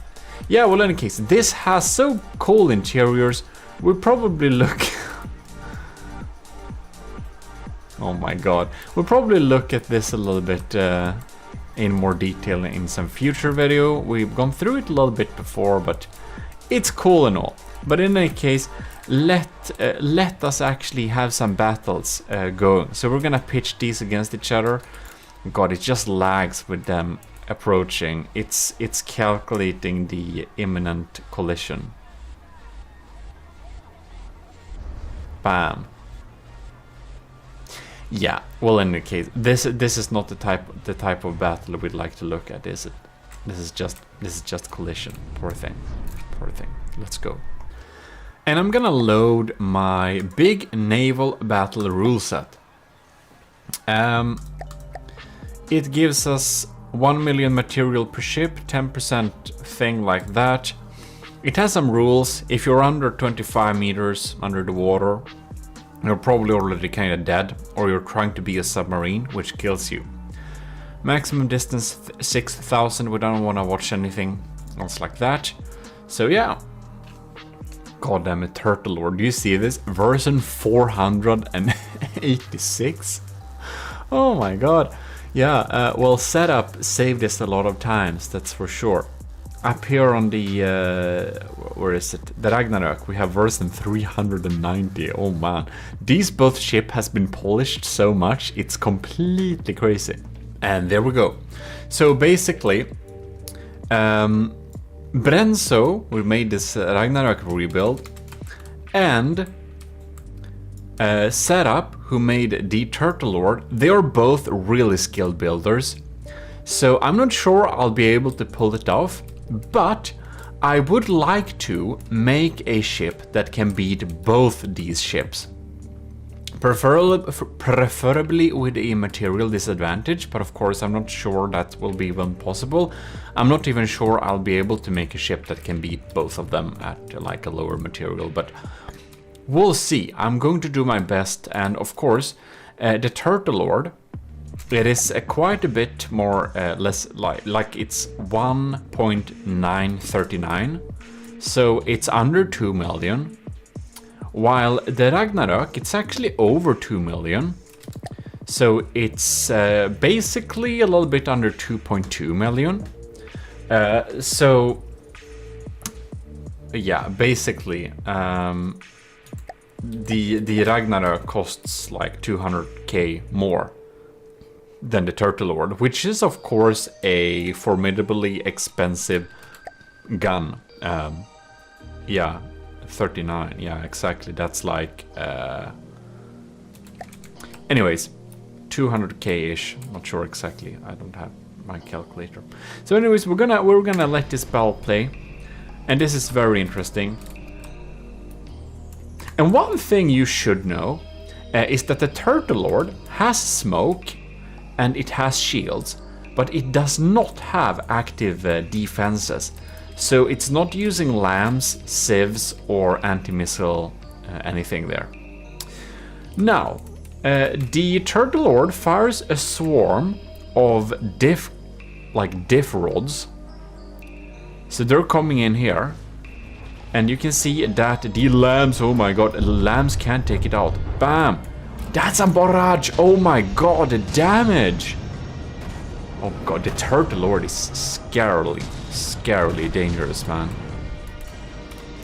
You can see that the Ragnarök has some pretty formidable civ systems. Now, okay, the next volley is coming in. Nice cram barrage, bro. So they're trying to target, of course, but man, I feel that. Oh, that hurts. Yeah. Wow, that's crazy. I'm a little bit scared. I'm not sure I'll be able to make my ship beat the Turtle Lord. That thing is absolutely brutal. Setup is such a skill builder, and he builds so nice details too. It's pretty crazy. Like, Ragnarök has some pretty good civs, but I think against this particular thing, it's probably so that Brenzo would have used flax instead of what we are having now, which is kinetic and lambs. Yeah, no, wait, no. He actually has flak. Yeah, Brenzo has flak civs on this too. He does that, but he doesn't have flak civs that have a very big radius. It's kind of small flak, so it's good against swarms of like small medium missiles, but less good against huge clouds of cram shots just coming in there and just, you know, killing everything. Because for that you need like 500 millimeter flak diff guns, which is probably something I'm going to have on my on my new battleship. By the way, this is a secret from next episode, but I have a name for it. It will be called the Gimle, or possibly Gimli. We'll see. And the reason for this will be explained. It's actually a pretty good reason. I did my research. I did my history and mythology. In any case, oh goddamn! Look at this turret. Like, this barrage is so crazy. This turret is completely disabled, man. That's so scary. Look at that exposed area here. Oh shit. You can see too that the mortars are coming in here. They're pretty scary. They are pretty scary. We have reached some stuttering here. And for me, this usually happens whenever we have... oh, look, that's some pretty strong civs. You can see that we can really see that the lamb system gets absolutely drained by mortars like this. Man, the Ragnarök is down to 75% and the Turtle Lord is at 94. This is like this is not a fair match by any way. It's completely pivened by now. Man, it's just, you can see we're firing at this thing. The head is a little bit sad, yes, but for this turtle it doesn't matter. None of the main guns are basically taken out. We have had some big damage in the front, so it basically affected its floatiness. Yeah, well, in any case, what happens when it stutters for me is that the water pumps are put in action, so my ship will actually have no water pumps, and for any contestant that will send their ship in, there will be no water pumps allowed, because I hate this kind of stutter. I'm actually gonna turn off GPU Ocean in hopes of or getting less stuttering. But it's not about that, it's honestly the water pumps. For my system, for some reason, the water pumps calculation when we have breached and damaged hulls, it just causes the micro stutter. Annoying. I don't think it helps turning off GPU Ocean. I stopped turning it off because I noticed it doesn't actually matter. Like, not for me. 67%, oh man. The Turtle Lord is just completely sweeping the... It's sweeping the floor with the Ragnarok and like cleaning the carpet too. Poor thing. Man. Alright, I think I'll be able to design a ship that can beat the Ragnarok, but I'm not sure I'll be able to beat the Turtle Lord too. That thing is absolutely insane. The damage, how can you even protect yourself against that? I think the answer is diff flags, but that's something that would be added at like the latest stage. Yeah, we're gonna have another round. This battle is obviously over. Like 94 versus 63%, just 3 minutes in. None of the main guns seem to be functional anymore. Okay, we're down to 58. Yeah, let's move on to... Woohoo, man! That's crazy. Well, let's do another bell. You know, we're gonna do best of three just to know. So we'll do another bell. I guess the Turtle Lord gonna win, but who knows. And I know for Brenzo's battle, he basically made it so that you can spawn at like an angle. I don't know exactly the angle, but let's say like 76.3. Because he thinks it's fair that broadside ships can spawn with the side towards the enemy, so they have some advantage over the frontsider. However, I will disagree, but we'll do this battle again. I give it the spawn angle, and yeah, we'll see if it's the same results or if the Ragnarok will be a little bit lucky this time. And the reason why I wouldn't agree with this is basically I thought long and hard about this, and you can see this frontsider here, it's sitting there, it's really stable, it's like siding the enemy, and it has like access with all its guns. But it also doesn't really move, it's like dead in the water. So to combat the Turtle Lord, what you would like to have is probably...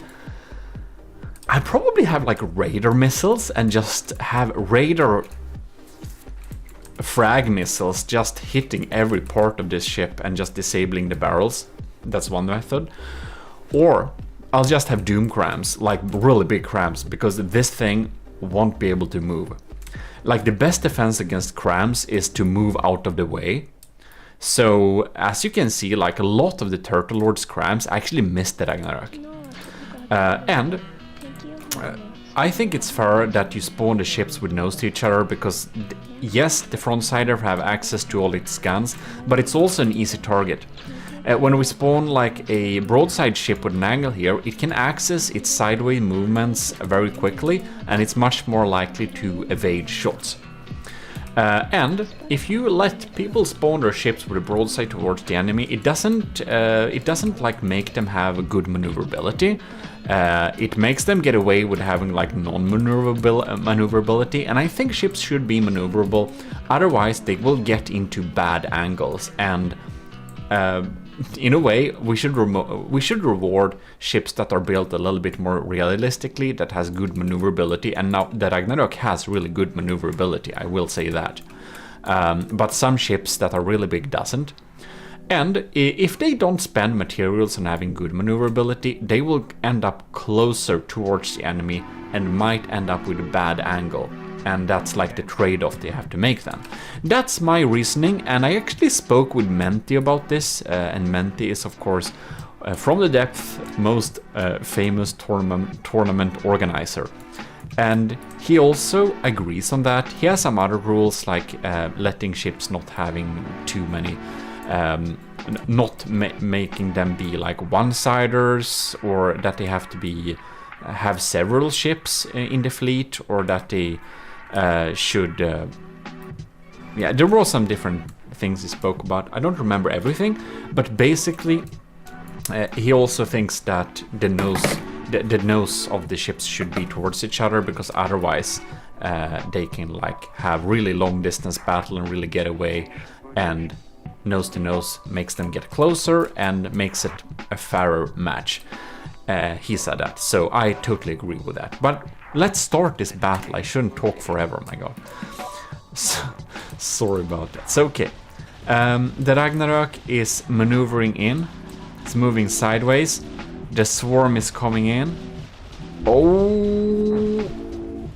Oh yeah, it was saved from that first blast here. It's really moving sideways here to get some good damage going. God damn it, I talk so much. In any case, I would like to give out a huge special Uber thanks to Admiral Super Dave. We have a new admiral in the army of GMODism. He's enlisted and commissioned officer in the army of GMODism. And the admiral is of course the top level you can be in the army of GMODism, the absolute most revered supporters here. So thanks a lot for supporting the channel, and thanks a lot for joining the army of GMODism. My best army of GMODism commander, Admiral Super Dave. And about that, we also want to give out huge thanks to Stellar Lieutenant C2. And Stellar is of course YouTube member. Ooh, those bounced. Lucky for the Ragnarok. Ragnarok is faring a little bit better in this match, like sideways, with having its all guns access the enemy at the same time. It's nice to see. Well, any case, Stellar is of course Stellar GMODism from YouTube membership. And then we have Commander Ike the Boater, Commander Ejin, Lieutenant Asteria, Lieutenant Powered by Greed, and Lieutenant Tyler Russ and Lieutenant Vincent Veritas. Well, commissioned officers in the army of GMODism, thanks a lot for supporting the channel. So, we'll see how this battle develops. I do suspect we get very similar results this time too, but you never know. This is why we have best of 3, because sometimes a ship is just unlucky. Ooh man, you can see those Civ scans are really sawing through here. Bam. What happened here? The Turtle Lord, oh, it hasn't fired in a while, I wanted to say, but then it fired. So we have the swarm here. Turtle Lord is in lead with like 1%. Bam! Poor turret. None of the turrets are disabled yet, and we're already 1.46 minutes into the match. Right. We got 87%. Okay, it's turning. Turtle Lord is still faring a lot better, but it looks sadder this time. You can see really digging through here. I don't know how many layers of era spam is in here, but there's like some questionable. There's like almost cheese, and that's like borderline questionable, but okay, yeah.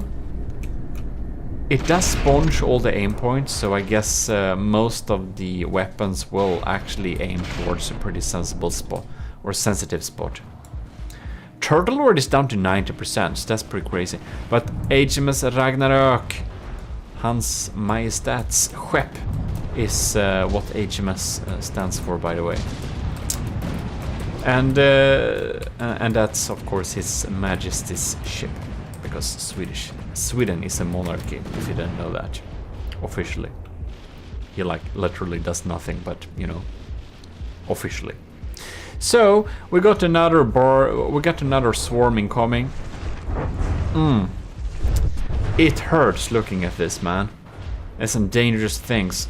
I'm not looking forward pitching my future Gimli super like a Gimli battleship against the Turtle Lord. Those cramps really hurt. Alright, 76% versus 89. Of course, you never know. Can always be lucky. Look at those civ systems. They're really mopping up these guys here. But when they come shots from two different directions, they don't really know where to aim at. Oh, the civ system is doing a pretty good job here. Well, Turtle Lord has a pretty good advantage still, but man, if he can just keep... If the Ragnarok can just keep off all these shots incoming, that's probably pretty great for him. Look at that, we're really cleaning up here. But now comes a big swarm. Ugh. 69. Down to 69 health. Nice, bro. Okay. Yeah, that's some damage, man. That's some damage. That turret is completely disabled. Water pumps start to complain and give us stuttering. More. Oh, yeah. I believe we're looking at a battle that's over. But man, the HMS Ragnarok's civ system is so good. I really need to make some pretty powerful shells to get through, and I already did since the last episode of building the battleship, or the first episode that is. You can see that I actually have a cram turret that will get through these civ systems, and that's nice to have, and that's probably needed because they're really cleaning up the area. It's actually very satisfying looking at the Brenzo's HMS Ragnarok 2.0 sweeping up the skies from these shots.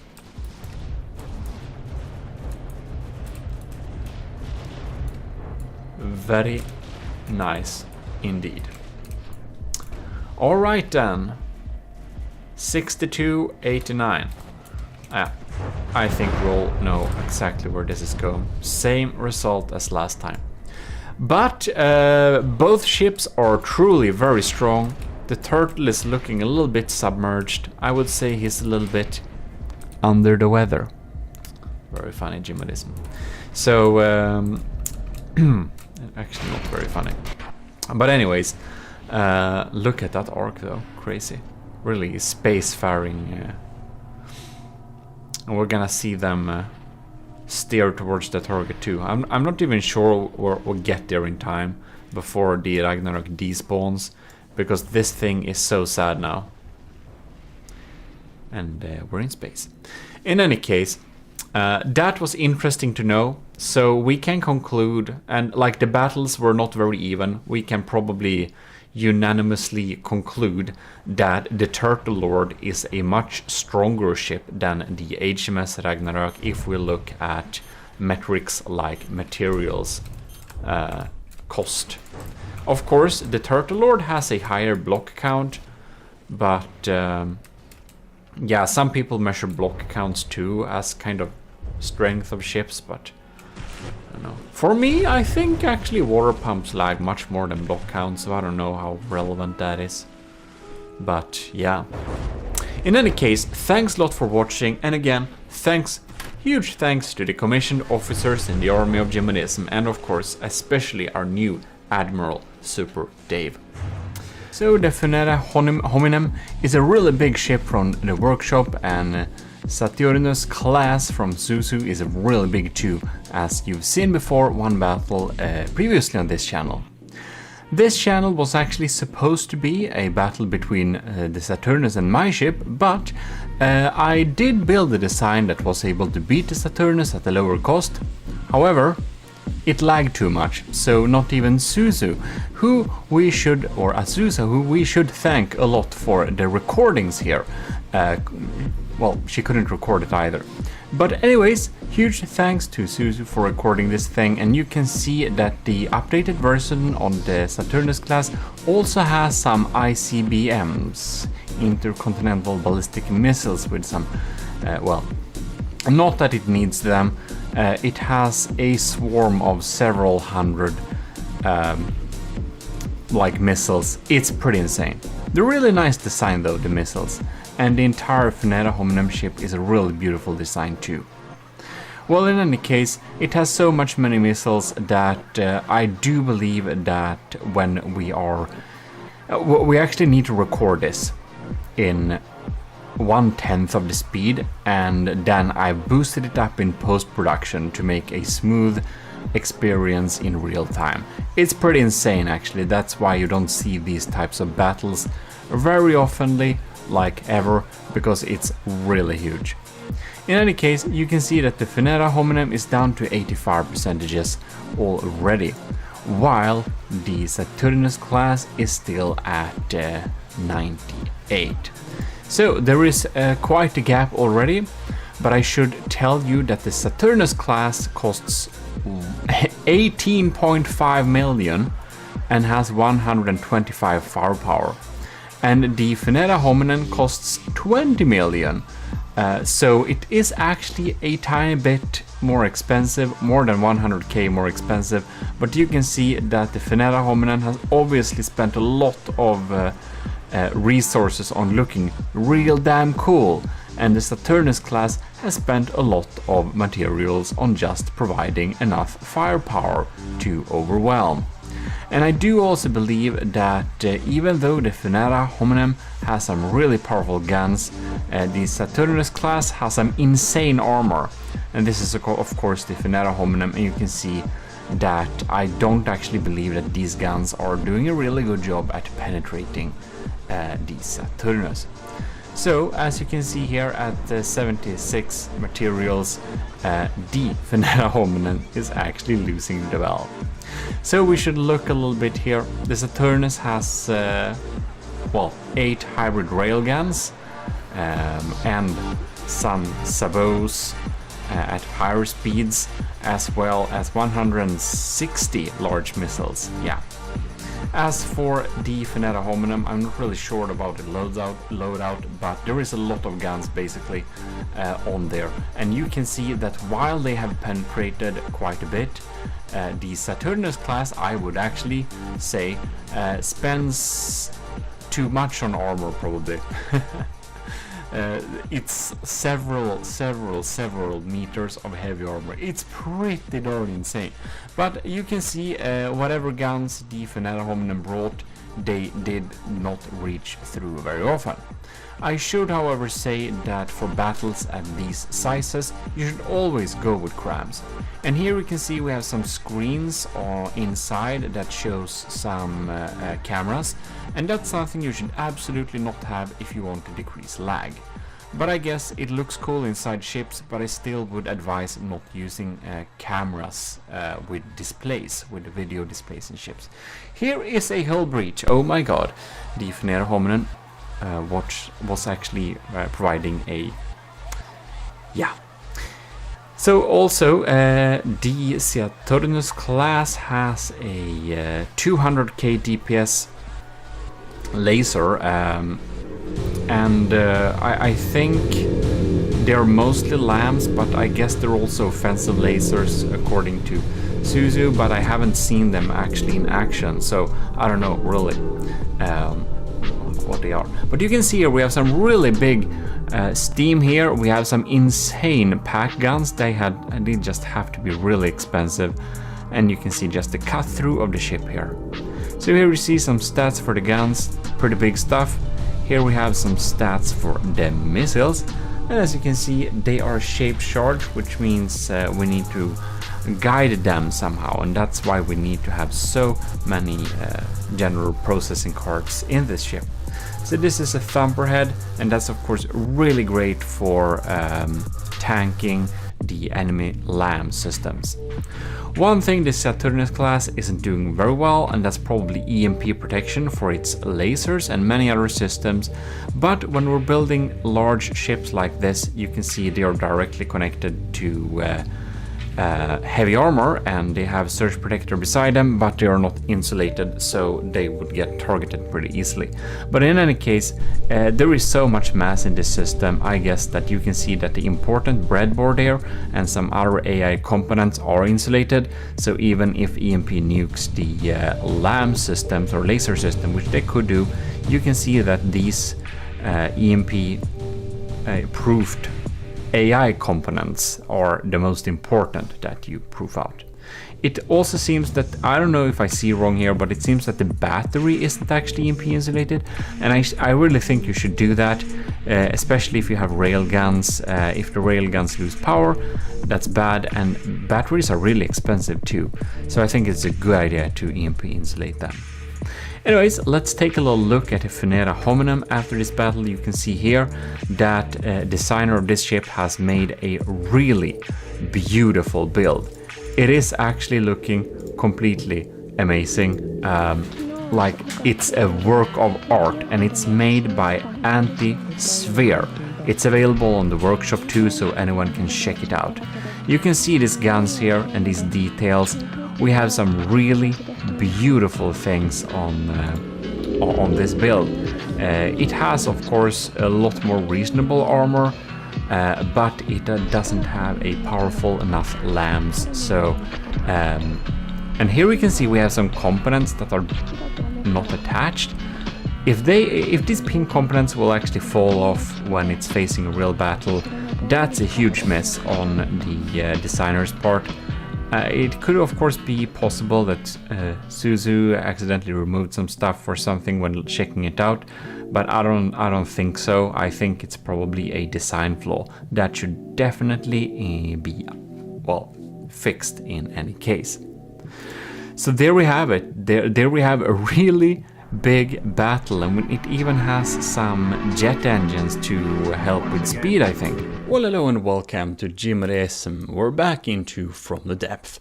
And, well, the secret advisor sent me a new ship, the Paper Naginata class Frontier, because as you may have seen in the previous video, the thing he submitted completely lagged everything. The recording was far too long, and I'm never gonna battle anything that laggy ever again.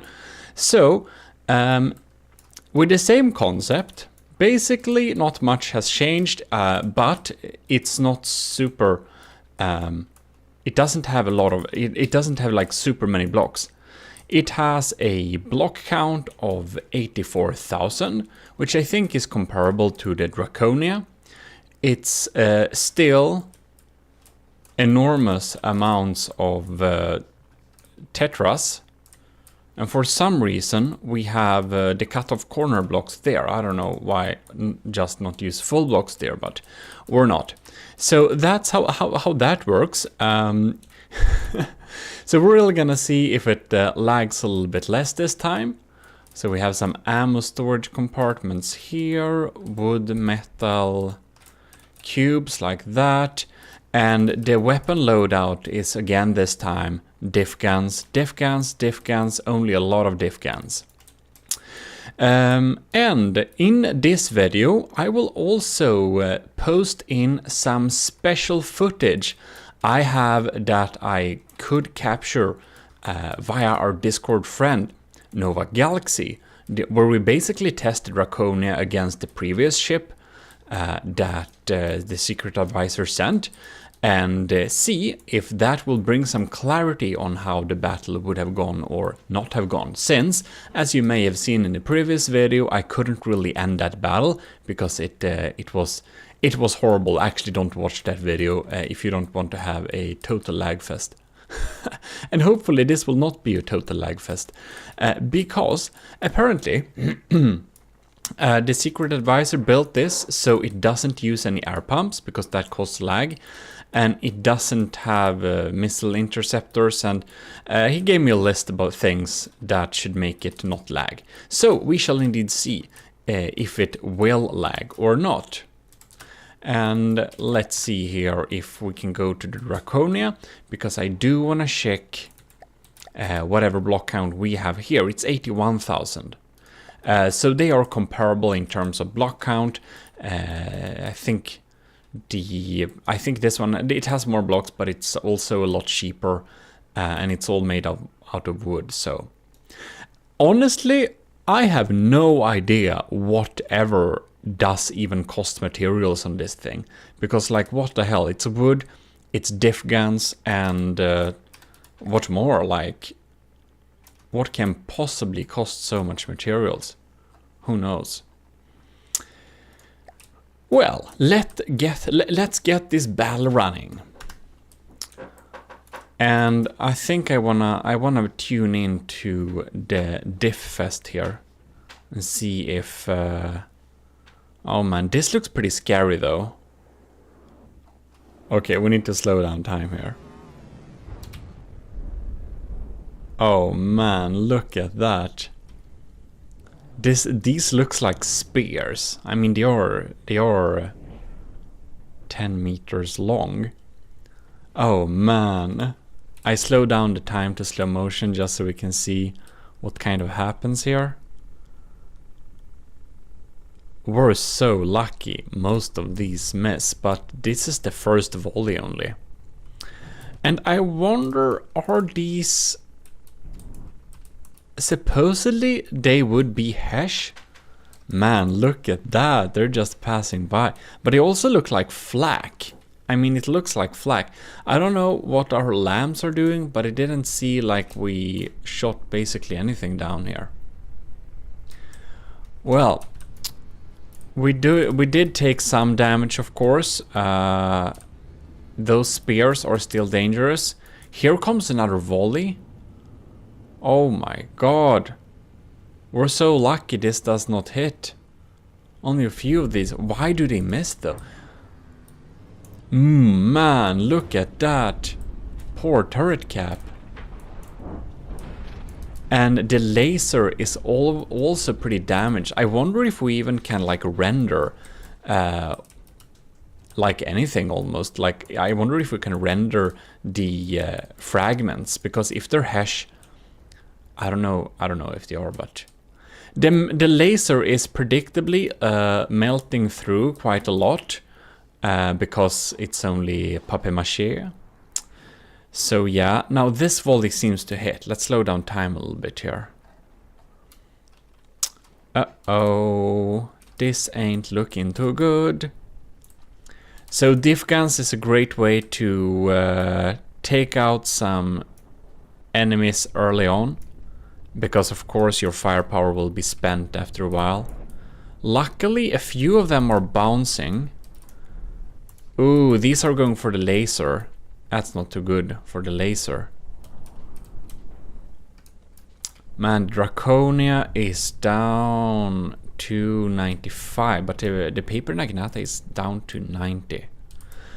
Oh yeah, that looks... Oh no, this is the Hesh inside the turret. That's our fast fire ones. Ah, look, they're just eating up materials here. And after this swarm, I think we're on equal material advantage. These are like a lot of shots. Man. That one, ooh, that hits bad.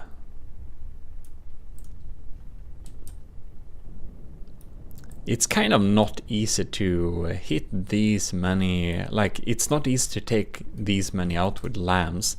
It would be interesting to see how a more formidable high cost system would deal against these. Like my lamb system isn't very expensive at all. It's kind of cheap. Yes, yes, yes. It would be interesting. I wonder what this would do to something like the Megalodon or the Titan Slang that has like really expensive lambs. So yeah, interesting. In any case, we should check what's happening here with the Paper Naginata. And well, Ooh, no, look at that. Let's speed up timer. It seems that, is my laser even working? Seems a little bit it seems pretty weak. Or no, it goes through, does it not? What is this, by the way? This is like a lot of wood. Is this the AI? Yes, this is the AI. With a shield in front of it out of wood. And we have small tiny islands of inefficient steam engines going here. Alright. Well, we ain't gonna lose power, that's for sure. Here we have a bigger, and this is driving the propulsion. I see, of course it is. So, oh no, the paper Naginata is in the lead here. Draconia is down to 78%. These diff volleys has really taken its toll. And the latest shot has completely like made this a total wasteland. Look at that. The entire front is like gone. We just have some auxiliary crams going on here. And they still have shots to spare. Ooh. Scary, scary. Yeah, it's not looking too good for the Draconia. These armor has really taken some beating. 1.6 million worth of diff guns, man. It's kinda insane. And they just keep coming. Well, we have our vertical missiles, and against something like this, they of course deal good damage because the wood isn't providing much protection. Oh no, there we have another volley. Yeah, I think this is gonna be over pretty soon. Like, look at these guns. How many barrels are there? I can't even count. It's like ish 20 or something per gun. So that's like, how many turrets do we have here? 1, 2, 3, 4, 5, 6. That's like a lot. It's like several hundreds of rods that can come in here. So because we have so much redundancy with all these diff guns, the amount of shots that can come from this thing is basically more than a equivalent turret, equivalent cost that just shoots shell like this, because its lifetime is gonna be lower. Yeah. Spamming diff guns like this, we can really, like having disposable guns in general, we can really deal some damage. Oh yes, yes, yes. Yeah, the papier-mâché method with the diff guns is a solid and powerful method. It works. It really does.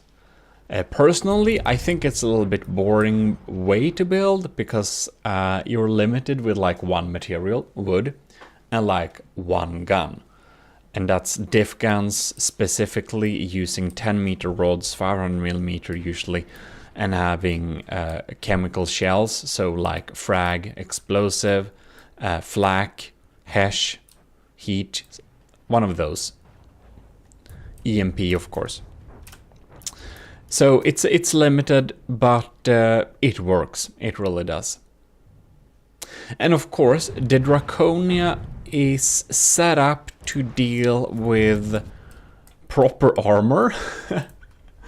The Draconia is not set up to deal with papier-mâché diff gun targets. But it would be interesting, you know, I think we can specifically build something that could beat something like the paper Naginata with a also severe material disadvantage. Because as we don't have any defensive systems, lamps or anything on this, it's not too hard to just, like for example, my shots, I spend so much power on armor penetrating, and it's completely useless against a papier-mâché target like this. That Draconia has despawned, so let's just restart and see if something else happens. Yeah, so here we go again. Let's just unpause this battle and see what happens. We're gonna hang out a little bit here with the Paper Naginata class Frontier by the Secret Advisor and see what's happening. What's this happening here?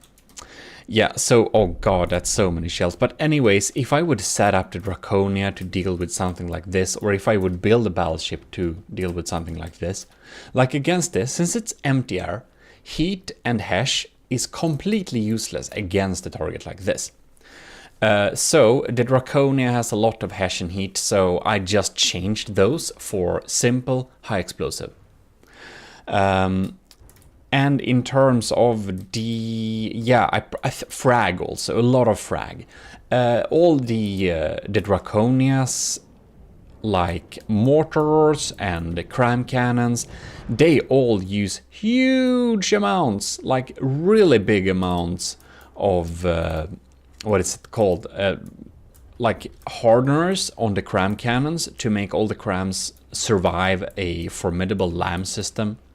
And of course, a LAM system, like this doesn't have a LAM system, so it could have, but if we're building against it, we wouldn't need to care about that.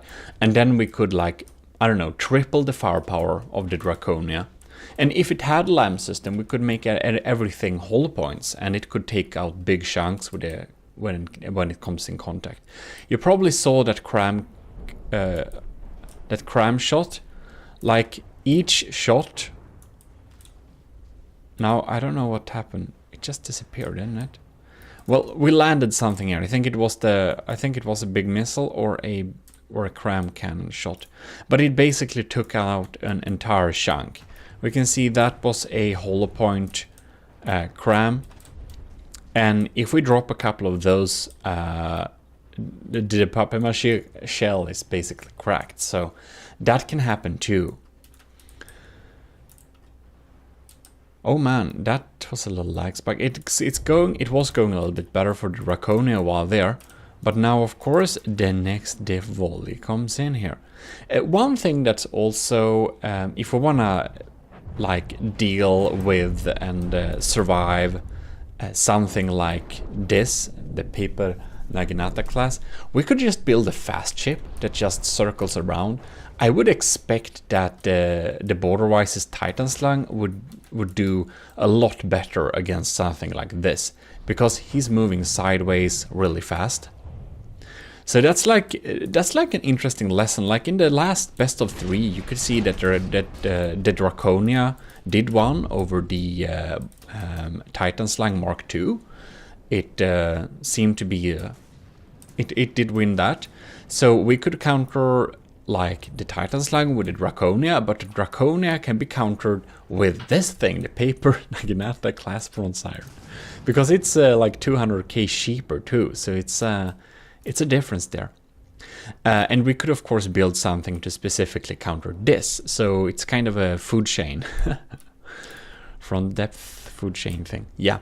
But anyways, good job by the Secret Advisor to make the Paper Naginata class still be strong and not lag the system out completely. So that's cool. And it indeed is most likely gonna win this. It really, like, man, look at that damage. It looks like Hesh actually. You could see all that.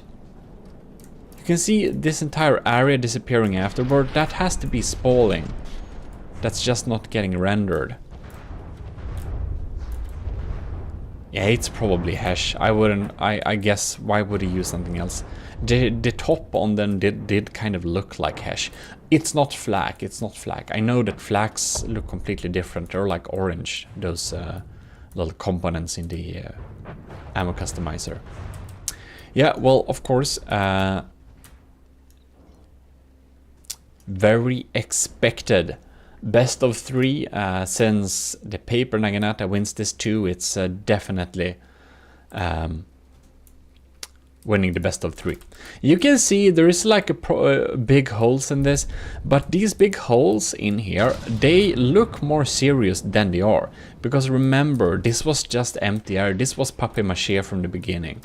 The question is, how many of the turrets can we like take out? And a lot of the turrets have been taken out. And with a real big amount of luck, well, the Draconia could probably win this, maybe. Probably not, but with real big amounts of luck, say that the laser just takes out the turrets in series, it needs like, I think the Draconia needs like 3 seconds per turret to take it out if it aims at the right spot. It could theoretically win. But of course, I don't think I want to do that, because it would take a long time, but if I'd set up the Draconia to deal with the Naginata, I think it could win. But in any case, let's dive into the earlier footage that we captured from previously, when we sat via Discord with Nova Galaxy and could check a little bit around, well, we could check around a little bit on what could win or not win when we looked at, I think it was, what was it? That really Hollowwood class ship. Quite funny name. Because that is quite interesting. Yeah, I'll just assume that Draconia loses this, because we have like small missiles to fire at this thing. And it's 10% above, but yeah, well, I don't expect things. Yeah, here we go. In any case, what we definitely can do is take this opportunity to say, Army of GMODIST Invictus, this is just a battle, not the war. Yeah, those are hash, definitely hash. And say huge thanks to our commissioned officers in the Army of GMODIST, which is Stellar Admiral LCG Canyon. We have Captain Scubarox, Commander Aegean, Lieutenant Asteria, powered by Greed, and Tyler Russ. That's just from my memory, so I don't. I hope I didn't forget any lieutenant or above.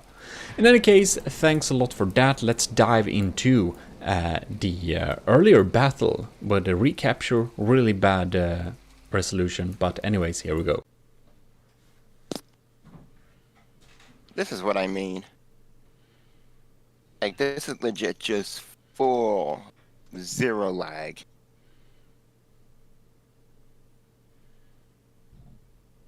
Oh my god. It's only diff guns. I know, but the amount of barrels. Yeah, there's a lot. Barrels within barrels. It's ridiculously huge. The battle has commenced. This honestly feels way smoother than I expected.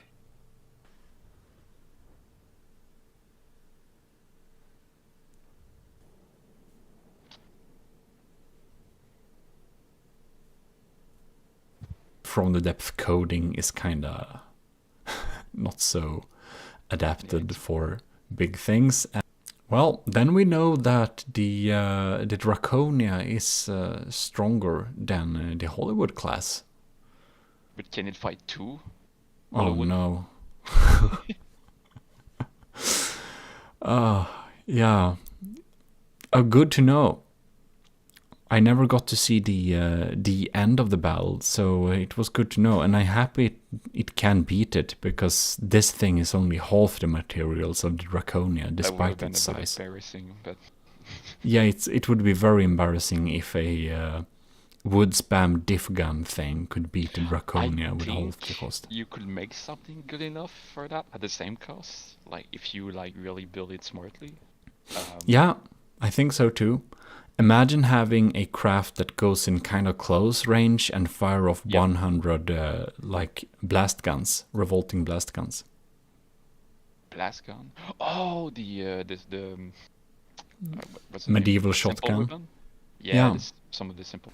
So there we have it. I hope you did enjoy that. Pretty fun to see us battle that, and you can see that for some weird reason it looked like the Draconia could indeed like win this thing, which was surprising since we just looked at the Naginata and it was completely different here.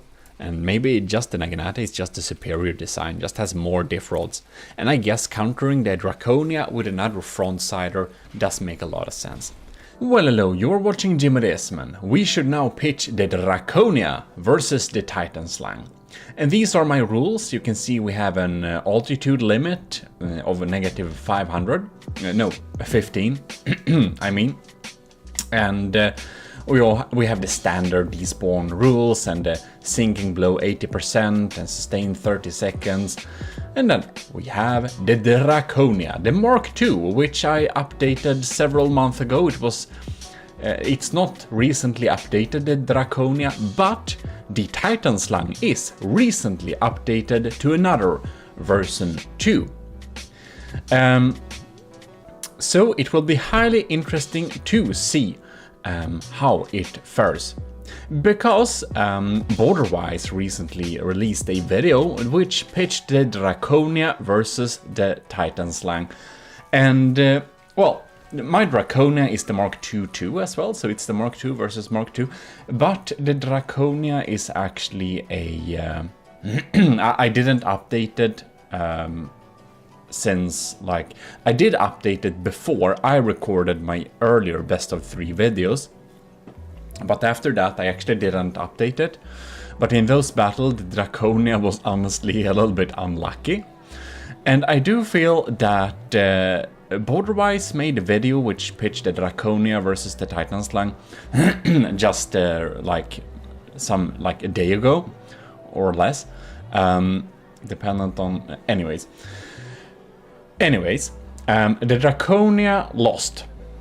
And I was a little bit disappointed that the Draconia lost because it kind of lost on technicalities. It looked like it was going to win, but then it started to despawn because it was sinking, but it didn't look like it was sinking. It still looked like it was above waterline. Oh my god. So Borderwise has some pretty good lasers on his Titan Slang there. And well, the laser on the Draconia, it is strong, but I honestly feel that the Draconia's laser is a little bit overhyped. It is a strong laser, yes, but it's... I don't know, I wouldn't say it's the main weapon on the Draconia. The main weapon on the Draconia is actually torpedoes. So the Draconia is a ship that's set up to battle against basically any sort of craft except probably aircraft that stays just above it. The Draconia isn't set up to only battle other surface ships, but it's set up to battle, well, other types of vehicles as well. It's more versatile. It has some weaknesses, yes, but it's set up to be a versatile ship. The Draconia isn't made to specifically beat, say, the Titan Slang. I only made it to match the Titan Slang's materials because I wanted them to, well, have a fair battle.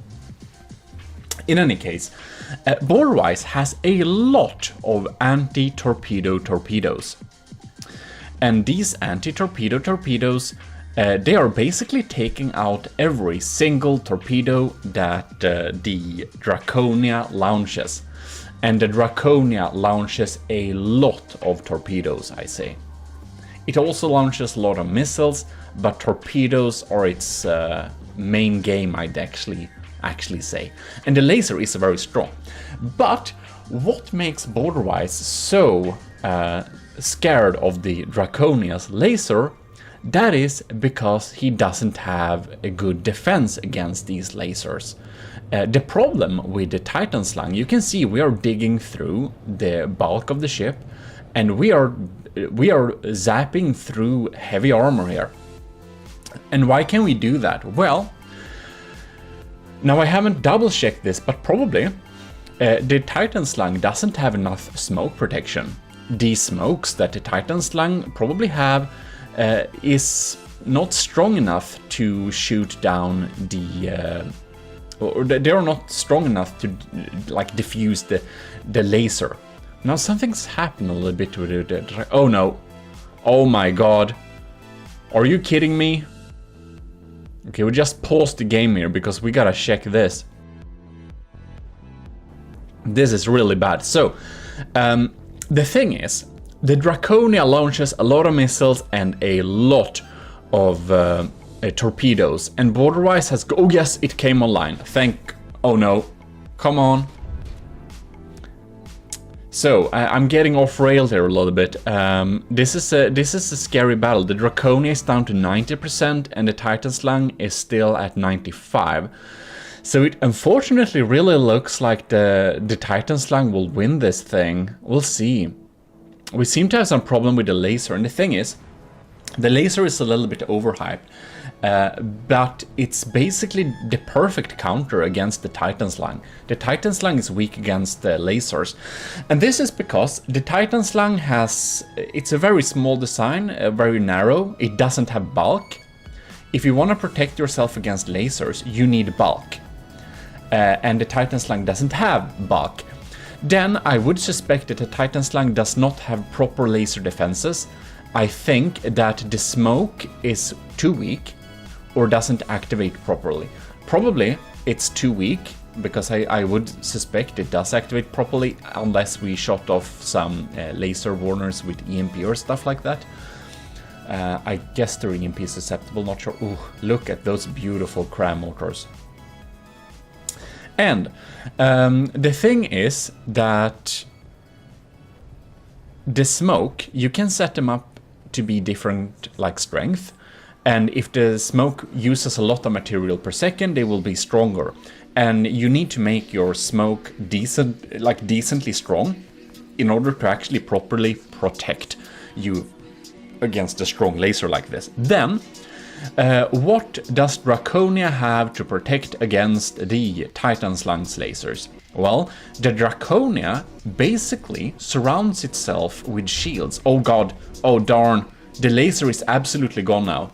Damn. So the Draconia's laser is completely down. And this is really bad news for the Draconia, because the Draconia's reliable way to deal damage is actually using the laser.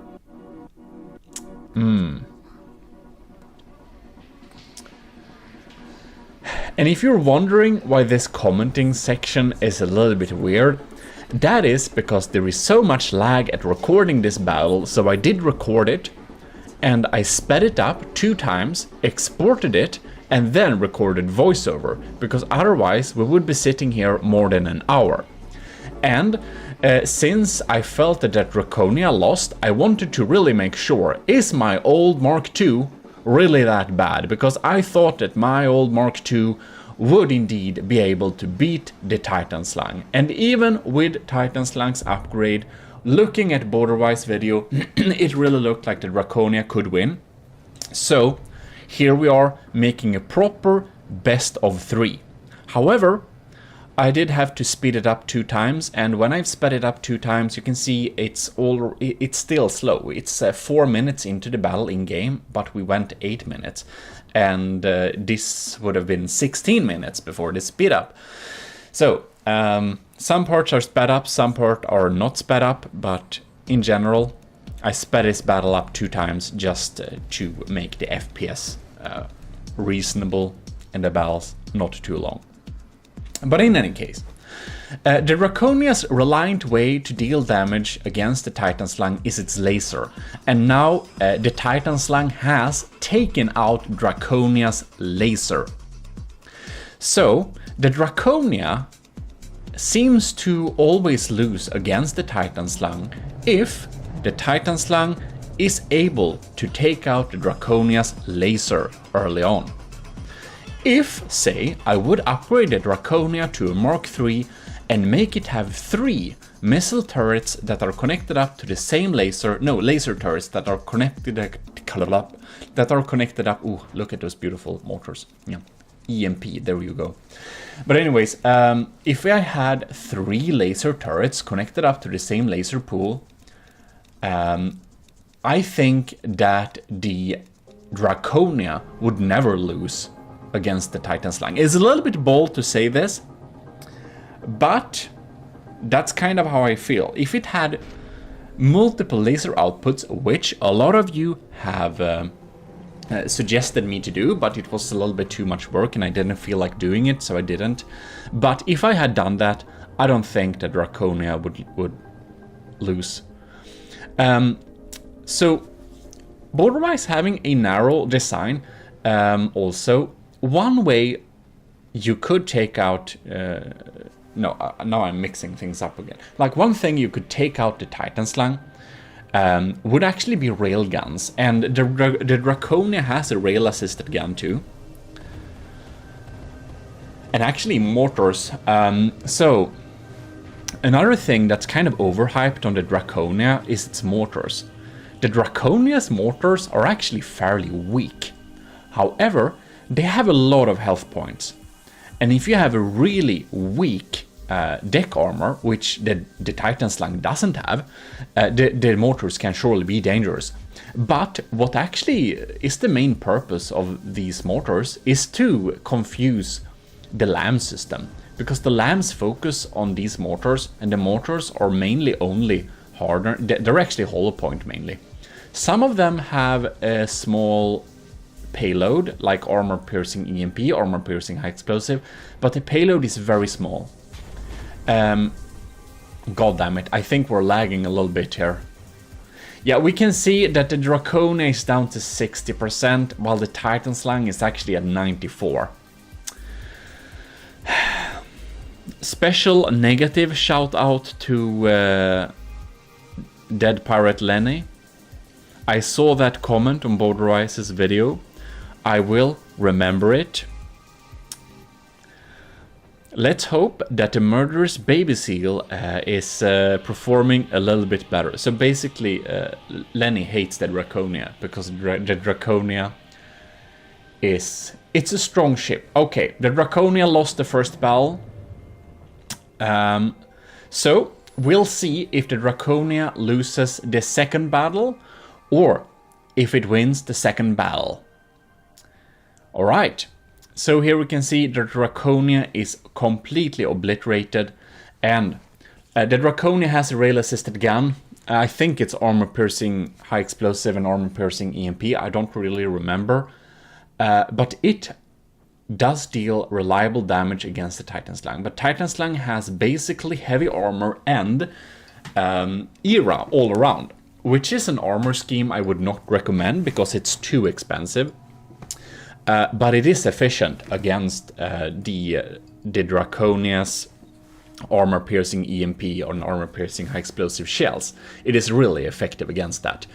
But otherwise, like, to be honest, if I would set up the Draconia to specifically beat the Titan Slang, I would of course add more laser, but I would switch all my cram cannons to APS cannons that shoot fast because his lambs are really strong. Anyways, let's go battle 2.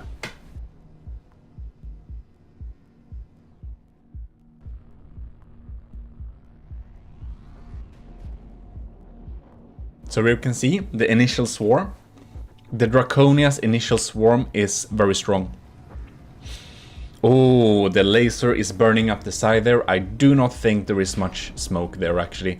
I don't think that smoke uses a lot of materials per second. It just melts through. And the Draconia has shields all along. Don't forget your shields. The shields really decrease the laser damage too. So you should have shields. You should have smoke, and you'll be pretty safe against lasers. But if I would set up the Draconia to specifically beat the Titan Slang, I would change all my crams to APS, because APS would get through his lambs much better. The mortars, they're doing a good job. I would actually decrease the payload on all missiles and make them be almost only reinforced bodies, because you can see my huge missile there. It's coming in. Both his main lasers, the missile interceptors, and the lambs focus on it to kill it, and it dies. But it almost gets through. Like, a lot of the missiles almost go through. So I kind of feel like if I would set all my missiles to be mostly reinforced bodies, I actually think my missiles would go through.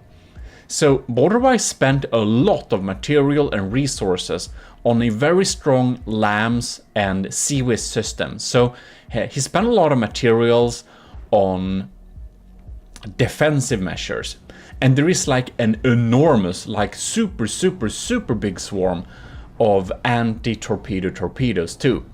And these are like a game changer. If he wouldn't have them, I don't think the Titan slang would have stood a chance. If he had like cut down the anti-torpedo torpedoes to like half for a third, I do think the Draconia's torpedoes would very much eat it up.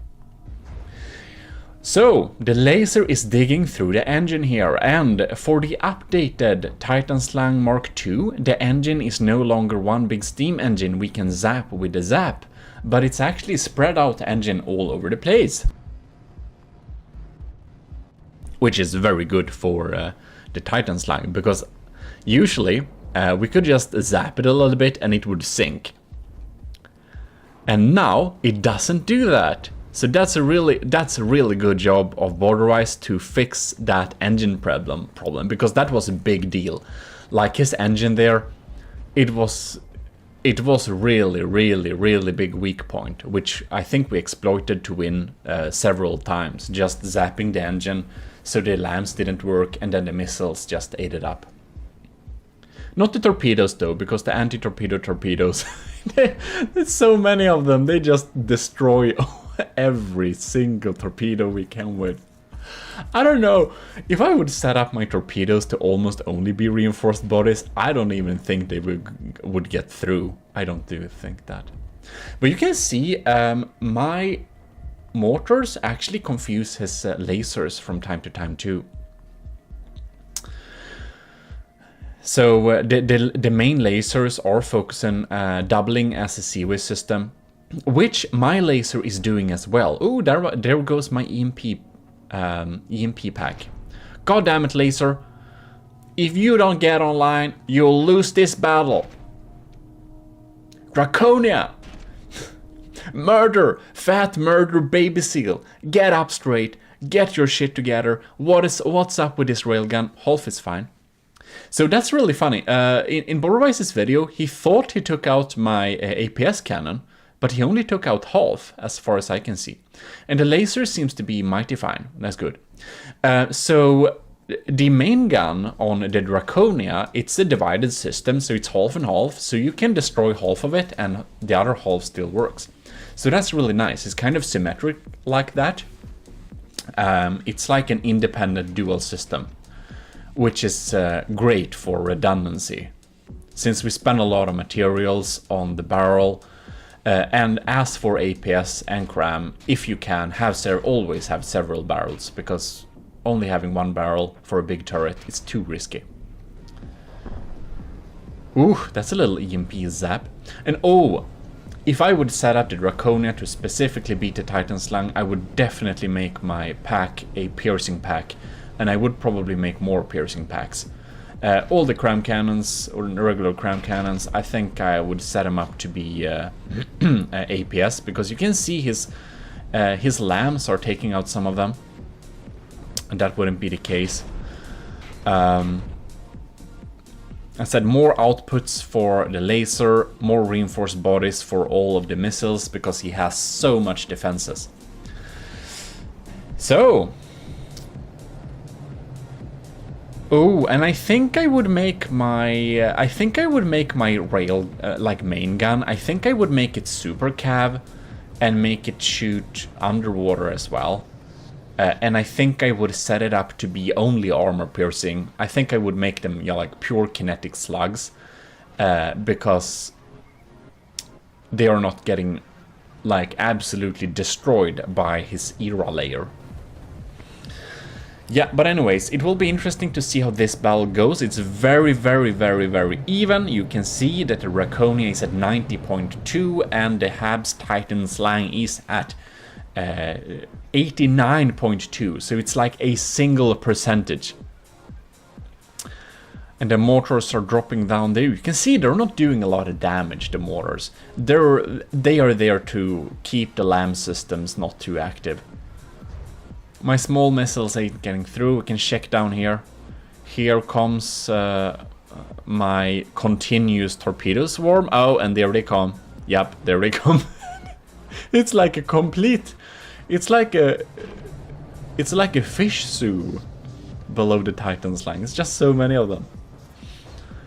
Ooh. Oh yes, look at that thing. Wow, that turret is so dead. Man. Wow, that's great. Is that cram cannon down there dead too? No, it's online. So my small missiles are popping in there. The lambs has no problem shooting. God damn it. It's completely still. The Titan slang ain't moving. Why is it not moving? The Draconia has a 3% advantage now. I don't know why the Titan slang isn't moving. Ooh, big explosion. But either it's the Azipods are still there, so it must be the engines. But if it's the engines, I don't understand why the lambs... The lambs stopped working now too, no? I am not sure. I'm not sure what's up with the... No, the lambs are working. They did zap a shell there. So I don't understand how they can have power while the engine... Oh, maybe it has super little power left and the lambs have a positive power priority, which we need to do an instant tutorial about pretty soon too. And now you can see the Titan slang is dead in the water. It shoots back, yes, it has... Oh, do you see that main APS there down at the... Like, you see that? It's died. We killed it. So the main gun, the main APS is dead. The laser is zapping and zapping. The cram is still online. It's very resilient. Very good. That's a very good cram design, by the way. It's very resilient. And since he switched to mainly hollow point, my LAM system basically has no chance of taking him out. The Draconia doesn't have a very strong LAM system, but it is formidable, it really is. Okay. Ooh. So we're getting so much holes in the Titan slang now that now the mortars might actually start to hurt. And you can see, oh, you can see the torpedoes are coming in. We've let the torpedoes in, and the main torpedo swarm that comes, that's like a vertical downwards launch, they are shaped charges, so they're quite scary.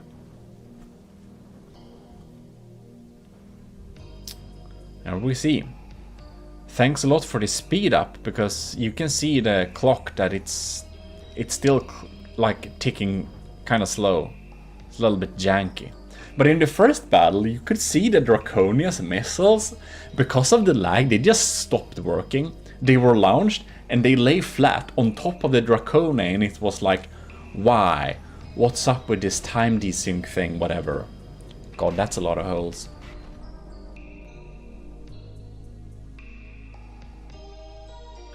Yeah. Seems like the main gun is it, does it work? It looks like it might almost work. Crazy that. Yeah. The Titan slang lost this battle. So, beautiful, let's go to the third battle. So, right now, Borderwise has won one battle with his Titan slang, and the Draconia won the second battle. Beautiful. So we have 1-1. Let's see on the third and decisive battle who's going to win this best of 3. The Draconia's initial swarm is pretty formidable. We see we tore some holes there. Oh my god. The LAM system let through some missiles from the front there. We got some turrets on that blast. You can see the laser is digging in its side there. Yeah, the Titan slang is a really compact design, and if you make your designs too compact, yeah. Keeping the block count low, I would feel a better bulk and less era would probably be an upgrade for a Titan Slang, but that's so much work, I wouldn't do it either. The Draconia has a lot of era too. When I made the Draconia, I thought that staggered era was really important to have all over the place. And now I learned some more things, and I learned that there is something that's called just solid slugs. Ooh, that turret is very sad. And they don't care very much about era, so I only use era for certain parts, like the AI and stuff like that nowadays. It's not worth it to have all over the place, in my opinion. It can be for some time, some... Ooh, that's a laser! You saw that was a laser. We zapped the laser barrel. So, we just need to hope that we're lucky, or not extremely unlucky. So the Draconia's laser is pretty hard to take out, because the laser is right behind the super massive main APS cannon. So, in order to take out the Draconia's laser, you have to land a super lucky shot, or you have to dig through the main gun, destroy that, several layers of heavy armor, and then dig into the laser turret.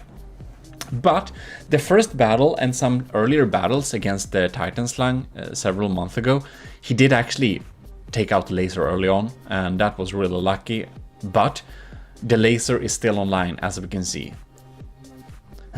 So the Draconia is actually behind with 92%, and the Titan Slang is at 93, so it's still very even. Also do note that the Draconia losing health points fast, it's part of its setup. It doesn't have heavy armor on the outside. It utilizes like metal and wood and stone. Oh, that's a turret! We shot off a turret. You can see the next mortar swarm there. And as you can see, these mortars, come on mate, they're not doing a lot of damage. They're kind of weak. But you can see, they are opening a window for missiles and all sorts of fun stuff to get in there. So there you can see the staggered era. Ooh, hello friends, repair bots. Here we have the laser. Ooh, darn. This laser and engine is getting opened up. Wow. Yeah, definitely. So, general tips. If you're watching this and you're thinking, oh my god, the Draconia is so strong and the Titan Slang is so strong, because both of these ships are very strong. Borderwise did a great job at upgrading his Titan Slang. Oh no, the houses are empty. Yeah, we'll just check around this a little bit, see how it's doing. But if you're looking at this, you might think, God darn it, what are these pro ships? You can never beat them. Or you think they're absolutely crap. Neither me or Borderwise is the best builders alive.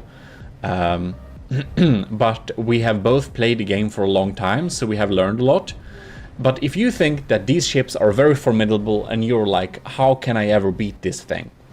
Well, if you want to beat the Titan Slang, I would go with lasers and other stuff that penetrate a lot. So that means piercing packs, lasers that focus on the same spot for a long time, railguns or APS that shoots penetrating slugs containing no payload, or cram cannons that contain a payload.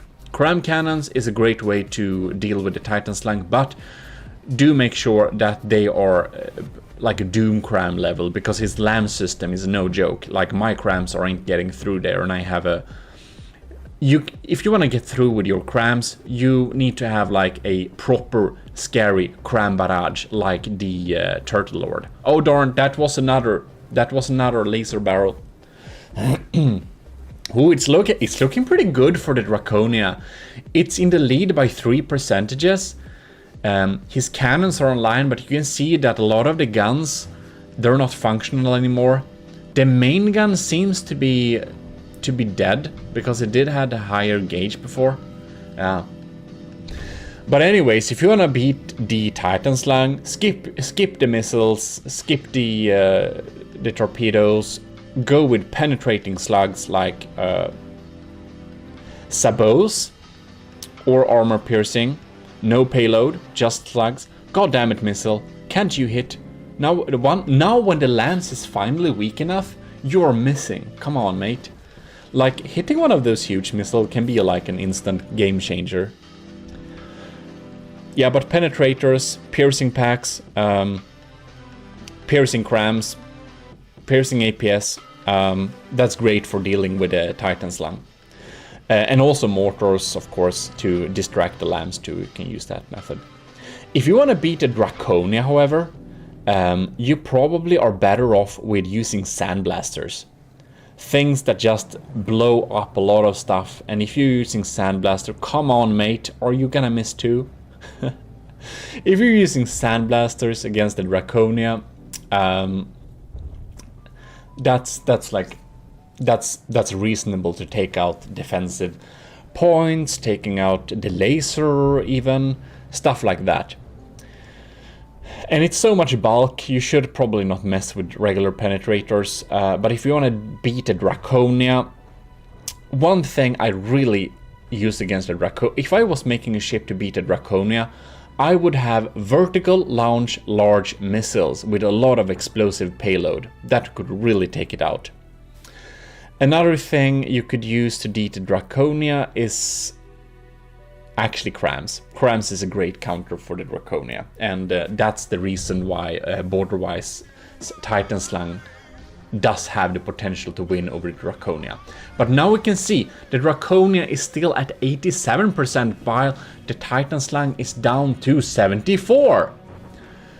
Wow, it's really looking like the Titan Slang is going to lose this best of 3, which makes me very, very happy. Because I did think that you know, a loss is a loss, but the Draconia losing on technicalities was very boring when it was about to win.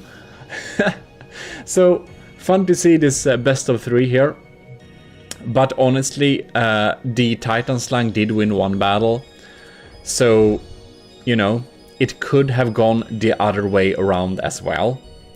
Yeah, as I said, if border-wise Titan Slang can disable the Draconia's laser early on, it has disabled the only way the Draconia is dealing reliable damage against the Titan Slang.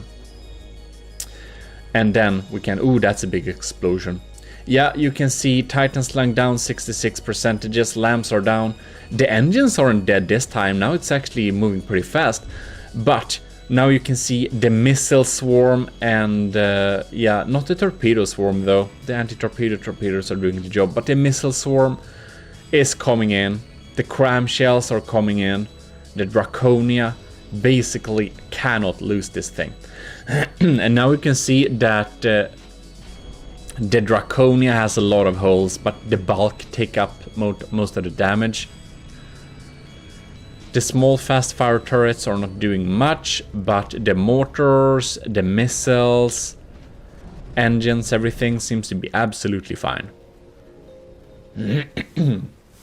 Well, I must actually say that I think the Draconia is doing a good job. I'm happy with her performance. The Draconia is still a strong ship and is able to win this best of 3 with the updated Mark II Titan Slang. That makes me very happy, and I feel that I don't need to upgrade the Draconia. The Draconia is pretty good as it is. And now the Titan Slang is sinking and collecting penalty points for sinking. Ooh, look, and now finally my missiles and torpedoes. Oh, the torpedoes are finally getting through. I would suspect that a lot of people... Oh, that's a win. It's official. The Draconia is the winner of this best of 3. Yeah. If you have tried to pitch your ship against the Draconia, I bet that its torpedoes probably took you out. Look at that. Man. The laser... Oh, and the lambs is actually on top of the laser, so it's kind of protecting it also a little bit. Man. Oh, that's pretty cool. I'm happy. I'm happy. It doesn't look too damaged either. You can see even the captain's little compartment there. The architecture, it's still intact. A new challenger has appeared.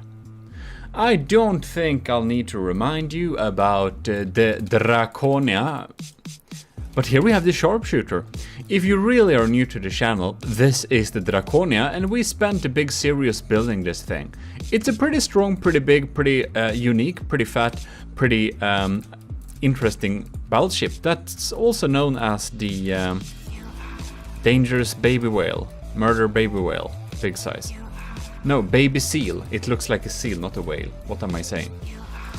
Anyways, here we have DP Lenny, or Captain Lenny's a little build here. Oh, so these are a little nose with propellers in it.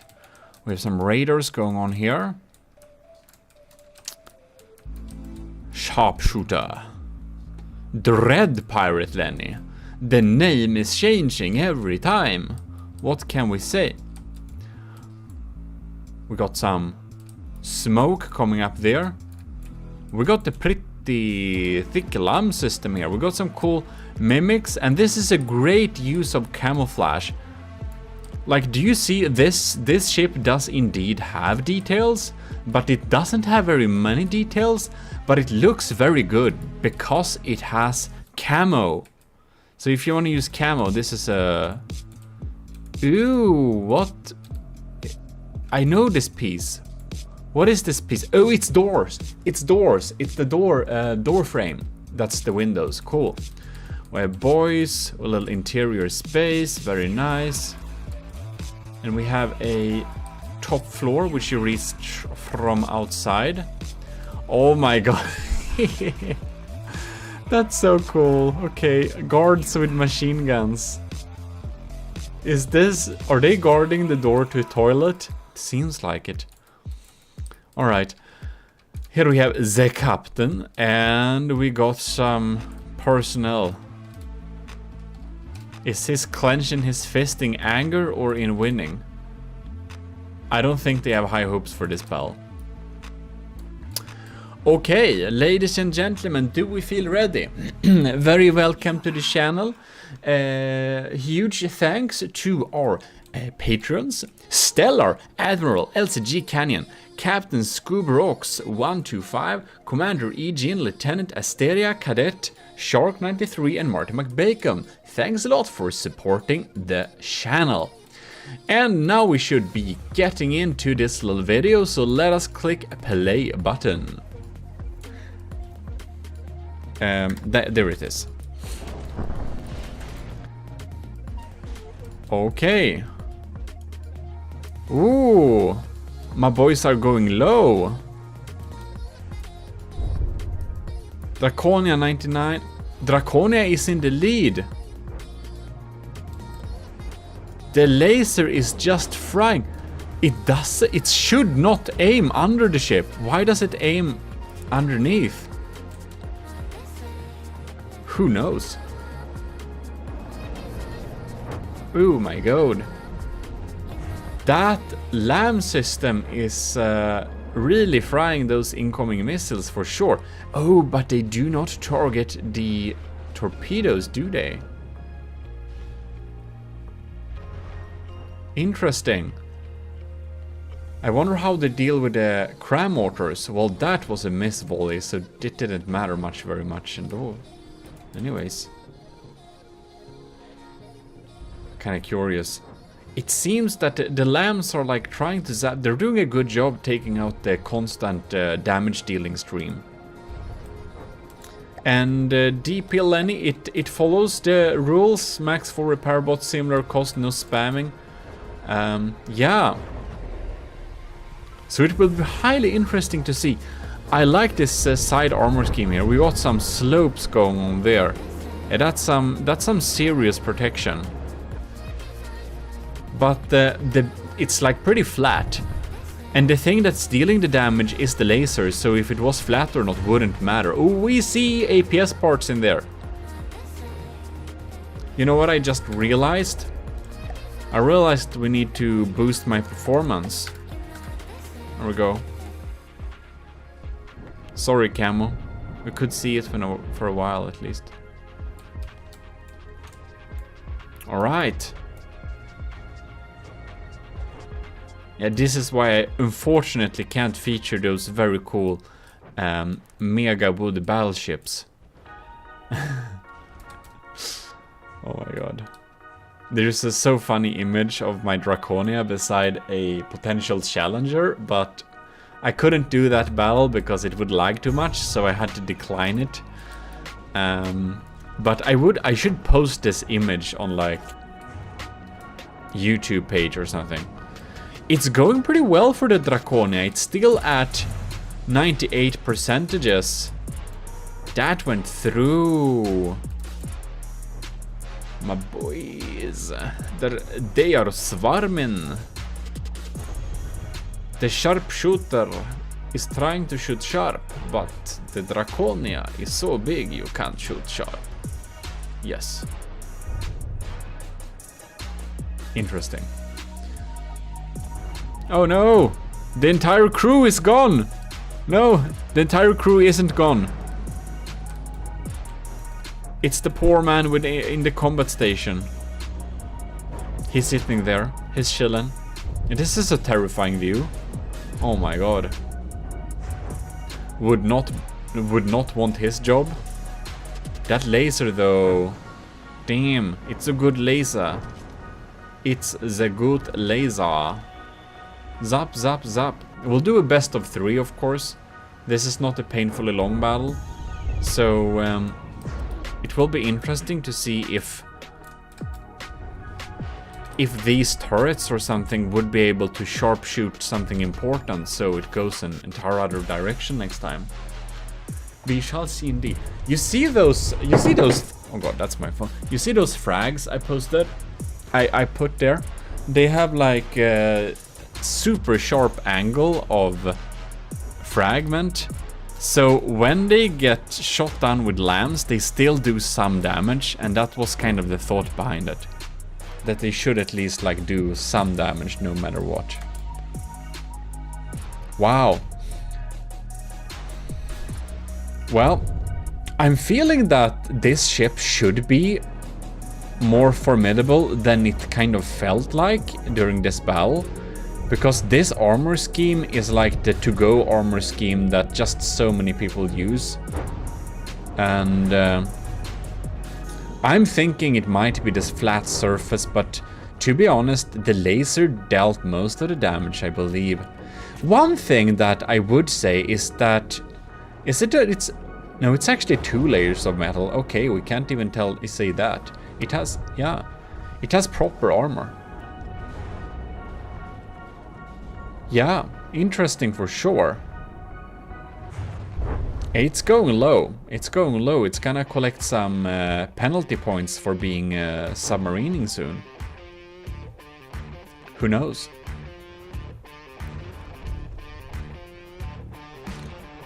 So the Lamb did a good job at the first iteration of the battle, but the Lamb has kind of given up a little bit. And this deck is... What about this deck then?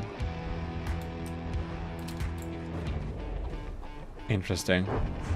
It's like alloy and metal. It feels like pretty standard procedure. At least the laser has been EMP protected all along. But yeah. So that's... Our EMP didn't touch the laser. That's good. For it. Yeah. It's protect by EMP for sure. And remember, if you miss like actually one single little poor spot when EMP insulating a laser, like the receiver or just one little part that's actually physically connected to the main structure, your laser will be very sad indeed. The EMP will find it and fry it all. Just fry it, yeah. EMP is scary. That's why we have an instant EMP insulation tutorial. If you do not know how to properly protect yourself against EMP insulation, you must watch my tutorials, my instant tutorials about EMP. Yes, very welcome. What's up with your voice today, GMODIST? You're talking like a strange man. GMODIST, that is because you are a strange man. Thank you, GMODIST. Stop talking to yourself. You're becoming even more estranged than this poor, huge missile who completely failed. Did you hear me? Failed to reach its target because it was stupid and didn't turn good enough. DP Lenny is down to 69 and it's dropping from there, so it ain't looking particularly... Oh, it did hit. Are you kidding me? It actually hit. Good missile. Very good missile. Maybe there is hope for me too as well. GMODIST, don't kid yourself. You will always be weird. Oh, look at that beautiful EMP frying. Oh yes, those laser components. Eat, eat, eat. Yeah, 65%. This starts to feel unfair.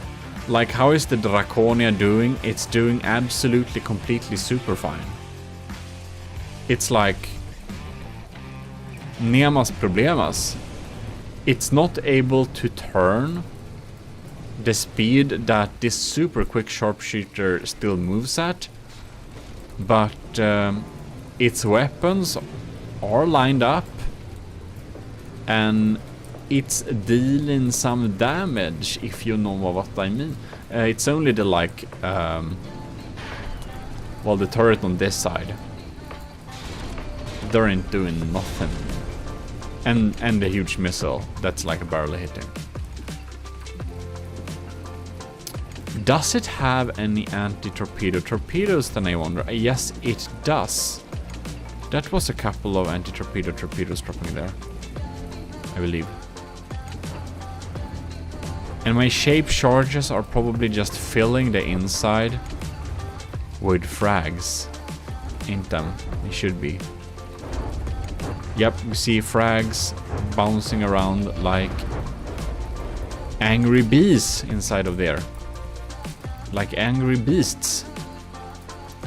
Alright, we're down to under 55 in like next volley, so we can...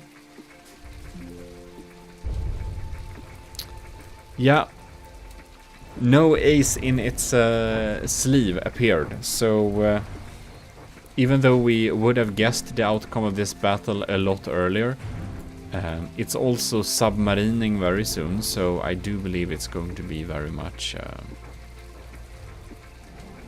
disqualified. Oh yeah. There we go. It's officially despawned. Well then. The Draconia is ready to rock and roll. Rock and roll. Yeah. Isn't this pretty terrifying? Yes, it is. Okay, let's see what's happening this battle. Sharpshooter is here again, popping up. Somehow it has camo this time. Who knows how this game works? I don't know what it shoots, but it shoots some pretty quick shells, so we're pretty sure we can't defend against them. Oops. Maybe I can just stop the game and take an actual look. These are armor-piercing solid warhead bodies with... Is that the timed fuse or something? I think it's the case. Ew, maybe it's my anti-missile missiles. Anti-missile torpedoes. Oh no, it has one. It has them, for sure. Some medium ones as well. But my torpedo barrage is just a little bit insane, so it's possible that it will not have time to deal with them. We're gonna follow these guys because these are quite evil. These are the angry bees.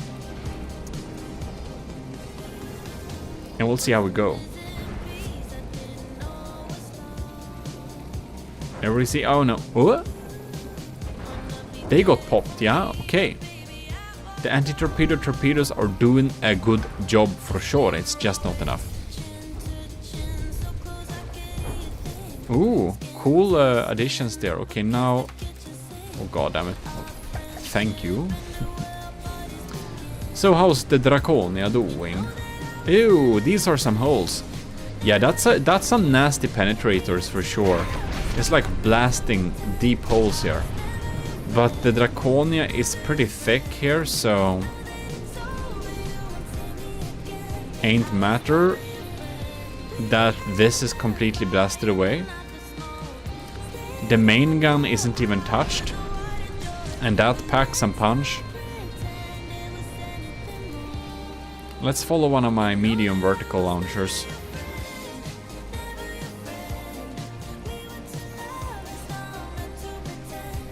Meow. That's some damage. Are you kidding me? No! Stop being wrong. Turn around. Sir, turn around. Turn around. No! Anyways. It should draw some damage for sure. I have a slight feeling that Draconia's laser working as a CWIS system from time to time is probably a disfavor. Against a ship like this, who has shells that are so fast it couldn't even have time to try and hit them or detect them. It's only dealing damage with its laser, and that's probably for the better. That's what it's set up to do. And so far, the battle is going the same way. We got a nice cram barrage going down there. And while this cram barrage isn't particularly scary, it will go through 2 meters of like metal and 1 meter of rubber and deal not big damage, but substantial damage inside of there. So they did really disable the LAM system using that volley. Yeah, I think that Lenny's sharpshooter is good against ships that are utilizing fast-firing APS weapons more because it's so much underwater. But it's kind of weak against everything that has damage that comes from above in any capacity or form. And I don't know if it has smoke defenses, because this laser seems to be doing full damage. But I have no idea. I'm not a laser super expert, so I can tell if this damage is with or without smoke. But I didn't see any emitters, and it melts through quickly. So that's the only reason I based that on that. Wow. I'm kinda impressed that the Draconia is doing so good again. Because this armor scheme, it ain't bad. I will tell you that. This is not bad. I don't think anyone will tell you that this is a bad way to do it. It's a pretty standard way to armor. And it's going pretty well.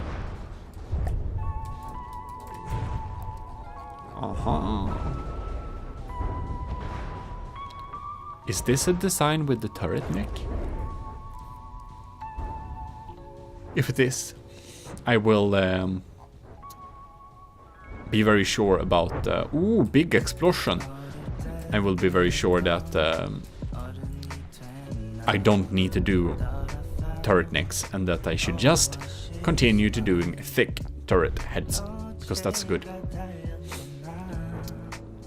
Oh yeah. We're frying. And Captain Lenny's sharpshooter, she's down to 74.5%, while the Draconia is at 96.6%. Is it so that the sharpshooter's perfect counter happened to be the Draconia, while it should be the other way around, just because the Draconia was, I suppose, completed before this one?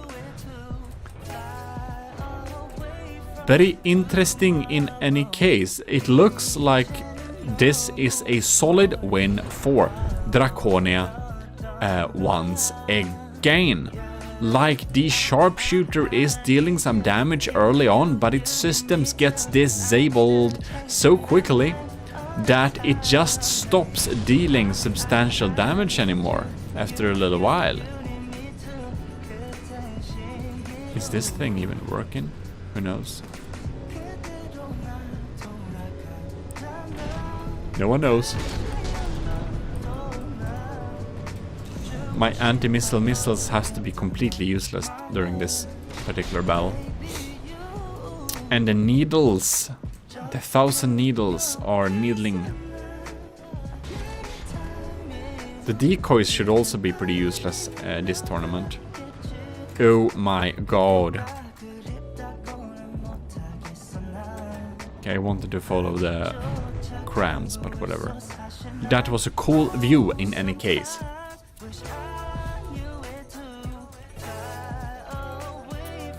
Well, as I understand best of 3, if Draconia won 2 battles in a row, I do believe that this battle is pretty much concluded. Nothing will happen like right here. But we'll start another one just for the fun of it, I guess. Loading, loading. Oh, loading. Oh, loading, loading. Let's look at how the incoming fire looks at the Draconia in the early stages of battle. Just how the incoming shells deal damage.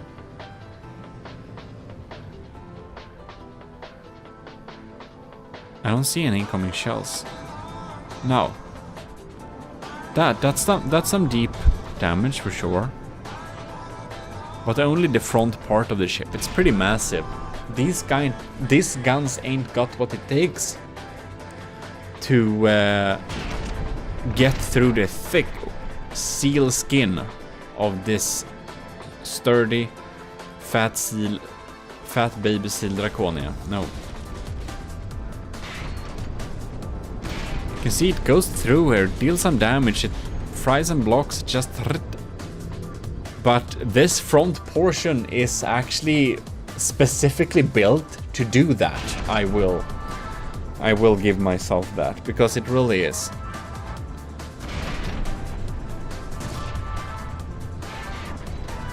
So yeah, it seems that this battle is probably also going the same way, so we kind of know that just for the thing of it. This time the lambs are still alive and kicking. Let's see how the sharpshooter is doing today. The turrets are very sad. We have blasted.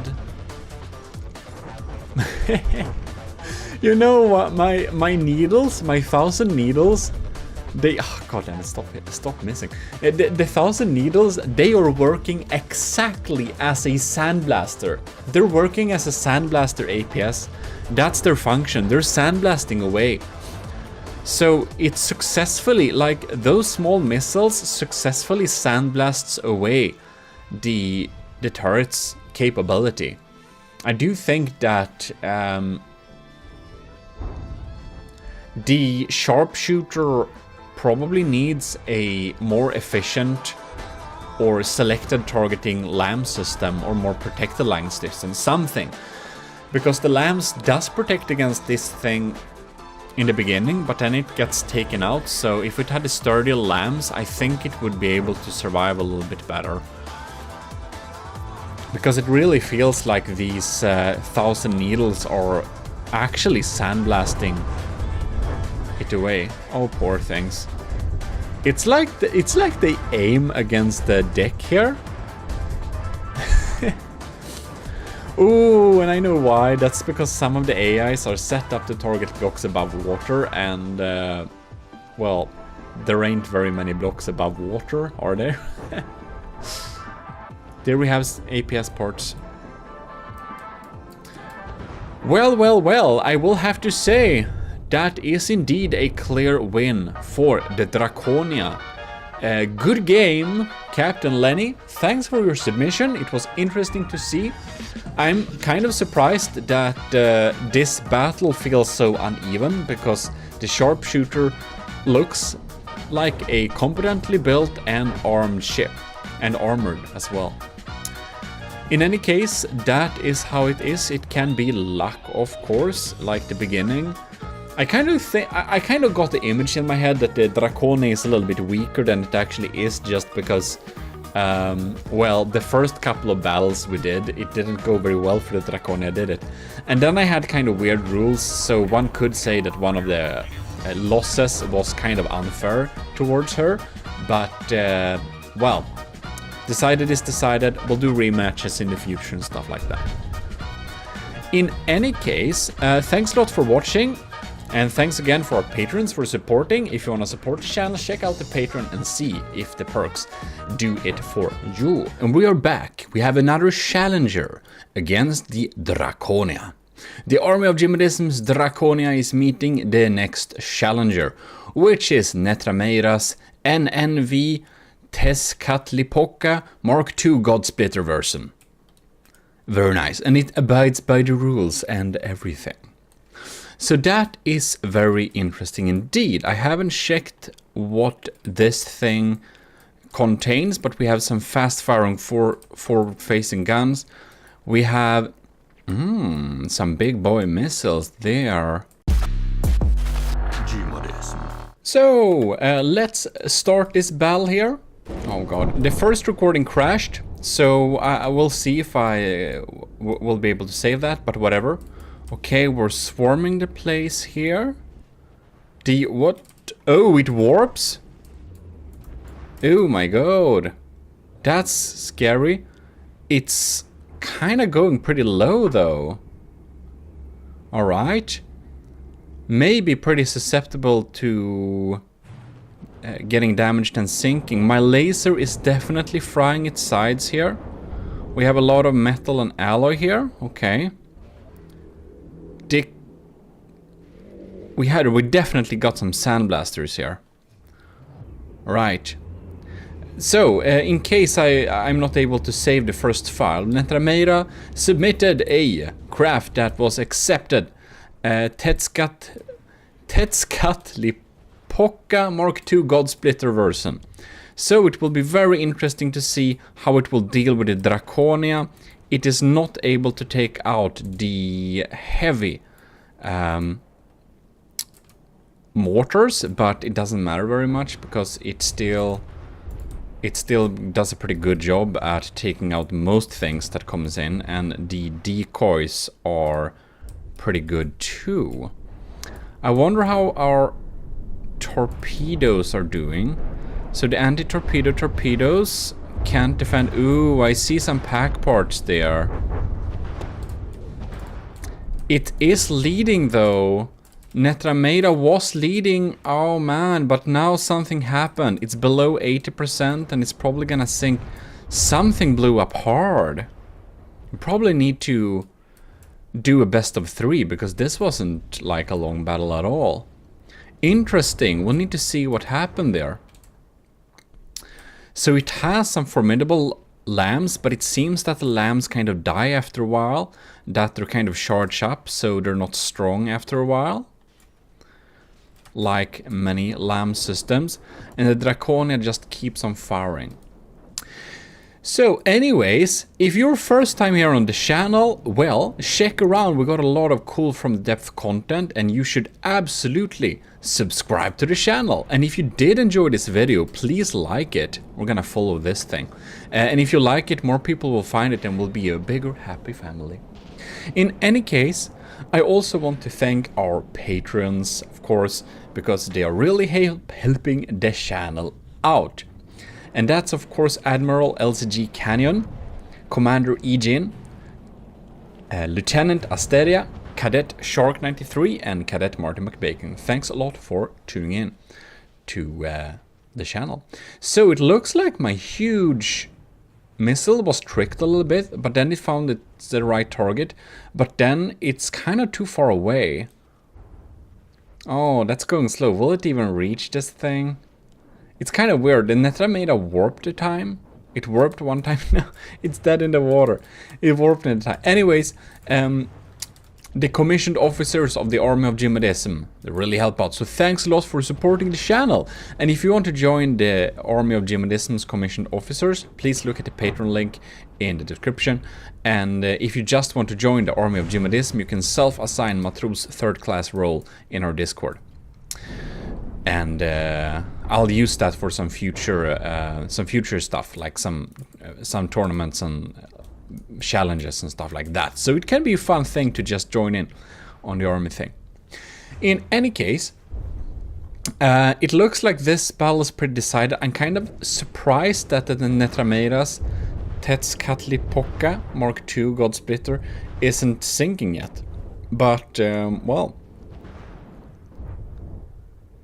And I will say this, Netramera submitted 2 extremely powerful ships that battled the broadsword, and they won hard. They were really good, really efficient builds. So if the Draconia manages to win over Netramera in the best of 3, I think I must have probably improved my building skills a bit with the Draconia. But anyways, it's a really cool build. We're gonna check it a little bit more in some future ones. But 63%. I don't think this. It doesn't shoot back anymore. It doesn't shoot back. No. So let's just restart the battle. All right. So we have the teams here. We got my team. We got Netramera. We got main. We got a little bit of material taking when dealing damage. So let's... Alright. There we go. Damn! So then... It warps. Okay, so it kind of dodges the first volley, yeah? And we got some huge missiles coming in there, but it seems that my anti-missile missiles were able to take that thing out. Okay, so we're not getting hurt by its missiles, yeah. We get sandblasted here. Yeah, it sandblasted away some turrets. I also got some mini blasters going on there. And the laser, what's up with my laser? Oh, my laser got killed this time. And my auxiliary output. Oh, it's also sandblasted away. We got blasted heavily this time. So the Draconia is getting sandblasted away. That's what's happening. We got our insane missiles going. We got some bad FPS. Let's follow this little thing here and see if we can get in close this time. It seems that the Sandblaster does not double as Seawiz, but it's pretty far away. So Netramera is at 98%, so basically not damaged, while the Draconia is damaged by 5%. And ooh, now we can see the lambs are really trying to shoot this this thing here. Oh my god, that was a big boom. And boom! The lambs is not able to take out my huge missile, but that was mostly, was it like heavy armor mostly? So we got some heavy armor in the front there. Yeah, the mortars are getting through, but these decoys drag away most of my missiles. that are not... I wonder if Netramena would have benefited from a lamp system with some... Ooh, that's some confetti. Oh! Oh! I think we have some APS cannons that does not have ejectors. So here comes my big missiles, and here comes my long-range mediums. Boom, we fired her again. Draconia is down at 91%, and the God Splitter is at 87. So definitely we got some APS cannons, which probably does not have any like emergency ejectors. That's probably because they're belt fed, and that deals some damage. And it's trying to run away from... Oh, it basically does. Does it? We'll be able to... It just backs away so quickly. Damn. That missile won't reach, will it? And it's basically stopped firing back. We got some more parts there. That's probably due to the EMP damage that I deal all over the place. And here we got some frag EMPs. Yeah, you can see there the EMP got a lot of laser parts there. The Draconia is still at 91%. It's of course... It got real damaged. Like the sandblasters really took out the lasers like early on. And that made it so we made much less damage than we would have otherwise. But it seems that when my shaped charge missiles detonate something inside of there, Netramera just can't deal damage anymore and just keeps running away. And well, the Draconia isn't well suited for long-range battle, but it's good enough to still do damage. What's happening with our main gun here? It's looking pretty dead, doesn't it? I don't know if it is dead. Welp. Welp, welp, welp. It's just chillin'. Ew. Okay, let's ride something. Let's ride something further away. So, Netramera down to 61% again. Like, because it's a best of 3, the battles are already decided. Netramera lost 2 of these battles.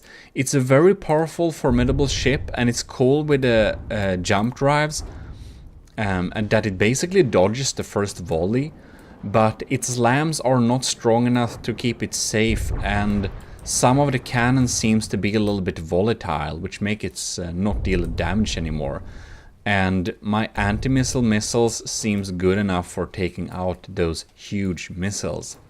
Here we have a nice little setup with those.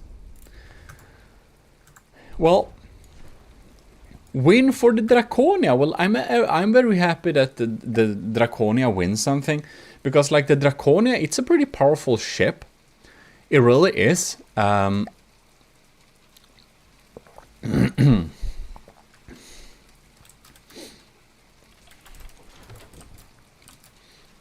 I just kind of felt that the Draconia has been a little bit unlucky the latest battles, because like Borderwise's ship, the Titan Slung, it was basically sinking, so it was like underwater, and I should have made those rules clear a little bit, but a lot of you who were watching the video like thought that like, hey, the Draconia should actually have won that. So that's like one thing, but yeah. So because I still counted this at losing, even though the Titan Slung was underwater, it kind of, you know, I don't know. We'll do a rematch when Borderwise has repaired his computer and made an upgrade to the Titan Slung. I'm going to throw the Draconia against him again, and we'll see. if we get the same or if the Draconia gets a little bit more lucky this time. In any case, let's start this little battle here, because I just want to see. Bam! There we got like a big pack blast. Piercing packs. Ew! Damn, that's some penetrating packs, isn't it? It's pretty scary. There's like a shotgun pack confetti. It just pierces and deals like a lot of damage. And here we go, the sand blasting, it's really blasting away, or you can see like this cram cannon is a pretty poor thing. And my main APS is feeling real sad because of this, I think. And you can see that the laser got basically shortened off a little bit here. It's still working though. Yeah, it's just blasting and blasting. The laser is still online though, so that's one good thing. I do wanna... What's up with these shaped charges? Are these... Oh, are these torpedo secondaries? No, they're just being stupid, okay. We're fast firing here, alright.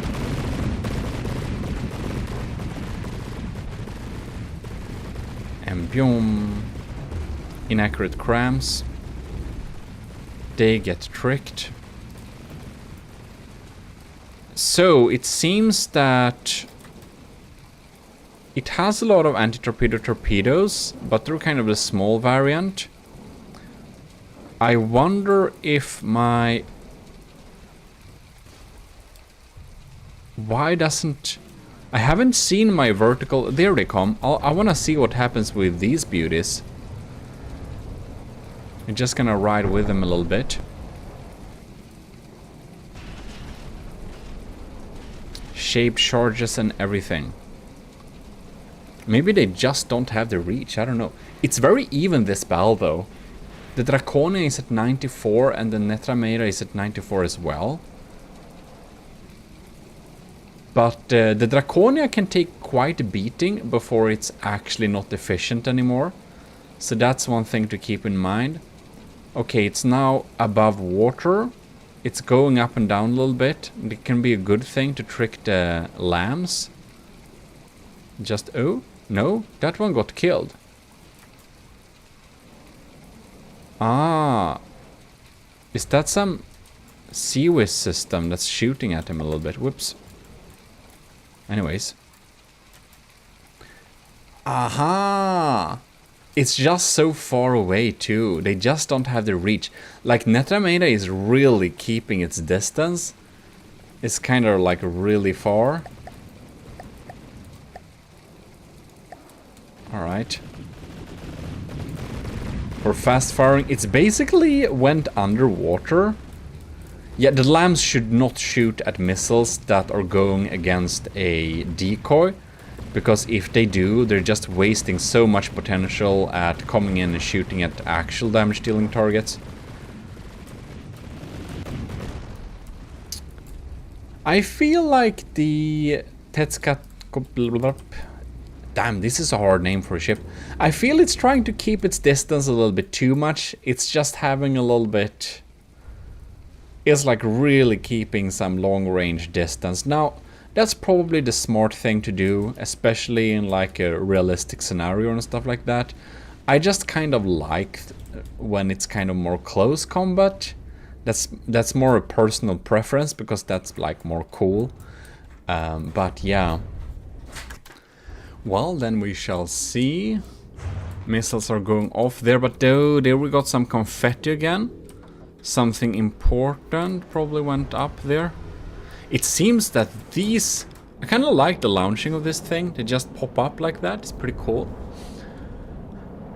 But let's see how our anti-missile missiles come in here. That's my small damage-dealing missiles. These are huge, man. I mean, these should be able to reach the target since they are adapted to... They should be, like the ship is adapted for some real long-range combat. But I really wonder though... Oh yeah, there we go. Took a little blast. They're not so sturdy though. Yeah, so the Draconia is down to 89%, but... Yeah, the main APS is still rolling too. My missiles won't reach him. So it's basically small missiles, a few of my long-range torpedoes. So the Draconia is really like a little bit handicapped because of the range. But it's much more resilient. It will fight even though it's damaged. And it seems that ECCLESIARCHY, God, that's a hard name, does not have that ability really. When it's starting to get damaged, it's starting to lose its edge, and it only warps once. I wonder why it only warps once.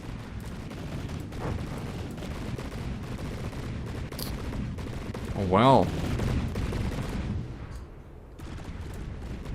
Yeah, that's some sandblasting. I kind of like the sound of these cannons. They have a nice sound to them. That's some nice sandblasting for sure. Just backs away so much. It's like a backwards ship. It should have been more streamlined from like backwards, so it would be faster.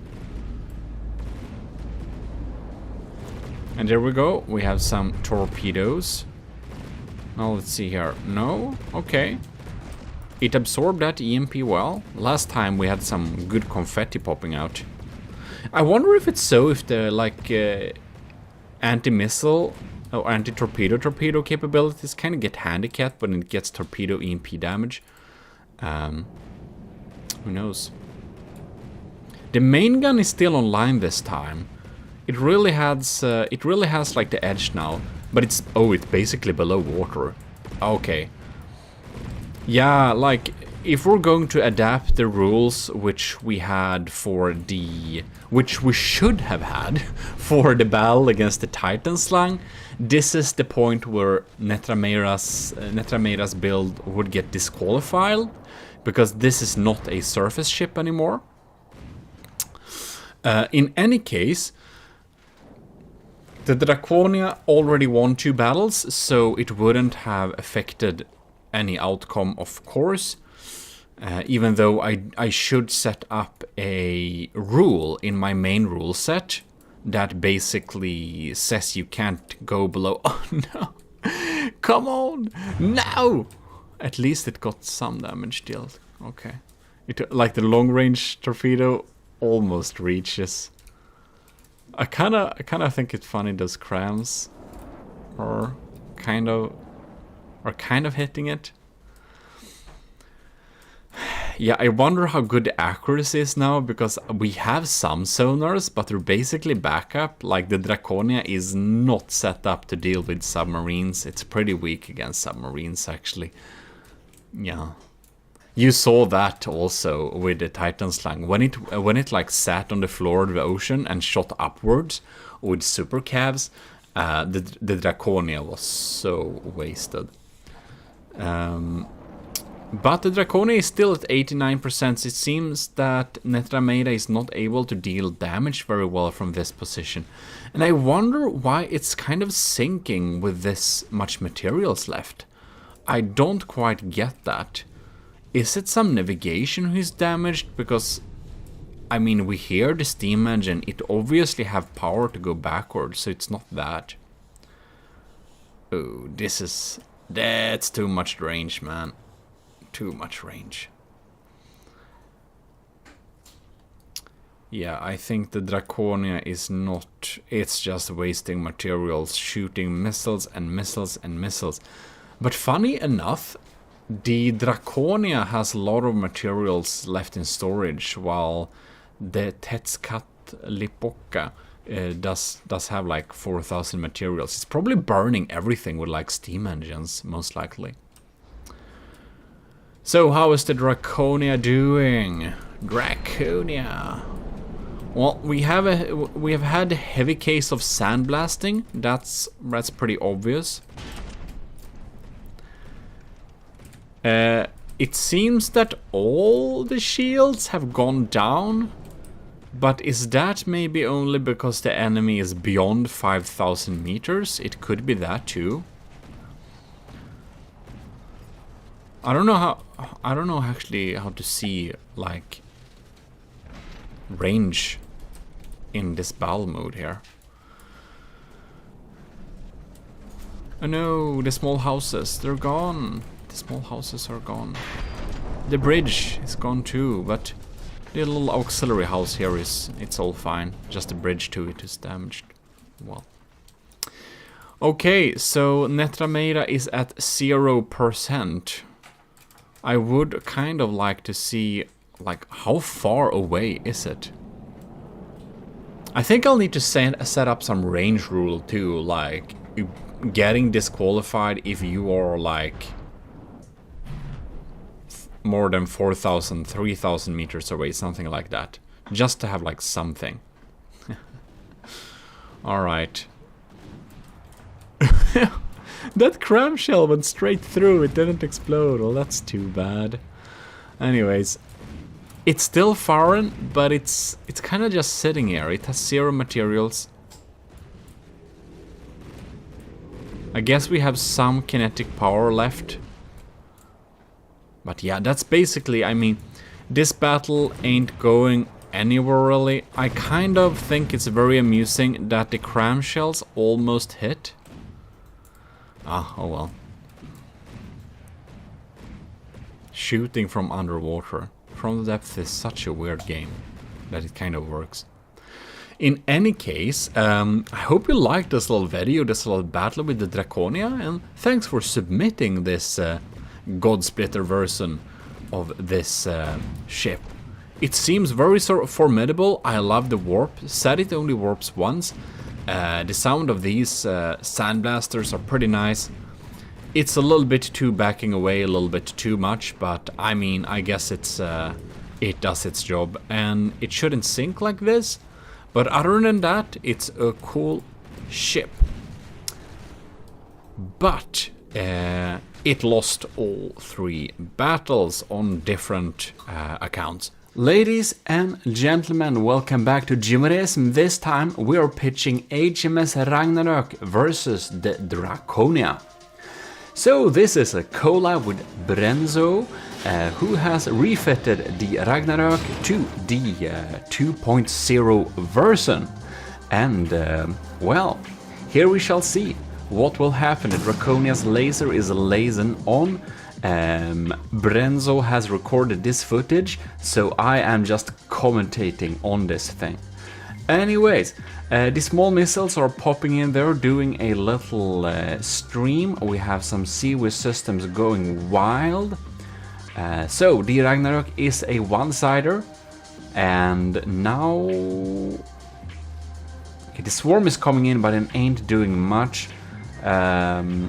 The lambs of the Ragnarök is pretty strong, so we shall see what happens there. It's very interesting. And the Draconia, it should be said that the Draconia has a 300k material disadvantage. It does, however, have a advantage in terms of block count. But yeah, I don't expect the Draconia to win, but it has beat some bigger foes before, and it may do it again. So we shall see here. The Ragnarök is a glorious ship. It has some very funny interiors, which we might look at in a future video. This time we'll just focus on the little battle here. And it's finally done. Took some time. Oh, check there, the laser has disabled a little bit of that turret. Very cool to see the laser is doing its thing. Now, Brenzo has set up some pretty decent armor going on there, so my heat missiles won't do much. And I am one of very few YouTubers. Oh my god, that's scary. Oh wow, these are some deep penetrating. So Brenzo has put some sabots into the main guns, he said. So they're just melting through the armor there, yeah. Doing a good job. And the ship is so fast too, it kind of flies around the ship, making the Draconia at a very bad angle for itself. In any case, what was I saying? Sabots, yes, but before that, who knows? One thing, Brenzo, by the way, you're probably watching this. If you're gonna start the start location for the battle, I'd recommend to select a random spot in the middle somewhere, because otherwise you'll get spawned at 0.0, which is the end of the map, which makes it so that the seabed looks kind of a little bit weird. Now, this doesn't matter very much, just a quick tip. Right, look, what was that? Was that the lamb zapping the remains of some frags from the crams or something? Who knows? Alright, we got some streams incoming. Pretty interesting. My missiles are not doing much, I think. I'm glad the laser is still online though, so it has some damage dealing potential. And yeah, all of my torpedoes are basically not doing too much damage actually. If the laser focuses on taking out those like turrets, it would be very great. There comes my huge missile, but the huge missile is gonna get zapped by the lambs, I think. The Racone is so hard to sink, but man, yeah.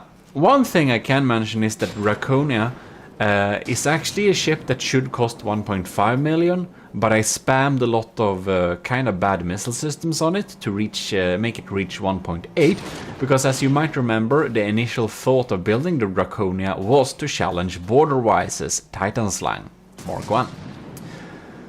And I'm pretty happy with its result for that, but now with the 300k as the material disadvantage, well, we'll see what happens. Why do Brenzo shoot over there, I wonder? So we got some EMP too, it seems.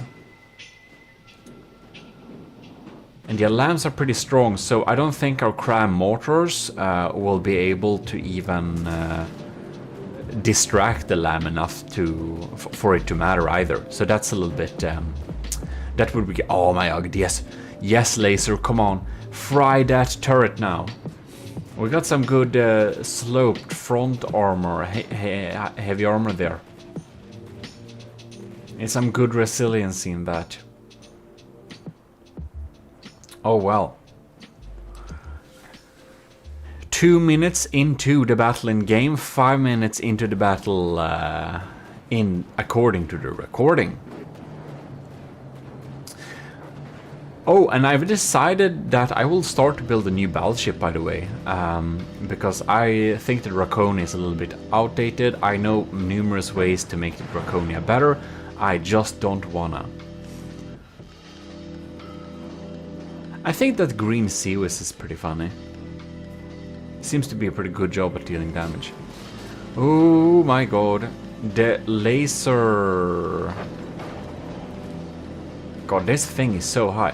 The laser is a tad bit sad soon, maybe. Hopefully not. Hopefully it will survive. No, what did you do? No, it's because it's tilting. Oh no.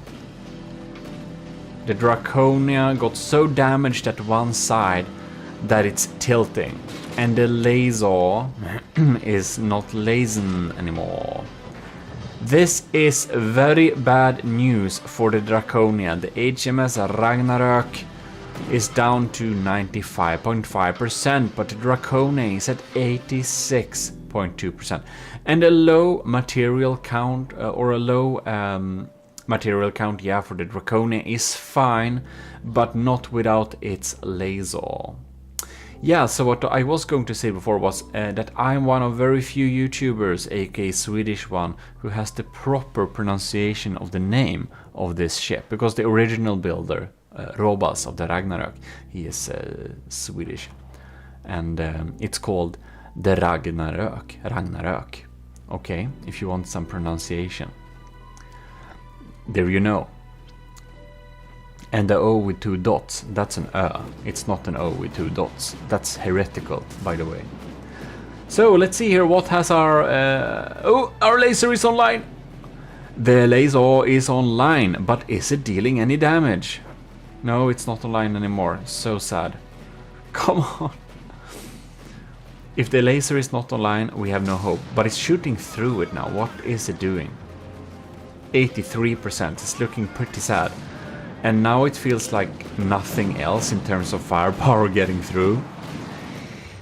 I'd be very surprised if the Draconia is flipping this battle around at this point, because man, we are at the material disadvantage now. We are basically not dealing much damage anymore, because those CWIS systems take out everything we throw at it. Somehow the laser zaps a little bit. God damn it, our lamps are so lazy, I don't know what it's doing. And I don't know what our laser is doing either. It feels like it's intentionally trying to miss. Oh my god. Oh no, we have some exposed laser components that are not good. Okay, what's going on down here? We have holes, our air pockets, our floatiness, and all that jazz is going on. And yeah, if Brenzo use sabots for those shells, the era ain't doing much for us. They're coming in quick. Bam, bam, bam. Wow. We lost some cram turrets. Not that they can get through anyways, but still interesting to know. The laser is a little bit sad. Not even a little bit. This laser shouldn't be very strong anymore, I'd say. And the Draconia lost its turning power.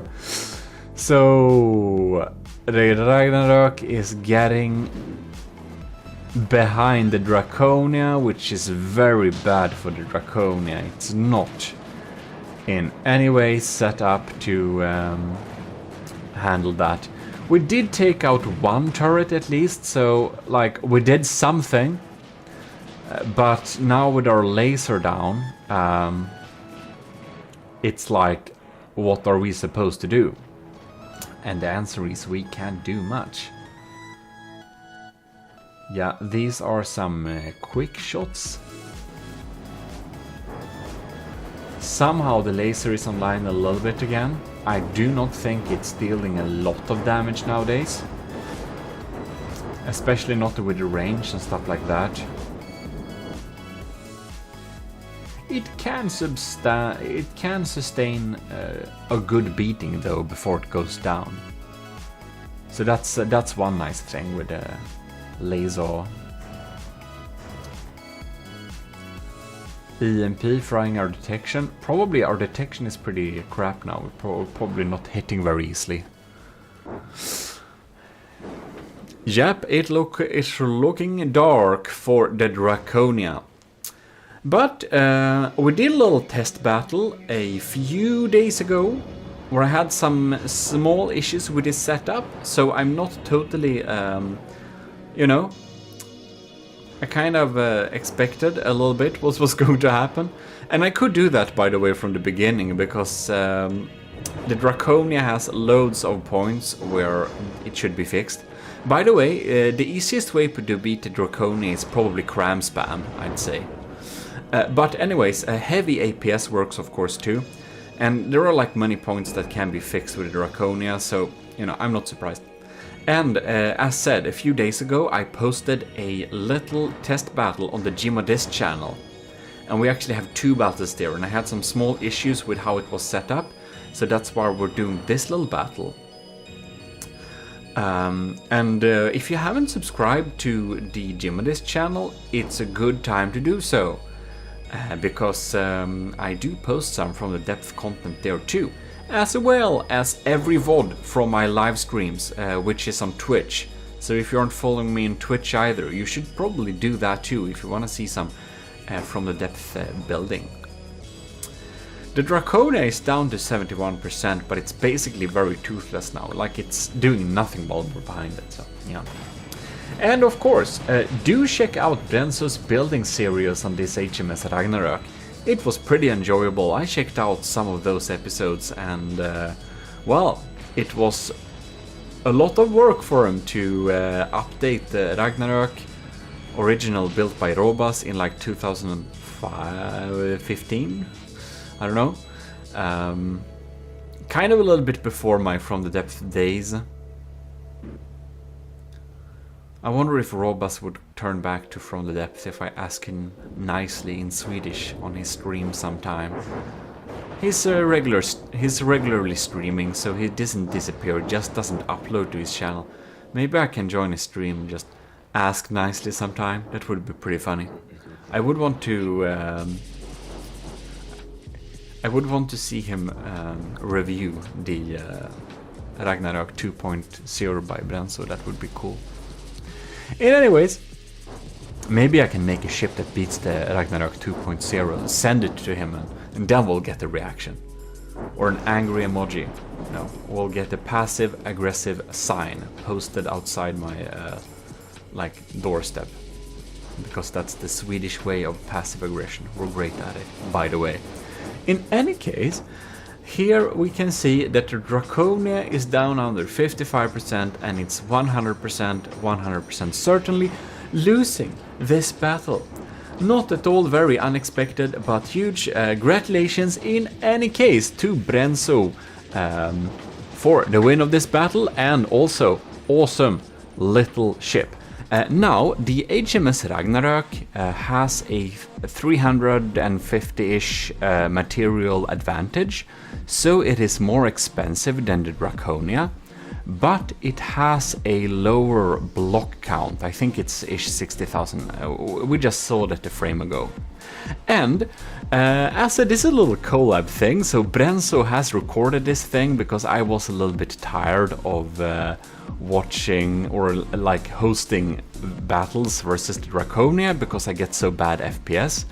And Brenzo has recorded this and I haven't seen this footage yet, so it will be a little we're gonna experience this together and I will be like a proper commentator on this little battle.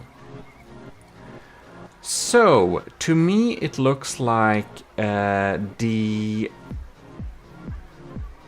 Ragnarök is spawned with the broadside. No? Was it spawned with the broadside towards... Who knows? That's kind of a little bit what it looked like, which is kind of weird. I think that the ships should spawn with the noses towards each other, because a broadsider will always be very nice when it gets the broadside out. So it seems we have the hood left, so I can't see the material advantage or disadvantage much at all. But oh, there we go, nice. But here we can see, okay, so we have the Ragnarök is in the lead right now material wise. So I'm really hoping that the Draconia's laser will take out some of those turrets, because those are pretty dangerous armor piercing big slugs there. And for the Ragnarök 2.0, Brenzo has spent quite a lot to get a really strong LAM system. So the Draconia relies on absolute missile spam.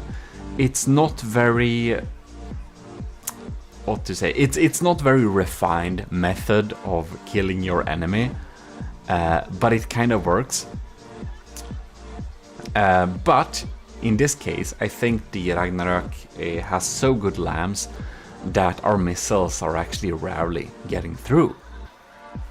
So that's something to note there.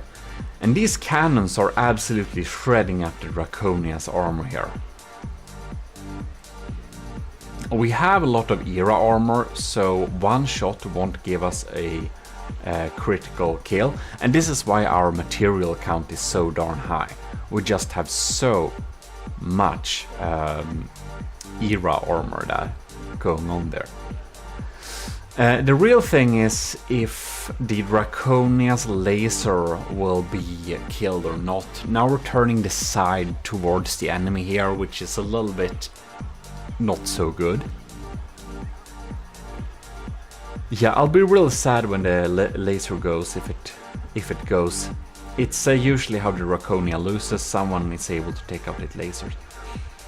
And the Draconia's missile spam is of course causing huge amounts of lag, but it's a thing that makes it kind of strong too. It's just spamming a lot of shots there. We're apparently down to 13 FPS in this battle here now. So yeah. Oh, the Draconia is riding pretty low. I think I think very few things that we shoot at it actually gets through. Oh, what happened with laser now? Oh no. It hasn't been beaming for a while. That's really bad. It's only 1 minute and 15 seconds into the battle. And if our laser is already gone, that's super bad. Oh no. Alright. And what's happening there? Is this Seawiz or is that... That's probably Seawiz shooting down our incoming missiles. I don't know how many of our missiles getting through here, but they're absolutely spamming.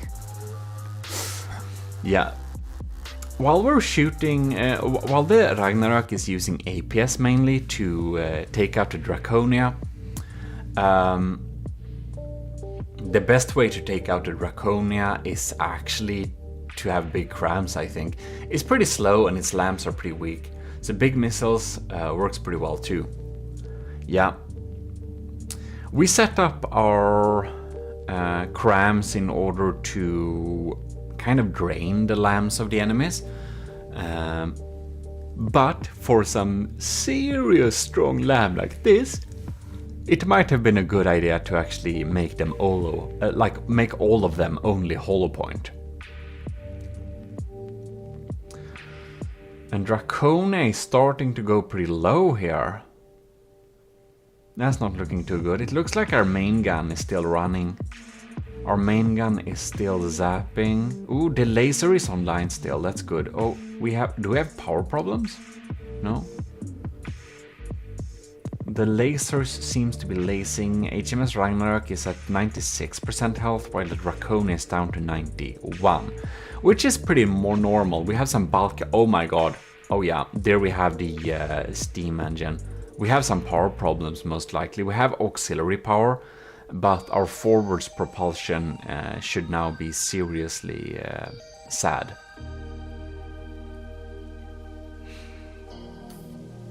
We're 7 minutes into the recording, but only 2 minutes into the battle. Perhaps Brenzo is having some lag then too. By the way, the HMS Ragnarok is a little series where he builds it. And if you want to check that out when he builds it, if you liked me building the Draconia in the series about building the Draconia, you'll probably enjoy the building series of the HMS Ragnarok, or the refitting basically. It's a pretty cool little thing. I checked out some of the episodes and it's interesting to see for sure. Okay, here we have my huge missile. This was a late addition, because you might remember that I built the Draconia in order to be challenging border-wise as Titan Slang. Oh no, the Seawiz is popping in on it. Yeah, and when I built the Draconia was a lot cheaper than the end result of the Titan Slang. So I basically just slapped on some extra missiles and stuff like that. to kind of meet the costs. So the costs, the price tag was 1.8 million, and that's why I added like that huge missile. Is really expensive just to get to the cost. It's not very good.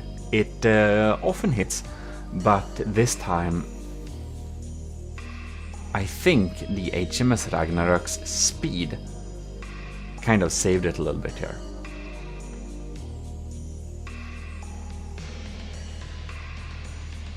All right. I don't know what's up with the sound.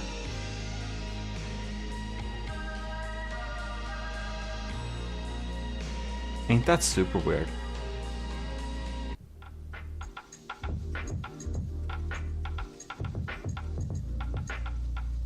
This, I don't know. What the hell is this? I don't know if the sound of this battle thing got messed up or something. Weird. In any case, the HMS Ragnarok is still at 94%, while the Draconia is at 85%, but I'm very happy that the laser is still lasern. And I sneak peeked a little bit on an earlier little battle Brenzo did with the Draconia, and at that time the Draconia's small leeching missiles with EMP did take out... oh no, our laser area is very exposed. This looks very scary. Well, anyways, our EMP did take out one of his main turrets just by zapping the weapon controller, because he had forgotten to EMP insulate all the weapon controllers. So I guess he's fixed that, so we won't get that lucky this time. And right now it does look like the Draconia will lose this battle. And, you know, I'm gonna be pretty surprised if the Draconia is able to win this battle. It has a higher block count, yes, but it also has a 300k material disadvantage. And the Draconia's actual cost, if we removed all that extra stuff I added, is probably more 1.6 million. So yeah. In any case, yeah, I'm gonna be real surprised if we win this, but you know, the Draconia has surprised me before. We are definitely going to make a new battleship in the future, because I learned a lot. Like, Draconia is my first proper battleship that I ever built, and I'm very happy with its combat effectiveness, despite all that. So I'm definitely wanna build a new battleship, and hopefully that battleship will be much stronger than what the Draconia is. Will be very interesting. Alright. HMS Hans Majestäts Skepp Ragnarök 2.0 is at 93%, Draconia is at 81%. Man, the Draconia just take ages to kill. I do think our engine is pretty messed up on the Draconia here.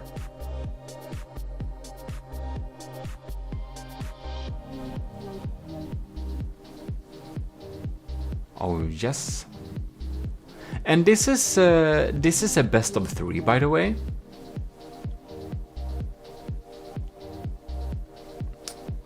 So we're going to see what happens next then. Got some missiles popping in here. Ooh, and the wood metal checkerboard armor.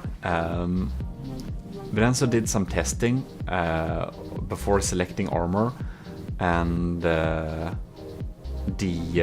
wood and metal checkerboard thing was inspired from the Draconia indeed, because it held up pretty well in the tests.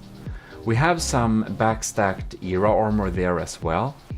I don't know what's making the oh my god, that's some, yeah, right, so So Brenzo did some pretty cool interiors for the Ragnarök as well. The superstructure is like only interiors. Seems our missile spam is getting through.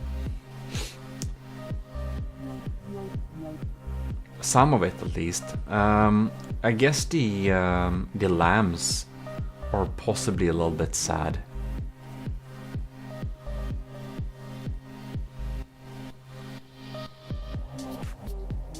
Well, it feels kind of weird watching a battle with no sound.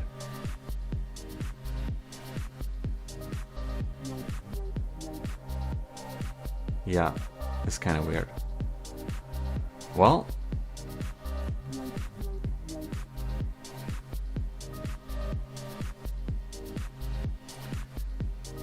(11 FPS). We're 14 minutes into the battle in game, and we're 14 minutes into the recording and 4 minutes into the game. So that tells me that this is probably some pretty slow speed.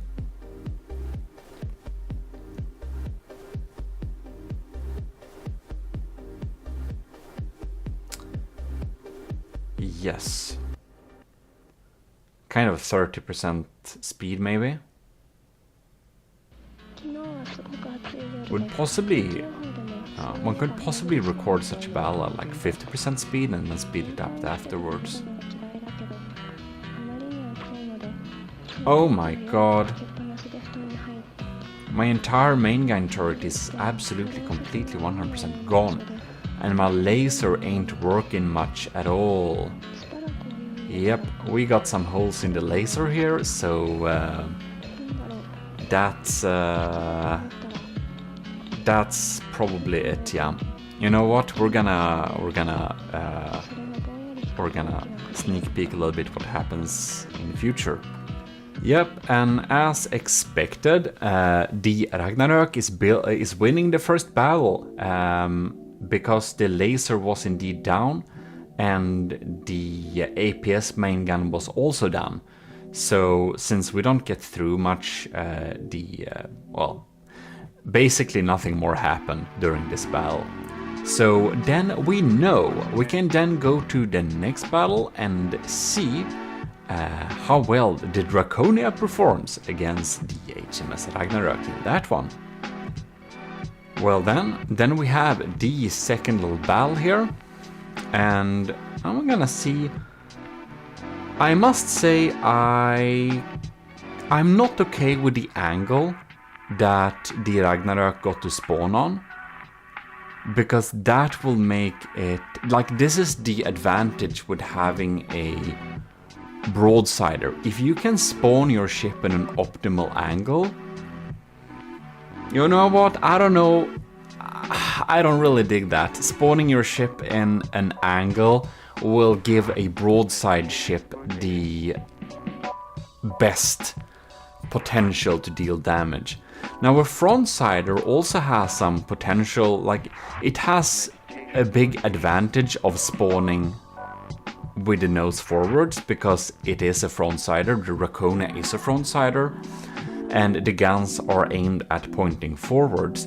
But the disadvantage of having a frontsider like the Draconia is that you can fill your front with so much armor, but there is always a cram cannon and a railgun that will go through that armor.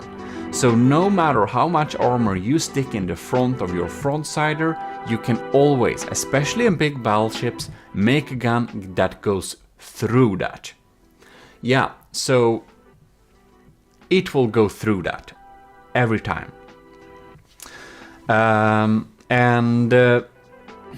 When you have your guns spread out on a broadside like this, there are so many different places an enemy can hit, so you will not do substantial damage to the ship. And that is why it is fair that the frontsider will spawn towards the enemy with all its guns facing the enemy, because when a railgun hits that frontsider, it will hit something important. because the kind of surface area of the front of a front-sider is pretty small, so the railguns will go through there and deal some damage to some important bits. But when you have a broadsider, you are supposed to make it also face the front towards the enemy, because otherwise the frontsider can't deal damage to the broadsider until all its guns are facing towards the frontsider. When we have it like this right now, the Ragnarök and the Draconia is both facing the enemy with all its guns at once, and that makes it kinda unfair, I feel like, because as said, the Draconia has a lot of front armor, but these railguns can go through it, so the HMS Ragnarök will be able to deal some damage early on to the front of the Draconia, and these early game stages should actually be for the Draconia to be able to deal some damage to the Ragnarök before it faces the broadside.